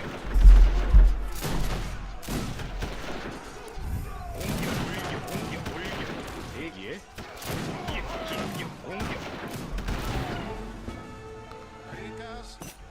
Good push there. Big time. Yeah.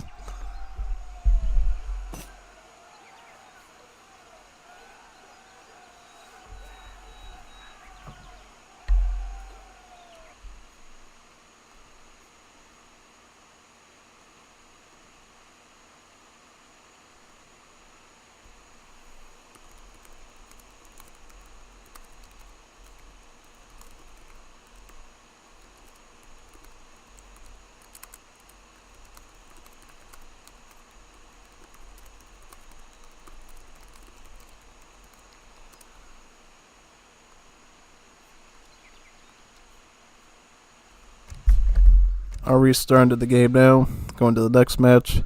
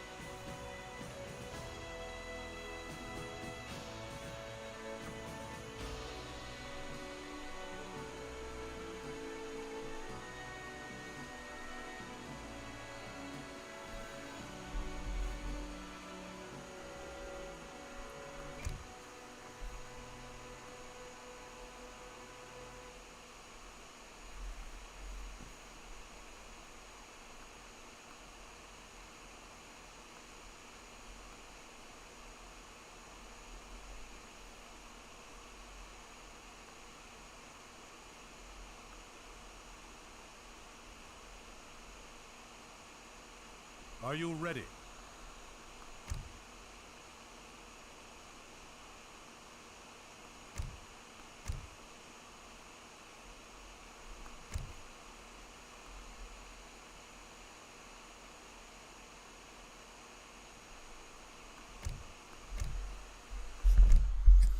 Give him a China. Haven't done that in a long time.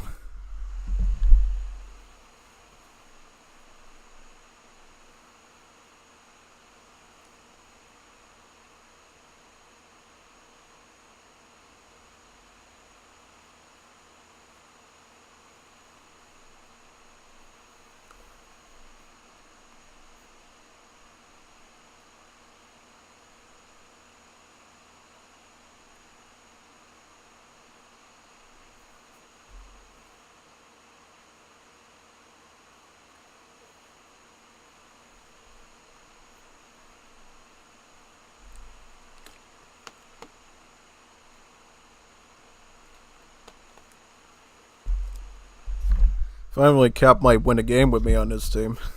That'll be good for Cappy. Happy Cappy moment. 是的，攻击遵命。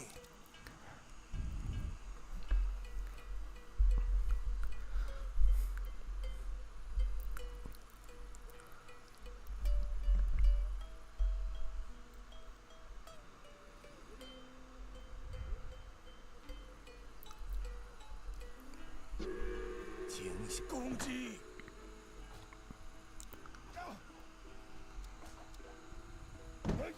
准备就绪。请下命令。是的。好的，出发。是的，遵命。猎人。是的。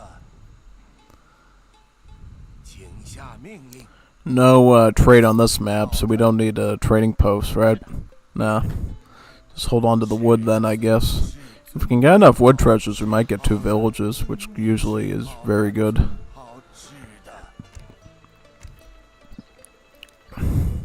I might get Bruce Lee Temprano. Might be that type of day, yeah. Let's get Bruce Lee Temprano. The funny rush deck where you use disciples in the White Pagoda. Framing Trufa Auda.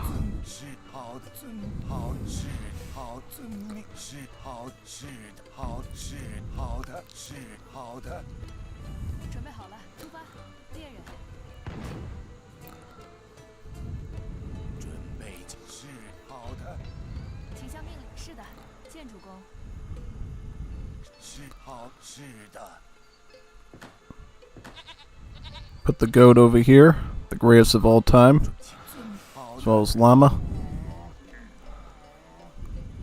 是遵命。好的。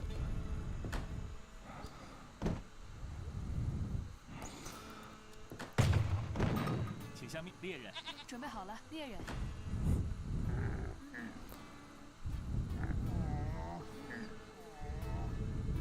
遵命。是好的。是遵命。 Get 5 disciples. 是好的。是的。是的。好。 Let's get the cow. The cow's actually good because our village is a livestock pen as well. So we can actually fatten these animals and eat them. Make some beef teriyaki. Some wonderful Chinese. 停下命。准备好的。是的。是的。遵命。停下命令。是好。 And with all those disciples, we can actually eat up all the treasures on the map too as we find them. Treasures we normally couldn't get, like this one, are going to be very easy to collect and worth our while. So yeah, let's get all those disciples on the front lines and should be in good shape, yeah. Yep, there we go. Disciples, come along with me, and we're going to get all those treasures right over there.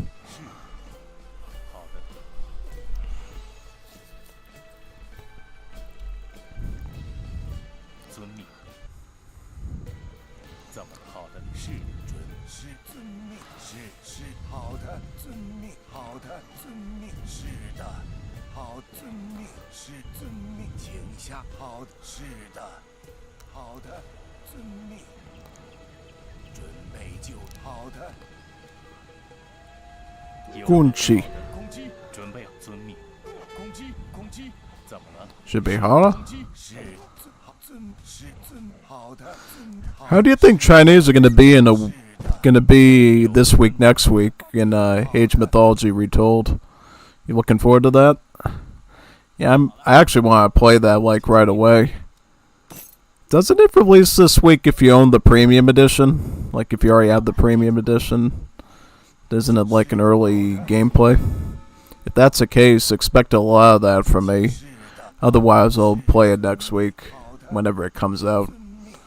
Yeah. Oh, wait a minute. Wrong wonder. I forgot. We're doing this one. Alright. See? I almost forgot. I almost forgot what to do, and that's not good. I almost forgot. It's not good. Getting old. Turned into Sleepy Joe. 330. It's never good. 好的。是的，遵命。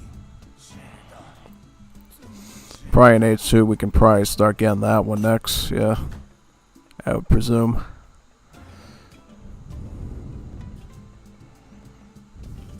Probably want to get the monastery first. Just saying. Because that'll generate XP, and that's when we can get our upgrades. Wonderful upgrades, yeah. 好的。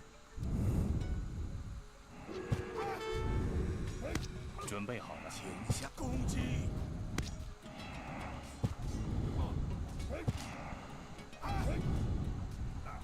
准备就绪。是的，攻击。 Doing quite good. 请下命令。是的，攻击。准备就绪。 Snatch the pebble. 请下。是好的。是的，遵命。 Then we're gonna just look for more treasures around here next. Get the monastery up so we can collect that goodness. Then from there we can add things in. 什么？请下命。是的，猎人。是的。好的，遵命，猎人。有 Nice. 是遵命。请好的。准备好攻击。 Kunji. 是的，是的。怎么了？ Jibi Hala. Priming Trufa Hauda. 是攻击。怎么了？好的，攻击。请攻击。有何是好的攻击？攻击。准备攻击，攻击，攻击。 Oh, he's using a collisions to get me. That's not good. That's not kosher. It's not kosher at all. 什么？好的，准备好了。是的，请下命令。是的。 And then we probably can get some consulate units too, right? Yeah, something like that. Get them from behind. Priming Trufa Hauda.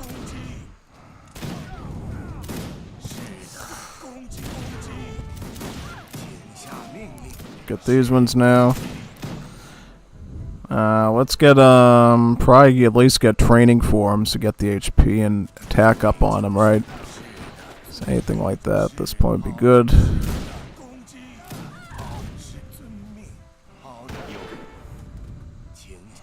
I guess what I'm gonna do to you, son, I'm gonna give you the roundhouse kick of the century.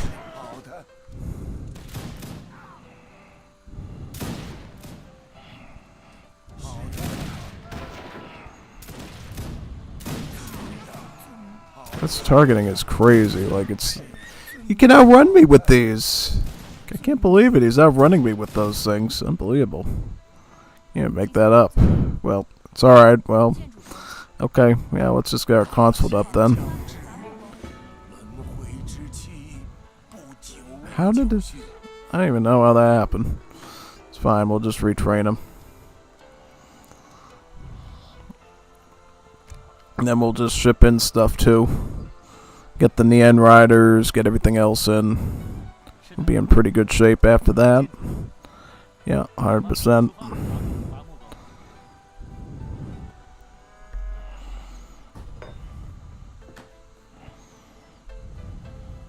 So all this food we're flowing, we definitely need disciples to make good on it.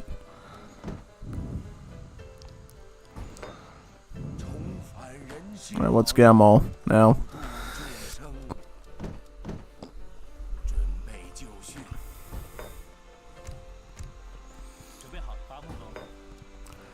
I'll probably just get this, yeah.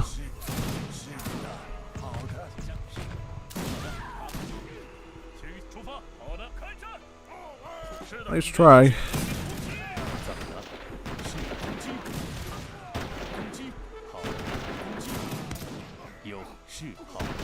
How is he dropping us that quick? How is he dropping us that quick? Never used to happen like that. Never used to be like that. Never used to drop the cab that quick. They must have nerfed the HP on these things. Never seen him drop that quick before. 好的， Never seen that before. Well, I'm gonna get my own line infantry now, so we should be in pretty good shape, right? Yeah. Alright. Now, do we have any? How many villas we got? Have any food nearby? Got some over there. I would go in that direction then. Gonna mark it 什么？建筑工 there. Alright. Let's chase him down. 准是的，是的，好的，是的， Reinforcements are on the way. Chukanu on the way. 请好遵命。是的，好的，是的，攻击，攻击，好的，攻击，好的，攻击，是的，好 Got 的， him. 是 Alright. 好的。 Very good. Alright. Let's get War Academy now, so we can train some stuff too. Probably gonna want standard armies for this, I'm assuming. Yeah, something like that. 是好的，攻击，攻击，是好的，攻击，好，是的。 We need cav for that though. Yeah, we're gonna need some cavalry units. Anything like that will be needed.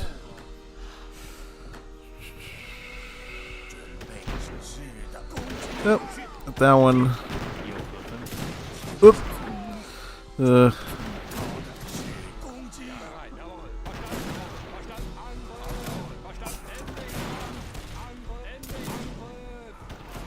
北京攻击，请好的。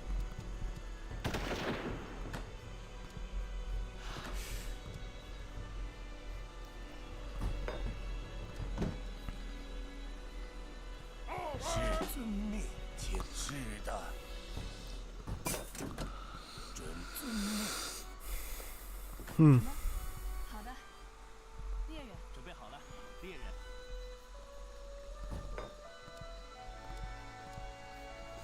Kinda just go with that.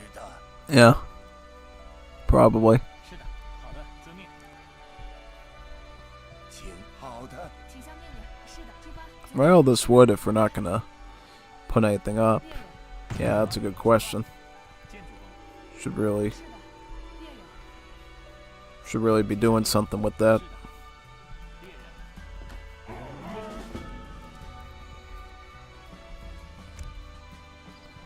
I could get the Tigerman, honestly.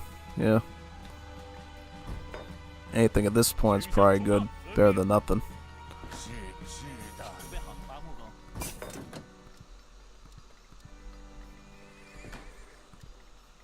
请准备好了。 A village.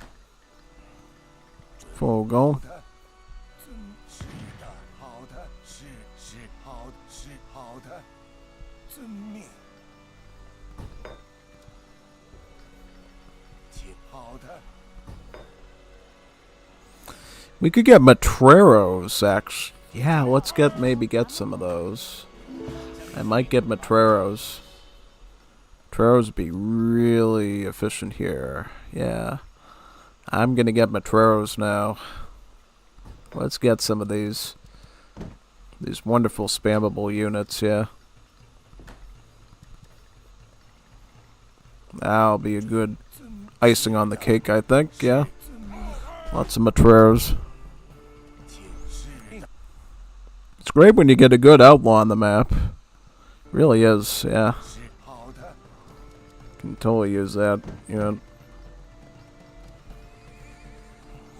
Then we're just gonna get that to make the Cyphals a bit stronger, right? Yeah.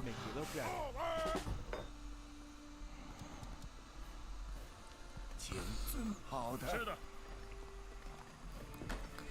Very nice. Get the mining upgrade, right? At least get this. Very nice. 准遵好的，遵是好是的。 什么？后 Why are they going over there? I don't know. You tell me.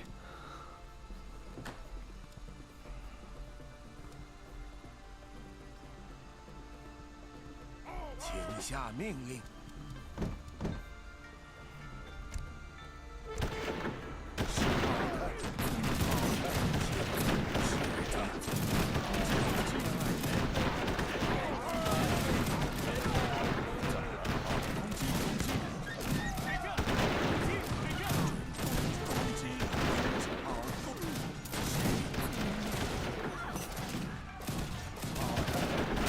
Ooh, got him.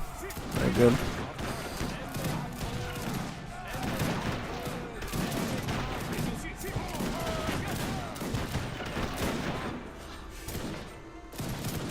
If we have to, I'll ship more coin in just so we can get more Matreros. Yeah.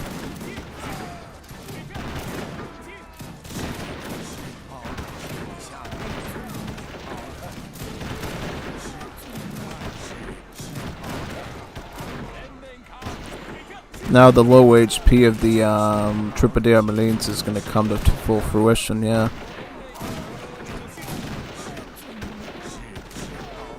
Pretty much.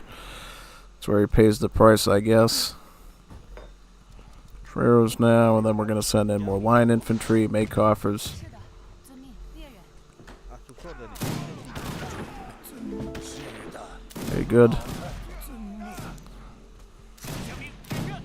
好的，是攻击，请下命令，开战，攻击，是出发，开战，请好的，出发，是的，开战，攻击，开战，好的，攻击，开战，攻击，开战，是的，攻击，是开战，是的，攻击，雷就是开战，是的，请下命令，攻击，是革命，雷就是开战，革命，出发，攻击，好的，是。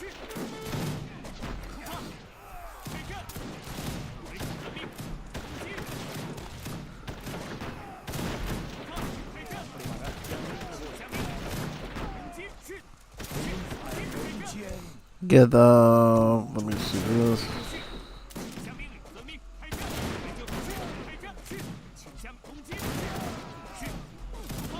I kind of don't want to go in on my own though. Yeah, gotta be a little bit careful there.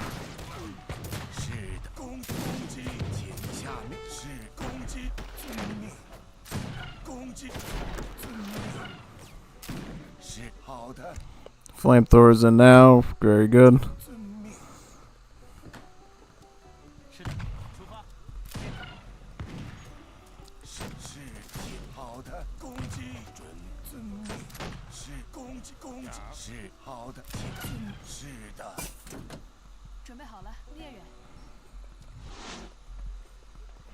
好的，猎人。是的，猎人。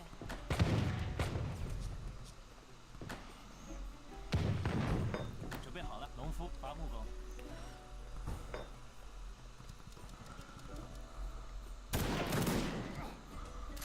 Yep. All right. 北京好的，是好的，是好的。 I could start doing the old Han armies if he's going to be doing cavalry. Big time, yeah. Might consider doing some old Han armies mixed in. Could be a good addition.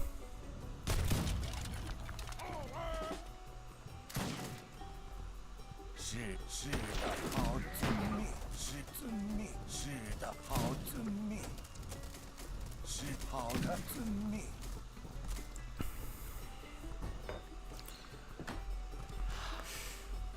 Are you ready?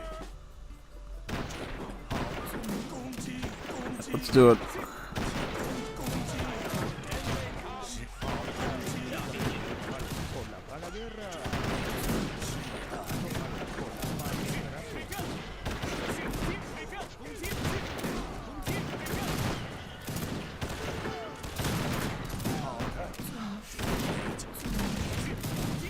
Troubadour Marines are actually deadly to flamethrowers, so we have to be really careful when using them against them, usually.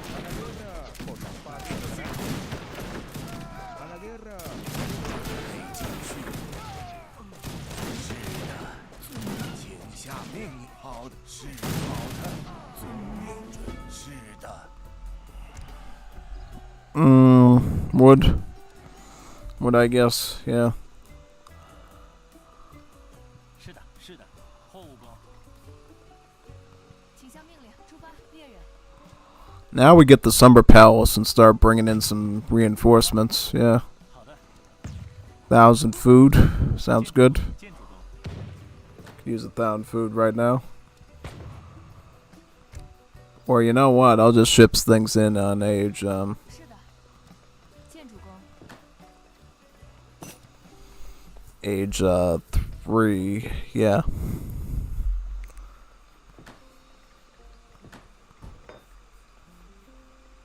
请下命令。 Meantime, we can put our export rate up so we can get some bigger armies of stuff. Hussars with line infantry. Oh, watch out, watch out, watch out. Go back, go back. Yep, going right for me, too. Like a dive bomber. 遵命。是的。 Watch out, watch out, watch out. 遵命。出发。开战。是。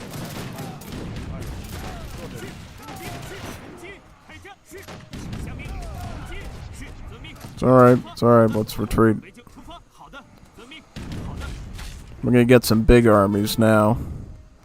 Send in the big beefy ones, yeah.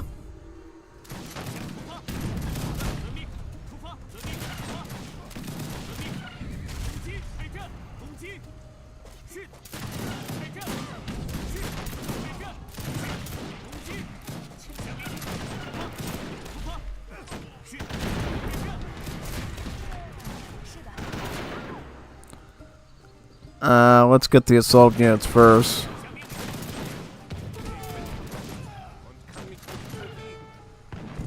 I'll get these now, yeah.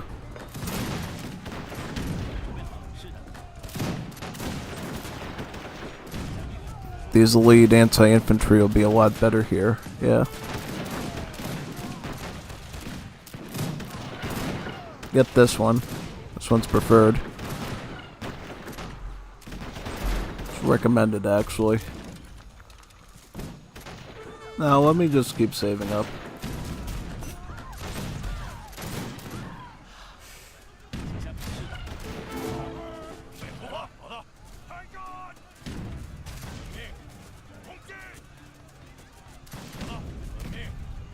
It's not targeting. How much range is on these? They only get 6 range. You know how bad that is? That's really bad. It's really not helping me out too much. Really need a little bit more range than that. 100%. See, I can't even get around my own billings. My own billings are sabotaging me with that level of range. 100%. It's like, really? Couldn't have gotten any more range than that. It's like really bad.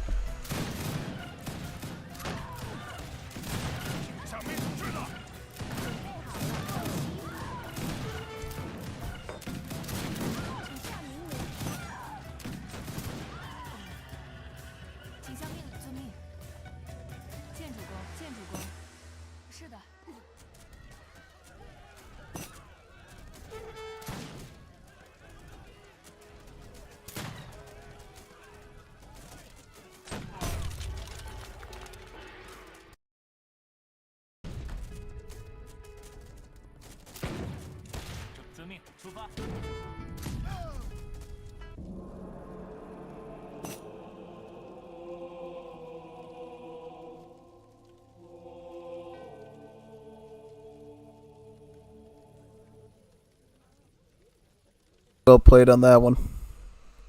Very good one.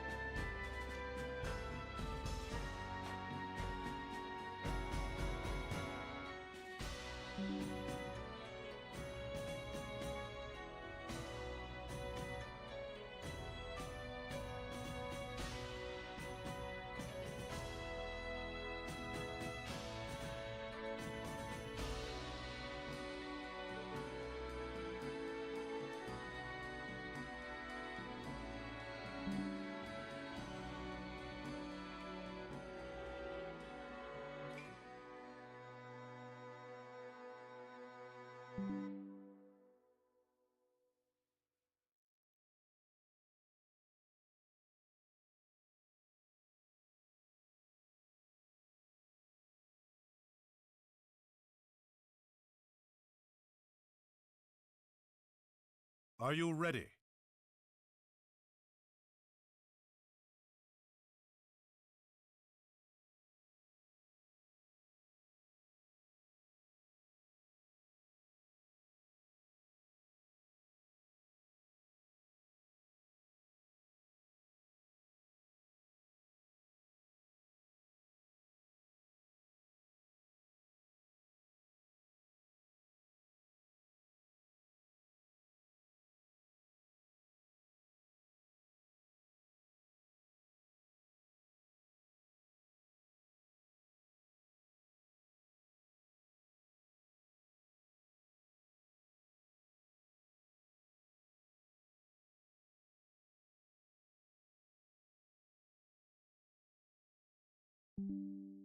Are you ready?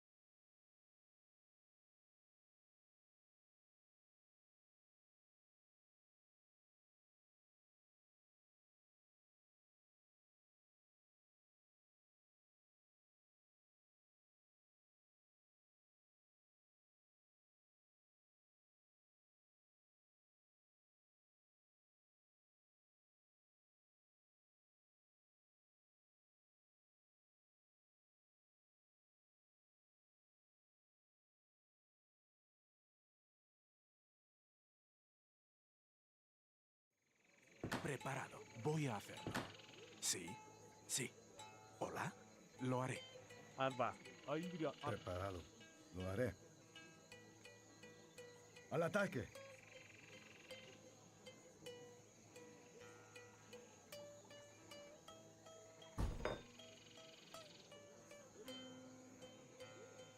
¿Sí?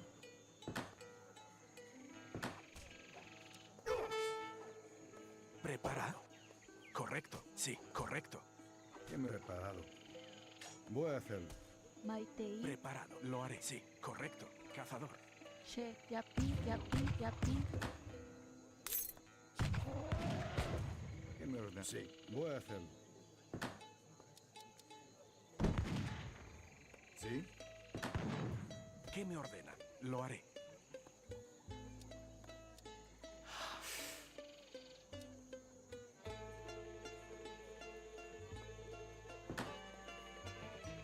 ¿Qué me ordena? Sí.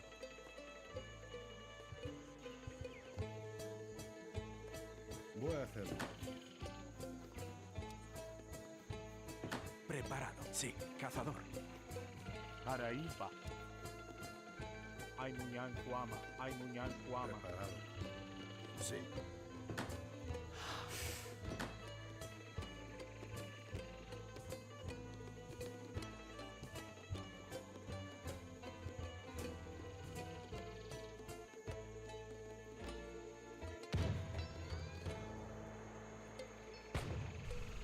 Add some more Vilzen. Lo haré. See, another one of those Pop-Tart things out of the box. I think it's the last one. Lo haré. Voy a hacerlo. Sí. Should help clean up a bit of space on the pantry shelf. Definitely. Yep. Voy a hacerlo. Lo haré. Voy a hacerlo. Sí. Lo haré. ¡A las armas!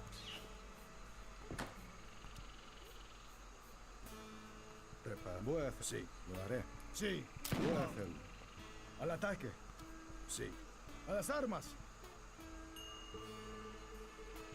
¿Qué me ordena? Lo haré. Send this to Kazan up there. Sí. Voy a hacerlo.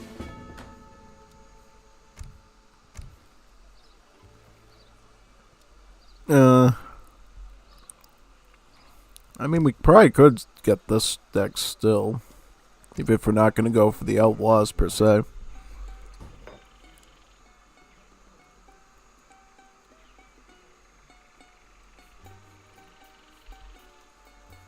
Sí, voy a hacerlo. Hola. Correcto, lo haré. Correcto. Lo haré. Cazador.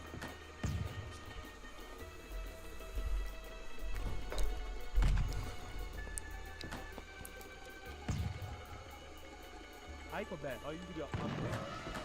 Preparado. Sí. Preparado. Cazador. Hola. Cazador. Sí, cazador.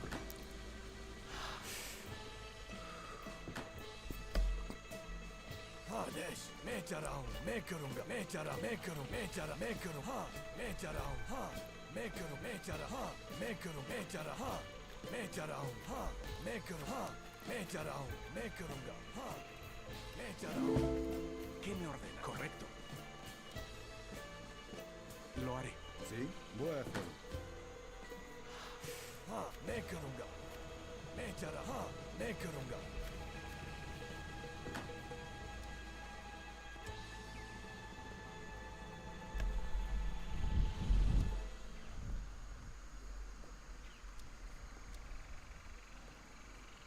Get the French wave. I'll go Croats. Play it safe. Because we're probably going to need wood here. And a lot of food. When you want a mix of wood and food, you usually go Croats at the start. It's usually the best way to do it. And that's fine. If we need those shipments for something, we'll just get more works wagons instead. Yeah. Just keep all the vills focused on food. And let the home city help. The wood part for us, yeah. Basically.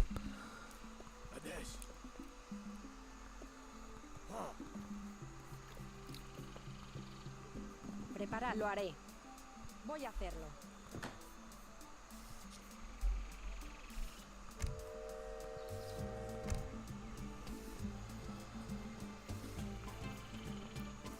Maitei.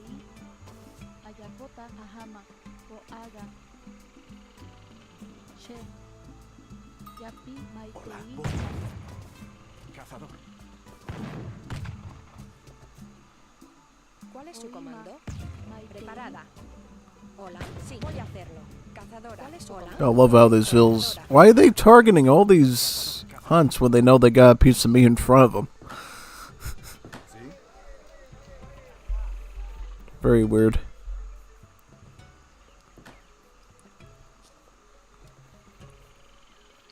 Alpha.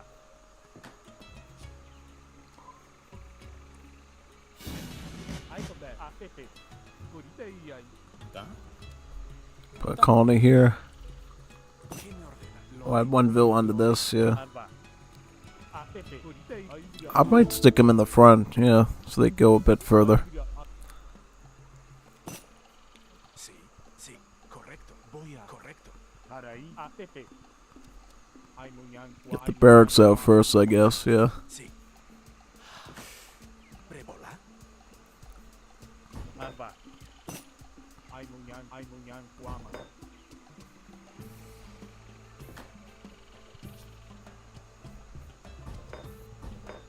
Araípa. Preparado. Leñador. Alpha. Aimunyan, Barracks here. Guama. ¿Qué me ordena? Correcto. Preparado. Lo haré.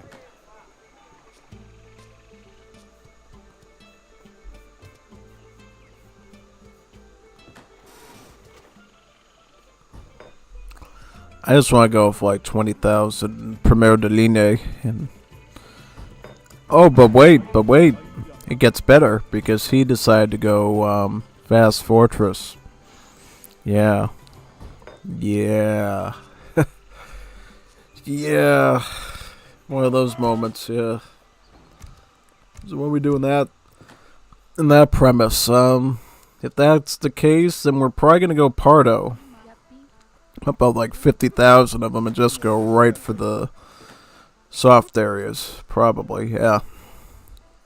Guarantee you that's probably the way we're going to want to go about the sieging. Yeah, Dígame, mariscal. pretty much. Yeah. Quiero morir. Sí, lo haré. Sí. Che. Preparada. Lo haré. Leñadora. ¿Cuál es su leñadora? Uima. Aikwa. Preparada. Correcto. Constructora. Aikobe. Preparar. Voy a hacerlo. Maitei Ayapota.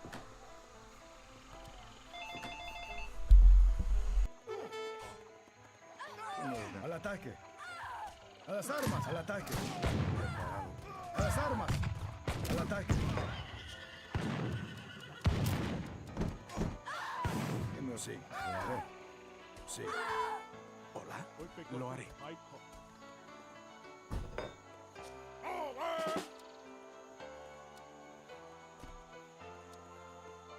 Has entendido.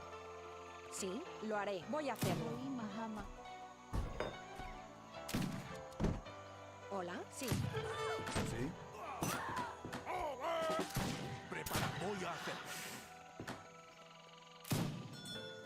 Correcto. Lo haré. Abastecedora. Che Ayapota. Yogapo. ¿Qué me ordena? Sí, lo haré. Maite Mioto Imao Agmiotu.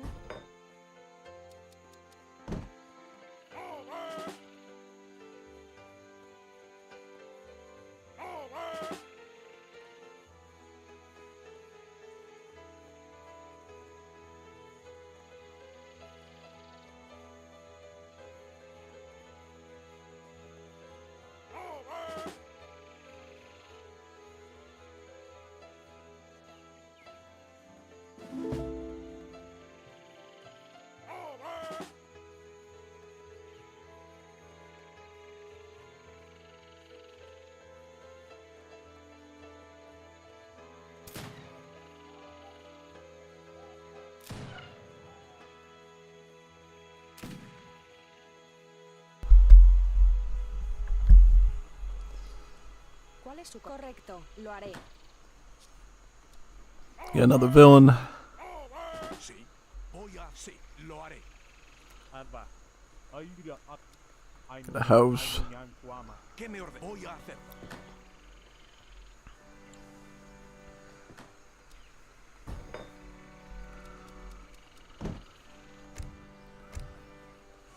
Aikobe. Ainunyan Kuama. Sí, lo haré. Prepara, voy a hacerlo. Sí. Lo haré, voy a hacerlo. I think just an all-out spear assault is probably going to be the only way we're going to make this work. So I'm just going to get as many spears as I can and just go right for them. Like dive bomb into their base. It's about the only way I think it's going to hold up. So I'll just get as many spearmen as possible. Aikobe. Aidra.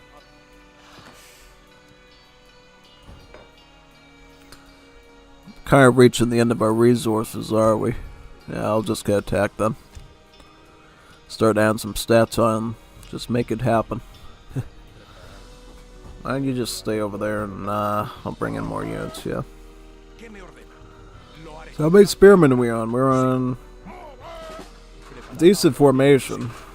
Lo haré. Lo haré. We're gonna have to sneak this around and try to go for a really precise surgical siege of a town center. I'll re into that. Just get more resources for now. Prepara, sí. Lo haré, sí. So all we can really do is just get like 1,000,000 spearmen here. Is this Civ? Voy a hacerlo, sí. Because he's gonna get bombards and we're gonna have real issues then. Sí. Lo haré, sí. Voy a hacerlo. Lo haré. Voy a... Lo haré. Voy a... Sí. Voy a... Lo haré. Voy a... Lo haré. Voy a hacerlo. Just sneak around, see if I can do something. Voy a... Sí. Lo haré. That's what these Prados are so good for with their movement speed, is just running around the map very quickly and finding a target Lo haré, sí. they can get onto. Sí. Voy a hacerlo. Sí. Lo haré. Voy a... Sí. Voy a... Sí. Lo haré. Let's just keep running in further. Looks like we found Cappy. Happy Cappy's not going to be too happy. The Spearman coming after his base. Oh, he's right here. How did he know I was here? Ooh, let's get the siege. Ooh, wait a second. I almost sieged that thing. Wow. Imagine if I sieged that. Oh boy, that would have been something. Very big. Alright. How did they know I was over here, though? Are they hacking? They using map hacks to see where I am? I doubt it. That's still funny anyways.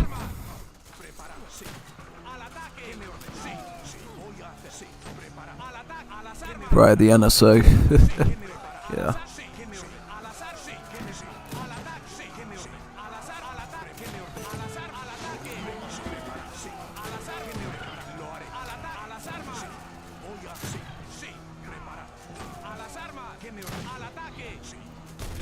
There we go. In that outpost right now.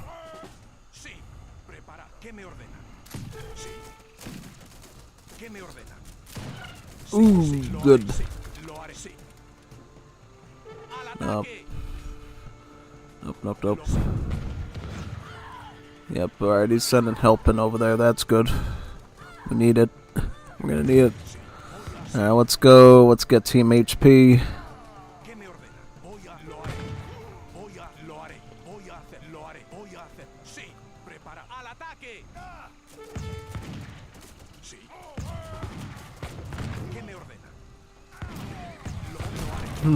There we go.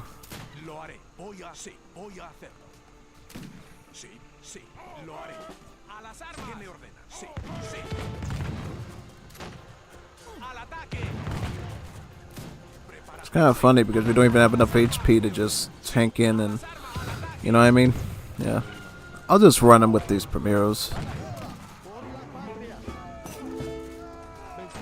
There we go.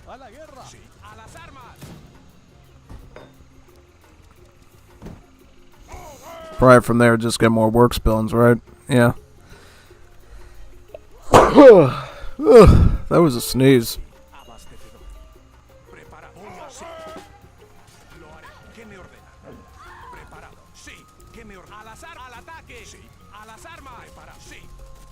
I'm causing a lot more trouble than they thought I was. Big time, yeah. Just go for all the houses now. Can't go after Candace because he's just going to get the wood back. Let's go over the Ottoman ones.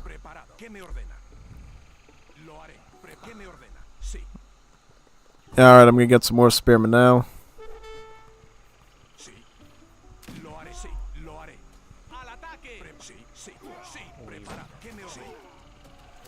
Yep. These things became a lot worse in Wars of Liberty against heavy infantry because they got hand armor now, so it's like I can't even do anything. It's like a cheat unit if you're a pikeman. There's nothing you can do against them. They like tank everything. They don't tank everything because it's only like 10% hand armor, but still, I mean, if you were a musketeer in Asian dynasties, at least you'd have a little bit of a chance of surviving. But not in this game, no. Because the hand resistance just becomes a big issue. And then he ships in the Mamluks right after that. Of course. Of course. Gotta love the Mamluks. The Mamluks.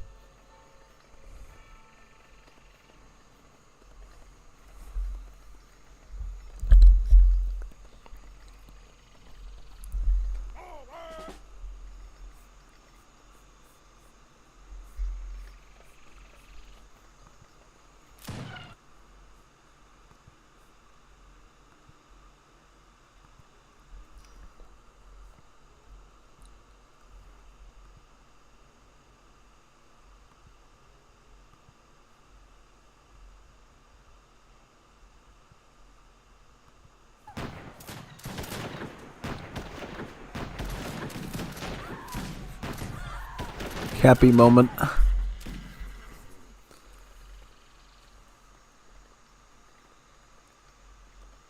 There's the lovely bombards. I thought I was gonna get those earlier, and I was gonna get the intercept them with the spearmen, but I didn't give me the chance to do that, unfortunately.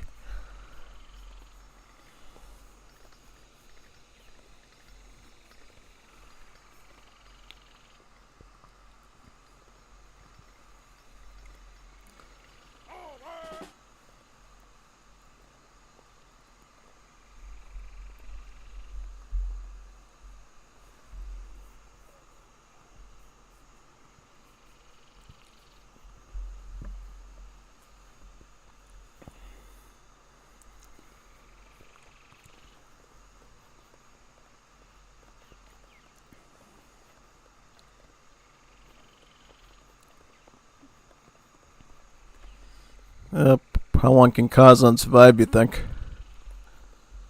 Probably not for long, I would assume. Barracks down. Probably gonna get the next one after that.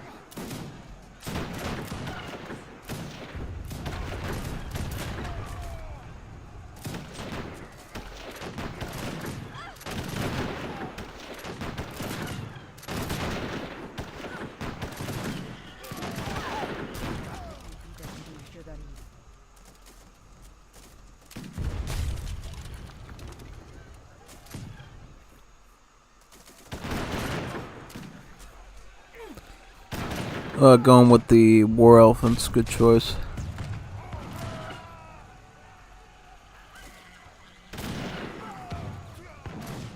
These are basically Safais in themselves, yeah, pretty much. Especially the Bolivian ones with extra stats.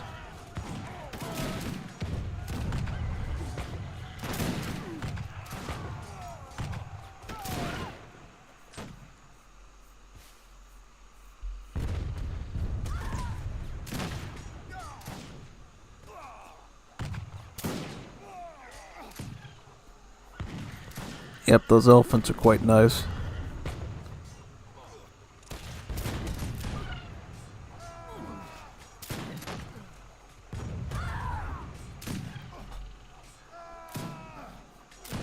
It's just to get that last elephant there.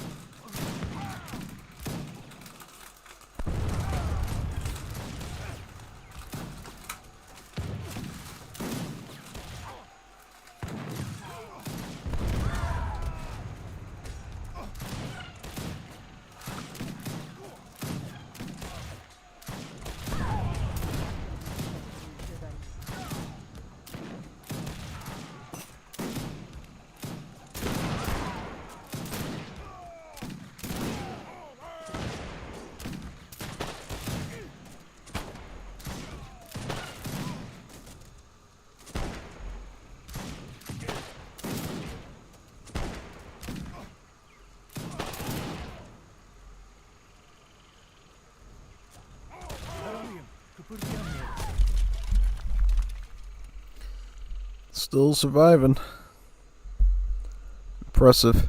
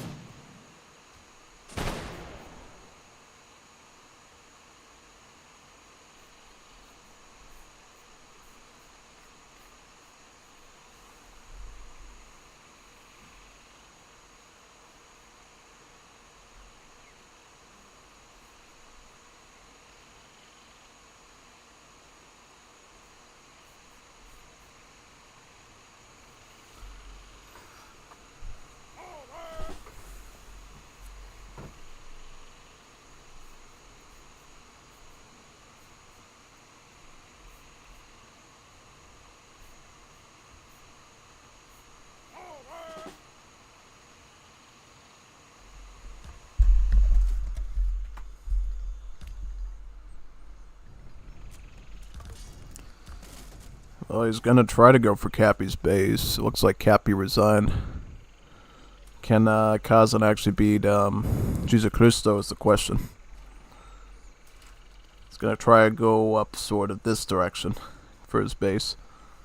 His vills are vulnerable there, and yeah, but ooh, bad timing for a fort. Big time. Very bad timing for a fort.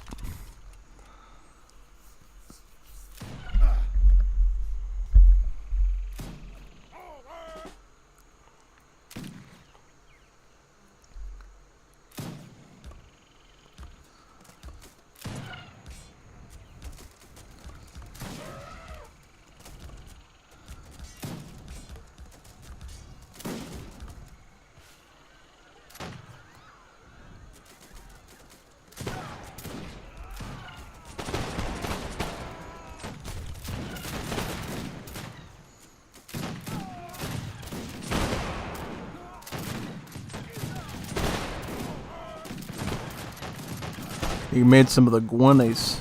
These are mercenary Trauca Two-Face, using the old Trauca Two-Face stats.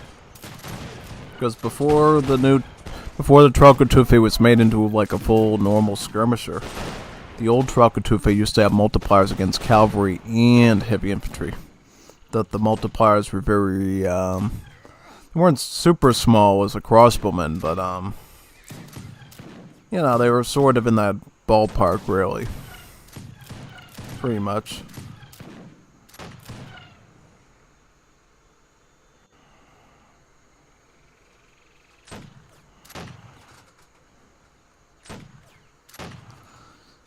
Fortunately, it's going up. Did they have a heavy infantry tag back then? No, they were skirmish. Very interesting.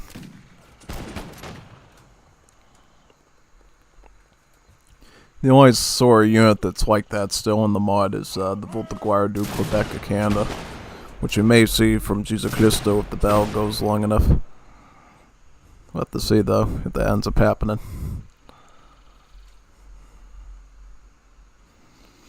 I don't know, Kazan might be in a bit of trouble here with what he's got, yeah. Pretty much.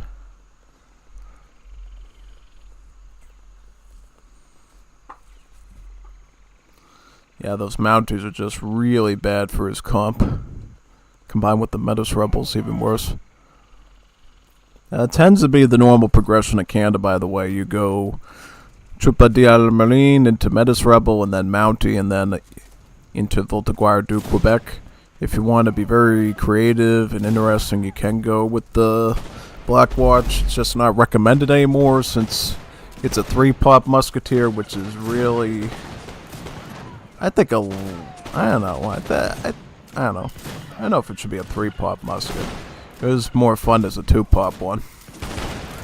Now that it's 3-pop, it's like, oh yeah, of course we're gonna get the Voltaguires to do Quebec. Unless we know we're dealing with like an army of Lanceros or something. Like if they're going scout for whatever reason, yeah, Black Watch is gonna be better because it's heavy infantry and can actually, you know, tank that. But if you're not going up against that, then, or anti-skirms too, like if you know they're a civ like the British, it has the Artis rifle, or Ethiopia with the Miho Safari anti-skirms, or Belgium with the bicycle infantry, then yeah, you'd probably go with the Black Watch. But in every other instance, Voltaguire du Quebec is going to usually outperform because it's, well, not a musketeer, so skirms can't do anything to it, right? Yeah. In the old days, Black Watch were insane. They have the same stats as they did back then. Just now that they're 3-pop and more expensive. Still an insane unit if you want to go and live with smaller armies of them, that is. If you want little armies of them, yeah, you can still do them, but yeah.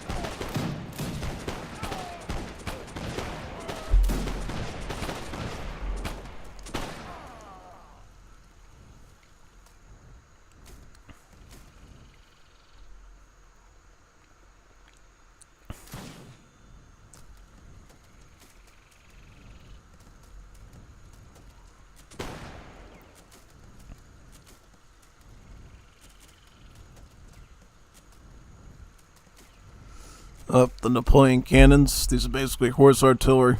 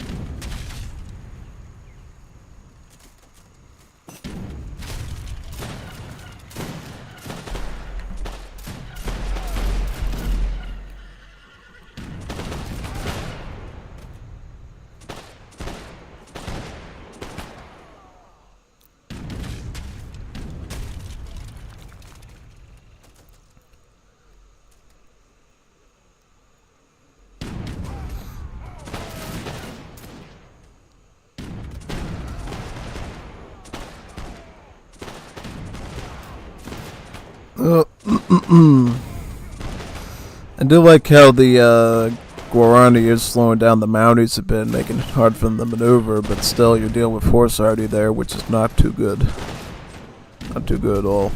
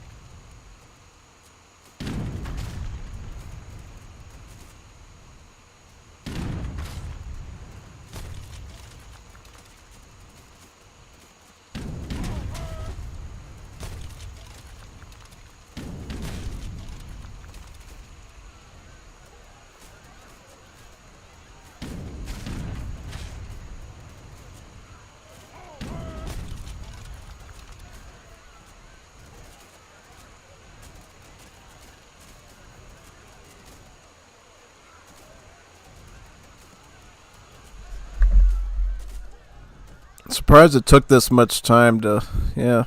Well, he's not even done yet. It's spilling over here now. Yeah.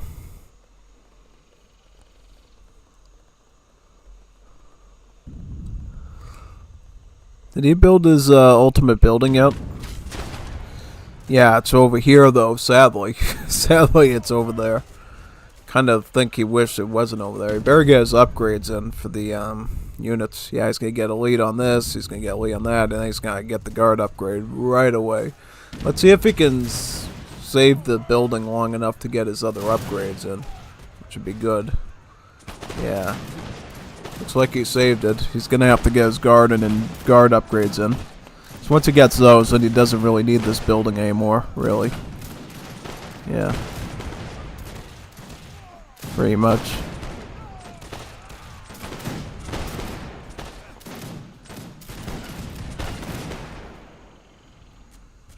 He's got extra troops there, yeah.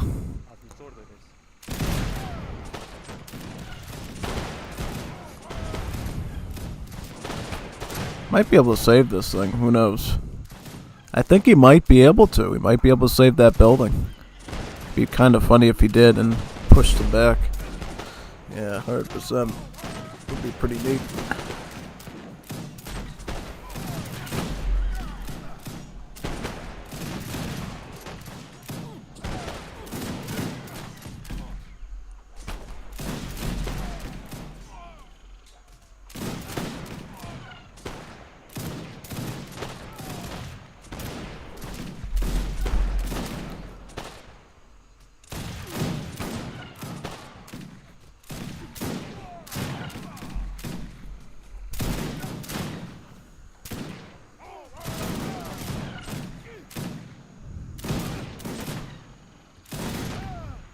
Yay, survived. Oh, not bad. Not bad at all. And they get guard on those. Guard on the... He's got to get guard on these now. Okay, not bad at all. Might be able to push this back. Might be able to push this back here. It's looking pretty good, honestly. Quite good, actually. Quite impressive. When you think about how he was able to push back like that.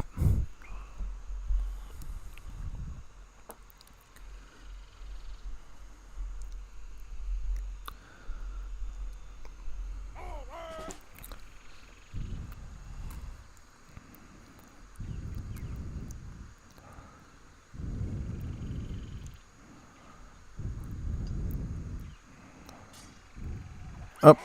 Right here. Get him. There you go. Very good. Honestly, you should add the bullet riders in melee. Because, Canada doesn't get any assault units until, like, Great Voyage with the tanks. Spear off, like, attacking them in melee with the light cabs, yeah. Would be doing slightly better with that, I think. Oh, yeah, big time. Oh, those are just culverins, yeah, so doesn't have to worry too much about that, I guess. Nah.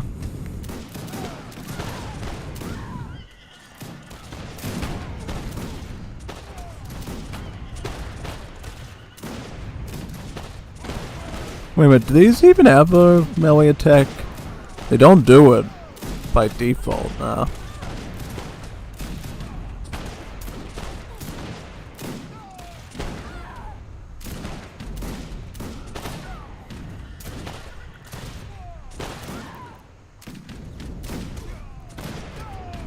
Quite good, actually, yeah.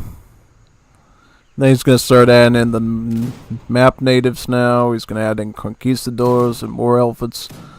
Maybe he can turn this around, which would be really awesome. Yeah, oh, it would be. Because basically it showed that he won this whole thing without me at this point. 100%. Like to see accomplishments like that in WoW. Player resigns because he's defeated and then the teammate wins on his own.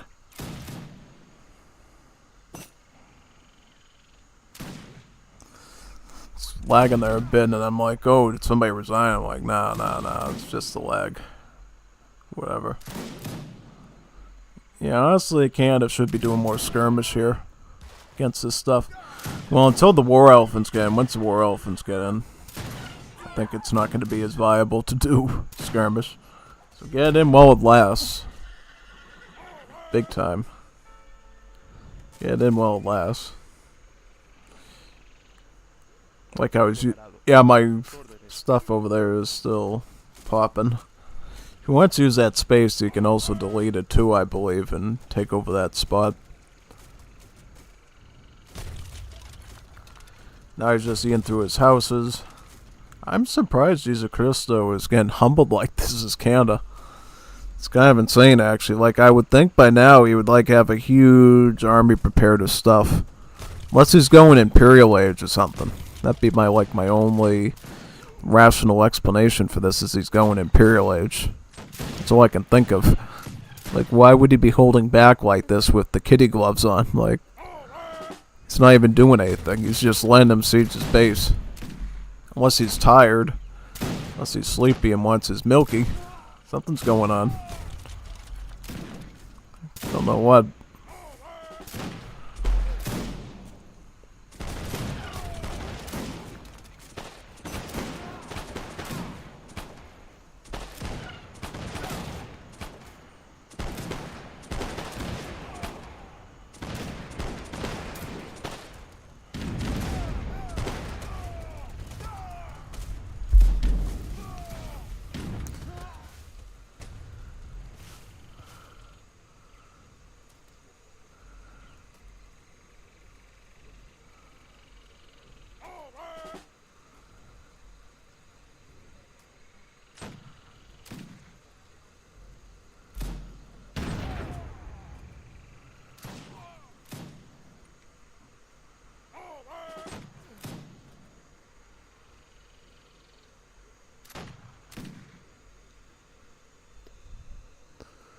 Alright, there's his army, so he is pushing back now.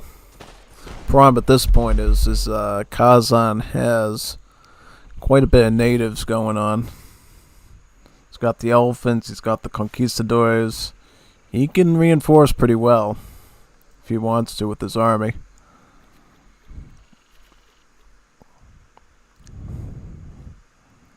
So let's see if he can reinforce it all.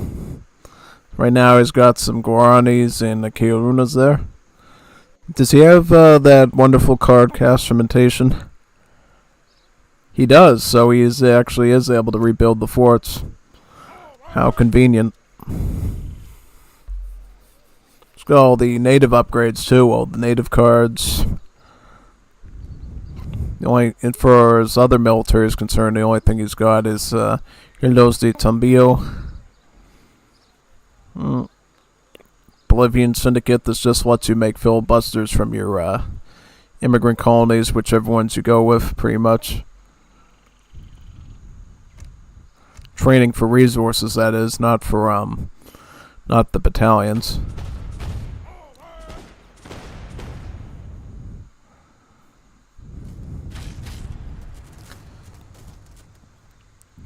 Kazan, I think, is just trying to go eco. It's got all these goats here. You can eat. Well, he probably found those from the... Oh, he got it from the Islam technology from the Sufi. That's right. That's right. The pilgrimage to Mecca, I believe, gives you all the goats. Yeah.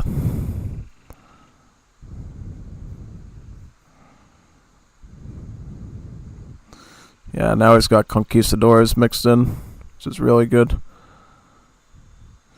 If Kazan had those infinite shipments of the Macaeats and the Bolariars, I think he'd be in really legendary shape there, yeah. We have like huge armies of stuff pretty much all around. Be pretty bad for the enemy. Like 1 million cavalry and 1 million infantry. That's where Bolivia really becomes a problem, is for like spamming infinite natives.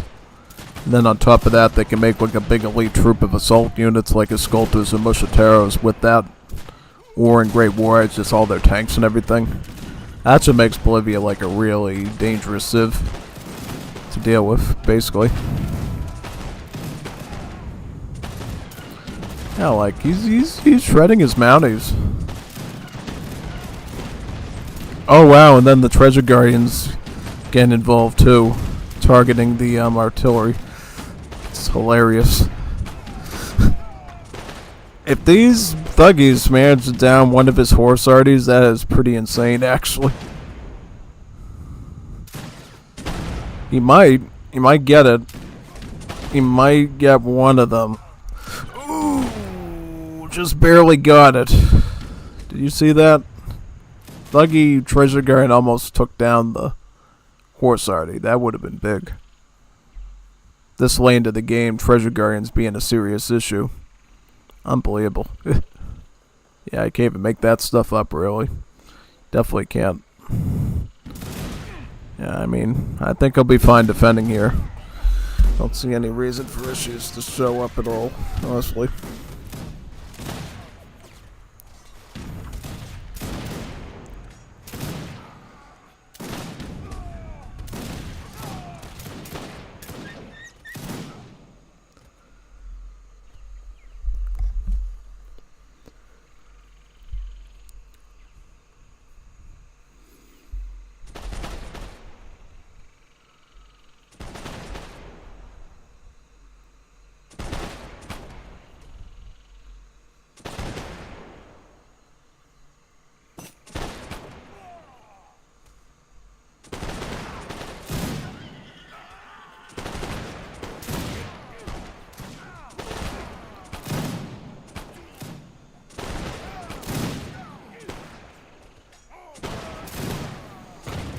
Yep, now he's got the Machaeans.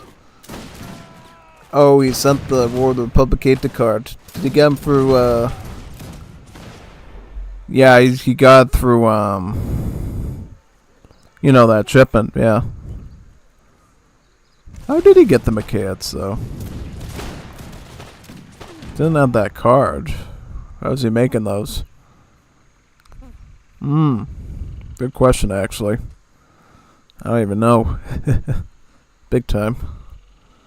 Now he's an Imperial Aid, so now he can get legendary natives, which is even more daunting to think about, yeah.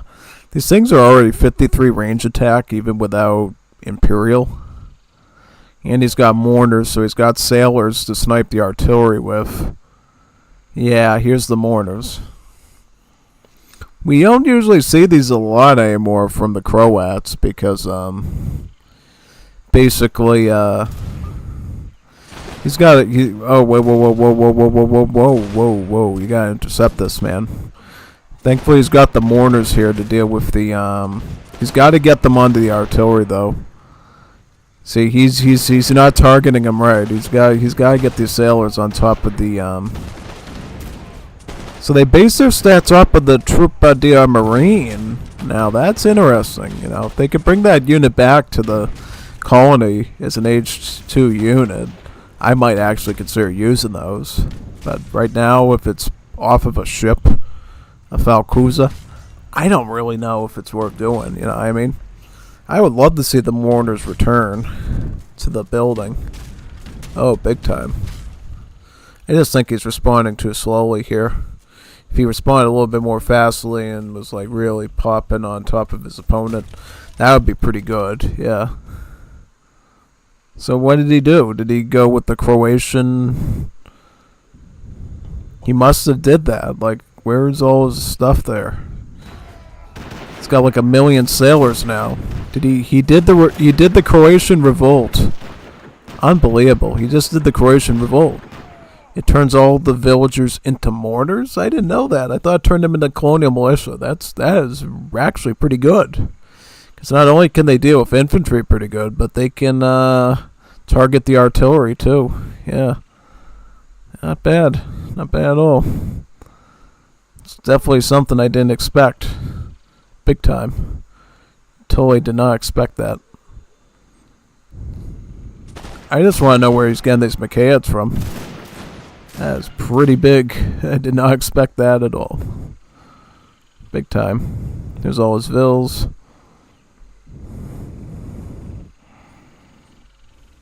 It's got more units there he can use.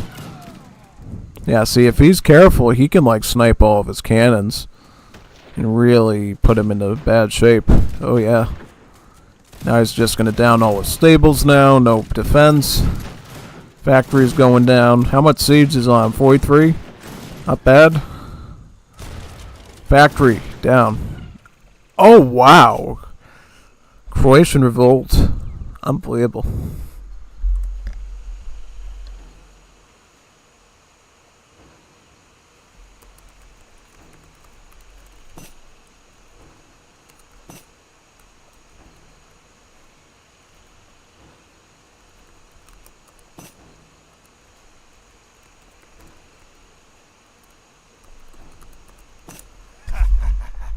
Oh, ships. Oh, you can make them from ship. Ah. That's weird. I never even knew you could do that. No. Very, very interesting. Very... Oh, from the shipment. I didn't even know he had that. I see it now. Okay. I didn't even look at that. Don't mind me. Thought they had some special ability with the Croats to let you access them somehow. But yeah, that's pretty good. Much would have preferred the infinite shipment myself, so you can get the veteran upgrade on too, and really mass them up in the late game. That's just my opinion. Don't mind me on that one.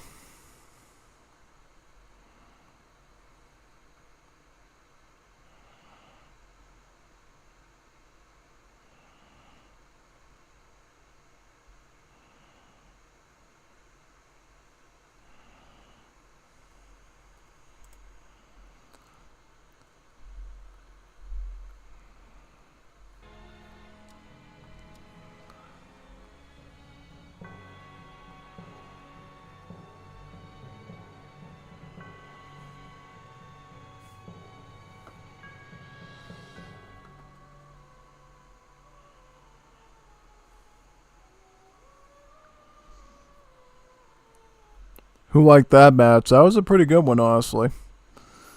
We'll say that. Big time. What was the, how much combat was there? There was 64, 600.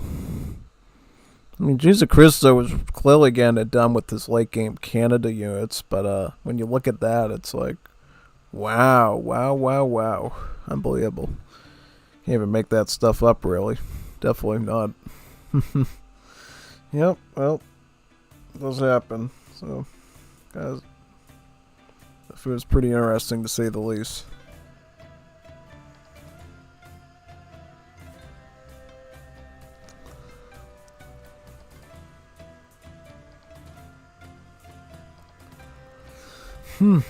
Yeah.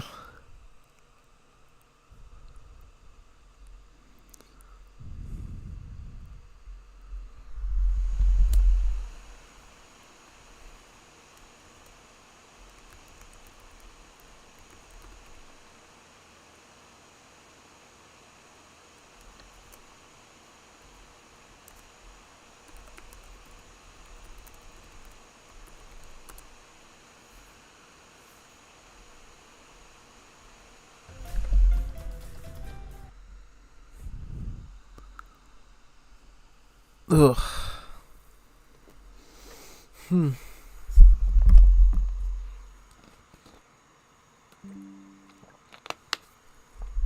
Biggest hope is on Tuesday that we can do a casted game stream again with all those wonderful records we got. We got Gilder ones, we got Cap ones, we got Unger's ones. If we could get some Captain Link ones too, that'd be great.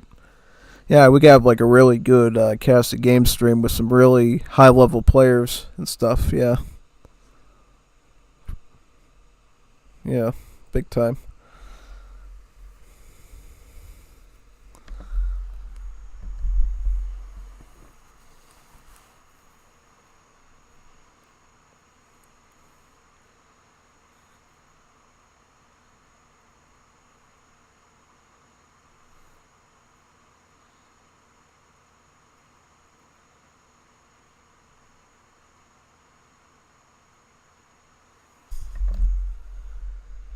Well, anyways, I gotta go do some stuff now. So, see you on Tuesday with the next stream.